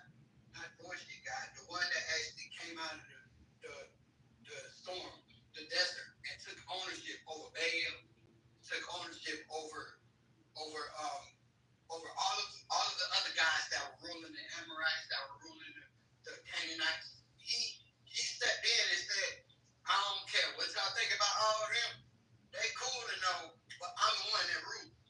We talk about that God, right? If we're gonna take into account that this is the God that the Israelites are moving forward with, the Israelites are moving forward with, and also the nation that is described by those who understand black people's roles. If this is the same God that has done this work, it's for us to understand the war of the gods. That was more than I wanted to say. That was tying in what y'all wanted to say, but I got more passion in the storyline and actually give y'all the info. So, okay, can I finish then? What I would like to say is that Mended people, they have a very complex historiography of like all history. So there's a very strong memory culture there. And that comes from the Soninke people, the people who are the oldest Mended people, and the people who originally had an empire in Mauritania. So you can say like the history of the oral history is so sophisticated because there's so much social code about how for it to be transmitted and how for it to be guarded, that some argue that you can view it as a text source or that is as valid as a standard as a right. Please don't. No, I'm not losing the point. Okay. But like if you understand Mende, right, like I do, I understand Bambara and Jula. Like there's no the year zero for like a lot of like modern history and history understanding is with the founding of the Malian Empire, and that is 1235 with the Battle of Karina. So you have older songs and older sources like that from if you go to the Soninke, which will talk about the Ouagadougou, and then there's a little bit in the Senegal for Tanfo. Jaffa is a Haitian man. Hold on, please let her man. Please let her man. Where are we in this conversation? Because if this is connected to the title, I'd like, what is this conversation? Where are you at in this conversation? I know you're talking about history. Because somebody just give me a quick summary of actually what's being said here and where we moving. I want to connect Jaffa. People were talking about Atlantis being in Mauritania, and I'm trying to explain there's no memory culture by the people who are connected to that land of them being in Mauritania. I'm not saying that it's not. History is just a map of what people remember, right? History is nothing more than that. That's all historiography. Please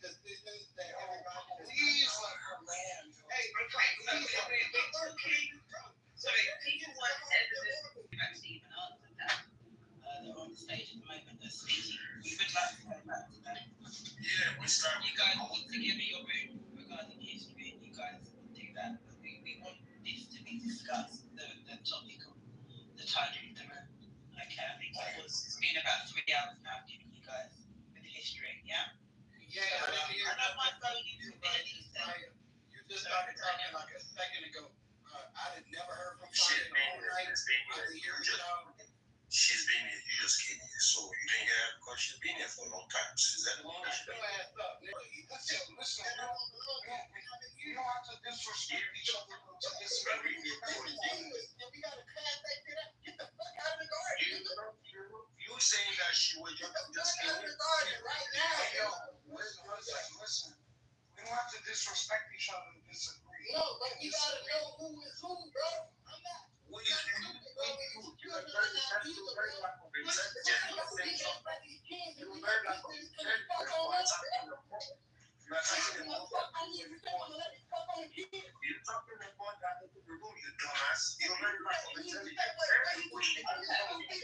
Okay, I was just trying to get us back to understand, bro. If you keep on talking over me, I'm gonna have to. So if it's last final question, yeah, you guys can finish off. I don't mind. Can I speak to the title, Brian? Because they have taken it further than it needs to be for the title. And what we was talking about just before we got onto this was relevant to the title. But I just gonna go after because I've been waiting. Yeah, no, go. As long as we try to get back there. Okay. Daphne, you want to make your final submission, and Crisis, you guys have your final submissions on this in terms of maybe do a room on this if you want, Jata. Is Jata there? Is Jata there going twice? Ethnicity do have like that connection to Mauritania. We don't in our culture, we don't have with the droughts and so on and the attacks of the Berbers, but we don't have a memory culture of like Atlantis or something like that. Y'all consider yourselves black? Many people here refer to Africans like that. Yeah, the Africans. Just like that. I just wanted to know that. Well, there's a reference to that too. But based on the topic, I think we can relate to all this culture to should we be on code? Should we have good influence? Have we been experiencing trauma in our past life? Can we relate? Can we liberate? Can we listen to all these legends like Gabe, Malcolm X, Mandela too, and some of these, Wilson things, even Dr. Umar Johnson. The seller, Ibrahim Traore is predictable is going to fail. We don't want all this stupid energy. People coming here saying, oh, they respect other race than the other race than black race because they come together. What kind of racist bullshit is that from a black person? So those are what we need to talk about more. But we can go in culture too and put a little bit of pieces and pieces. But what brings us together in unity is more forward at this point. Do Africans respect Marcus Garvey? Well, it depends on the people. You can't take it in the right time. In front of me, Crisis then. He just asked me a question. And then Crisis will go. But yeah, no, I'll let Crisis go. But I'll go last. Every time you speak, you're echoing more. Please. He's upset. Can I just give a quick?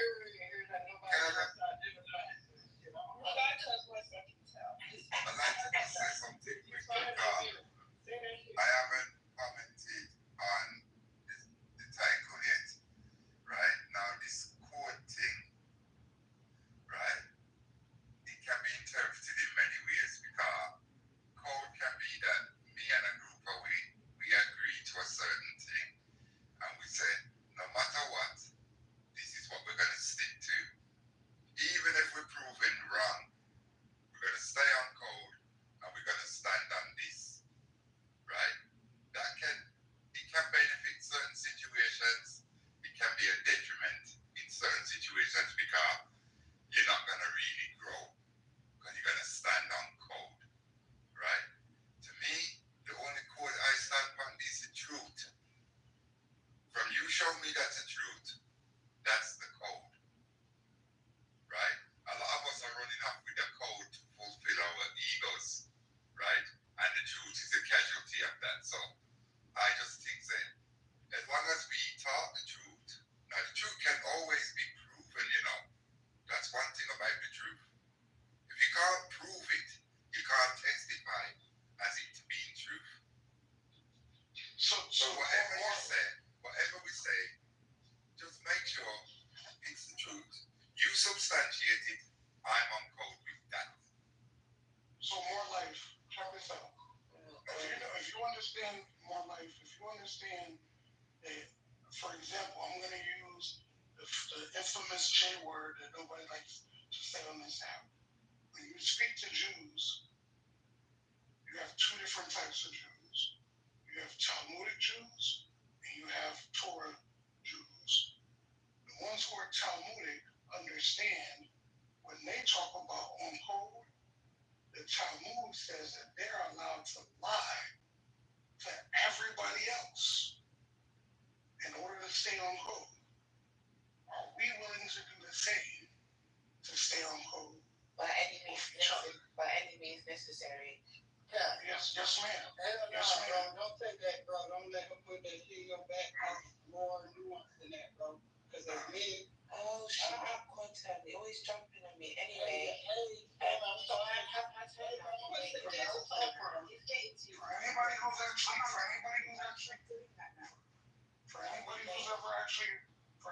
ever read even 5 or 6 books at a time. Let me say the word that I wanted to say before I got interrupted rudely, bro. You interrupted him.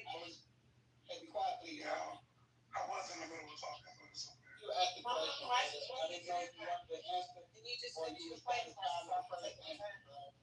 Hey, I don't gotta compete with So, nobody. Crisis, you were saying the group of Jews, they like everybody else but keep their truth amongst their people group. I'm wondering what people think on that. Does anybody want to respond to that? One thing Well, that was interesting. a part of what I forgot to say was, right, that when they talk about staying on code also, it also means knowing who we discuss things in front of. Very fast. Stupid. Right.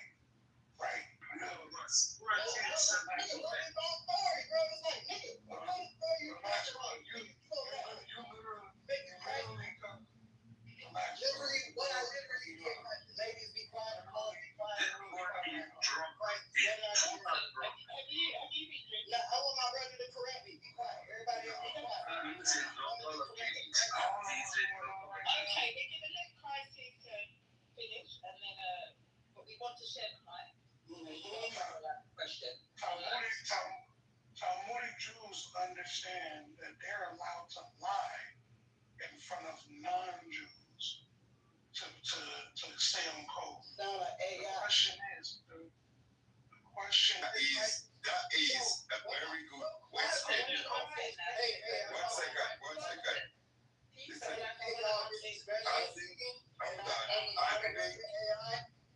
hold on. Can you relax a minute, please? Hold on. I think it's a very good question, right?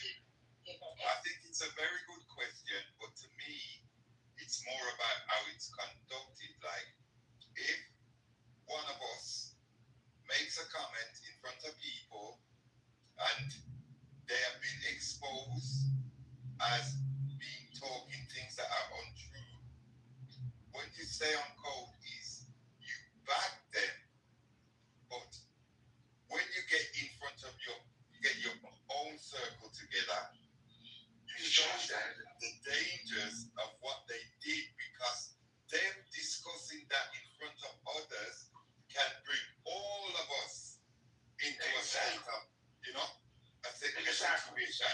I disagree. Yeah, so staying on code is that you got to be organized. Exactly. And you can't have people out there saying this and that on your behalf because it affects all of you. Now, I agree. People have to know when you're staying on code, you're working for the collective. That's all it is. Can I just stand on my own? My thought is that, bro, if we make the decision,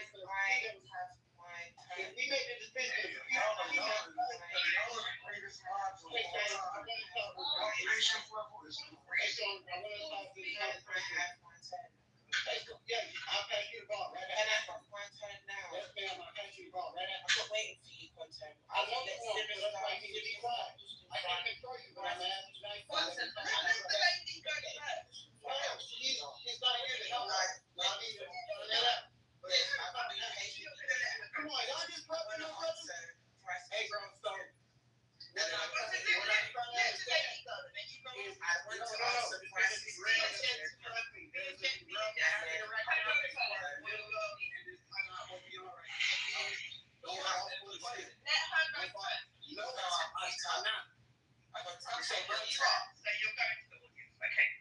Thank you so much, because it's crazy that I've been patiently waiting. I've let more life go before me, Silverstar, Crisis, and now when it's my turn, you have to wait for a fourth time so you can.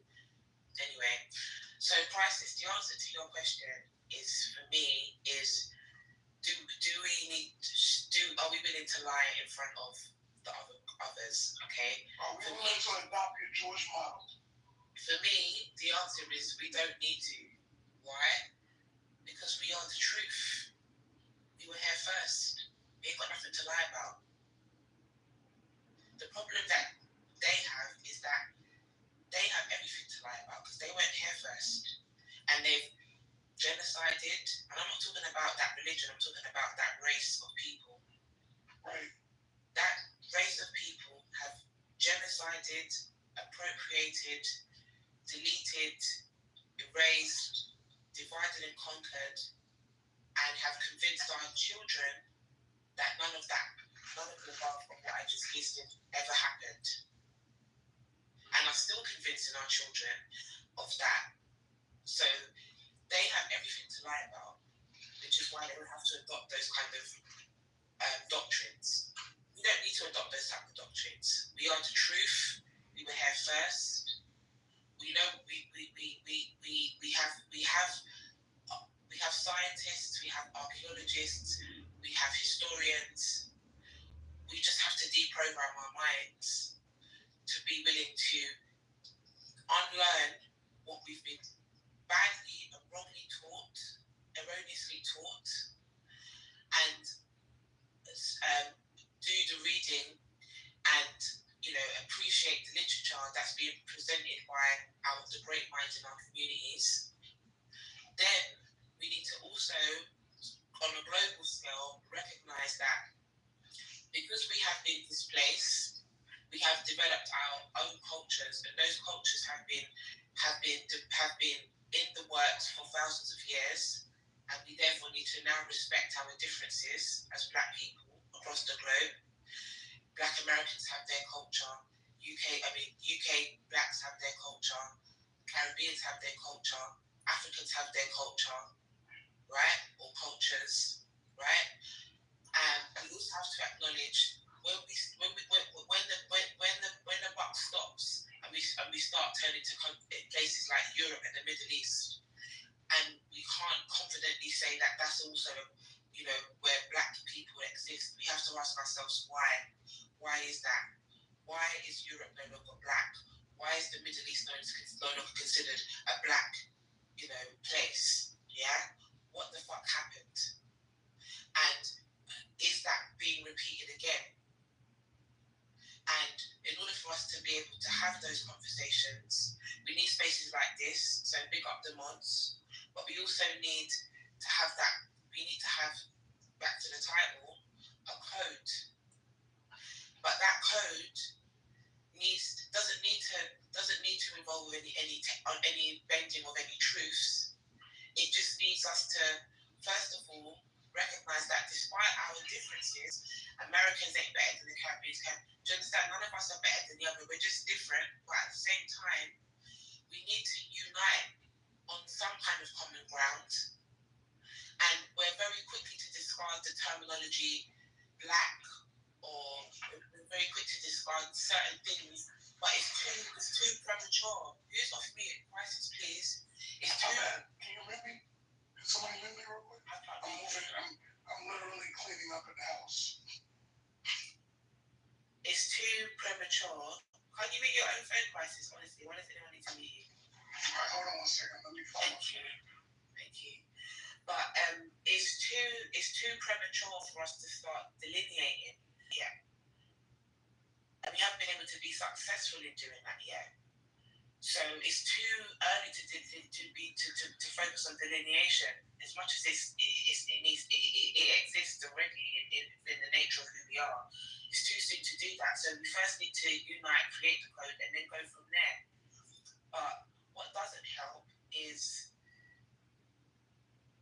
people's egos, people's ignorance about different Black people across the globe and who they are, and then the unseriousness of, for example, telling UK Black people that all we do is fucking drink tea and eat crumpets. No, bitch, that's not what the fuck we are about. Like, do you understand?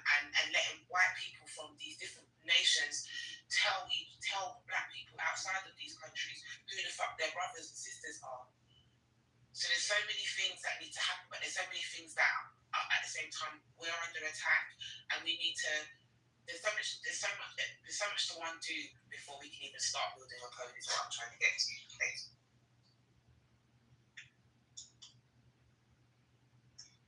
to say about the code and unity. The only thing I think what we've been discussing as well is to find out what we have, what the culture is, if we have something related to each other that we can actually motivate and innovate, which is a good thing. But I think we're in the years and time of information, regardless that everybody needs to pay their bills and sort out their personal issue.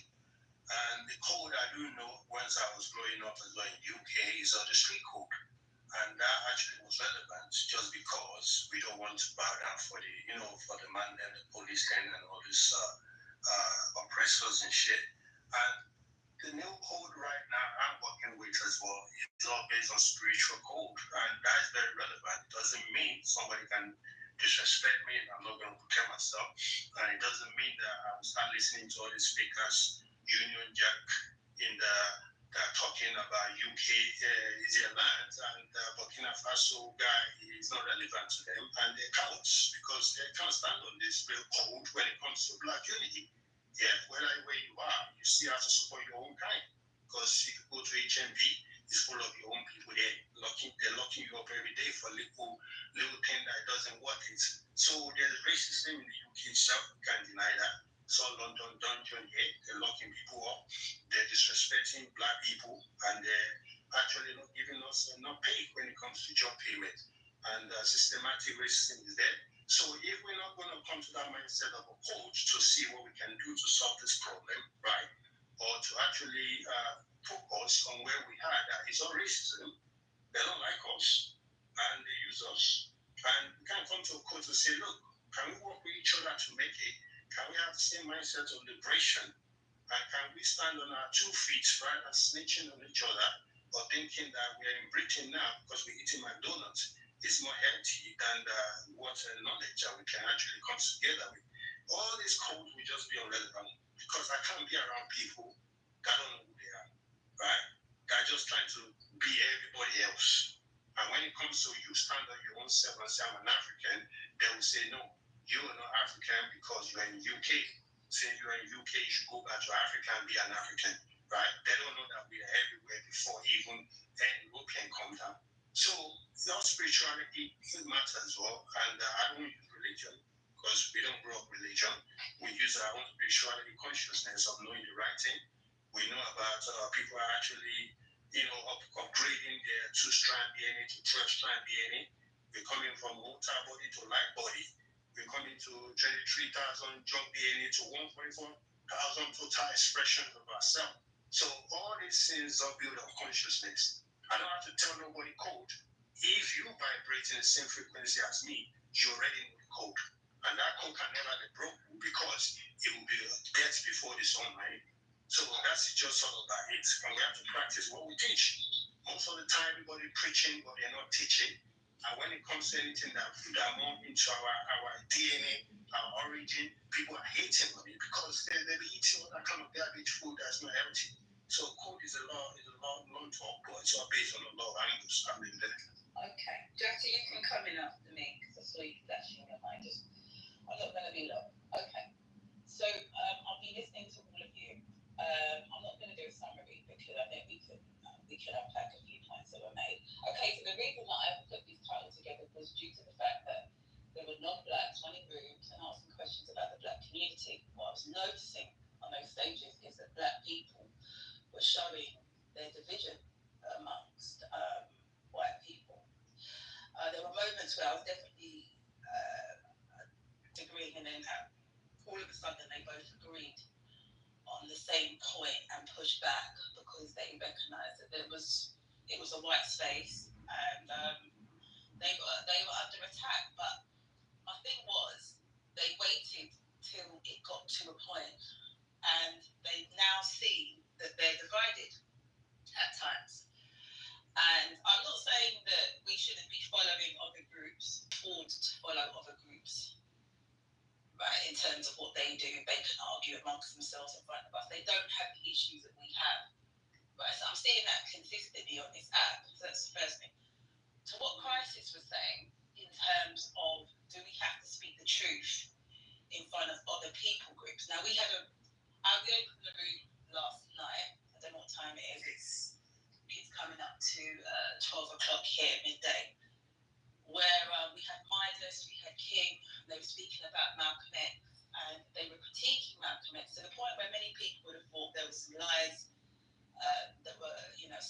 against Malcolm X.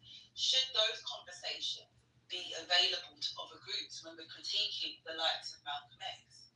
Is there a code that should be put forward to say, okay, if a non-black person was to open a room about Malcolm X, should we be critiquing him? Maybe people think that it's okay to be critiquing him in those spaces.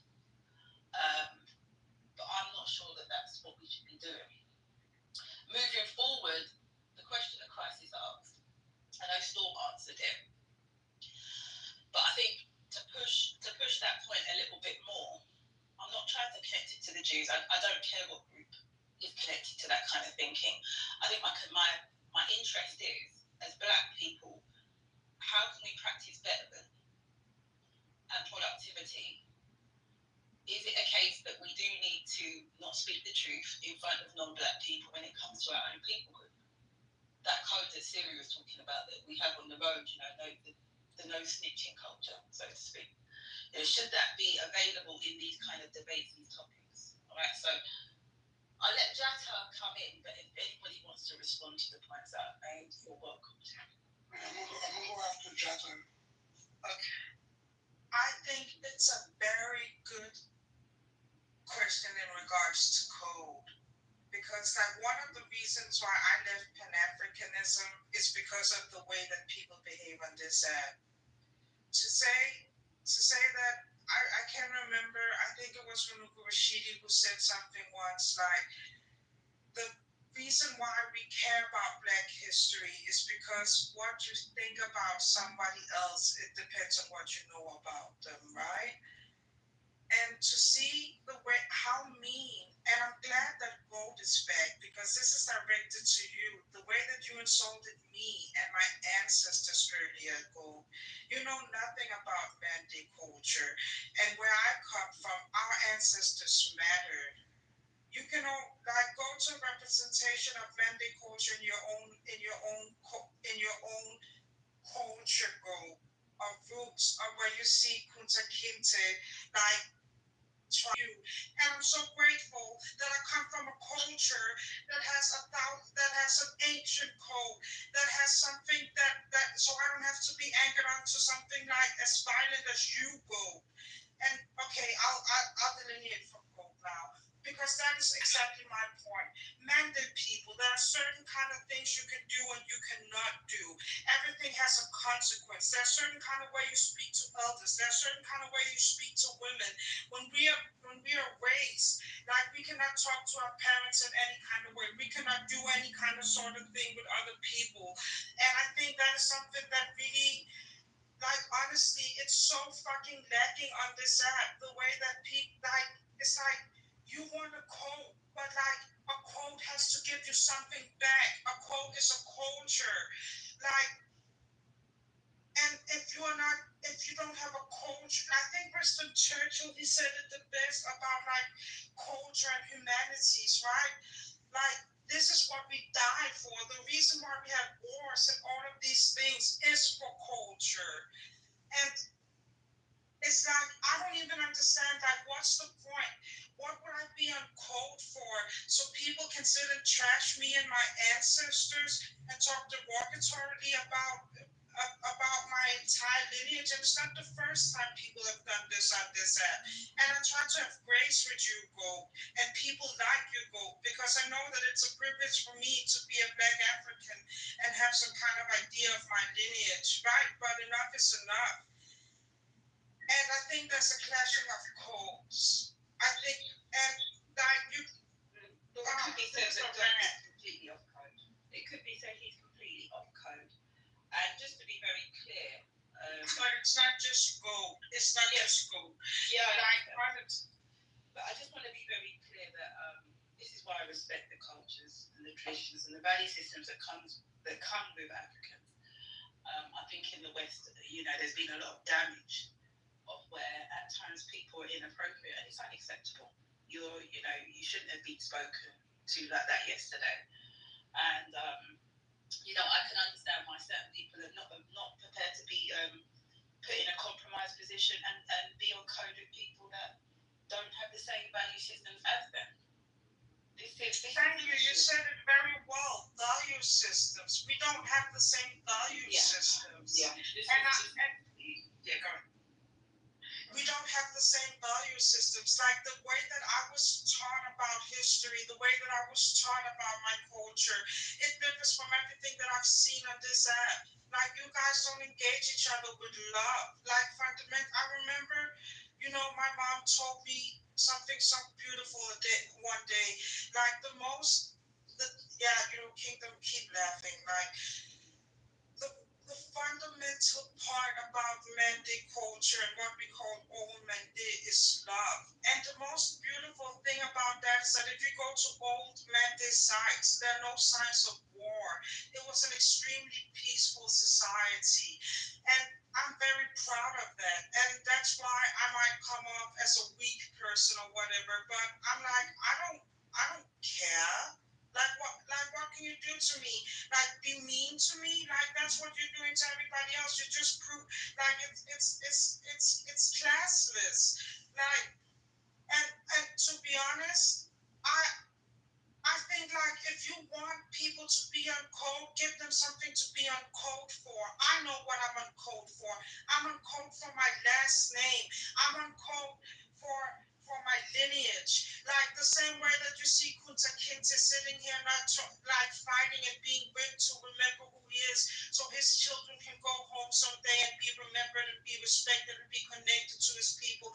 That is what I'm fighting for. I know my history. And I know my history so I can be a code. Okay, and this is, I think that's when the division starts to occur, and it's not just it's not even going to be honest with you. But what I want to say, Jessica, is with the Americans, I shouldn't really speak for them, but I am going to. Their history is enriched with steppers, with thinkers, people that have collectively done some heavyweight work when it comes to this supremacist issue that we have over here, right? So, just because, in 2025 we have these moments, I thought it was very clear, he's very much individualism, kind of, he's got that mindset of, he's doing his thing for his people. So, I think we just need to establish, I think what we could do moving forward is, in terms of the global black plight, we could have codes that don't infringe on people's culture, religion and value system, but where we respect each other and we can do the work together. But yeah, I mean, possibly not going to be best of buddies, but we can still work against the people group that are against us. I think a nice approach to this actually doesn't have to be as like philosophical and ambiguous as far-fetched and all that hotep kind of talking points that people like to insert into this conversation. It doesn't have to be anything like that. It just needs to be an acknowledgement that we are a group of people that need healing because of all of the things that we've been through. So before we can even start applying a rule to how we move, we need to heal first. So we can just look at what are the steps involved in healing. And I feel like that's where we should start. I don't think it needs to be any more complicated than that. Yeah, I agree with that too. Because hold on, Christ. Let me just round up with what you say, right? The healing part is what we've been through and been traumatized, right? And the healing part as well is broken of family or the extended family. And the information that we actually needed that we can get back again to refill ourselves. And these are things that we need to do. And we need to break spell as well. There's a lot of casting spell. Even the word we use sometimes, they have a casting spell in it, right? I got a group as well that we're teaching about frequency, right? How we can enlighten ourselves with frequencies daily that can actually motivate our body. And they always say your organs, like your thyroids and all these kidneys, they actually store energies as well of traumatizing, stress, pains, all this stuff. So there are lessons for that. People that are going through all these things are actually healing themselves first. You can't be on no code if you're bugging out. Yeah, you can't be on no code if you're a very toxic person. You actually use a lot of chemicals and all this stuff that's not good for you. So first of all, nobody's going to change your body, but you have to change yourself first. You have to clean your inside first and see what's perfectly for you. You have to go back to relating to real facts and science about everything. and ancestry wisdom as well, the oral tradition, valuable lessons and other identities of knowing about the harmonies as well, outdoor stuff, exercising, meditation, system practices, and community gardening. To gardening as well, we can teach. And I don't. So all these affirmations and stuff like that is a development. And when I got so much energy and somebody trying to say, look, you're talking shit. I said, let's go to the ring. And I've invited somebody in the chat. I said, let's go to the ring and marry out. That's the energy. Salute them. Just a quick one, because I know Crisis wants to come in. I'm going to let you come in straight away. But I think, first of all, I think a big problem we have is many do not acknowledge that there is an issue. The acknowledgement that we are a damaged group, or we need to repair the damages, reparations. And there's been many Caribbeans that have said we don't need reparations. There is this damage that you're thinking is not what I can see. So there first of all needs to be an acknowledgement from our own people group that there is healing that needs to be done. That's not just for the Caribbeans and the Black Americans, that's also for the Africans. Because many people normalised and are conditioned to just think this is just how it should be. I was just watching in Canada, Toronto, where a black girl, there was a few white girls that were beating her up, and there was white people, passing by and watching this. We had a similar story in the UK where a black girl was beaten outside an SEN school with her mother kind of directing the white daughters to beat her up. And people were passing by and accepting that. These things are, when it's seen like that, people be like, oh my gosh, there's a problem. But there's so much covert issues that we go through as well that we ignore and we normalize. Okay, Crisis, do you want to come in? So the idea of being on hold, in my mind, the way it looks is understanding that you live a shared life. Once you understand that you live a shared life, then that means that you understand that you impact everybody that you encounter, even the ones that you don't think that you impact.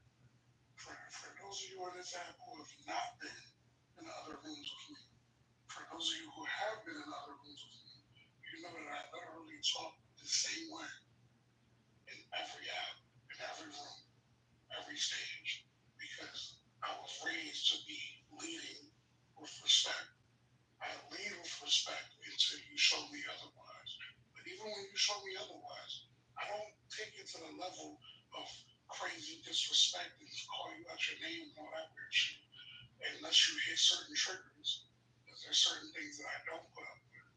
When you talk about like family and shit like that, you can say whatever you want about me. That ain't got nothing to do with me. But when it comes to people like this conversation that we're having right now, right? We can go into a completely different room, and I can hear any one of you say something other than what you're saying, and be like, oh, that's what you said, blah, blah. No. There's no reason for me to do that. Because at the end of the day, especially with the audience that we might be around, there's no reason for me to do that in front of that audience.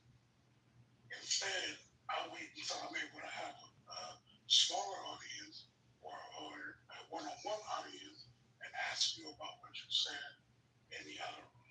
It's more so about just keeping each other accountable. It's no different than those people who take like pictures to prove that they worked out that morning and shit like that. Like, it's no different than that. That's the code. It's just keeping each other accountable. It's saying that, hey, I'm not going to blast you, but I do want to know that your message is consistent. You know what I mean? And if your message is consistent, if I disagree with your message, I'm going to address you directly. I don't have to do it in front of everybody. Now, if the conversation is happening amongst us, like how this conversation did, we had an amazing, this was one of the best conversations I've even heard on this app, because people were, for the most part, people were able to be mature. They didn't have to agree. They were just presenting their perspectives, all of that. That's the code. And when we get in front of people who are not from our community, if I feel like you are falling short in the argument, I may or may not jump in the argument on your behalf because that might be your argument to have. But after the argument, I'm going to reach out to you and be like, hey, this is what this particular part meant. In the future, when you have these type of discussions, this is what you should do. Yada, yada, yada. I'm not going to try to big mic you or belittle you by jumping over you and saying, this is what the person means. Yada, yada, yada. No, there's no reason to do that. I don't know if Ben is still in here, but I even reached out to him because I put something in the chat earlier when I said that he was lingering into the realm of his perspective not being understood. And I spoke to him and I'm like, bro, like, I explained what I meant by that. That's the code. That's the code. Because at the end of the day, in the general conversation, you weren't going to see a disconnect between because I understood what he meant. You're not going to see a disconnect between what he meant and what I understand. That could happen on the back end. What I realized when I go into some of these other rooms, I'm not even going to name them, but y'all been in some of these rooms where you'll hear these small hats talk, and then it's weird because they'll talk about our issues. And when they talk about our issues, you hear people who look like us basically belittling us about those issues in front of these small hats. For one, it's a small hat hosting the room. Why are you even entertaining that conversation? And then two, when you're entertaining the conversation, why are you belittling your brother or your sister? For what? What do you gain from that as a person in public when I know I can have that conversation in private? That's what I mean by uncle. I think, just a quick one. I'm just going to quickly say, Jetta, in regards to Goat, it's a shame he's not here. But when I speak to people in this app, I always think to myself, what's the intentions behind this person's words? Before they even speak, what's their intentions in this conversation? Goat's coming from a very political disposition. He's coming from a position of where he's kind of giving up on the black community. This whole MAGA thing he's totally against. He's from the left. And I think you got caught up in that. Sometimes I think Goat does these things to kind of, it's a bit of an ego thing for him. But I think he makes good points in regards to his side of his political agenda. But, you need to kind of read where people are coming from and their intentions in conversations. Yeah, just wanted to be clear. The second reason, well, there's a few reasons as to why I mentioned I put these titles together of black people being on code. It's because of the boycott for the braiders, the African braiders. It started on the 1st of August. And I was asking people whether that's an off-code moment. Also, someone just sent me a link regarding some of the black female reality TV stars that go on these Love Island shows, and they end up with these white men. Because it seems to be a money swing to get involved with black women on reality shows, from what I understand.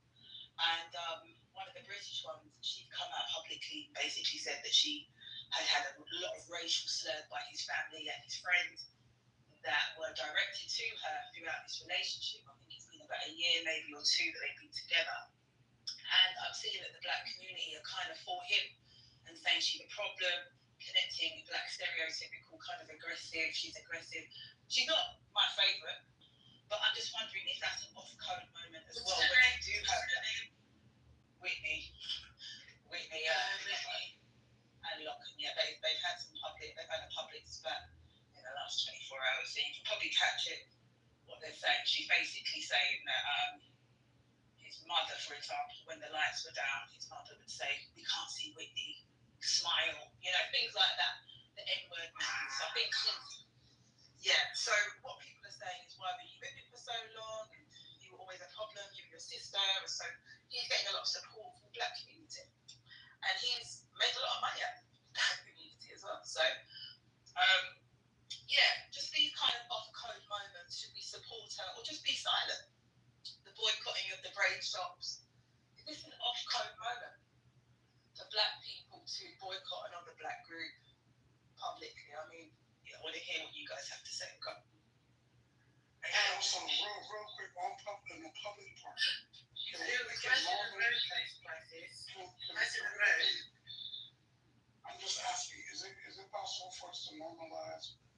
disrespecting each other in terms of the gender in our community and in front of these people as well. Like that shit becomes tiresome. Like when I hear dudes call black women the B word, or when I hear women call black men the B word, like that shit's unnecessary. You don't have to do all that. Okay. You don't have to call wars or none of that shit. I think the sooner we realise, right? Sorry, Harlan, 1 second. The sooner we realise that all of these wars, gender wars, diaspora wars, generational wars, until we learn about why these disputes are there and that they are products of white supremacy, the sooner we can get back to the original conversation it's been designed. And again, we're supposed to be misled by that, but it's actually. So let's take, for example, really quickly, the Love Island situation. You've got a black woman and a white man together. Now the problem is that the product of that relationship, which would be a biracial child, we consider that biracial child to be black. So because we consider that biracial child to be black, it gives black people the confidence and the lack of kind of racial guilt to have a child with a white person, because as far as they're concerned, what I'm producing a black child anyway, so what difference does it make? Oh, good Lord.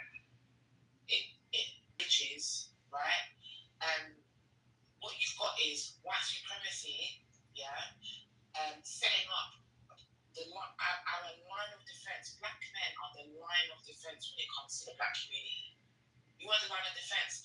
Now, how better to control a group of people? It's genius, but we're foolish enough to perpetuate it. There's all of these things are linked to white supremacy, and also another thing that we fuck up on is we don't call white white. So when we see people like, I don't know, Lachlan, who dates Whitney, he's a bit tan, no bitch, he's got fur on his head. That's a white man, right? Let's wake that up. We need to understand who white is and who white isn't, because imagine going to any type of war and not knowing who your enemy is. How the fuck are you supposed to win that? If you go into the battlefield and you don't know who your enemy is, what are you fighting? So we need to make the distinction between who we are and who they are.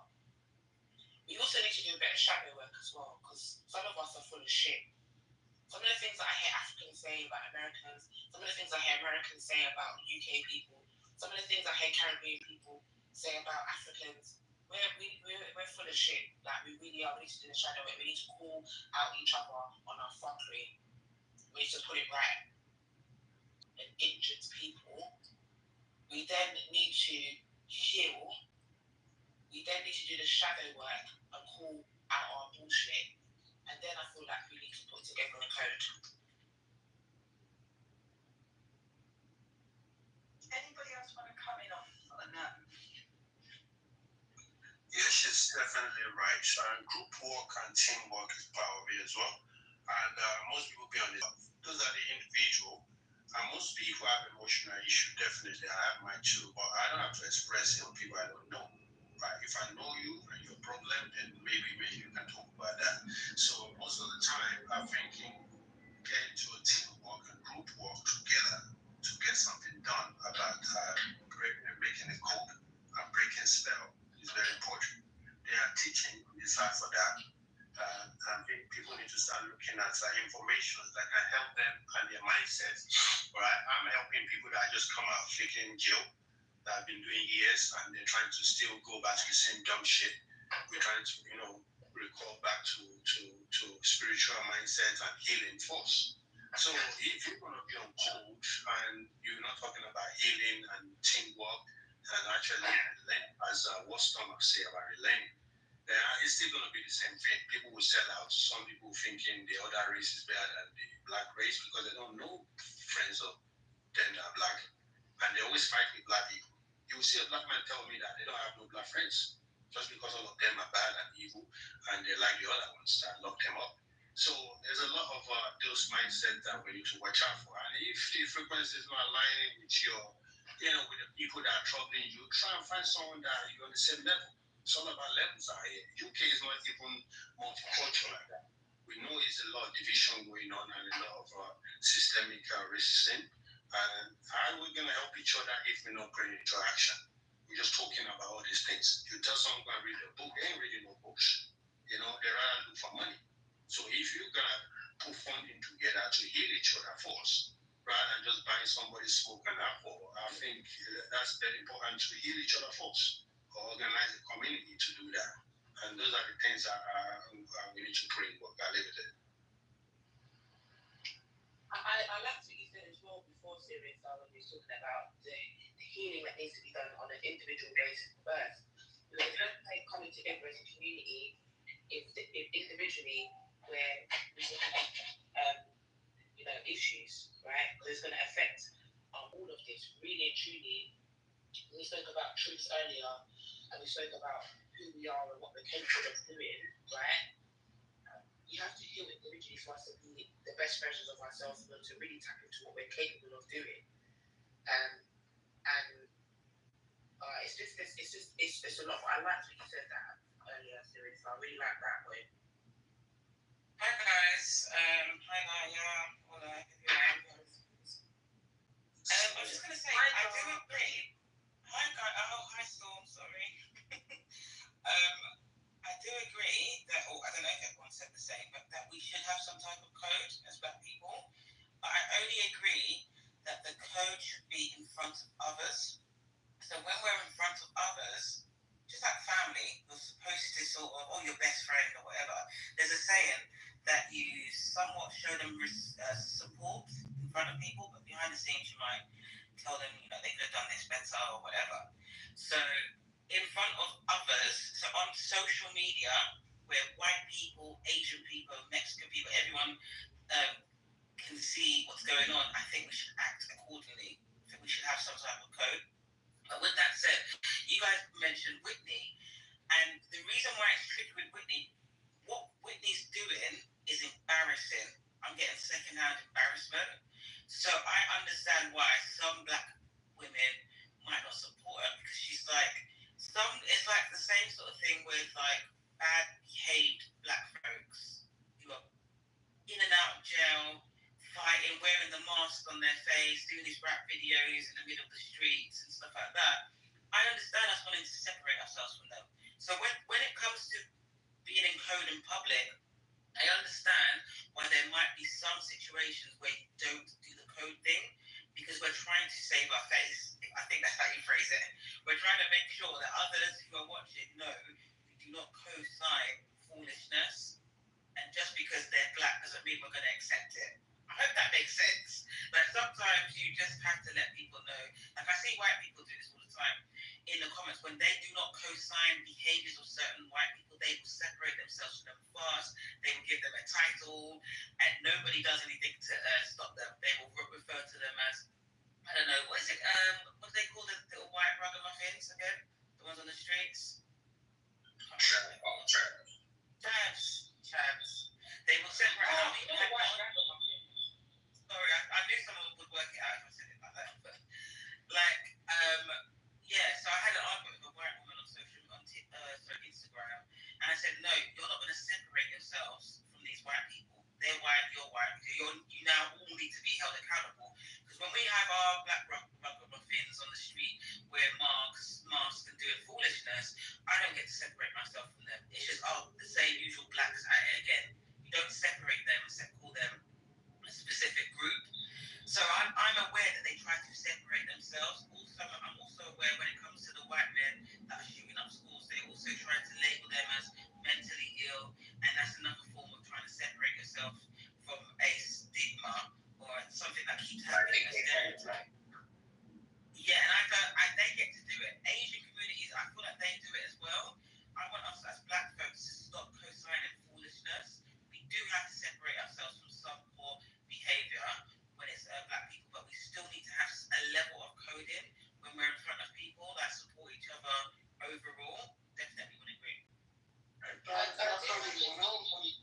When I was a kid, Dark Honey, I always knew that I fucked up because my mom would start speaking in Fong. Like if I had friends over the house and she knows that they can hear us talking. She wouldn't speak in English. She was speaking Fon, which is the tribal language. And I always knew I fucked up when she started speaking that Fon, because she would do it so that I understood what she was saying, even though they didn't understand what I was saying. So I just can I respond to what Dark said? Because I think Dark, you make a brilliant point, right? That we don't call certain groups of black people black. We don't call them black chavs, you know. They're the underclass of white people. They're not us. We haven't labelled our degenerates as the underclass. We haven't done that. We don't, acknowledge, we might say middle is copy and pasting a white supremacist system. That's their playbook. Let them have it. That's what they do, because they are the way that they are because of who they are. We are the way that we are because of what they've done to us. Now, when we zoom into our roadmate culture, for example, even just let's look at the dress code. Let's examine the dress code. That dress code, these young people will feel like this is their identity. They've carved it out. No. These things are being marketed to our children, right? They go into JD Sports and all there is fucking Nike fleece tech tracksuits in different colours. What else are they supposed to fucking wear? Do you understand? So there's the heavy advertising of this retailer on all of our buses. So these children think that that's the only place to shop, right? They go in there and then there's a roadman uniform that comes from corporation. So, and then we turn around as black people, point the fingers and say, oh, look at these black people dressing like that, it's embarrassing. And then parents are then having to fight their children. Because I went through this with my son, having to fight their children to not wear them, to have extras of clothes that you should, that complement you. These are some of the other brands. My brother's a graphic designer, so he's an alternative. He dresses alternative. These are some of the other things you can wear. And he took him out clothes shopping, and interjected that, that path, so that now my son dresses like a normal fucking human being rather than a copy and paste of what UK corporate wants our kids to look like, which our kids think that that's their identity, that they own that. They don't own that. They think they own it, but they don't. So we need to give grace as well to understand that this is something that's been done to us as well, and it's going to take time. That's what I would say to that, Dog. Well, I want to say one thing. What we do is we'll take something like the Timberland book, right? The Timberland book was created for people to work and do construction in. But we'll take something like that and we'll say, now we won't wrap the Timberland book, but we're not going to use it to do construction in. We're going to do it. We're going to use it to look fly. We're going to get fly with this book. So we do tend to take things that are that's considered really good fashion, high fashion in a sense, and we'll take it and we'll make it our own. We do tend to do that, especially over here in America, and I don't really see a problem with that. I don't have a problem with that at all. That's all I want to say, considering that. I don't know. I don't know. I haven't really had thought about the optics in America, because we got accused of this earlier, talking about American culture. We're not from there and stuff like that, and so I'm very mindful that I don't. So I'm not going to comment on that, Carla. But what I will say is I feel like in the UK, I feel as though it's different. I definitely feel like it's different. I feel like my opinion is this. I feel like because America's so big and there's so much space and there's the anyway, let me not talk about that. Anyway, stick to the UK. In the UK, it's very small and it's easier to conduct. It's easier for us to be controlled. It's easier for our narratives to be written. It's easier for them to be perpetuated. They have a tight handle on the media. They have a tight handle on what our kids are educated. We don't have black universities. We don't have, a heavy black media space. It's changing, but for a long time we didn't. We don't control our narrative, and so we don't really have the space to make things our own. Although that is changing again, we're beginning to carve out our own space. We're beginning to carve out our own, like social dynamic, and we're now given a space to label ourselves. I call myself a UK Jamaican. That's a terminology that sometimes some people don't even know what the fuck that is. Do you understand me? So I feel as though it's not the same. So I don't think we can make the comparison. Although I do love the fact that Black Americans are able to take something and make it their own and own it, and it comes from them rather than comes from US corporations saying this is how you should dress, this is who you are. I love that you guys have that autonomy. I would like to say something.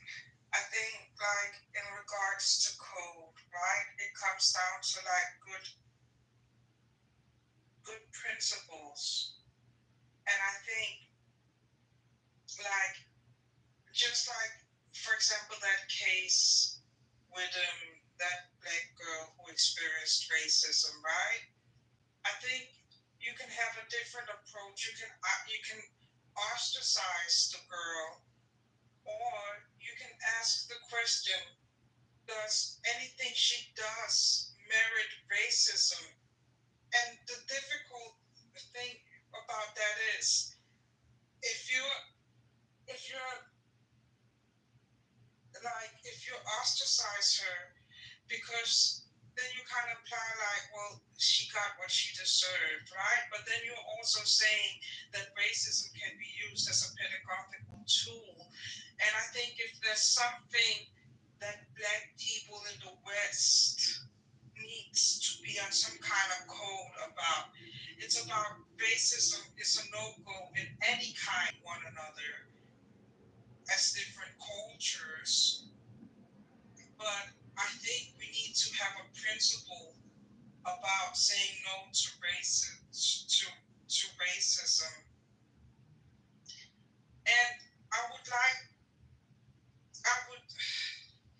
I think this whole idea, like, I understand that people are like, oh, you can't have toxic people in a community and stuff like that. I thought that was kind of, well, not toxic, that people need to work on themselves, right? I think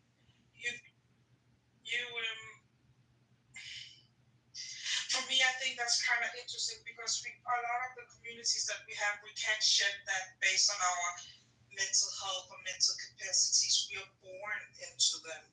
And I think, again, it comes down to principles. You stand by people's side based on your principle, based on the fact that you're both, or something like that. I think we have to acknowledge that this is a community that you're born into because of the experience of isolation you will have. In order for it to be some kind of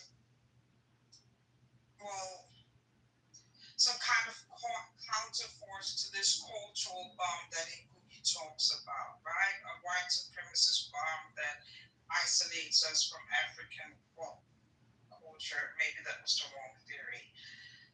But yeah, that's what I wanted to say. I don't think that anything merits racism. Racism is not a... There ain't nothing worse than somebody that's off code. I despise off code behavior. I really do. That's like the worst thing that we can do to each other is be off code like that. I really don't also helpful to discuss is the similarities between us. I think that's really helpful. Those are some of my favourite conversations when I go into the US spaces and we talk about, like, for example, Harlem just reminded me because of your name, how similar the Harlem people in New York are similar to the people from Hackney in East London, right? And when it comes to fashion and some of the alternative black cultures and the way that they approach music production and the sounds that come from there, and just the way that the bouginess, yeah. I love having, and I think those conversations are helpful when trying to build, because in order for us to have code, we have to want to, work together. We have to, like I said, we have to acknowledge our shadow selves. We need to acknowledge the fact that there are countries, there are black people in Africa that had a hand in the slave trade. They helped capture black people and put them on boats and ship them out to the Caribbean and Africa. We have to acknowledge the LGBT and one batty man and things, but they don't But at the same time, we've got man that eats vagina, and we've got man and women. Oh, we found out them dirty, nasty bomber class. We found them out. We don't tolerate that. Right. And then we've also got the black people in America. We have to acknowledge that because of the crack epidemic, you've got people who are born, like with crack in their system and affects the way that they fucking behave and act. Do you understand? Like, and then the UK people, UK blacks, I don't know, I think we're kind of perfect, but, someone can think of something. Perfect, my bomber class. I think what the UK blacks are guilty of, and our shadow selves, is the interracial dating. That we're heavy on that. Like in the UK, in London, despite how many black people there are, I can count on my hand a week or even a month how many black couples I see. I see more black men with white women than I do see black men with black women, right? So that's our shadow issues, right? And I feel like, we should talk about those things as well, because I feel like that's part of the healing process. But at the same time, we should also talk about what makes us, what things we have in common, and what brings us together. I think that's also important. Is dating out an off-code moment? Is dating out a preference? It's just someone's preference, or is it a moment of being off code? It's a missed opportunity to create another black child. It's an insane moment. So when a black person gets with a white person and they have a baby, they've now created a biracial child. That's not a black child. That's a biracial child. That's a different race, right?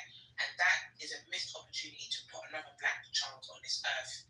And if it's getting a bit cultish now. It's getting a bit high control group. And like, if you're black, you have to do X, Y, Z. It's like, no, being black is not a code. You're born black, and you're gonna die black regardless of what you do. You're gonna die black regardless if you marry a black woman or marry a white woman or have a biracial child or have a black child.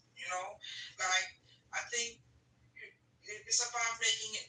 I think we also have to make it tangible. Like, I'm like, based on my culture, if I have a child with a white man or with a Danish man, my child would not be too lit like me, but that's something, like, that's life. And yes, that child would not have the same cultural experience that I have when I go back. But I think you also have to be, what's the point of knowing your history and all of these things if it doesn't build up your self-esteem to be resilient? And I think, okay. Please, can I respond to Jata? Yeah, I want to ask Jata a few questions, but I'll give Jata a bit of time. I just want to say that I agree with Jetta on this one. I don't think dating outside your race is off-code behavior. And I don't think that in itself is off-code. But Jackson, have you finished? Yeah, I just feel like what my point is, like, it's like, at least where I come from, we are taught our history in order to be stronger individuals who are more resilient in society and in the world. And I think if you are a strong culture, you can also handle the intermixing with other cultures. It doesn't just mean that your culture vanishes. Like sometimes, the elders will laugh, in our community and be like, oh, now we have the Tue clan of Denmark because of the Tawe clan of Denmark because like a Tawe have gotten so many kids because that is what Mande culture does. In all of its history, going all the way back to the Ghana Empire, we have always evolved, we have always fused. Then some people went to that region and married with those people, and they got another dialect, and they did different things, but they're still Mande at the core. But Jacta, ideally, you're absolutely right. Ideally, that would be the approach when it comes to interracial dating, right? Because like you said, if it doesn't, it gets too controlling, it gets weird. But you don't hear Jewish moms talking like you. You don't hear white Italian moms talking like you. You don't hear. One second, I know I cut you off, but I'm sorry, I'm just getting a bit irritated.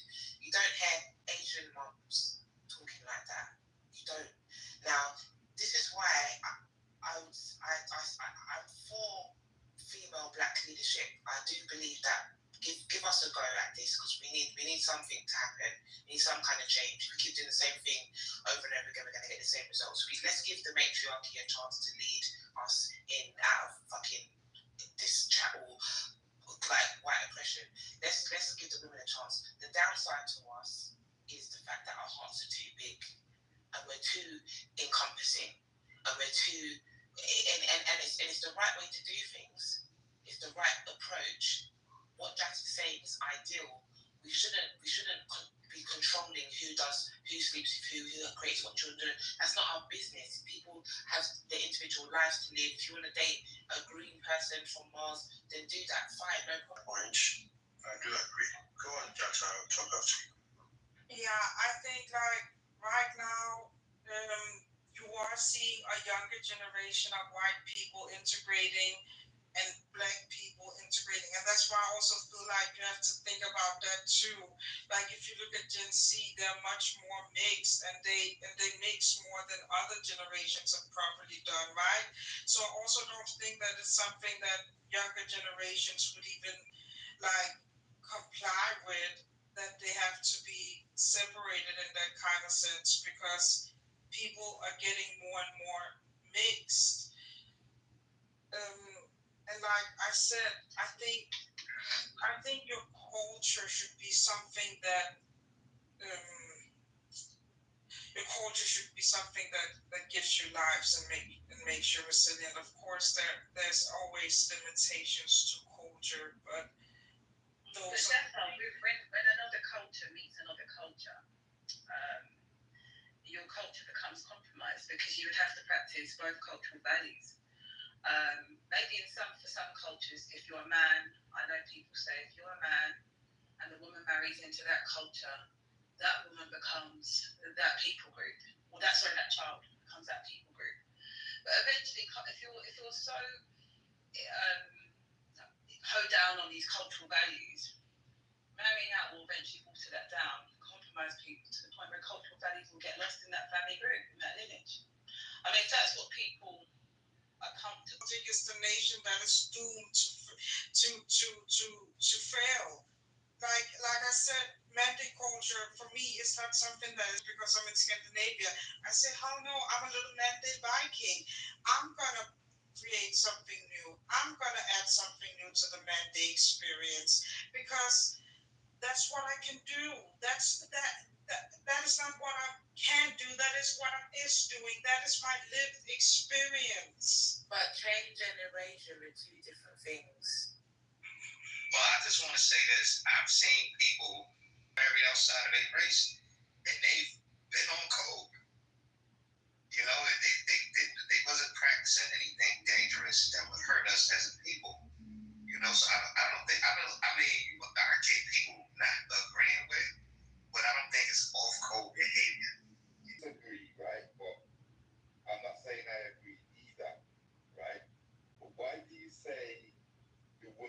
be given a chance to lead. And the reason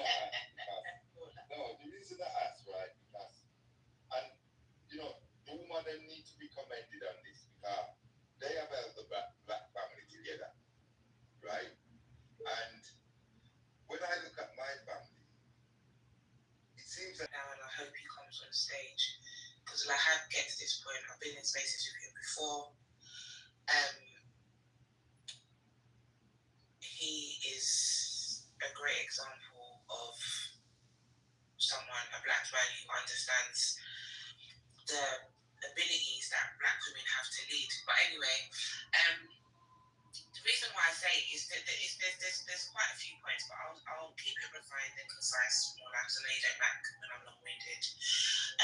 But I think the first thing is just common sense. If we've been led by a male-dominated system which hasn't worked out for us, then and the only other alternative is a female-dominated system, then that would be the obvious choice to make, right? If one thing doesn't work, let's try another thing instead of keep trying the thing that doesn't work, right? So just common sense. The second point is, like you said, we're natural born leaders, right? We're told in scripture that we're not. We're told in society that we're not. We're told in lots of different areas that we're not. But then you go to biology and we're told that we are, right? And we go to science and we're told that we are. And if you really do a deep dive into the scriptures, we're also told there that we are, right? And so that's the second reason. And then the third reason is that I feel like women are much more nurturing than men, and that nurturing extends from her offspring and her family, and can lend itself also to community and nation building. And I feel like we all know that in order for something to grow, it needs and to develop and to be prosperous, it needs to be nurtured.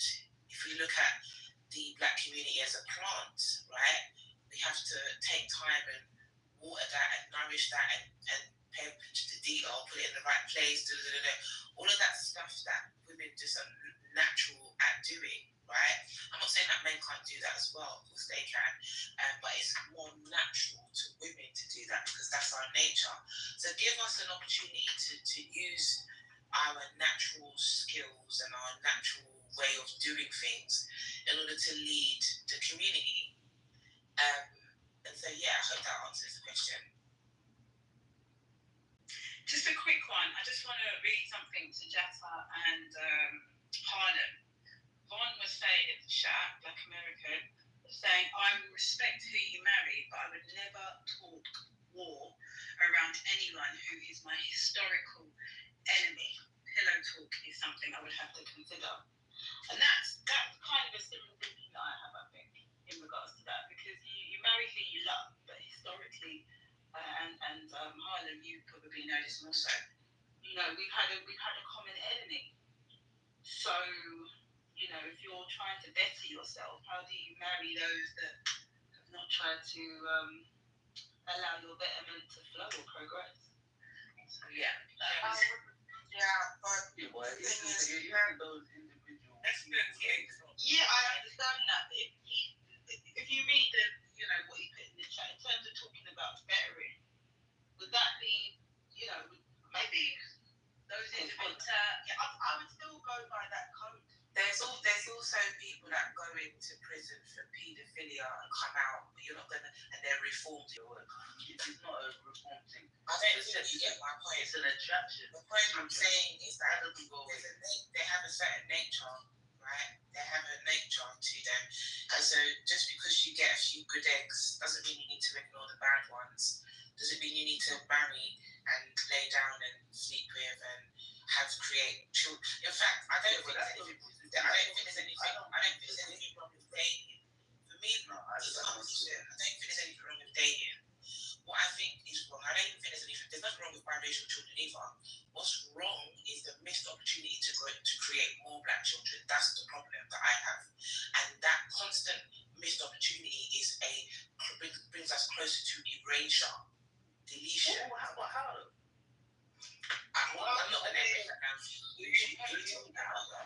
opportunity. There's because earlier on you said that you walk around London, you see more interracial couples than black couples. I think you're right. Where do you live? Where? Barnet, to be fair. There's no way you're walking around on the end you see more men with white gal than black. That's just that's what you said. Did you hear what I said? Yeah, I said that when we have a missed opportunity to create black children, that brings us closer to erasing who we are. There was an article The Guardian wrote about 3 years ago, and they said that the UK Black Caribbean group is going extinct. Yeah, but how did that? Can I finish my point? This is why I find it hard, Naya, to have conversations with. The numbers so. What are you talking about? Hello. I know you're not in your 30s. I'm definitely young. Oh, you're definitely in your 30s. All right, I take that back. You sound a lot younger than that. Anyway, the point I'm making is that people with mental Don't worry, I asked Okay, so Jackson and Cardamom, I read it out in the side chat.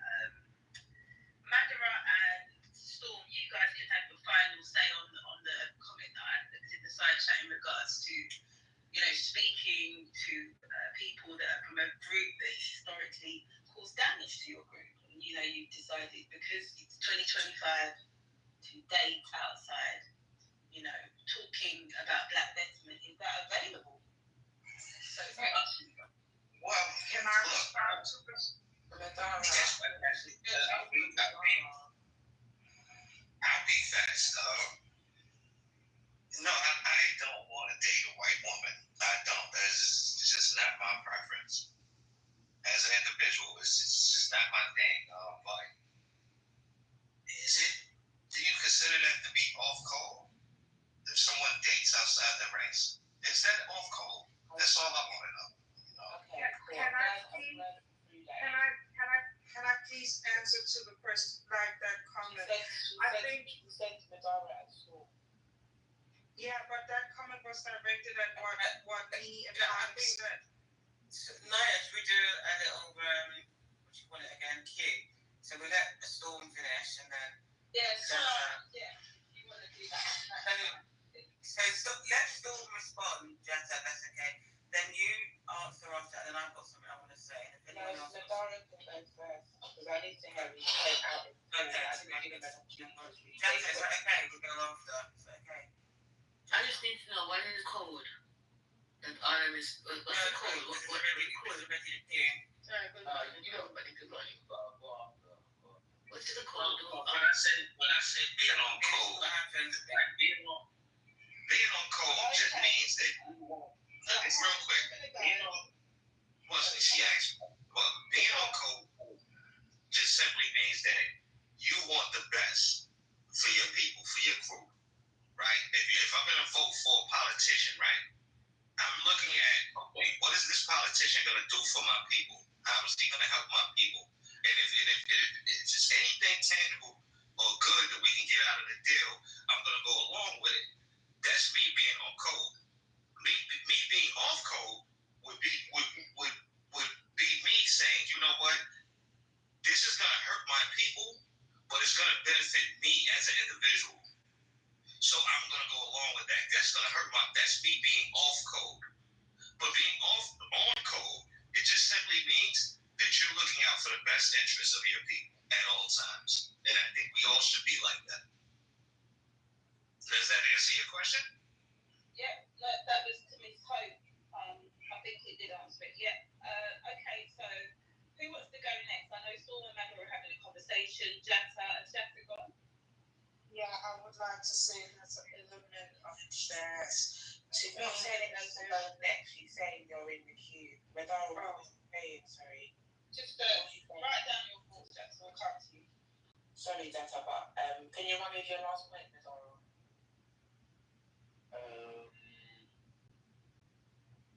I don't know. I can't. I'll go after you.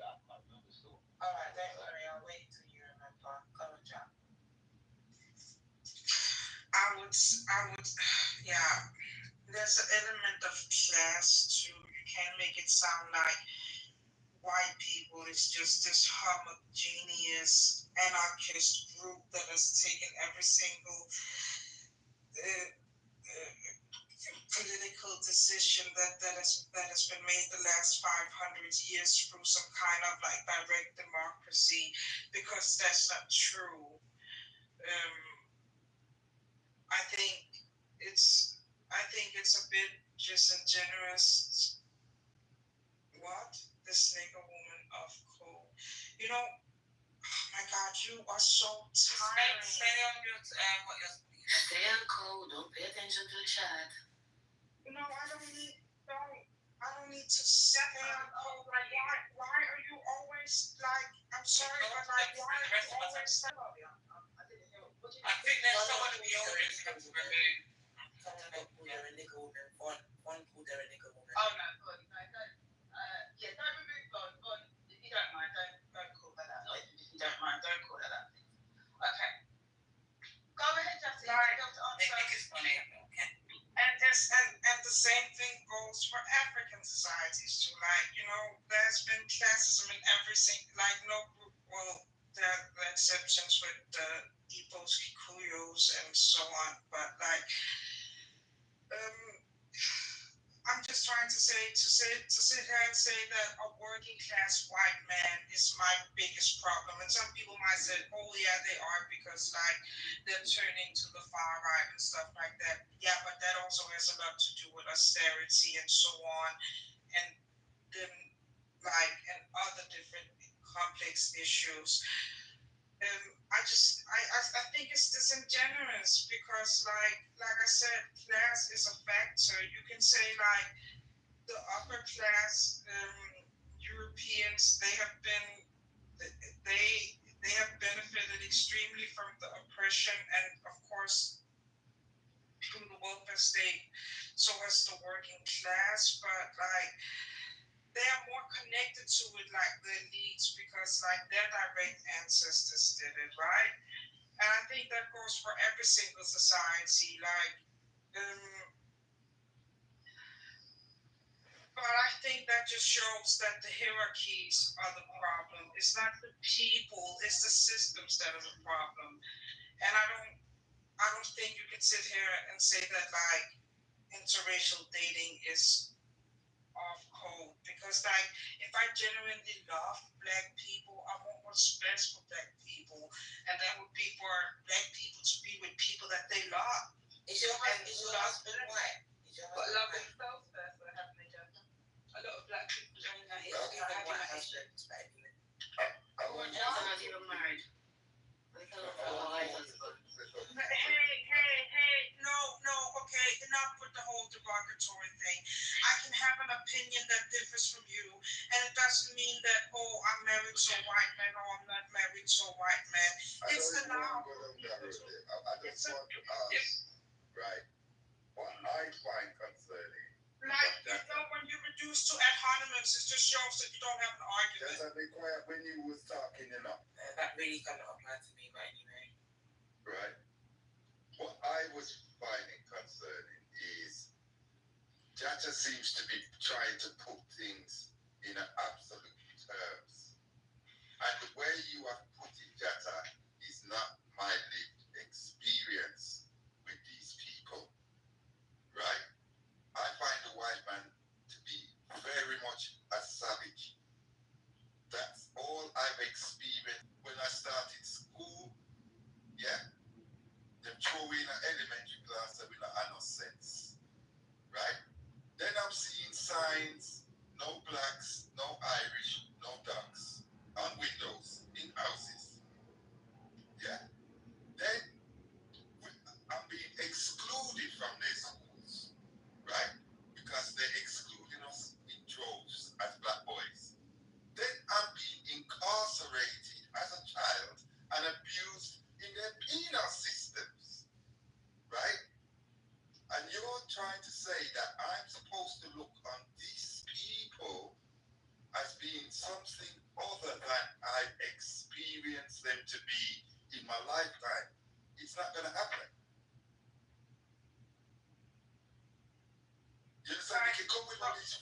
terms and fancy names for them, right?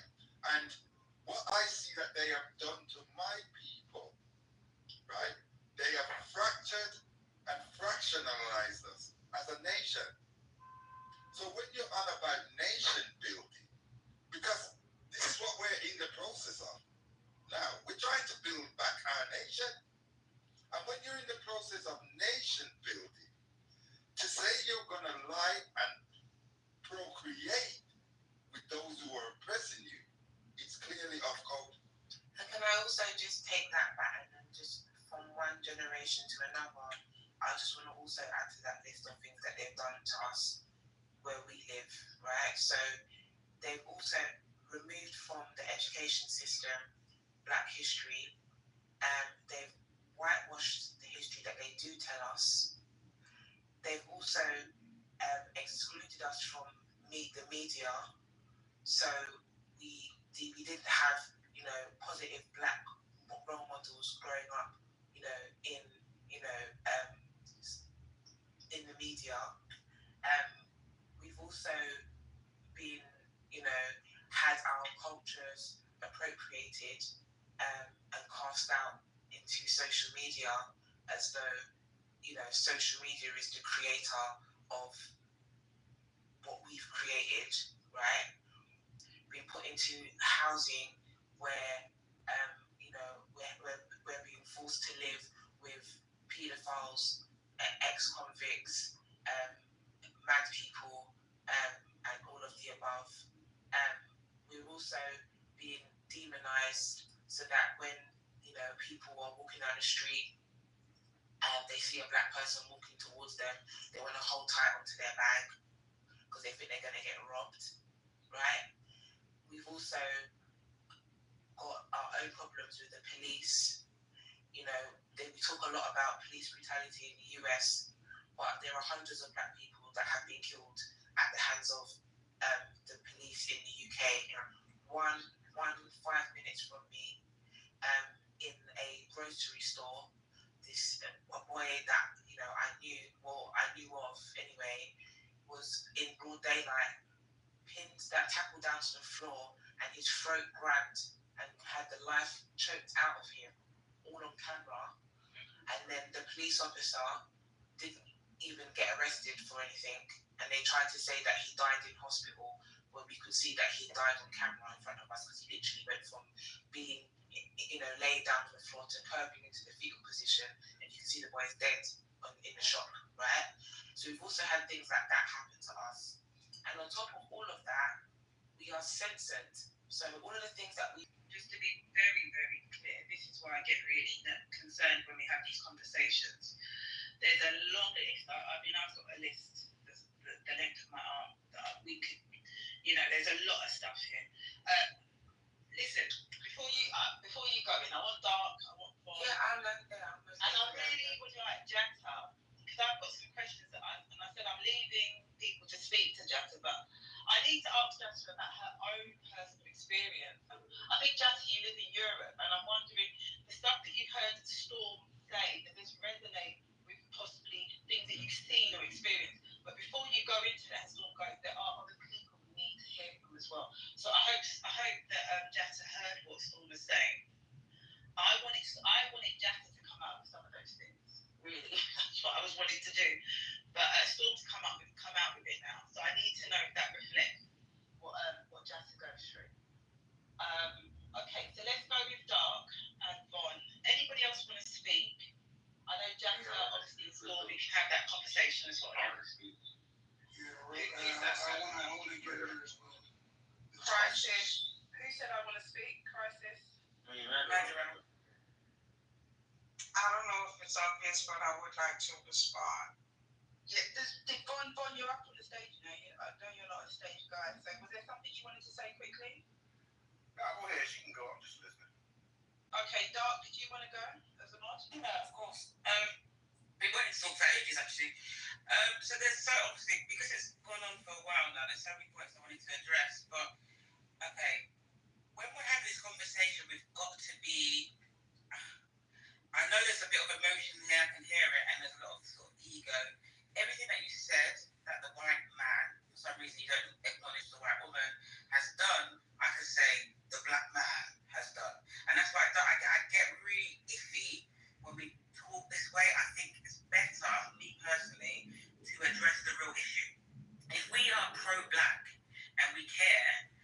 about black people survive, because there's a few points that Storm made that I agree with. If you care about the progression of the black race, if you are pro-black, if you are anything to do with being black, then yes, you would naturally follow what Storm is saying.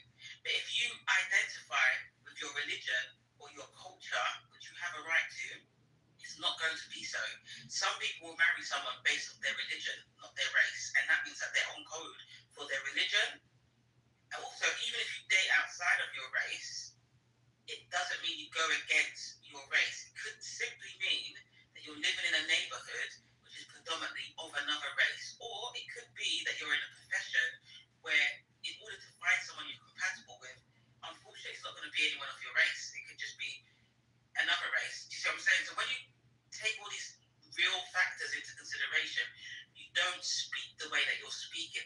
The way that Storms is speaking, in my opinion, is of someone who is pro-black. So someone who is actively trying to progress the black community and wants black lives to, not black lives, but more black lives, sorry. So they want the population to go up.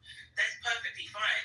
As long as you're claiming to be pro-black, you're supposed to think like Storm. But the point I'm making is not everybody is pro-black. The other point I want to make is that when we're talking about the slavery and all of the stuff that was mentioned, I'm telling you now, there were grown men marrying little girls, and they were black girls and black men, because it would have taken place in Africa. Not too long ago, it was legal for you to marry underage girls. And for some reason, we don't like to acknowledge it. What country? Do you know what country that was? Or I can go Google. I think that was as well. So there's a number of things. Even when we look into slavery, before we were sent off to go in the ships and we were shipped off to these white slave owners, we were already enslaved. And I don't know why we don't acknowledge the fact that we were already captured. And I say we like it was me, but locked up. We've seen the movie Black Woman King. I think it's called Woman King. Take this person because I've got a gun. Let me take this person. I've got a gun. I've got more power than you. No, it was some type of exchange that took place. There was a verbal agreement or written agreement or whatever. And so that means we were already enslaved. So when we're talking about, well, we can't be with this race because they've done us bad, the reason why there's going to be an argument or a war, people are going to clash, is because they're going to acknowledge the fact that actually, if we look at the statistics, naturally, the people that have harmed us the most are our own people. Naturally, it happens. If you look in the white community, the people that harm white people the most are white people. The people that harm Asian people the most are Asian people. So I'm not picking on us. I'm just stating a fact. So that's where the conversation becomes almost like it's not honest. It's all ego and emotion. Because if you're being honest, you would just say, listen, even though I can see we don't work together, even though I know we ain't shit sometimes, we call slavery, we already had slaves before the white man came or whatever, you know, I just believe that in order for us to progress as a people, we have to try to heal and ignore the fact that we've been doing shit to each other and try and do better and stick to our own and make good of what we have. That to me is honest. But when you start pointing and listing out all the stuff that the white so-called man has done, then another person's going to come off you and say, well, wait a minute, the black woman's done this and the black man's done this. It's the same reason, last point, when people say, listen, black men stop dating these white women because look what happened to Shannon and look what... No, that's not the cause. It's not their race, because the same situation that they've been in with these white women is the same situation they could be in with black women. Now they're going to give you 10,000 examples of where black women have done them wrong, and now we're in some gender or race war, and it gets us nowhere. Okay. It's inclusive of the white woman, right? It's like when them say man. She knows that she was just being like that. She was just being funny. She was being facetious. And Dark, you know I love you already, yeah. But we don't see eye to eye on certain things. And yeah, that's just, I think, Dark's tactic. Sorry, more life, but I think she knows that we're talking about white supremacy when we say the white man. She knows that. But anyway, there's a conflation here, because what we're talking about is two different things. There's the healing of black people, and then there's the after we dismantle white supremacy. I'm not talking about that. I'm literally saying that for some black people on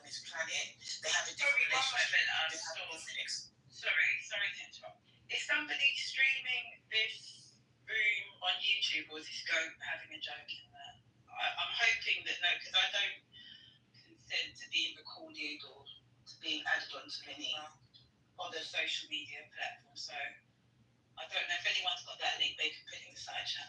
And if you are doing that, can you shut that down? Because I don't consent to that. Yeah. So I think that what we've got is there needs to be, so I feel like for me, it's not me being pro-black, it's not me being, and I know you're not, I know you didn't say that, Doc, but I don't think you have to be pro-black in order for you to acknowledge the wrongdoings. And I think it's important, we were saying this before you came in the room, one of the great things about these spaces is that we can provide insight to each other. So I speak to people from East Africa, like, Rwanda and places like that, where they have really negative experiences with other black people, right, because of religion, right? And so, like, the way that they see white people is completely different because they didn't have that negative experience with them, right? Kick John out. He is streaming it live. Is he gone? Kick him out. Well done, well done. Which one is John? No, but it doesn't matter. His skin tone is dark. He's still a colonizer. He's still white. Yeah, exactly. He's still white. You're still a Jew supporter, so it makes you white. Let's just put it that way. And my people fuck you. I mean, you're not even fucking. Oh, John. No, my lineage is it's in the Jewish neighborhood because Ishmael, but we're we don't consider the Jews. Your people are not the real Jews. John Kitover on stage. Your atheist, your anthropo, whatever you want to call yourself. What does John come on stage? He doesn't like us anymore. John probably down there drinking beer. You guys just get mad at the truth about certain kind of people. So before you became a Muslim, were you allowing in jail for people to put it up your ass? First of all, everyone knows that it's a white Israeli thing. You guys are gay. That's why there's so many homosexuals in Israel. But I bet that you tried it before you became a Muslim. Freedom from the tyranny of the Israeli government. Freedom to kill everyone because of whatever dumb value system you have. Our value system is the better value system. You guys just don't value it because you guys are animals, man. I'm telling you that. That's in our culture. I get it. We're animals, like killing gay people. No. We don't kill gay people. We kill gay people. That would be unacceptable. Just to kill them. We don't kill them just to kill them. Yeah, no. If they they will get capital punishment only if, number one, that's the law of the Muslim. No. How would someone know? How would someone know someone committed a gay act? They would have to do that publicly. Also, then you're justified to kill them? It's not about justifying what the laws are. Once again, they follow the law. Yeah, exactly. It's the law. So it's justified. The killing is justified. This has nothing to do with justification. This has Yeah, something to it do with is. what the law is. That law justifies the killing because it's in the line the killing.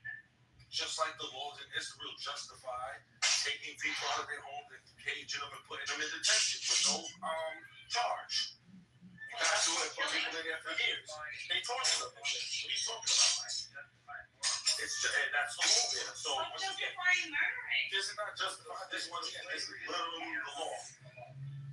Yeah, the law is like, you cannot be gay because otherwise, if we see you, you're gonna get killed, and it's justified by the law. That's amazing. It's beautiful. Oh my God, this is so like you.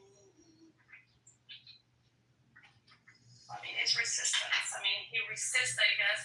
Yes, we're resisting. His name says it all. He resists intelligence. He resists high IQ. He resists. You guys have the lowest IQ in the world. He resists everything. He resists logic. He resists morality. He resists decency. He resists God. He resists everything. There is no morality. There's nothing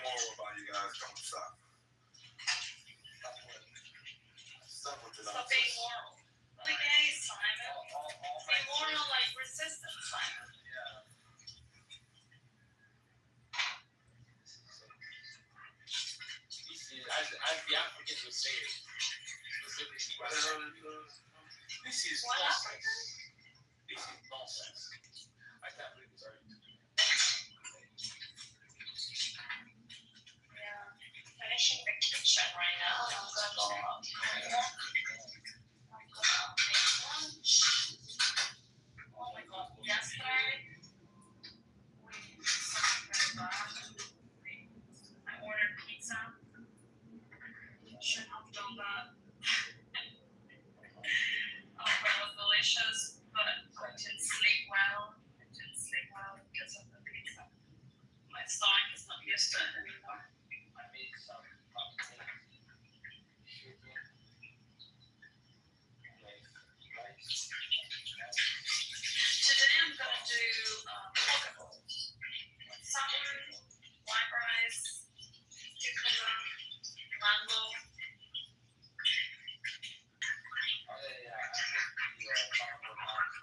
The retard is here. Why do we get all the retards? We're all the entire. Oh my! I don't have any IQ. I lack IQ. I don't even have one. I like everything. I'm a woman. You know what's funny about that retard comment? Hold on, I'm gonna keep talking. Well, no, because you're gonna get. Because it's not an argument. I deal with facts. The fact is the Israeli government is systematically starving and committing genocide against the Palestinian people in Gaza. And then they're using collective punishment in the West Bank to push people towards illegal settlements. What argument are they to put forward to something that is the known fact? What is a genocide system?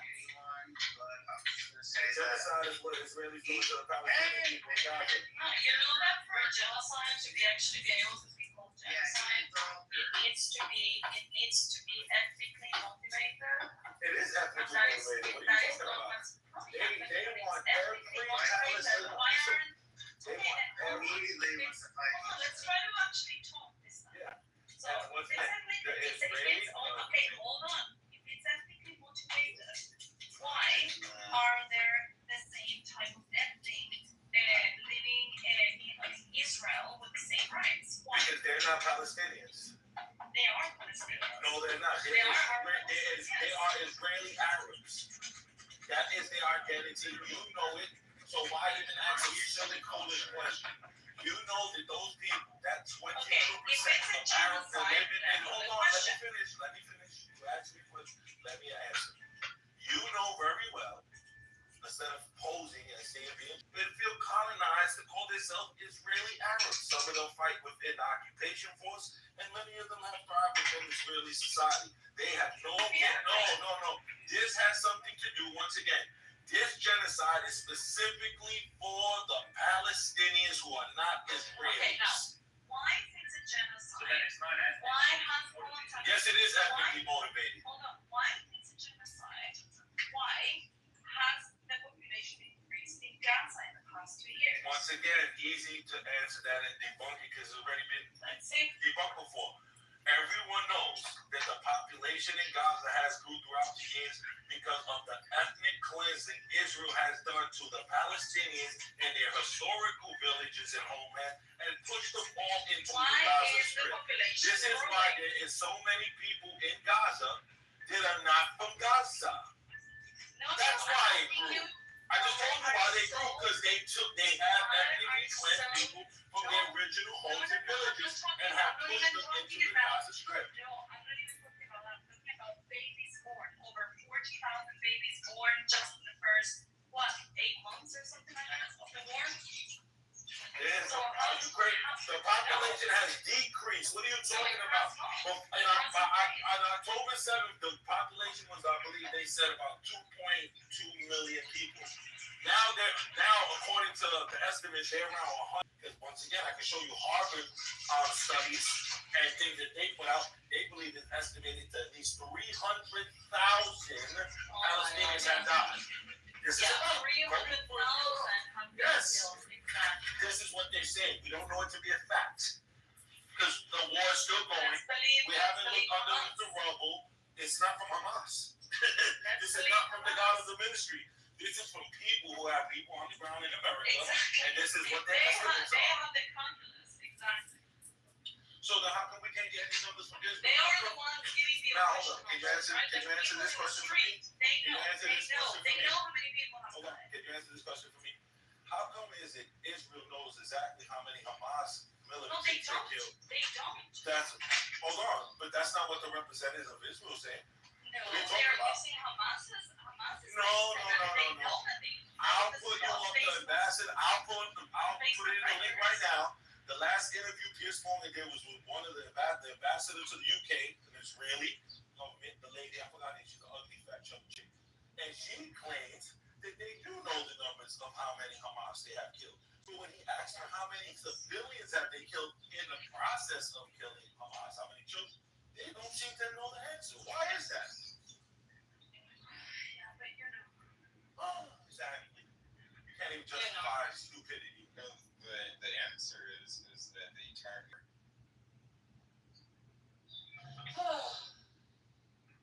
So, you know, it's really, government can't even answer these questions. Why are we supposed to listen to you? Like, come on.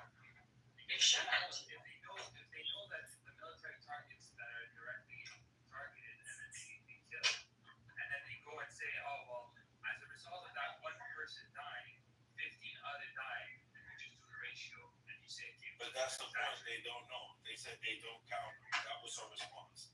She said, I cannot answer this. No one can, because we don't count the innocent people we killed. We only count the militants. This was her ignorant answer. How is that ignorant? If I have a military target and then 10 people die, why would that be bad?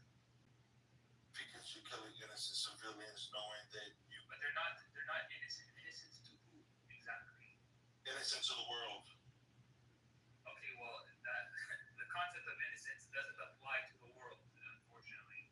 So you could just... Yes, it does. No, the concept applies to everyone in the world. You're either been accused of doing something or you've been charged guilty of doing something.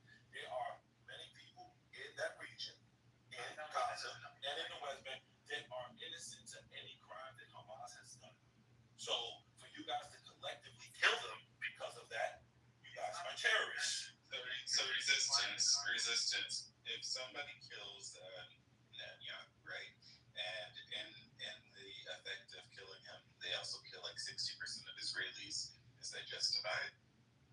Nowadays, more than 60% of the Israelis said they're okay with ethnic cleansing of the Palestinians.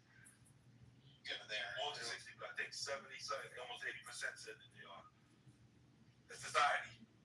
Yeah, so they aren't contributing to it, right? They aren't fighting 60%. Of course they are. They're not fighting in a war. How are they not contributing? You don't see them. Hold on.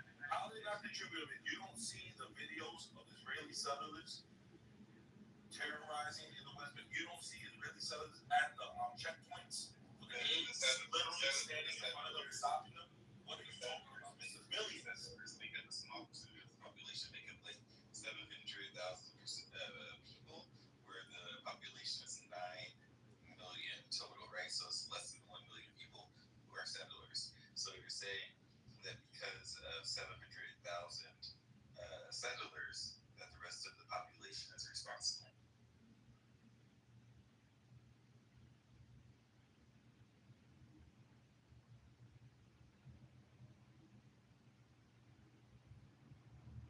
The quiet is deafening, I'm not gonna lie.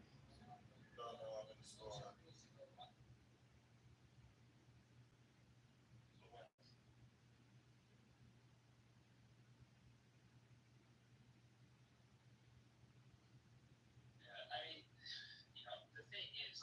Say a lot of words, but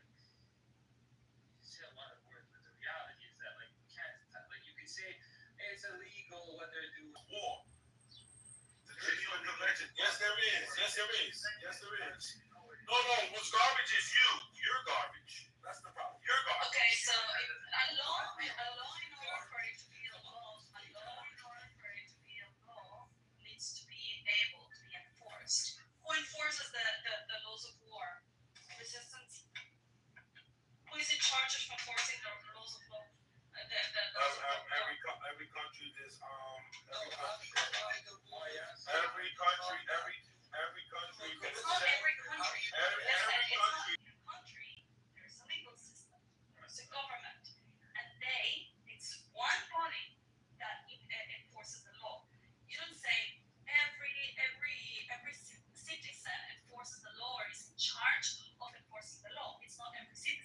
they said country. Hold on. What are you talking about? Listen, in a country, I'm saying inside of a country, there is one entity in charge of enforcing the law. It's not every citizen. So in the globe, internationally, you cannot say each country enforces the law. It doesn't happen. It's just the same as if I would say every citizen enforces the law. In the world, not every country enforces the law. So my question to you is, if there are laws on war, if there is actually international law, who enforces it? And I just told you, everyone. Global government. There is no global You don't have to have a global government. Once again, every country that is binding, every country's representatives, meaning their leaders, president, prime minister, whatever you want to call them, if they then those countries are responsible for executing anyone who breaks those laws. What part of that you don't understand? That is why I say that you don't understand how international law works. No, I know how it's supposed to work. That's the difference. International law. International law is not anything else than a set of rules that a bunch of countries came about when they were in peace, and they said, okay, guys, what are we going to do? No, actually, these laws all came about. What are we going to do? Getting slaughtered by the Germans. Why did we ever Stop lying. Why did we ever enter into conflict? Let's agree to follow these rules. And they all said, okay, let's do that. And so the countries that agreed on that set of rules are the ones that are sort of following those rules. But if a country never said, I agree on this, you cannot force the country to do it. And even if they agree to do that, there's still the interest that yes, you can, because that's the moral standard of the world. Like you guys always say. That's the moral standard of the world. Yes, you can. They're the moral terrorists. No, like Israel, like the Zorro. You mean like Israel does the Syrians? You piece of shit? You mean like Israel does to the fucking Syrians? You piece of shit? You mean like Israel does to the Syrians? You piece of shit? You piece of shit? You piece of shit? Israel supported ISIS there, you piece of shit. ISIS. Everybody shut up. You're ruining Don't my fuck with Sunday. me. Don't fuck with me, you jail convert. You jail convert. Because I'm not the type you want to fuck with, believe me. Who are you talking I'm to? going into protests. I'm going into protests. He's talking to resistance. I saw that piece of shit. You definitely would not have. Islamic piece of shit. Fuck your mouth. Okay, stop. Based. Anyway, you should all go to church. Honestly, These cowards support Hamas, the same Hamas that congratulated Turkey's displacement of 300,000 Kurds from Afrin. Fuck you. And that comes from the bottom of my heart. Okay, yes, you're going to have a heart attack on stage. I don't want that to happen. So No, I'm not going to punch him in the chest and give him a heart attack.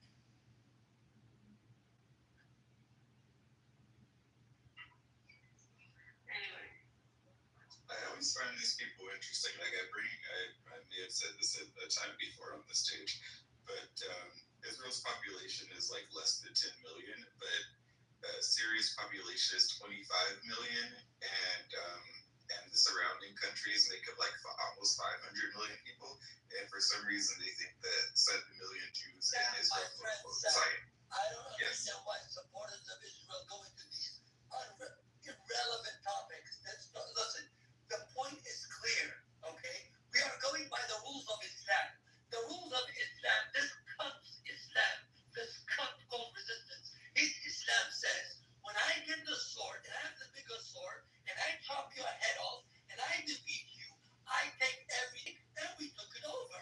So now you suck good dick and be a good fucking boy.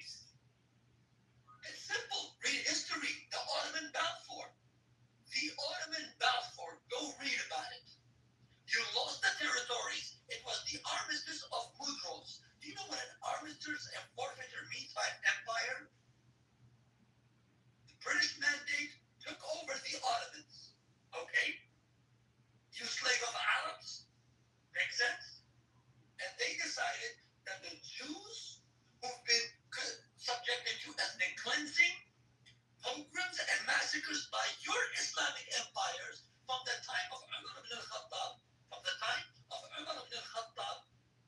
until you're a bitch ass fucking dirty Indian rat. Meet me right now. I'm in New York right now. I'm not your fucking Indian ass out your soul. You're pussy. You're a bitch. You'll never fucking come to a fucking protest.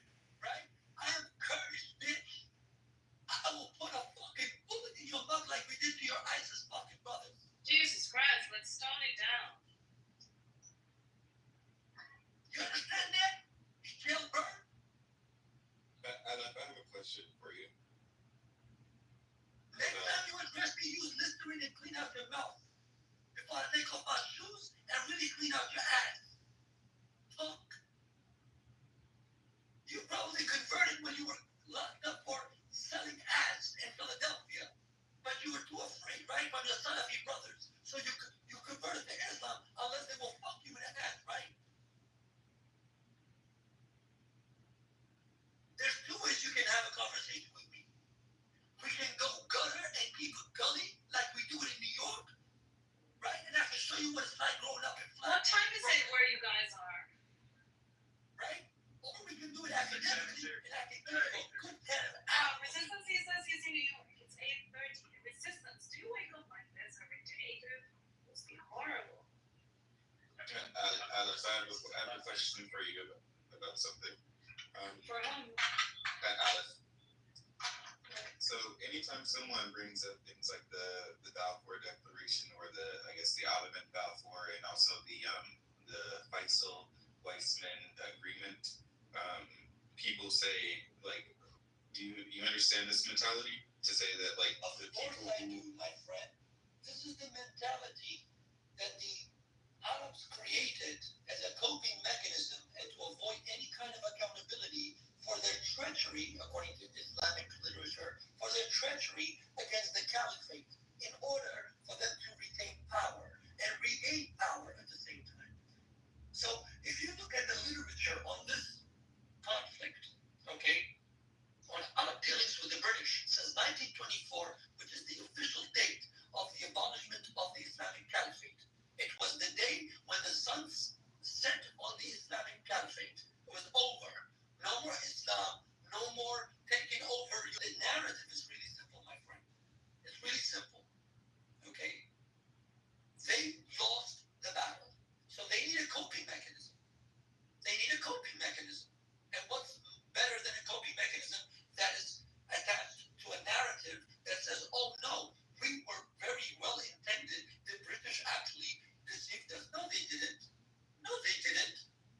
You tried to deceive the Muslim majority countries or world or lands, right? And the British played you. You tried them. You played the Turks, and the British played you. Are you mad? You're mad. Just say you are mad. And the British, in fact, did not even play you. Because if they did, the British had all the power to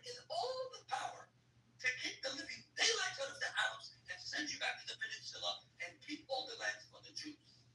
But no, they decided to go for the, the Pike, what's it called? The Peel Committee, right? The Peel Committee. Yes, the Peel Committee. P-E-E-L, right? And it was made clear, all the Jews that had bought the land, okay, and all that they will be given was about 51%. You were given about, 49% of the land? Something like and guess what? The Arab League, headed by Saudi Arabia at the time, Mohammed bin Saud, you rejected it. And King Hussein, you rejected it.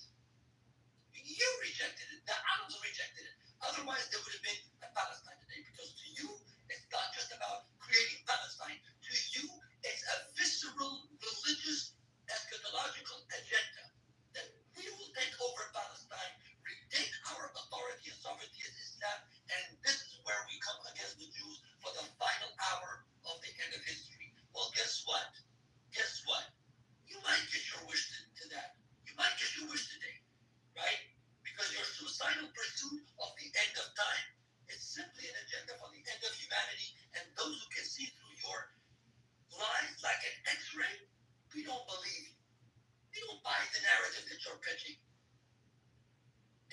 you other suckers and self-defeated cowards who've never made it to anything in your life, this is a good coping mechanism, right?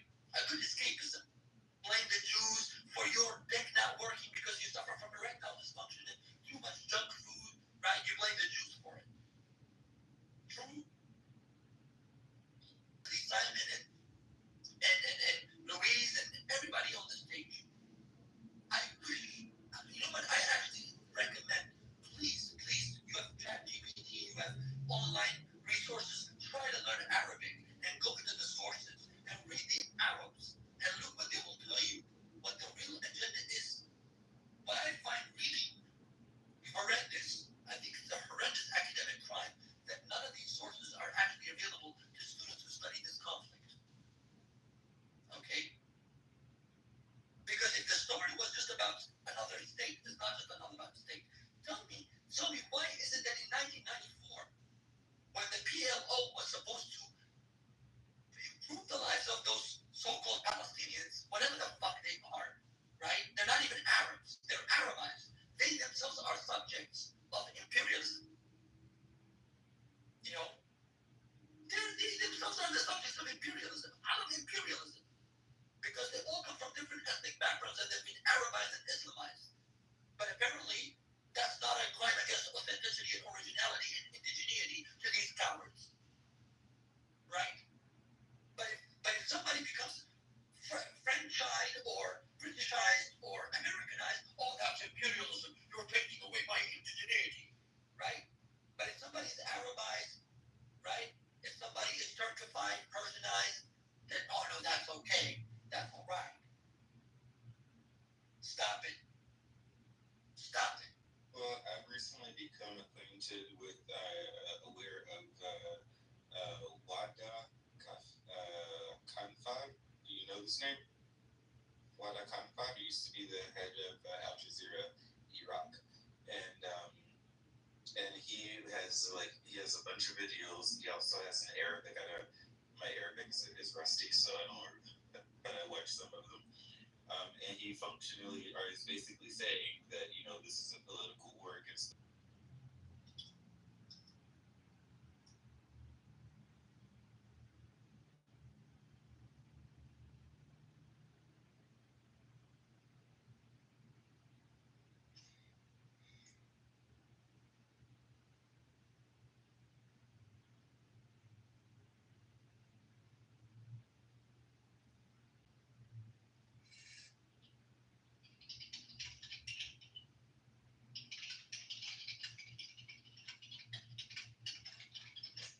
Peace to all of the humans.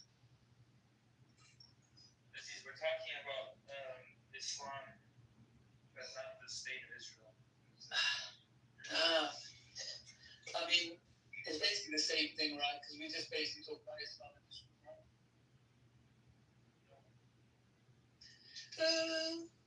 Maybe pretty much exclusively. I mean, that's the underlying root of evil, right? Like the big bad wolf. No, not even close. No, because we've all got like an underlying agenda. No, but again, that's what you just. I just said no, it's not. I respect your opinion, but does it make it true? I respect your opinion. I think you're an intelligent man. I'm not attributing Islam to people. I'm saying Islam itself has bad ideas, just as much as I would say communism has bad, or Marxism specifically. I think all religions have ideas that are not compatible with 2025 if we take them as a label. I think it would be disingenuous to suggest anything otherwise. I mean, I'm with you. Listen, I'll shit on Christianity all day. Yeah, I just think all of them. I think because we're now like science-based and like evidence-based now, right? Very objective. So I think religion itself, if we're being layman about it, it's just not compatible with 2025. So these things are a matter of faith. That's the exact problem that I have with religion. It's just to anything. Mm-hmm. Could you replace the country with something else? Could it be like Russianism? China is it the way that the nation runs it? Is it the No, it's the principles and values that the country is founded on. What if we ran like a supercomputer, right? It was like, Stalin's version of communism was terrible. What if we found a better one? Would that be like a viable thing? What if the global GDP improved and there was more peace? Would you think? No. What would you say? Well, I mean, communism is the reason communism doesn't, or socialism, or fascism, or any other ism that isn't capitalism does not work, is because it goes against human nature. Mm-hmm. So any system that goes against human nature will fail. And the reason capitalism wins all the time, and to any degree that it's practiced, whether a teensy tiny portion or basically Hong Kong, you get innovation, wealth creation, production, human flourishing, and peace. Well, I think communism, obviously, we haven't had a good interpretation of it, but it is closer to human nature than capitalism, in my opinion.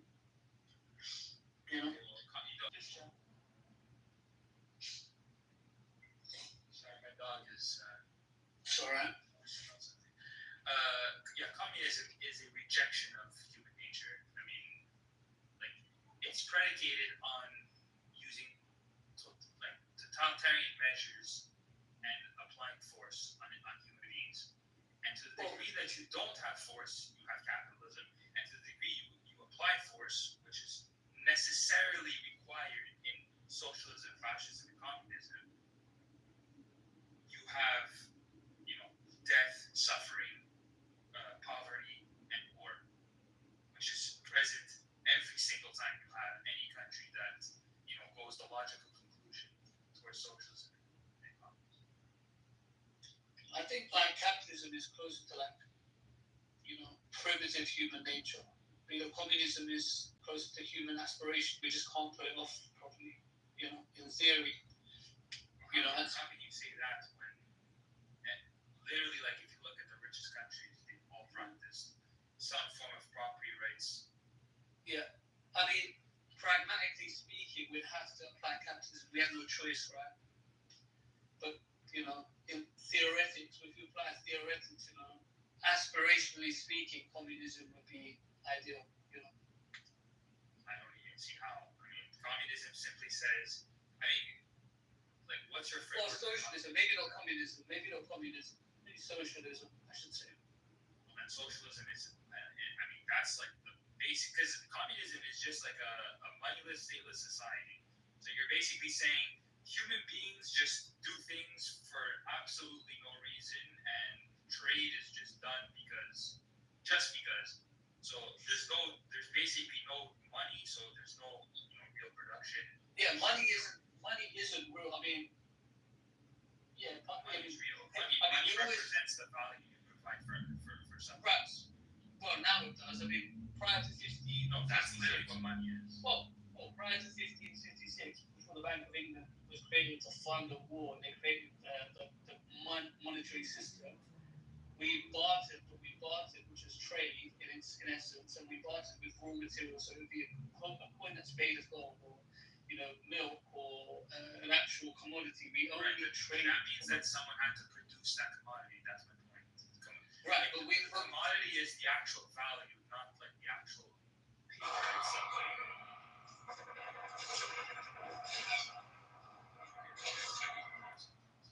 I think he's in Tel Aviv.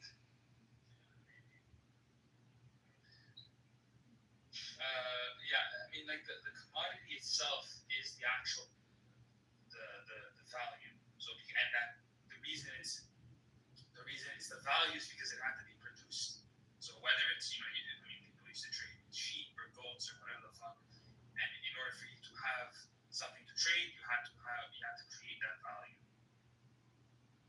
So money is just a representation of that value that you've created. Right, but you're trading equal value, or you're basically trading equal values.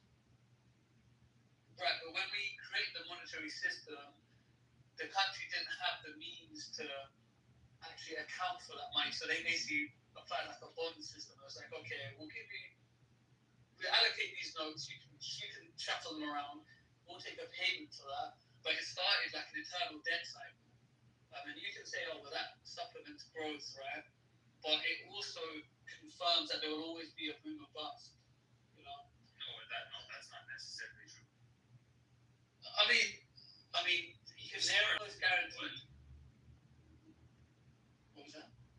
I said I wish Aleph will come back so we can, so I can ask him more about like his thoughts on this guy in the chat, in the video. Oh, did you watch the video? Alpha comes in and out when he goes his Yeah, I think, you know, if your objective is like national primacy or like some kind of globalist capitalist structure, then maybe money is important. But in terms of like innate human desire, you know, we don't need to be aspirational in a monetary sense. You know, essentially, we have desire, which is like bars, like the Sims. You know, you have your shelter and food, and more like Maslow's hierarchy of needs. At no point is there money on that list. You can be fulfilled without money. It's just a means, you know, and obviously it's top down as well. So it's essentially totalitarian to some degree. I mean, the Fed is controlling rates that we have no say of, and the country can't actually has a definition of value. So I don't understand. Like, you can't have any, like, nobody, like, I'm not gonna give you, you know, like a cat for like a $7 million home because of the amount of effort required for a $7 million home. But like, I'm not simply saying like the $7 million home is worth $7 million. It's worth $7 million because of the amount of productiveness that someone had to do in order to give that. So you're saying that money is like quantifiable productivity, is what you're saying, basically. Yes. But this is the thing, you know, and in theory you're right, but just like how the modern interpretation of communism has been a failure, money in theory would be an appropriate representation of effort commoditized. What we're seeing is a totalitarian approach to it, where it's being governed, and it's not what we'd expect. So, you know, it's not ideal. It's what we have now, the monetary system we have now. There will be boom and bust cycles. I love this fact. And I have a question for you. Sorry guys, I had a call. Hold on. It was a prank call anyways. No, it's okay. Go ahead. Do you know what I mean by that? Yeah, but like the boom and bust cycles happen simply just because of like overregulation. It's a distortion of the actual market. So Exactly. That's not inherent to capitalism. Right. The same way, I don't think that, you know, however many people starving to is inherent to communism or people starvation. You know, no, that's the logical conclusion. Because you need enough people to eat food. Because, like I said, anything that goes against human nature will fail. And once you start to apply force in order to pursue that end, then the logical conclusion is always going to be what happened with Stalin. That's why you have some of the richest countries on the planet who went completely poor simply because they chased that end. And this is true.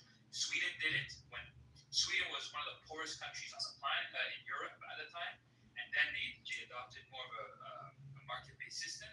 They became very rich, and then once they became one of the richest countries in Europe, they said, "Oh, you know what? Let's try to redistribute everything that we've done."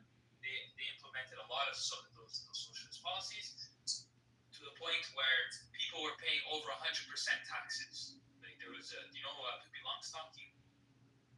She was like a big socialist. The woman, Pippi Longstocking is a very famous like cartoon, like did very, very well.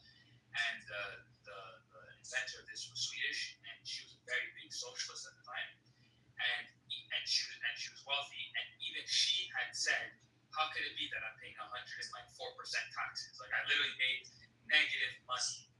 So even she was like, "What the hell just happened?" So the country became very, very poor, like to the almost like failed as a country, and then they had to say, okay, let's push back on all this. Same thing happened in Venezuela. Venezuela was one of those countries. I think like even capitalism if it's done well enough, you kind of get like what we have like a technocracy. You get some form of totalitarianism in a way. It becomes so efficient. Like look at Amazon. You become so efficient.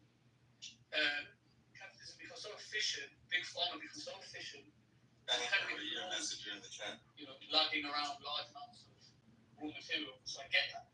But when you have the implementation of like the Fed or Bank of England's now regulating rates, that's the totalitarian approach to an idea that may have been kind of a necessary adaptation. That's fascism. Capitalism is the system of freedom. It's simply the capitalism is a system of freedom based off of individual rights. So, but it doesn't manifest in that way, sometimes. It's just, I understand you. I know. It's the reality of how it manifests is that people believe in regulation and believe in regulations, and as a result slips into a mixed economy, which is some state control over the economy, which is socialism, and then the regulations is economic fascism, where the state controls business through regulations. So none of that is capitalism. So I would agree with you that economy of regulations and state controls. Right, but the same criticisms you have for socialism, some of the failures of socialism that we've seen are some of the failures are due to capitalist ideas seeping into. No, that's literally none of this. I don't know. The conclusion of socialism is that the state basically runs and operates industries. The conclusion of fascism is that you have money and there's no state. But capitalism is you can operate as freely as you want as long as you don't violate other people's rights. Those are your options. So if you try to implement and put other things into capitalism, you have a mixed economy. No, but that regulation that you're talking about, that is, that's not pure capitalism. There has to be, if you're doing joint regulation, that is a form of socialism, right? Because you have to agree on, you're affecting the free market by coming with some form of agreed understanding. That is, you're implementing a form of socialism there. A pure, unregulated capitalist structure, is even more dangerous than what we have today. Like, for example, people like Amazon or Big Pharma, but a true unregulated capitalist structure it becomes totalitarianism. It becomes by definition. It's not true by definition, but you can't say you have a system that protects rights. It's contradictory. You're right, but that's how it manifests. It's not. No, but I'm saying it manifests because of the fascism and socialism. Right, but that's what I'm saying. You can't think of it as a totality. Now think of what socialism is predicated on, what capitalism is predicated on, what fascism is predicated on. The logical conclusion to socialism is all the initiation of force by the government, because the government has to say, listen, you work, but we take everything and then we redistribute. That's not the proper function of a government. The proper function of a government is the protection of individual rights. So if you have rights, the moment that the government can initiate force, there's no limiting principle to that. The second system would be fascism, where you're allowed to have property, but the government gets to regulate your property how they want you to operate it. So that's fascism. So basically, you're saying you can have what you have, but you'll only use it the way we want you to use it. Okay, that's still Let's say fair. That's what I'm describing. Yeah, we're talking about pure capitalism, right? That's what I'm describing. That would include zero government interference, right? Zero. Yes, exactly. Right. So then what happens is when you have no regulatory bodies, which is a form of socialism in my opinion, because you're trying to it is a form of socialist regulatory body, right? Without government intervention, what you have is a structure whereby growth can be exponential without any monopoly laws, right? And so then you get to a point where monopolies are not inherently bad. Well, I'm not saying they are, but it's they are. But then, when you look at the tree of when you look at the tree of progression for a monopoly, it ultimately becomes totalitarian. It will manifest as totalitarianism because you're having a top-down. That's just never been the case. I mean, the way economists describe monopolies has never existed. So I'll tell you why. Like realistically. Let's say 2 or 3 companies have exponential growth and they're monopolies in the market, and there's no regulatory body to regulate them at all, right? And then they end up being the largest employer of people, right? So then what happens is they are in charge of so you're heading towards a form of socialism because you can't get a job without this essential body governing. But it's not socialism. Well, but it manifests in the image of socialism. But that's never been the case. There's never been, one company to rule them all. I mean, right, because there's regulatory bodies. No, that's not the case. Because if you look at no, but if we had listen to what you're saying though. Listen to what you're saying. All you're telling me right now is that we need socialism. Like you're telling me that the systems that we have right now are failing. I'm agreeing. No, I didn't say that. Well, I mean, I'm saying no. They cannot be pure capitalism.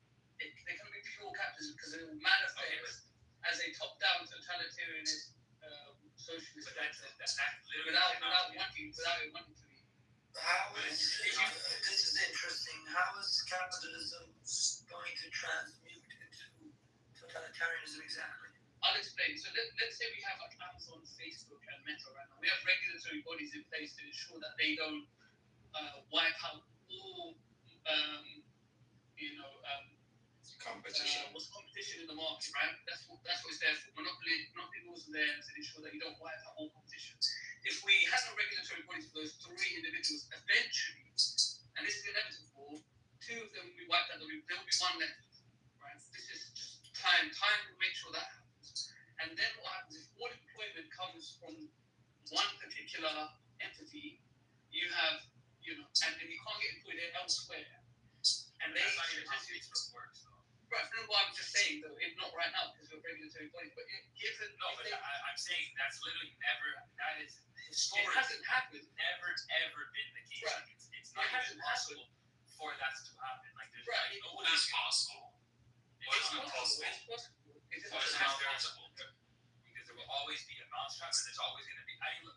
Think of it like this: you had Ferrari who dominated the car markets forever, and then one guy went in there and said, "Oh, I think I can make your transmission better." And then Ferrari laughed at him and said, "Yeah, go make your tractors. That's Lamborghini." Then the same thing happened to Pagani. "Oh, I can make your car better." Laughs in his face, went to make Pagani. There's always going to be a better mousetrap. There will never ever be one company to rule them all. It's not possible. It's literally not possible.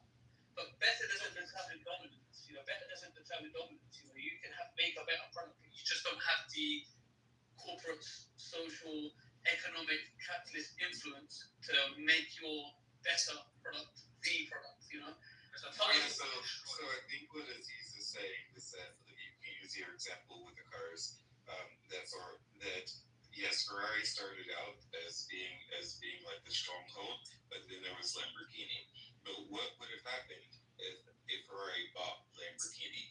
And then what would have happened if there was another car company who popped up, and then Ferrari bought those people, right? And they use their brands, and they use their brands so that you don't know that. Say that again. Well, we have that already. Volkswagen owns all of them, and if you have Group A versus Group B. So and Group B owns like whatever it is, Volvo. But we have government regulation where Group A cannot buy Group B now, right?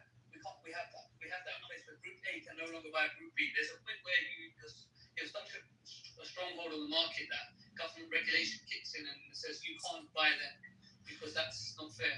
But if you have pure capitalism, you don't have that structure in place to restrict the companies from buying A and B.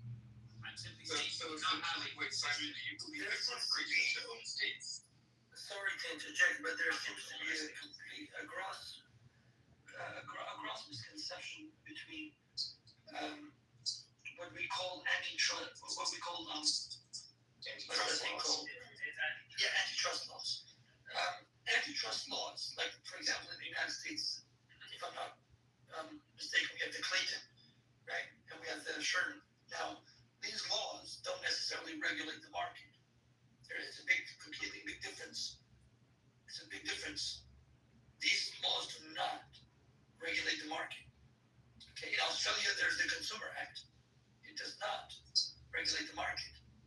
Okay, because you have to understand that now, while Amazon has diversified largely, it has not been able to, for example, sell to the consumers. Many consumers like this, but Amazon at the same time knows, well, I cannot drop the prices below 10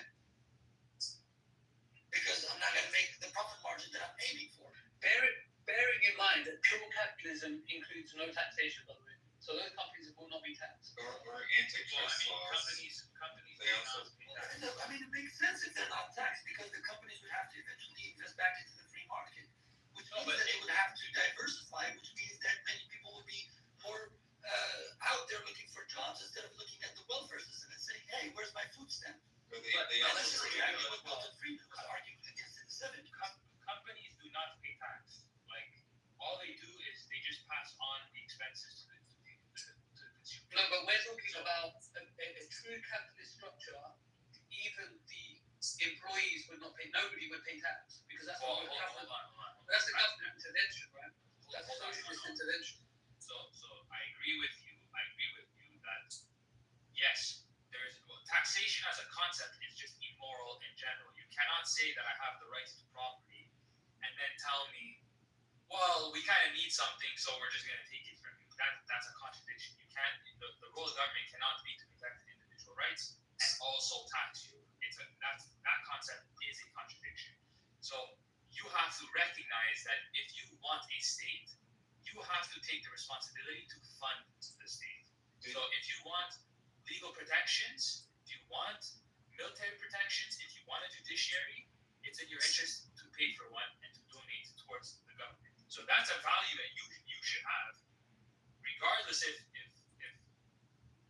you're being taxed or not. Like, there is a service, you need that service, you pay for that service. So do you believe, Simon, that the government should be controlled by corporations or could be controlled by corporations in theory? Literally, it cannot be. The government, if there's a complete separation of economics and state and economics, just like how we have separation of church and state. If you have a separation of state and economics, you do not get.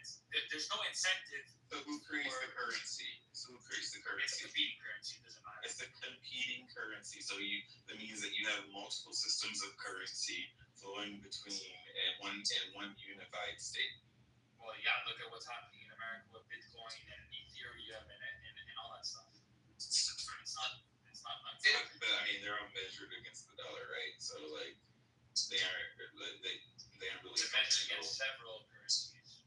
The idea of a government, by the way, is a socialist concept. It's not a capitalist government. It's not. Yeah, the idea of a government is a socialist concept. No, it's not. Yeah, it is because a true government creates socialism. Oh, true capitalism, pure capitalism, when I say fair capitalism, would include zero government intervention. In fact, no taxation, no social policies, nothing. There would be actually zero intervention, right? You would be relying on the good faith of the monopoly actors to not collapse under their own weight. That's basically what you're doing. You'd be relying on them consistently to not collapse under their own weight. You'd be relying on that's essentially it. You'd be relying. I find that to be a logical non sequitur because the laissez-faire capitalism simply means that the government does not intervene in the market. That doesn't mean that what do you mean when they get the funding? Well, then any company they fund it. They're not legally allowed to apply. Yes, exactly. So how do they get funded? No, it's not about taxation. So how do they get taxation? How would that government structure it cannot influence the economy as a whole. How does that? Yeah, because capitalism says in the market, right? You don't do competition and you don't go with predatory intentions. By that I mean you don't do predatory pricing, like the example, like people's choice, right? But that doesn't mean that Temu cannot give them a better price, and that Temu will not have a chance to compete. Like Temu will still have a chance to compete. Trump actually just destroyed competition by basically, well, Temu's not going to be relevant to the U.S. anymore because of tariffs. Fine. So yeah, fine. No, but that's what I'm saying. That's how actual monopolies occur. It's just through the government. Yeah, they're not willing to pay the percentage. Fine. Why? It's not But there's a difference between. But yeah, there's a difference. There's a difference between socialist government and a liberal government. There's no such thing as a capitalist government. Socialism is not an economic theory. That's what many people don't understand. The Marxist critique of capitalism has not produced a theory, actually. They really haven't. Marxism has only critiqued. Yeah. If you can give me, when people say Marxian economics, what do they mean exactly? Everyone according to their needs and everyone according to their ability? Yeah, I mean, the closest thing is probably like Keynesian, which is, garbage. And that's my point. So here, when we say liberal government, a liberal government says, look, you go to, look at the First Amendment of the United States, okay? One of the greatest amendments in the history of law that this species has ever seen for the past 7 million years that we've been evolving, okay? From mammals to Homo sapiens. Look, it's very simple. Church, state, stay out of it. Government, you're not going to instrumentalize religion to justify and reinforce your laws. And you're not going to intervene in people's freedom of conscience. You're not going to do that. So morality is completely dissociated from ethics. But this is the thing, pure capitalism suggests that capitalism is a self-correcting system. It's the most efficient and self-correcting. It doesn't need. But there's regulations. Maybe make that point, and then we'll.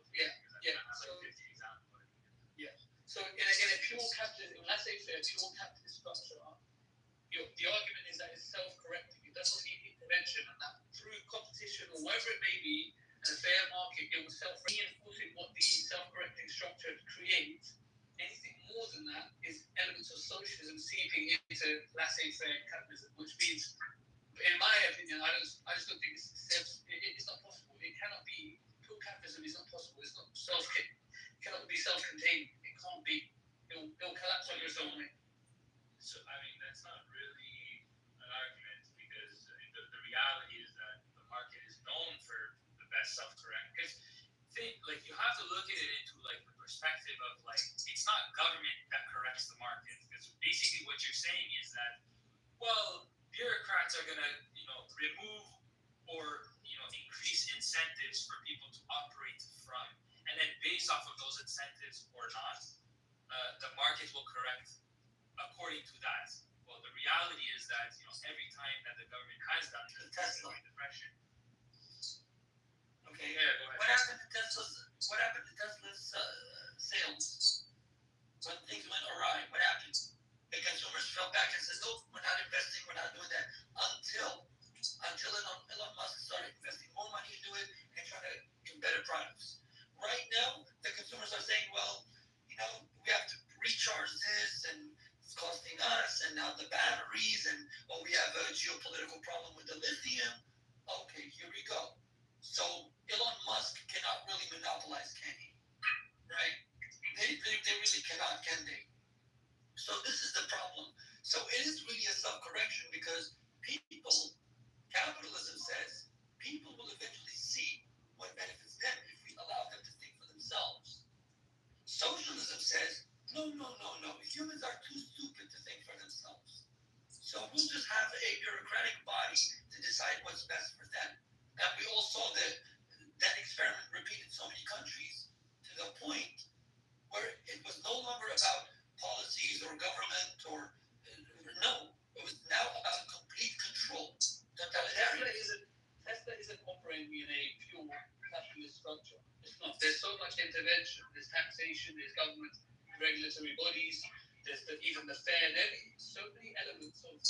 market that Tesla operates in is socialist, not pure capitalism. Pure capitalism will be like, there's no child labor. How can government There will be no child labor laws. I put you in a factory when you're 10 years old. We can oil into the child labor laws. But these are regulatory. These are socialist concepts. How is that regulatory?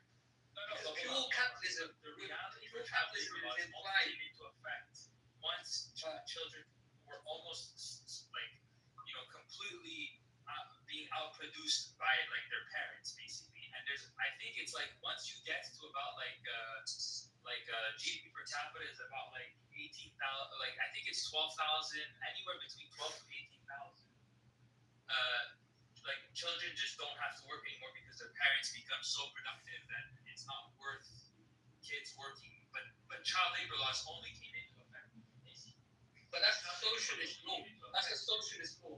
Yeah, but I'm saying it's completely irrelevant because whether there's the law or not, children will not have to work if you get to a certain threshold of productivity. The only reason kids do have to work is because everyone in the society is not productive enough to actually not have those kids work. So it's either you work as a 10-year-old or you die.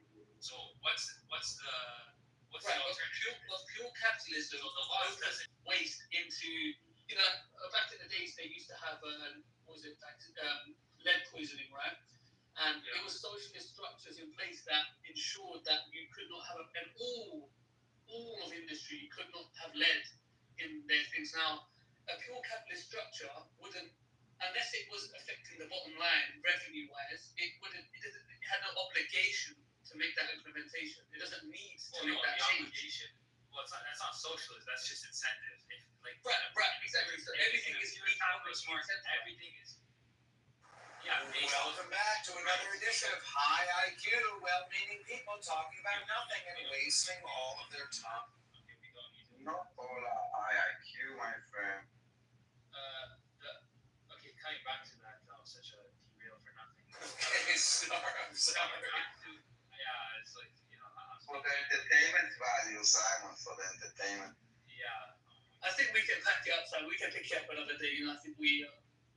But just let me land this, and then because the reality is that if everything is privatized, then it's relatively a lot easier to say, okay, if you're spewing cyanide into my lake and I own the lake, but you're damaging my property, I sue you. If I can prove that there's damages to my property, well, I sue you. That's it. And I take you to court, then it gets resolved in the courts. Yeah, I just not like these courts that we have. If I'm the richest person, then I turn a profit. That's not a problem. No, that's fine. If I am the richest person and I have the ability to bully you with my money or whatever, right? Then I just bully you. There's nothing that's protecting you. There's nothing. Well, there's no regulatory body. So if there's no regulatory body, I can threaten you. I can do all sorts of things. But you damage my property. That's I don't know how much you guys know about But you're asking for a socialist structure to resolve a concern that you have. How is it socialist? How is that? It's not socialist. Yeah, why the conflict between market intervention and regulatory economic policies and political philosophy? I don't understand. I have a question. The political philosophy of socialism, which modern socialism goes back to Henri de Saint-Simon, okay? Which in his pamphlet he called it the new Christianity, okay? That's why there are Marxists out there, like people like Terry Eagleton and others like him, who sometimes make the side claim that even Jesus was a socialist, right? And others claim, no, there are parables where Jesus says, let go of the tribe and the family and all that, and emphasizes individualism. Aside from that, if you look at Henri de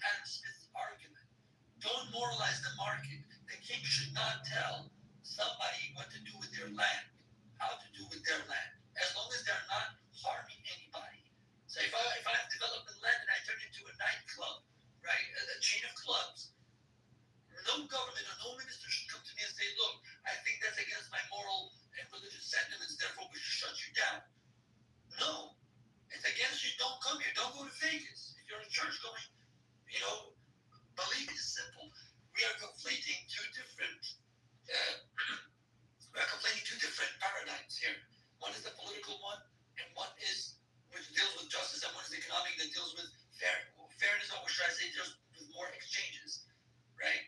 If you happen to have more gold than I do, then obviously you can do more in terms of gold.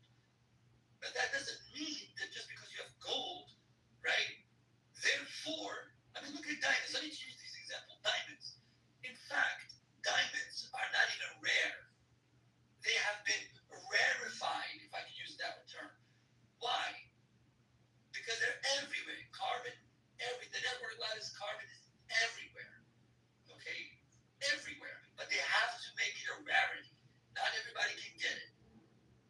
You see? So that's how they say, well, we cannot monopolize. Right now, Tiffany's or any other company cannot monopolize on diamonds because they'll just flood the market and once the market's your no, but naturally it cannot be. No, naturally the supply and demand cannot be monopolized.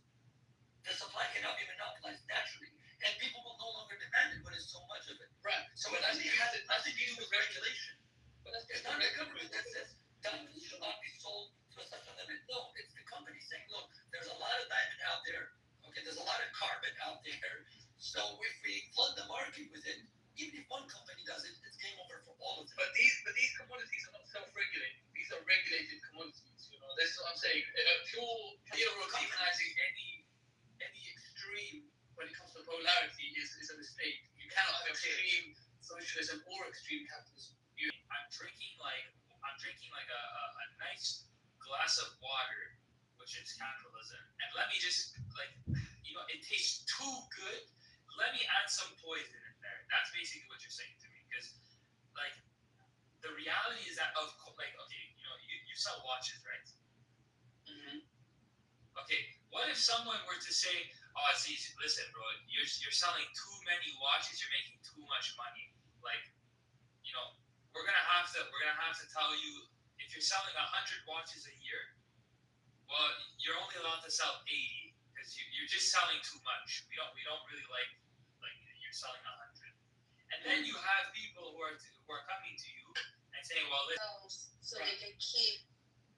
Yeah. But this is a unique industry. I'm talking about, typically the challenges with pure capitalism are about necessities, not luxury. So a Rolex is a unique example. Nobody has the luxury. Nobody has the luxury of not responding to what in the 19th century. What about Amazon? Some people make a case that Amazon is a monopoly, but it's all it's like third-party sellers, so it's hard to say it's a monopoly because of that reason too. Exactly. They're still they're heavily regulated. Amazon. They have prying eyes. They have prying eyes on Amazon.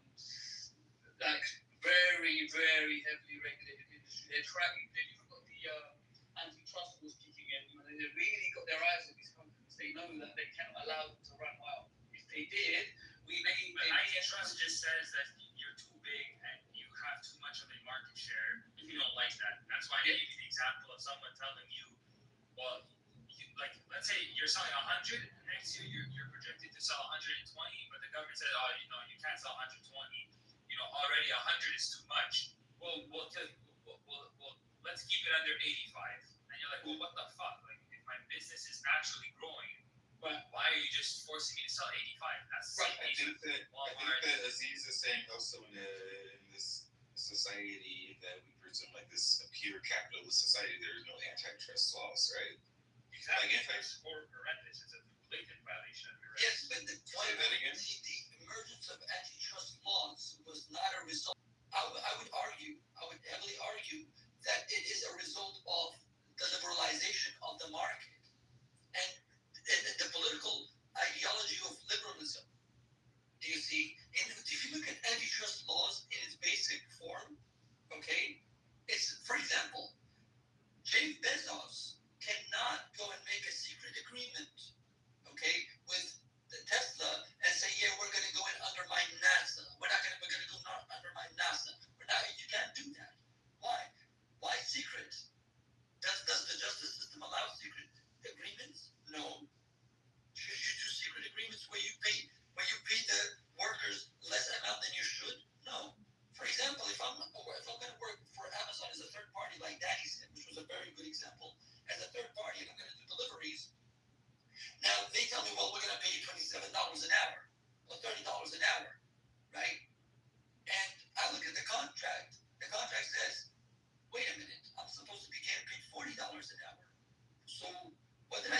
sign.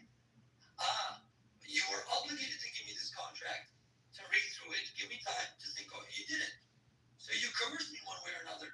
Okay, that's where my antitrust law comes in. And it says, wait a minute now. Wait a minute. You're manipulating me, and when you manipulate the labor force, you're manipulating the market. This is why, there's a reason why even Amazon itself, institutions, and the justice system, that says you're not allowed to manipulate somebody. So if you're going to give a job to me, and I cannot read, I'm illiterate in terms of law, you should make sure that I know the law. Because if I get manipulated, you're breaking the law as well.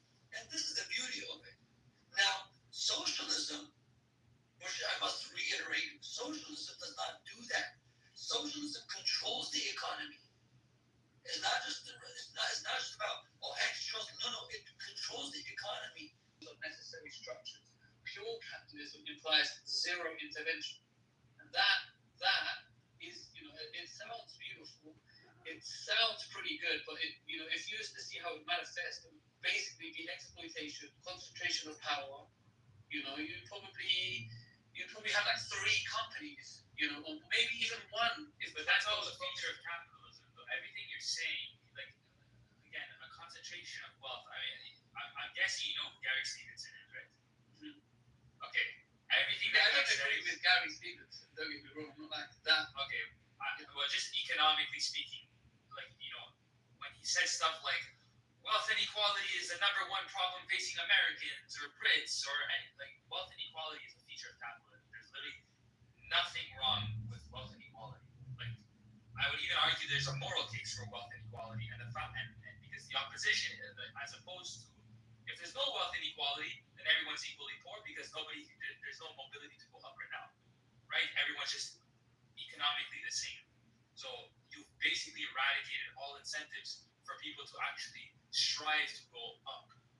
And I think what I'm saying is, I appreciate the healthy competition that capitalism brings, and it leads to market-driven innovation, which I respect as well. There's so many elements of, obviously, free market ownership and all of these things, yes. But I think pure capitalism is as dangerous as like a pure socialism, which is kind of like, a real strong, heavy, top-down communism. It eventually manifests in a similar manner.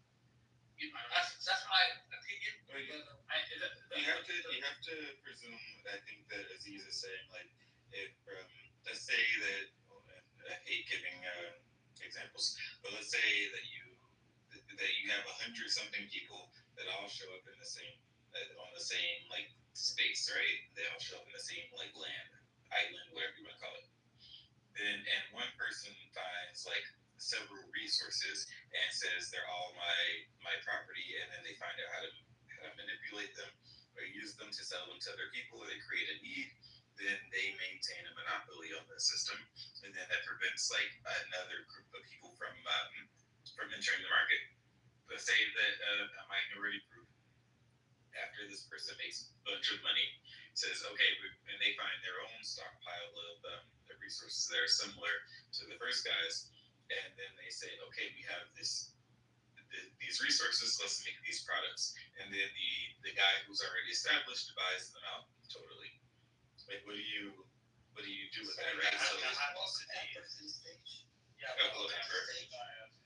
and congratulations on your graduation.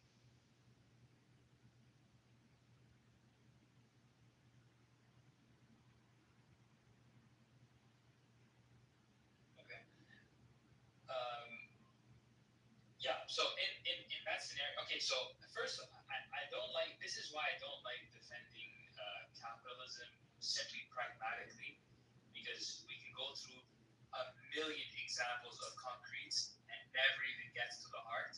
So I'm just going to say this, and then I'll address your point.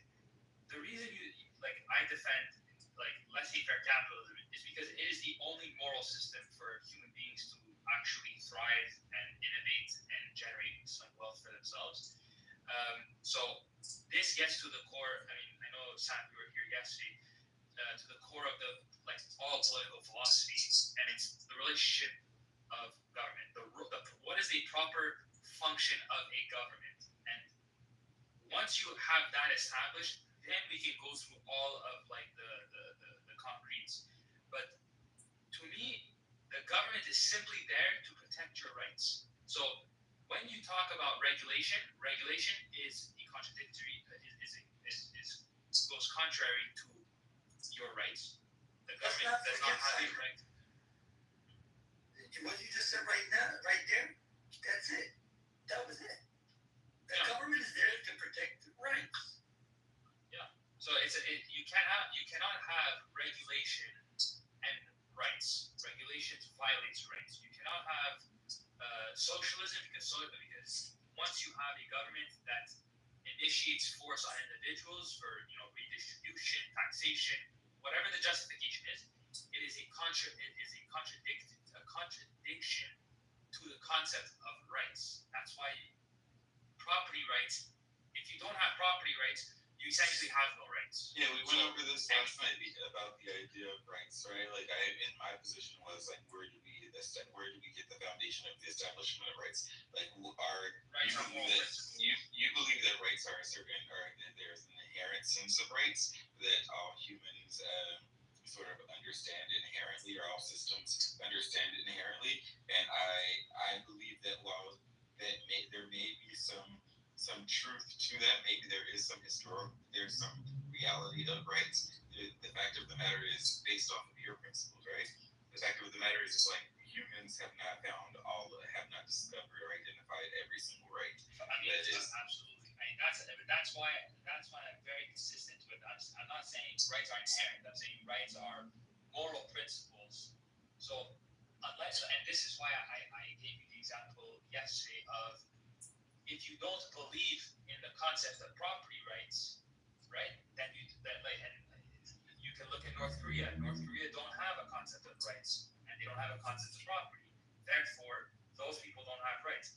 But human beings require, like, to live as a human being, you require the ability to keep what you have, and then we've identified that and then codified that into a principle of the right to property, which is why it's a moral principle. Either you abide by it or you don't. So you can't say, well, I'm a thief, but of course I believe in property rights. It's like, well, how could you steal from people but believe in property rights? It's a contradiction. So that's what I'm saying. Simon, Sam touched a good point, and I believe that's the perennial discussion about the origins of rights. Of course, there is no full stop to that discussion because it's still going on. However, there has been a distinction between ethics and morality, which is something I emphasized earlier. Now, if you morally believe that, for example, you morally believe that your wife should not wear a bikini or a two-piece, with all due respect, going on a beach, right? Fine. You can go to a beach wearing a chinchilla. Okay, you can cover up. You or your wife, both, whoever. I'm just giving a scenario. If you see somebody else with their wife, partner, whatever they are, okay, heterosexual, homosexual, and they're enjoying their time. Now, you have a choice, which is something that Edward touched on in the comment section, which I believe is very crucial to the point. You have a choice. Should I go here? Does it align with my morality? No. But if I do decide to go, despite the fact that it does not align with my morality, then there's a code of ethics, primarily because it is a public sphere. This way you have public ethics. Well, I am free to not look at it, but I'm also free, and this is I think what they call negative liberty. I'm also free not to be coerced into looking at that scenery, right? Two people kissing, two people running around butt naked, whatever. Do you see? So, exactly, Amber, that's the perfect way to put it. So, now that's your choice. Now, if you decide I'm not going to go to the beach, man, too many naked people, it doesn't align with my morality, fine. If somebody tells you, hey, man, you're not going to the beach? Oh, man, you know what? You're backward. Fine, I'll take that. First, you went to going to the beach. Aha, now we have a problem. Now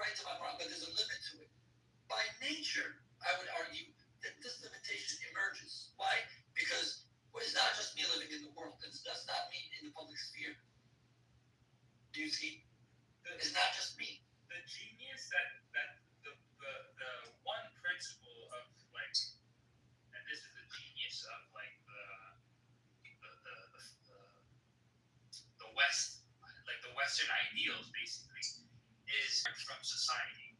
This is the real innovation of what they discovered, and the reason for that is because force contradicts human life.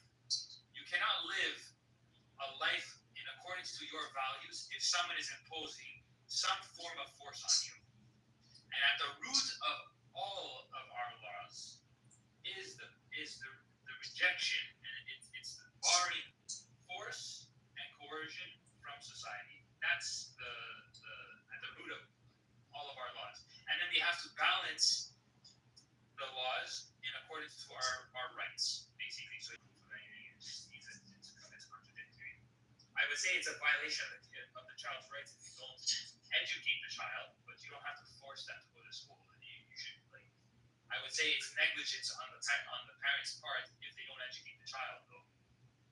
By the way, just to correct everybody, for something that's not being said, just in case it comes up, I personally, when we speak about the form of government, I personally am with Republicans. I really am. So, if we're speaking about form of government in a republic, you can't say, look, I'm not going to send my child to school. I'm going to do homeschooling, right? For example, in Germany, you cannot do that. In Germany, you simply cannot say, I'm not going to send my child to school, right? In the United States, you can. No, in America, in the United States, you can say that you will homeschool them, but there is a requirement to educate them. That is not a right. So yes, there's something, it can be changed. But my point is simple. Democracy. In terms of when we talk about authority in democracy, it's the majoritarian rule, right? The 51%. That's it. But what many people don't forget is that democracy doesn't mean mob rule. It also means the protection of minority rights. Do you see? So this is why, I like the balance, right? America is what I consider in many ways a balanced society. Sometimes it's not, but that I can say for sure.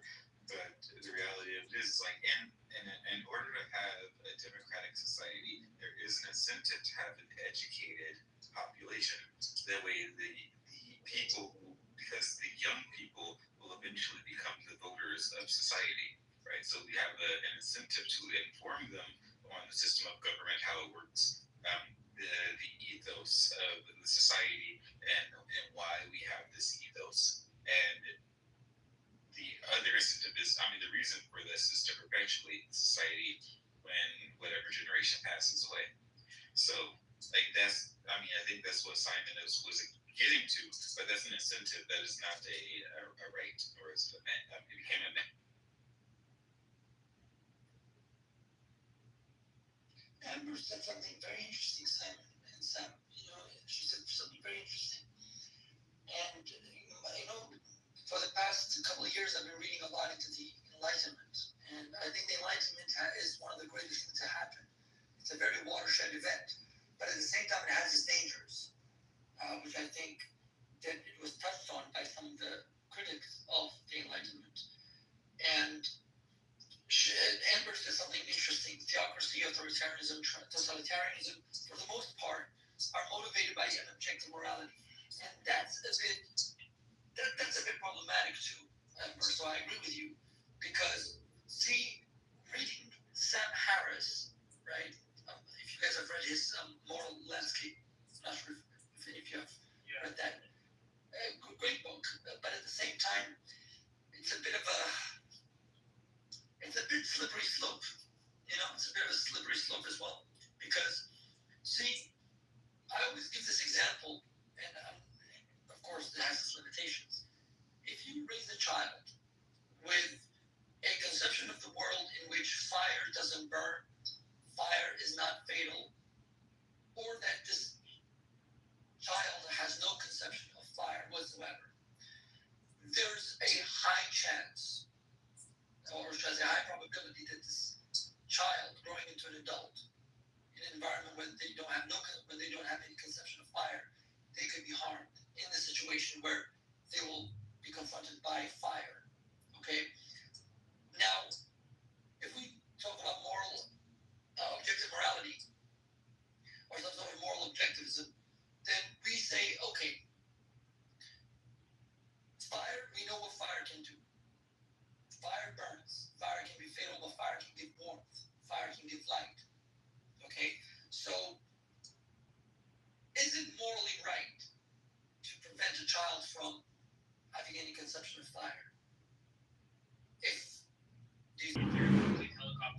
science, but you're actually destroying like that child's ability to actually discern and navigate through the world. So I mean, it's counterproductive.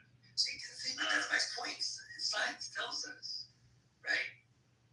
Science tells us this, for example, and this is where we come to the idea of objective morality. But objective morality is just as problematic as subjective morality. I would not say that. I would not argue that at all. Wouldn't you? No, not at all. I would argue in favor of an objective morality simply because subjectivism would say, I mean, absolutely nothing about the real world. Subjectivism simply says, based off your own feelings, something can be good or bad. So if I think that fire is good based off of my feelings, regardless of the actual facts about fire, then you just say, oh yeah, no, fire's completely fine. And then if you convince someone that the fire is not even objectively, subjectively good for you, and then they die, well, like objective morality simply says that there are facts about reality that are beneficial but you have to have a proper standard to evaluate what the good about that fact in reality is about. So, I would argue that life itself is the standard for morality and for how you evaluate those facts. So, fire in the context of me trying to warm myself in the winter, the fact that I want to stay alive, the fire is a necessary. The fire will keep my body warm. I don't go into hypothermia. Therefore, I'm evaluating that fire in the winter is good based off of the requirements of my life. If I say, well, let me jump into the fire and my skin starts to melt off, I'll say, holy shit, that's really hurting me. Let me not do that. And then both of those scenarios, the fire I evaluated was good and bad simply because I evaluated, well, in one context, it's really bad for my life. It hurt me. And in one context, it was good. Yeah, but the standard, we agree there. So I'm just playing devil's advocate a little bit. You know what? There's a reason why I say it's problematic. Because if you look at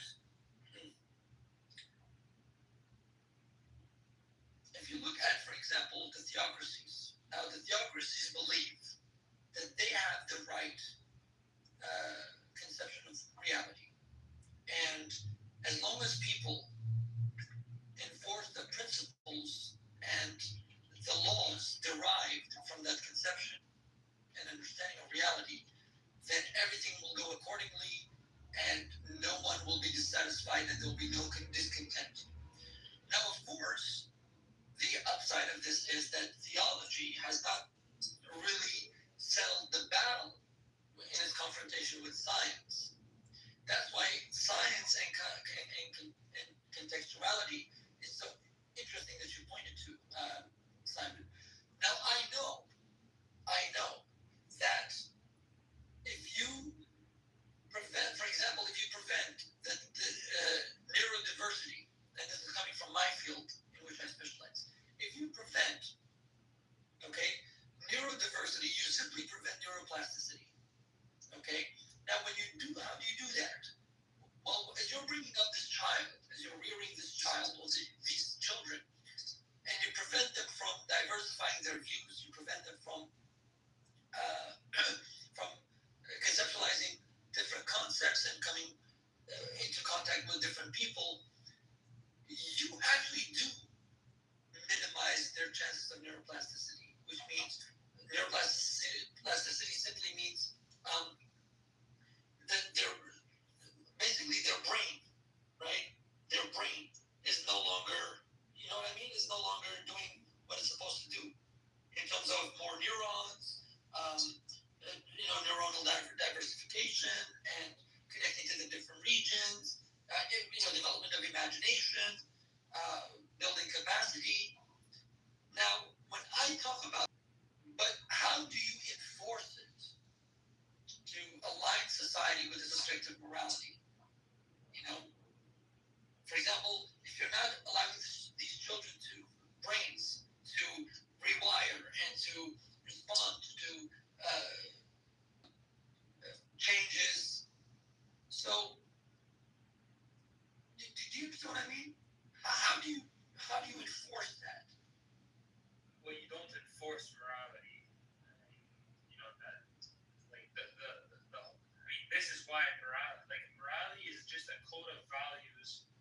guide your actions. So either you accept like particular standards that you'll guide your actions by, or you don't. I mean, Simon, you don't come from a society where morality is policed, but in Alep's world and my world, I guess. I mean, if you grew up in these societies in like a Muslim or Jewish or whatever sort of framework where morality is the society in which you live in, then it is enforced, right? To some places, it's enforced to a harsher degree.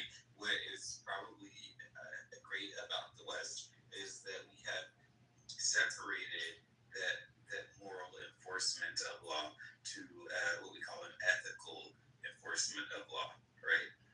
Yeah, but that's not really what I'm talking about. I'm simply just talking about like what is the best system, what are the best principles for human beings to live by, and I'm saying everyone like that are all consistent with human nature that leads to human beings living great lives, as opposed to human beings not living great lives and not wanting to live by those principles. And like in order for you to abstract principles to live by, you have to look at how human beings have lived, and then you have to abstract. Okay, well let's remove this and let's keep this, right?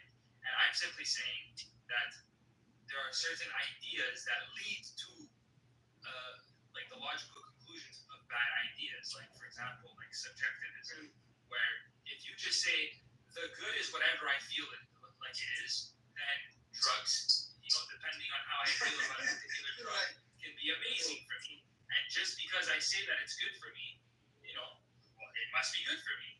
But if I'm evaluating it from an objective standard, which is my life, because the dichotomy of life itself is either life or death, then you have to guide your actions based off of the alternative of death. So me taking a drug like fentanyl, I would say, oh, well, you know what? I value my life. Let me not do that because that leads to my death. Then I have an objective standard to say, well, the chemicals in this substance will cause me to be in pain, can destroy my life, can kill me. Let me avoid that. And then you have to figure out all of those things in life that you come at by that standard. So I'm just saying, like, there's good ideas, there's bad ideas. And I'm saying figure out what those good ideas are in order to live. I agree, and I'm not prescribing about the world, though. That's I'm just making the distinction. Yes, I agree with you, and that's why I say that science is the best method that we have so far in terms of understanding our existence, understanding our development, our evolution, our surroundings. It's really the best method we have so far, the scientific method, which we all subconsciously do use in our everyday life. We all do it to an extent. The only thing that distinguishes the scientist from a layman is simply that the scientist does it more rigorously and meticulously and goes into the nitty-gritty of it.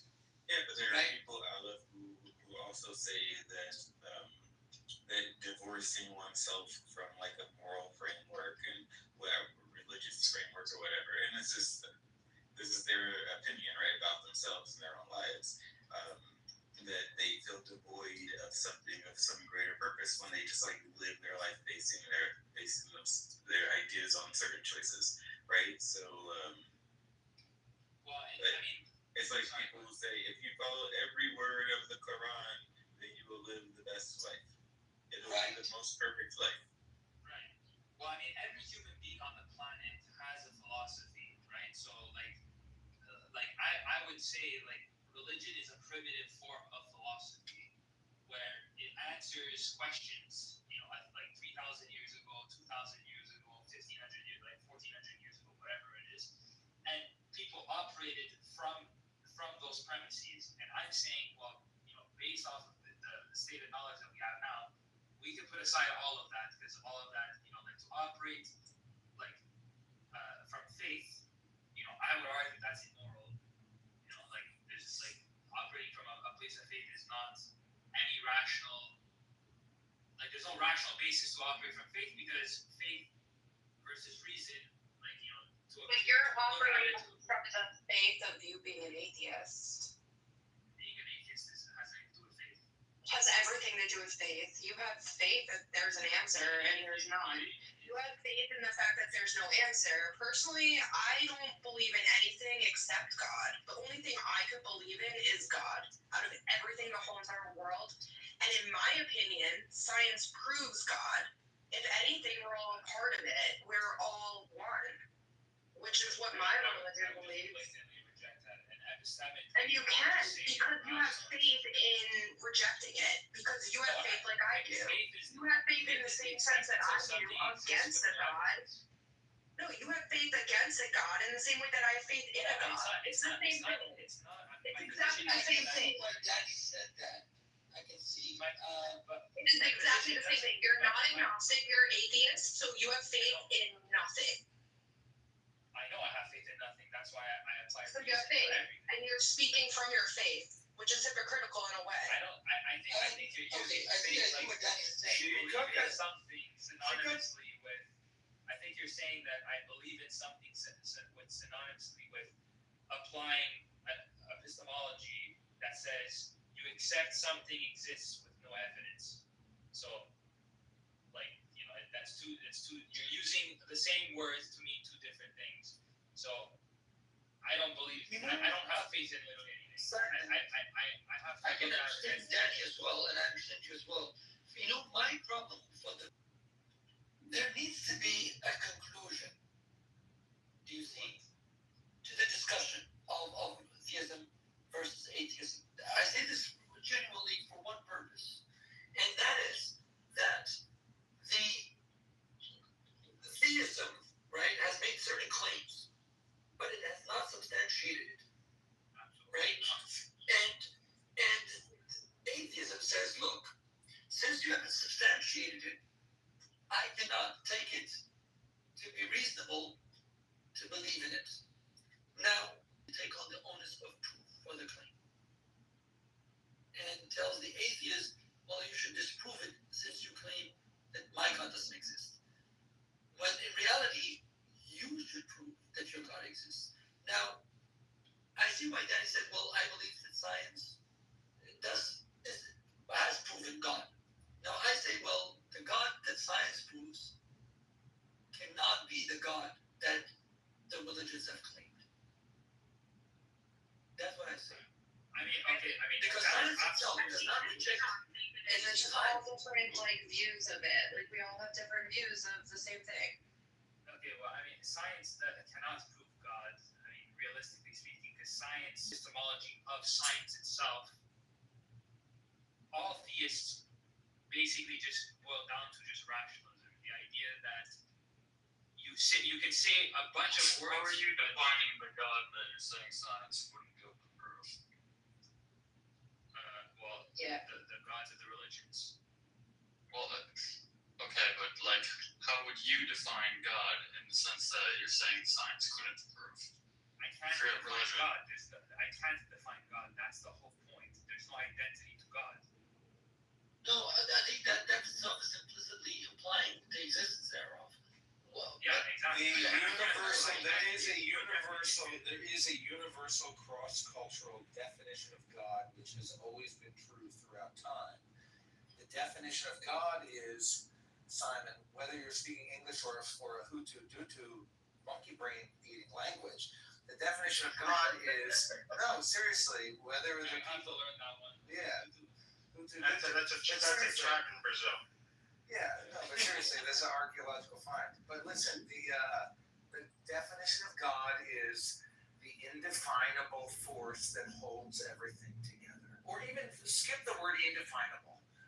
God is the force that holds everything together. Some people say it's chi, some people say it's a blah, blah, blah, old man in the sky. But if you ask people, what's God? Whether you're asking tribal people or Chinese people or whatever, God is the thing that holds the universe together. You believe, Simon, that it's metaphysical forces or physics or the science of God.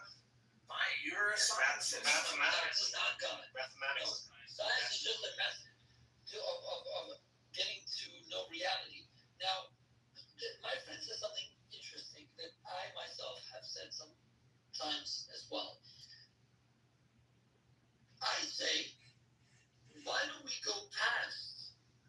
bypass the religious traditions, especially institutionalized religious traditions, and be more Bayesian and update our beliefs as we discover reality more? So you know why. Everybody will claim a particular God, and this particular God intervenes in a certain way, has certain limitations or whatnot, and biases. So take that out. So non-interventionist God. Then, if this God is greater than the reality in which we exist, fine. Let's update our beliefs as we discover more about this reality and truly appreciate this reality and the force behind it without projecting our prejudices. And this is the problem, I think, that even between the religious traditions, is that my God has to be the God. I say none of your gods is the God. If there is a God, and we're just discovering it as we discover reality as we go through, then that's the God we appreciate. Like Carl Sagan once said, he said, I don't understand why theologians like to minimize their God. I mean, just imagine, right? I'm paraphrasing what Carl Sagan said. Great scientist, by the way. He said, imagine you're on this Earth, this planet. Our Earth is 1 million times bigger than this Earth. Okay? There are stars, I'm sure there's of these stars, including our own Milky Way galaxy that is approximated to have 300 billion stars with their own star systems and whatnot. Then you have billions, if not trillions, of these galaxies within the universe, and the universe spans 90 billion light years across. So when you make an argument for a God that's biased to a particular 7th century warlord in Arabia. Well, that's what makes what we have on Earth so amazing. Crazy. We're the only ones that makes us amazing. It's an act of minimizing this grandeur, the reality in which we exist, and this force behind it. Those galaxies and stars are only for our enjoyment to look at the sky. That's what Exactly. It's for Elon Musk to discover all of them. My claim about religion is simply that it falls under like an epistemology that is not consistent with reality. That's it. It falls under rationalism, whereas the idea that you get to say a bunch of words but not tie any of those concepts to reality. So like the Hutu tribe, it's the all-knowing, undefinable thing. Well, isn't that convenient that you can't look at this thing and actually define it? It's just undefinable. There's no way for me to know anything about it, but I just have to believe in it. Or God is this all-loving, all-knowing, all-omnipotent, omniscient thing that I can't know anything about other than in this book that I have to read. And also, why I rejected the logic. I mean, the thing. Have you seen this episode of South Park? Well, what he's saying could be true too. Okay. Every episode of The one praise with the otters, the sea otters. I'm gonna yes. Okay, that's you. Danny, go on. Wait, hold on. Let me just answer that, and then you can go ahead. So, in reality, the way it works is that a thing cannot also be another thing. This is, Aristotle discovered this like 3,000 years ago. The law of identity. So logic cannot also be God. Is that what you're saying? If it's logic, I'm saying there are principles about the universe that we've identified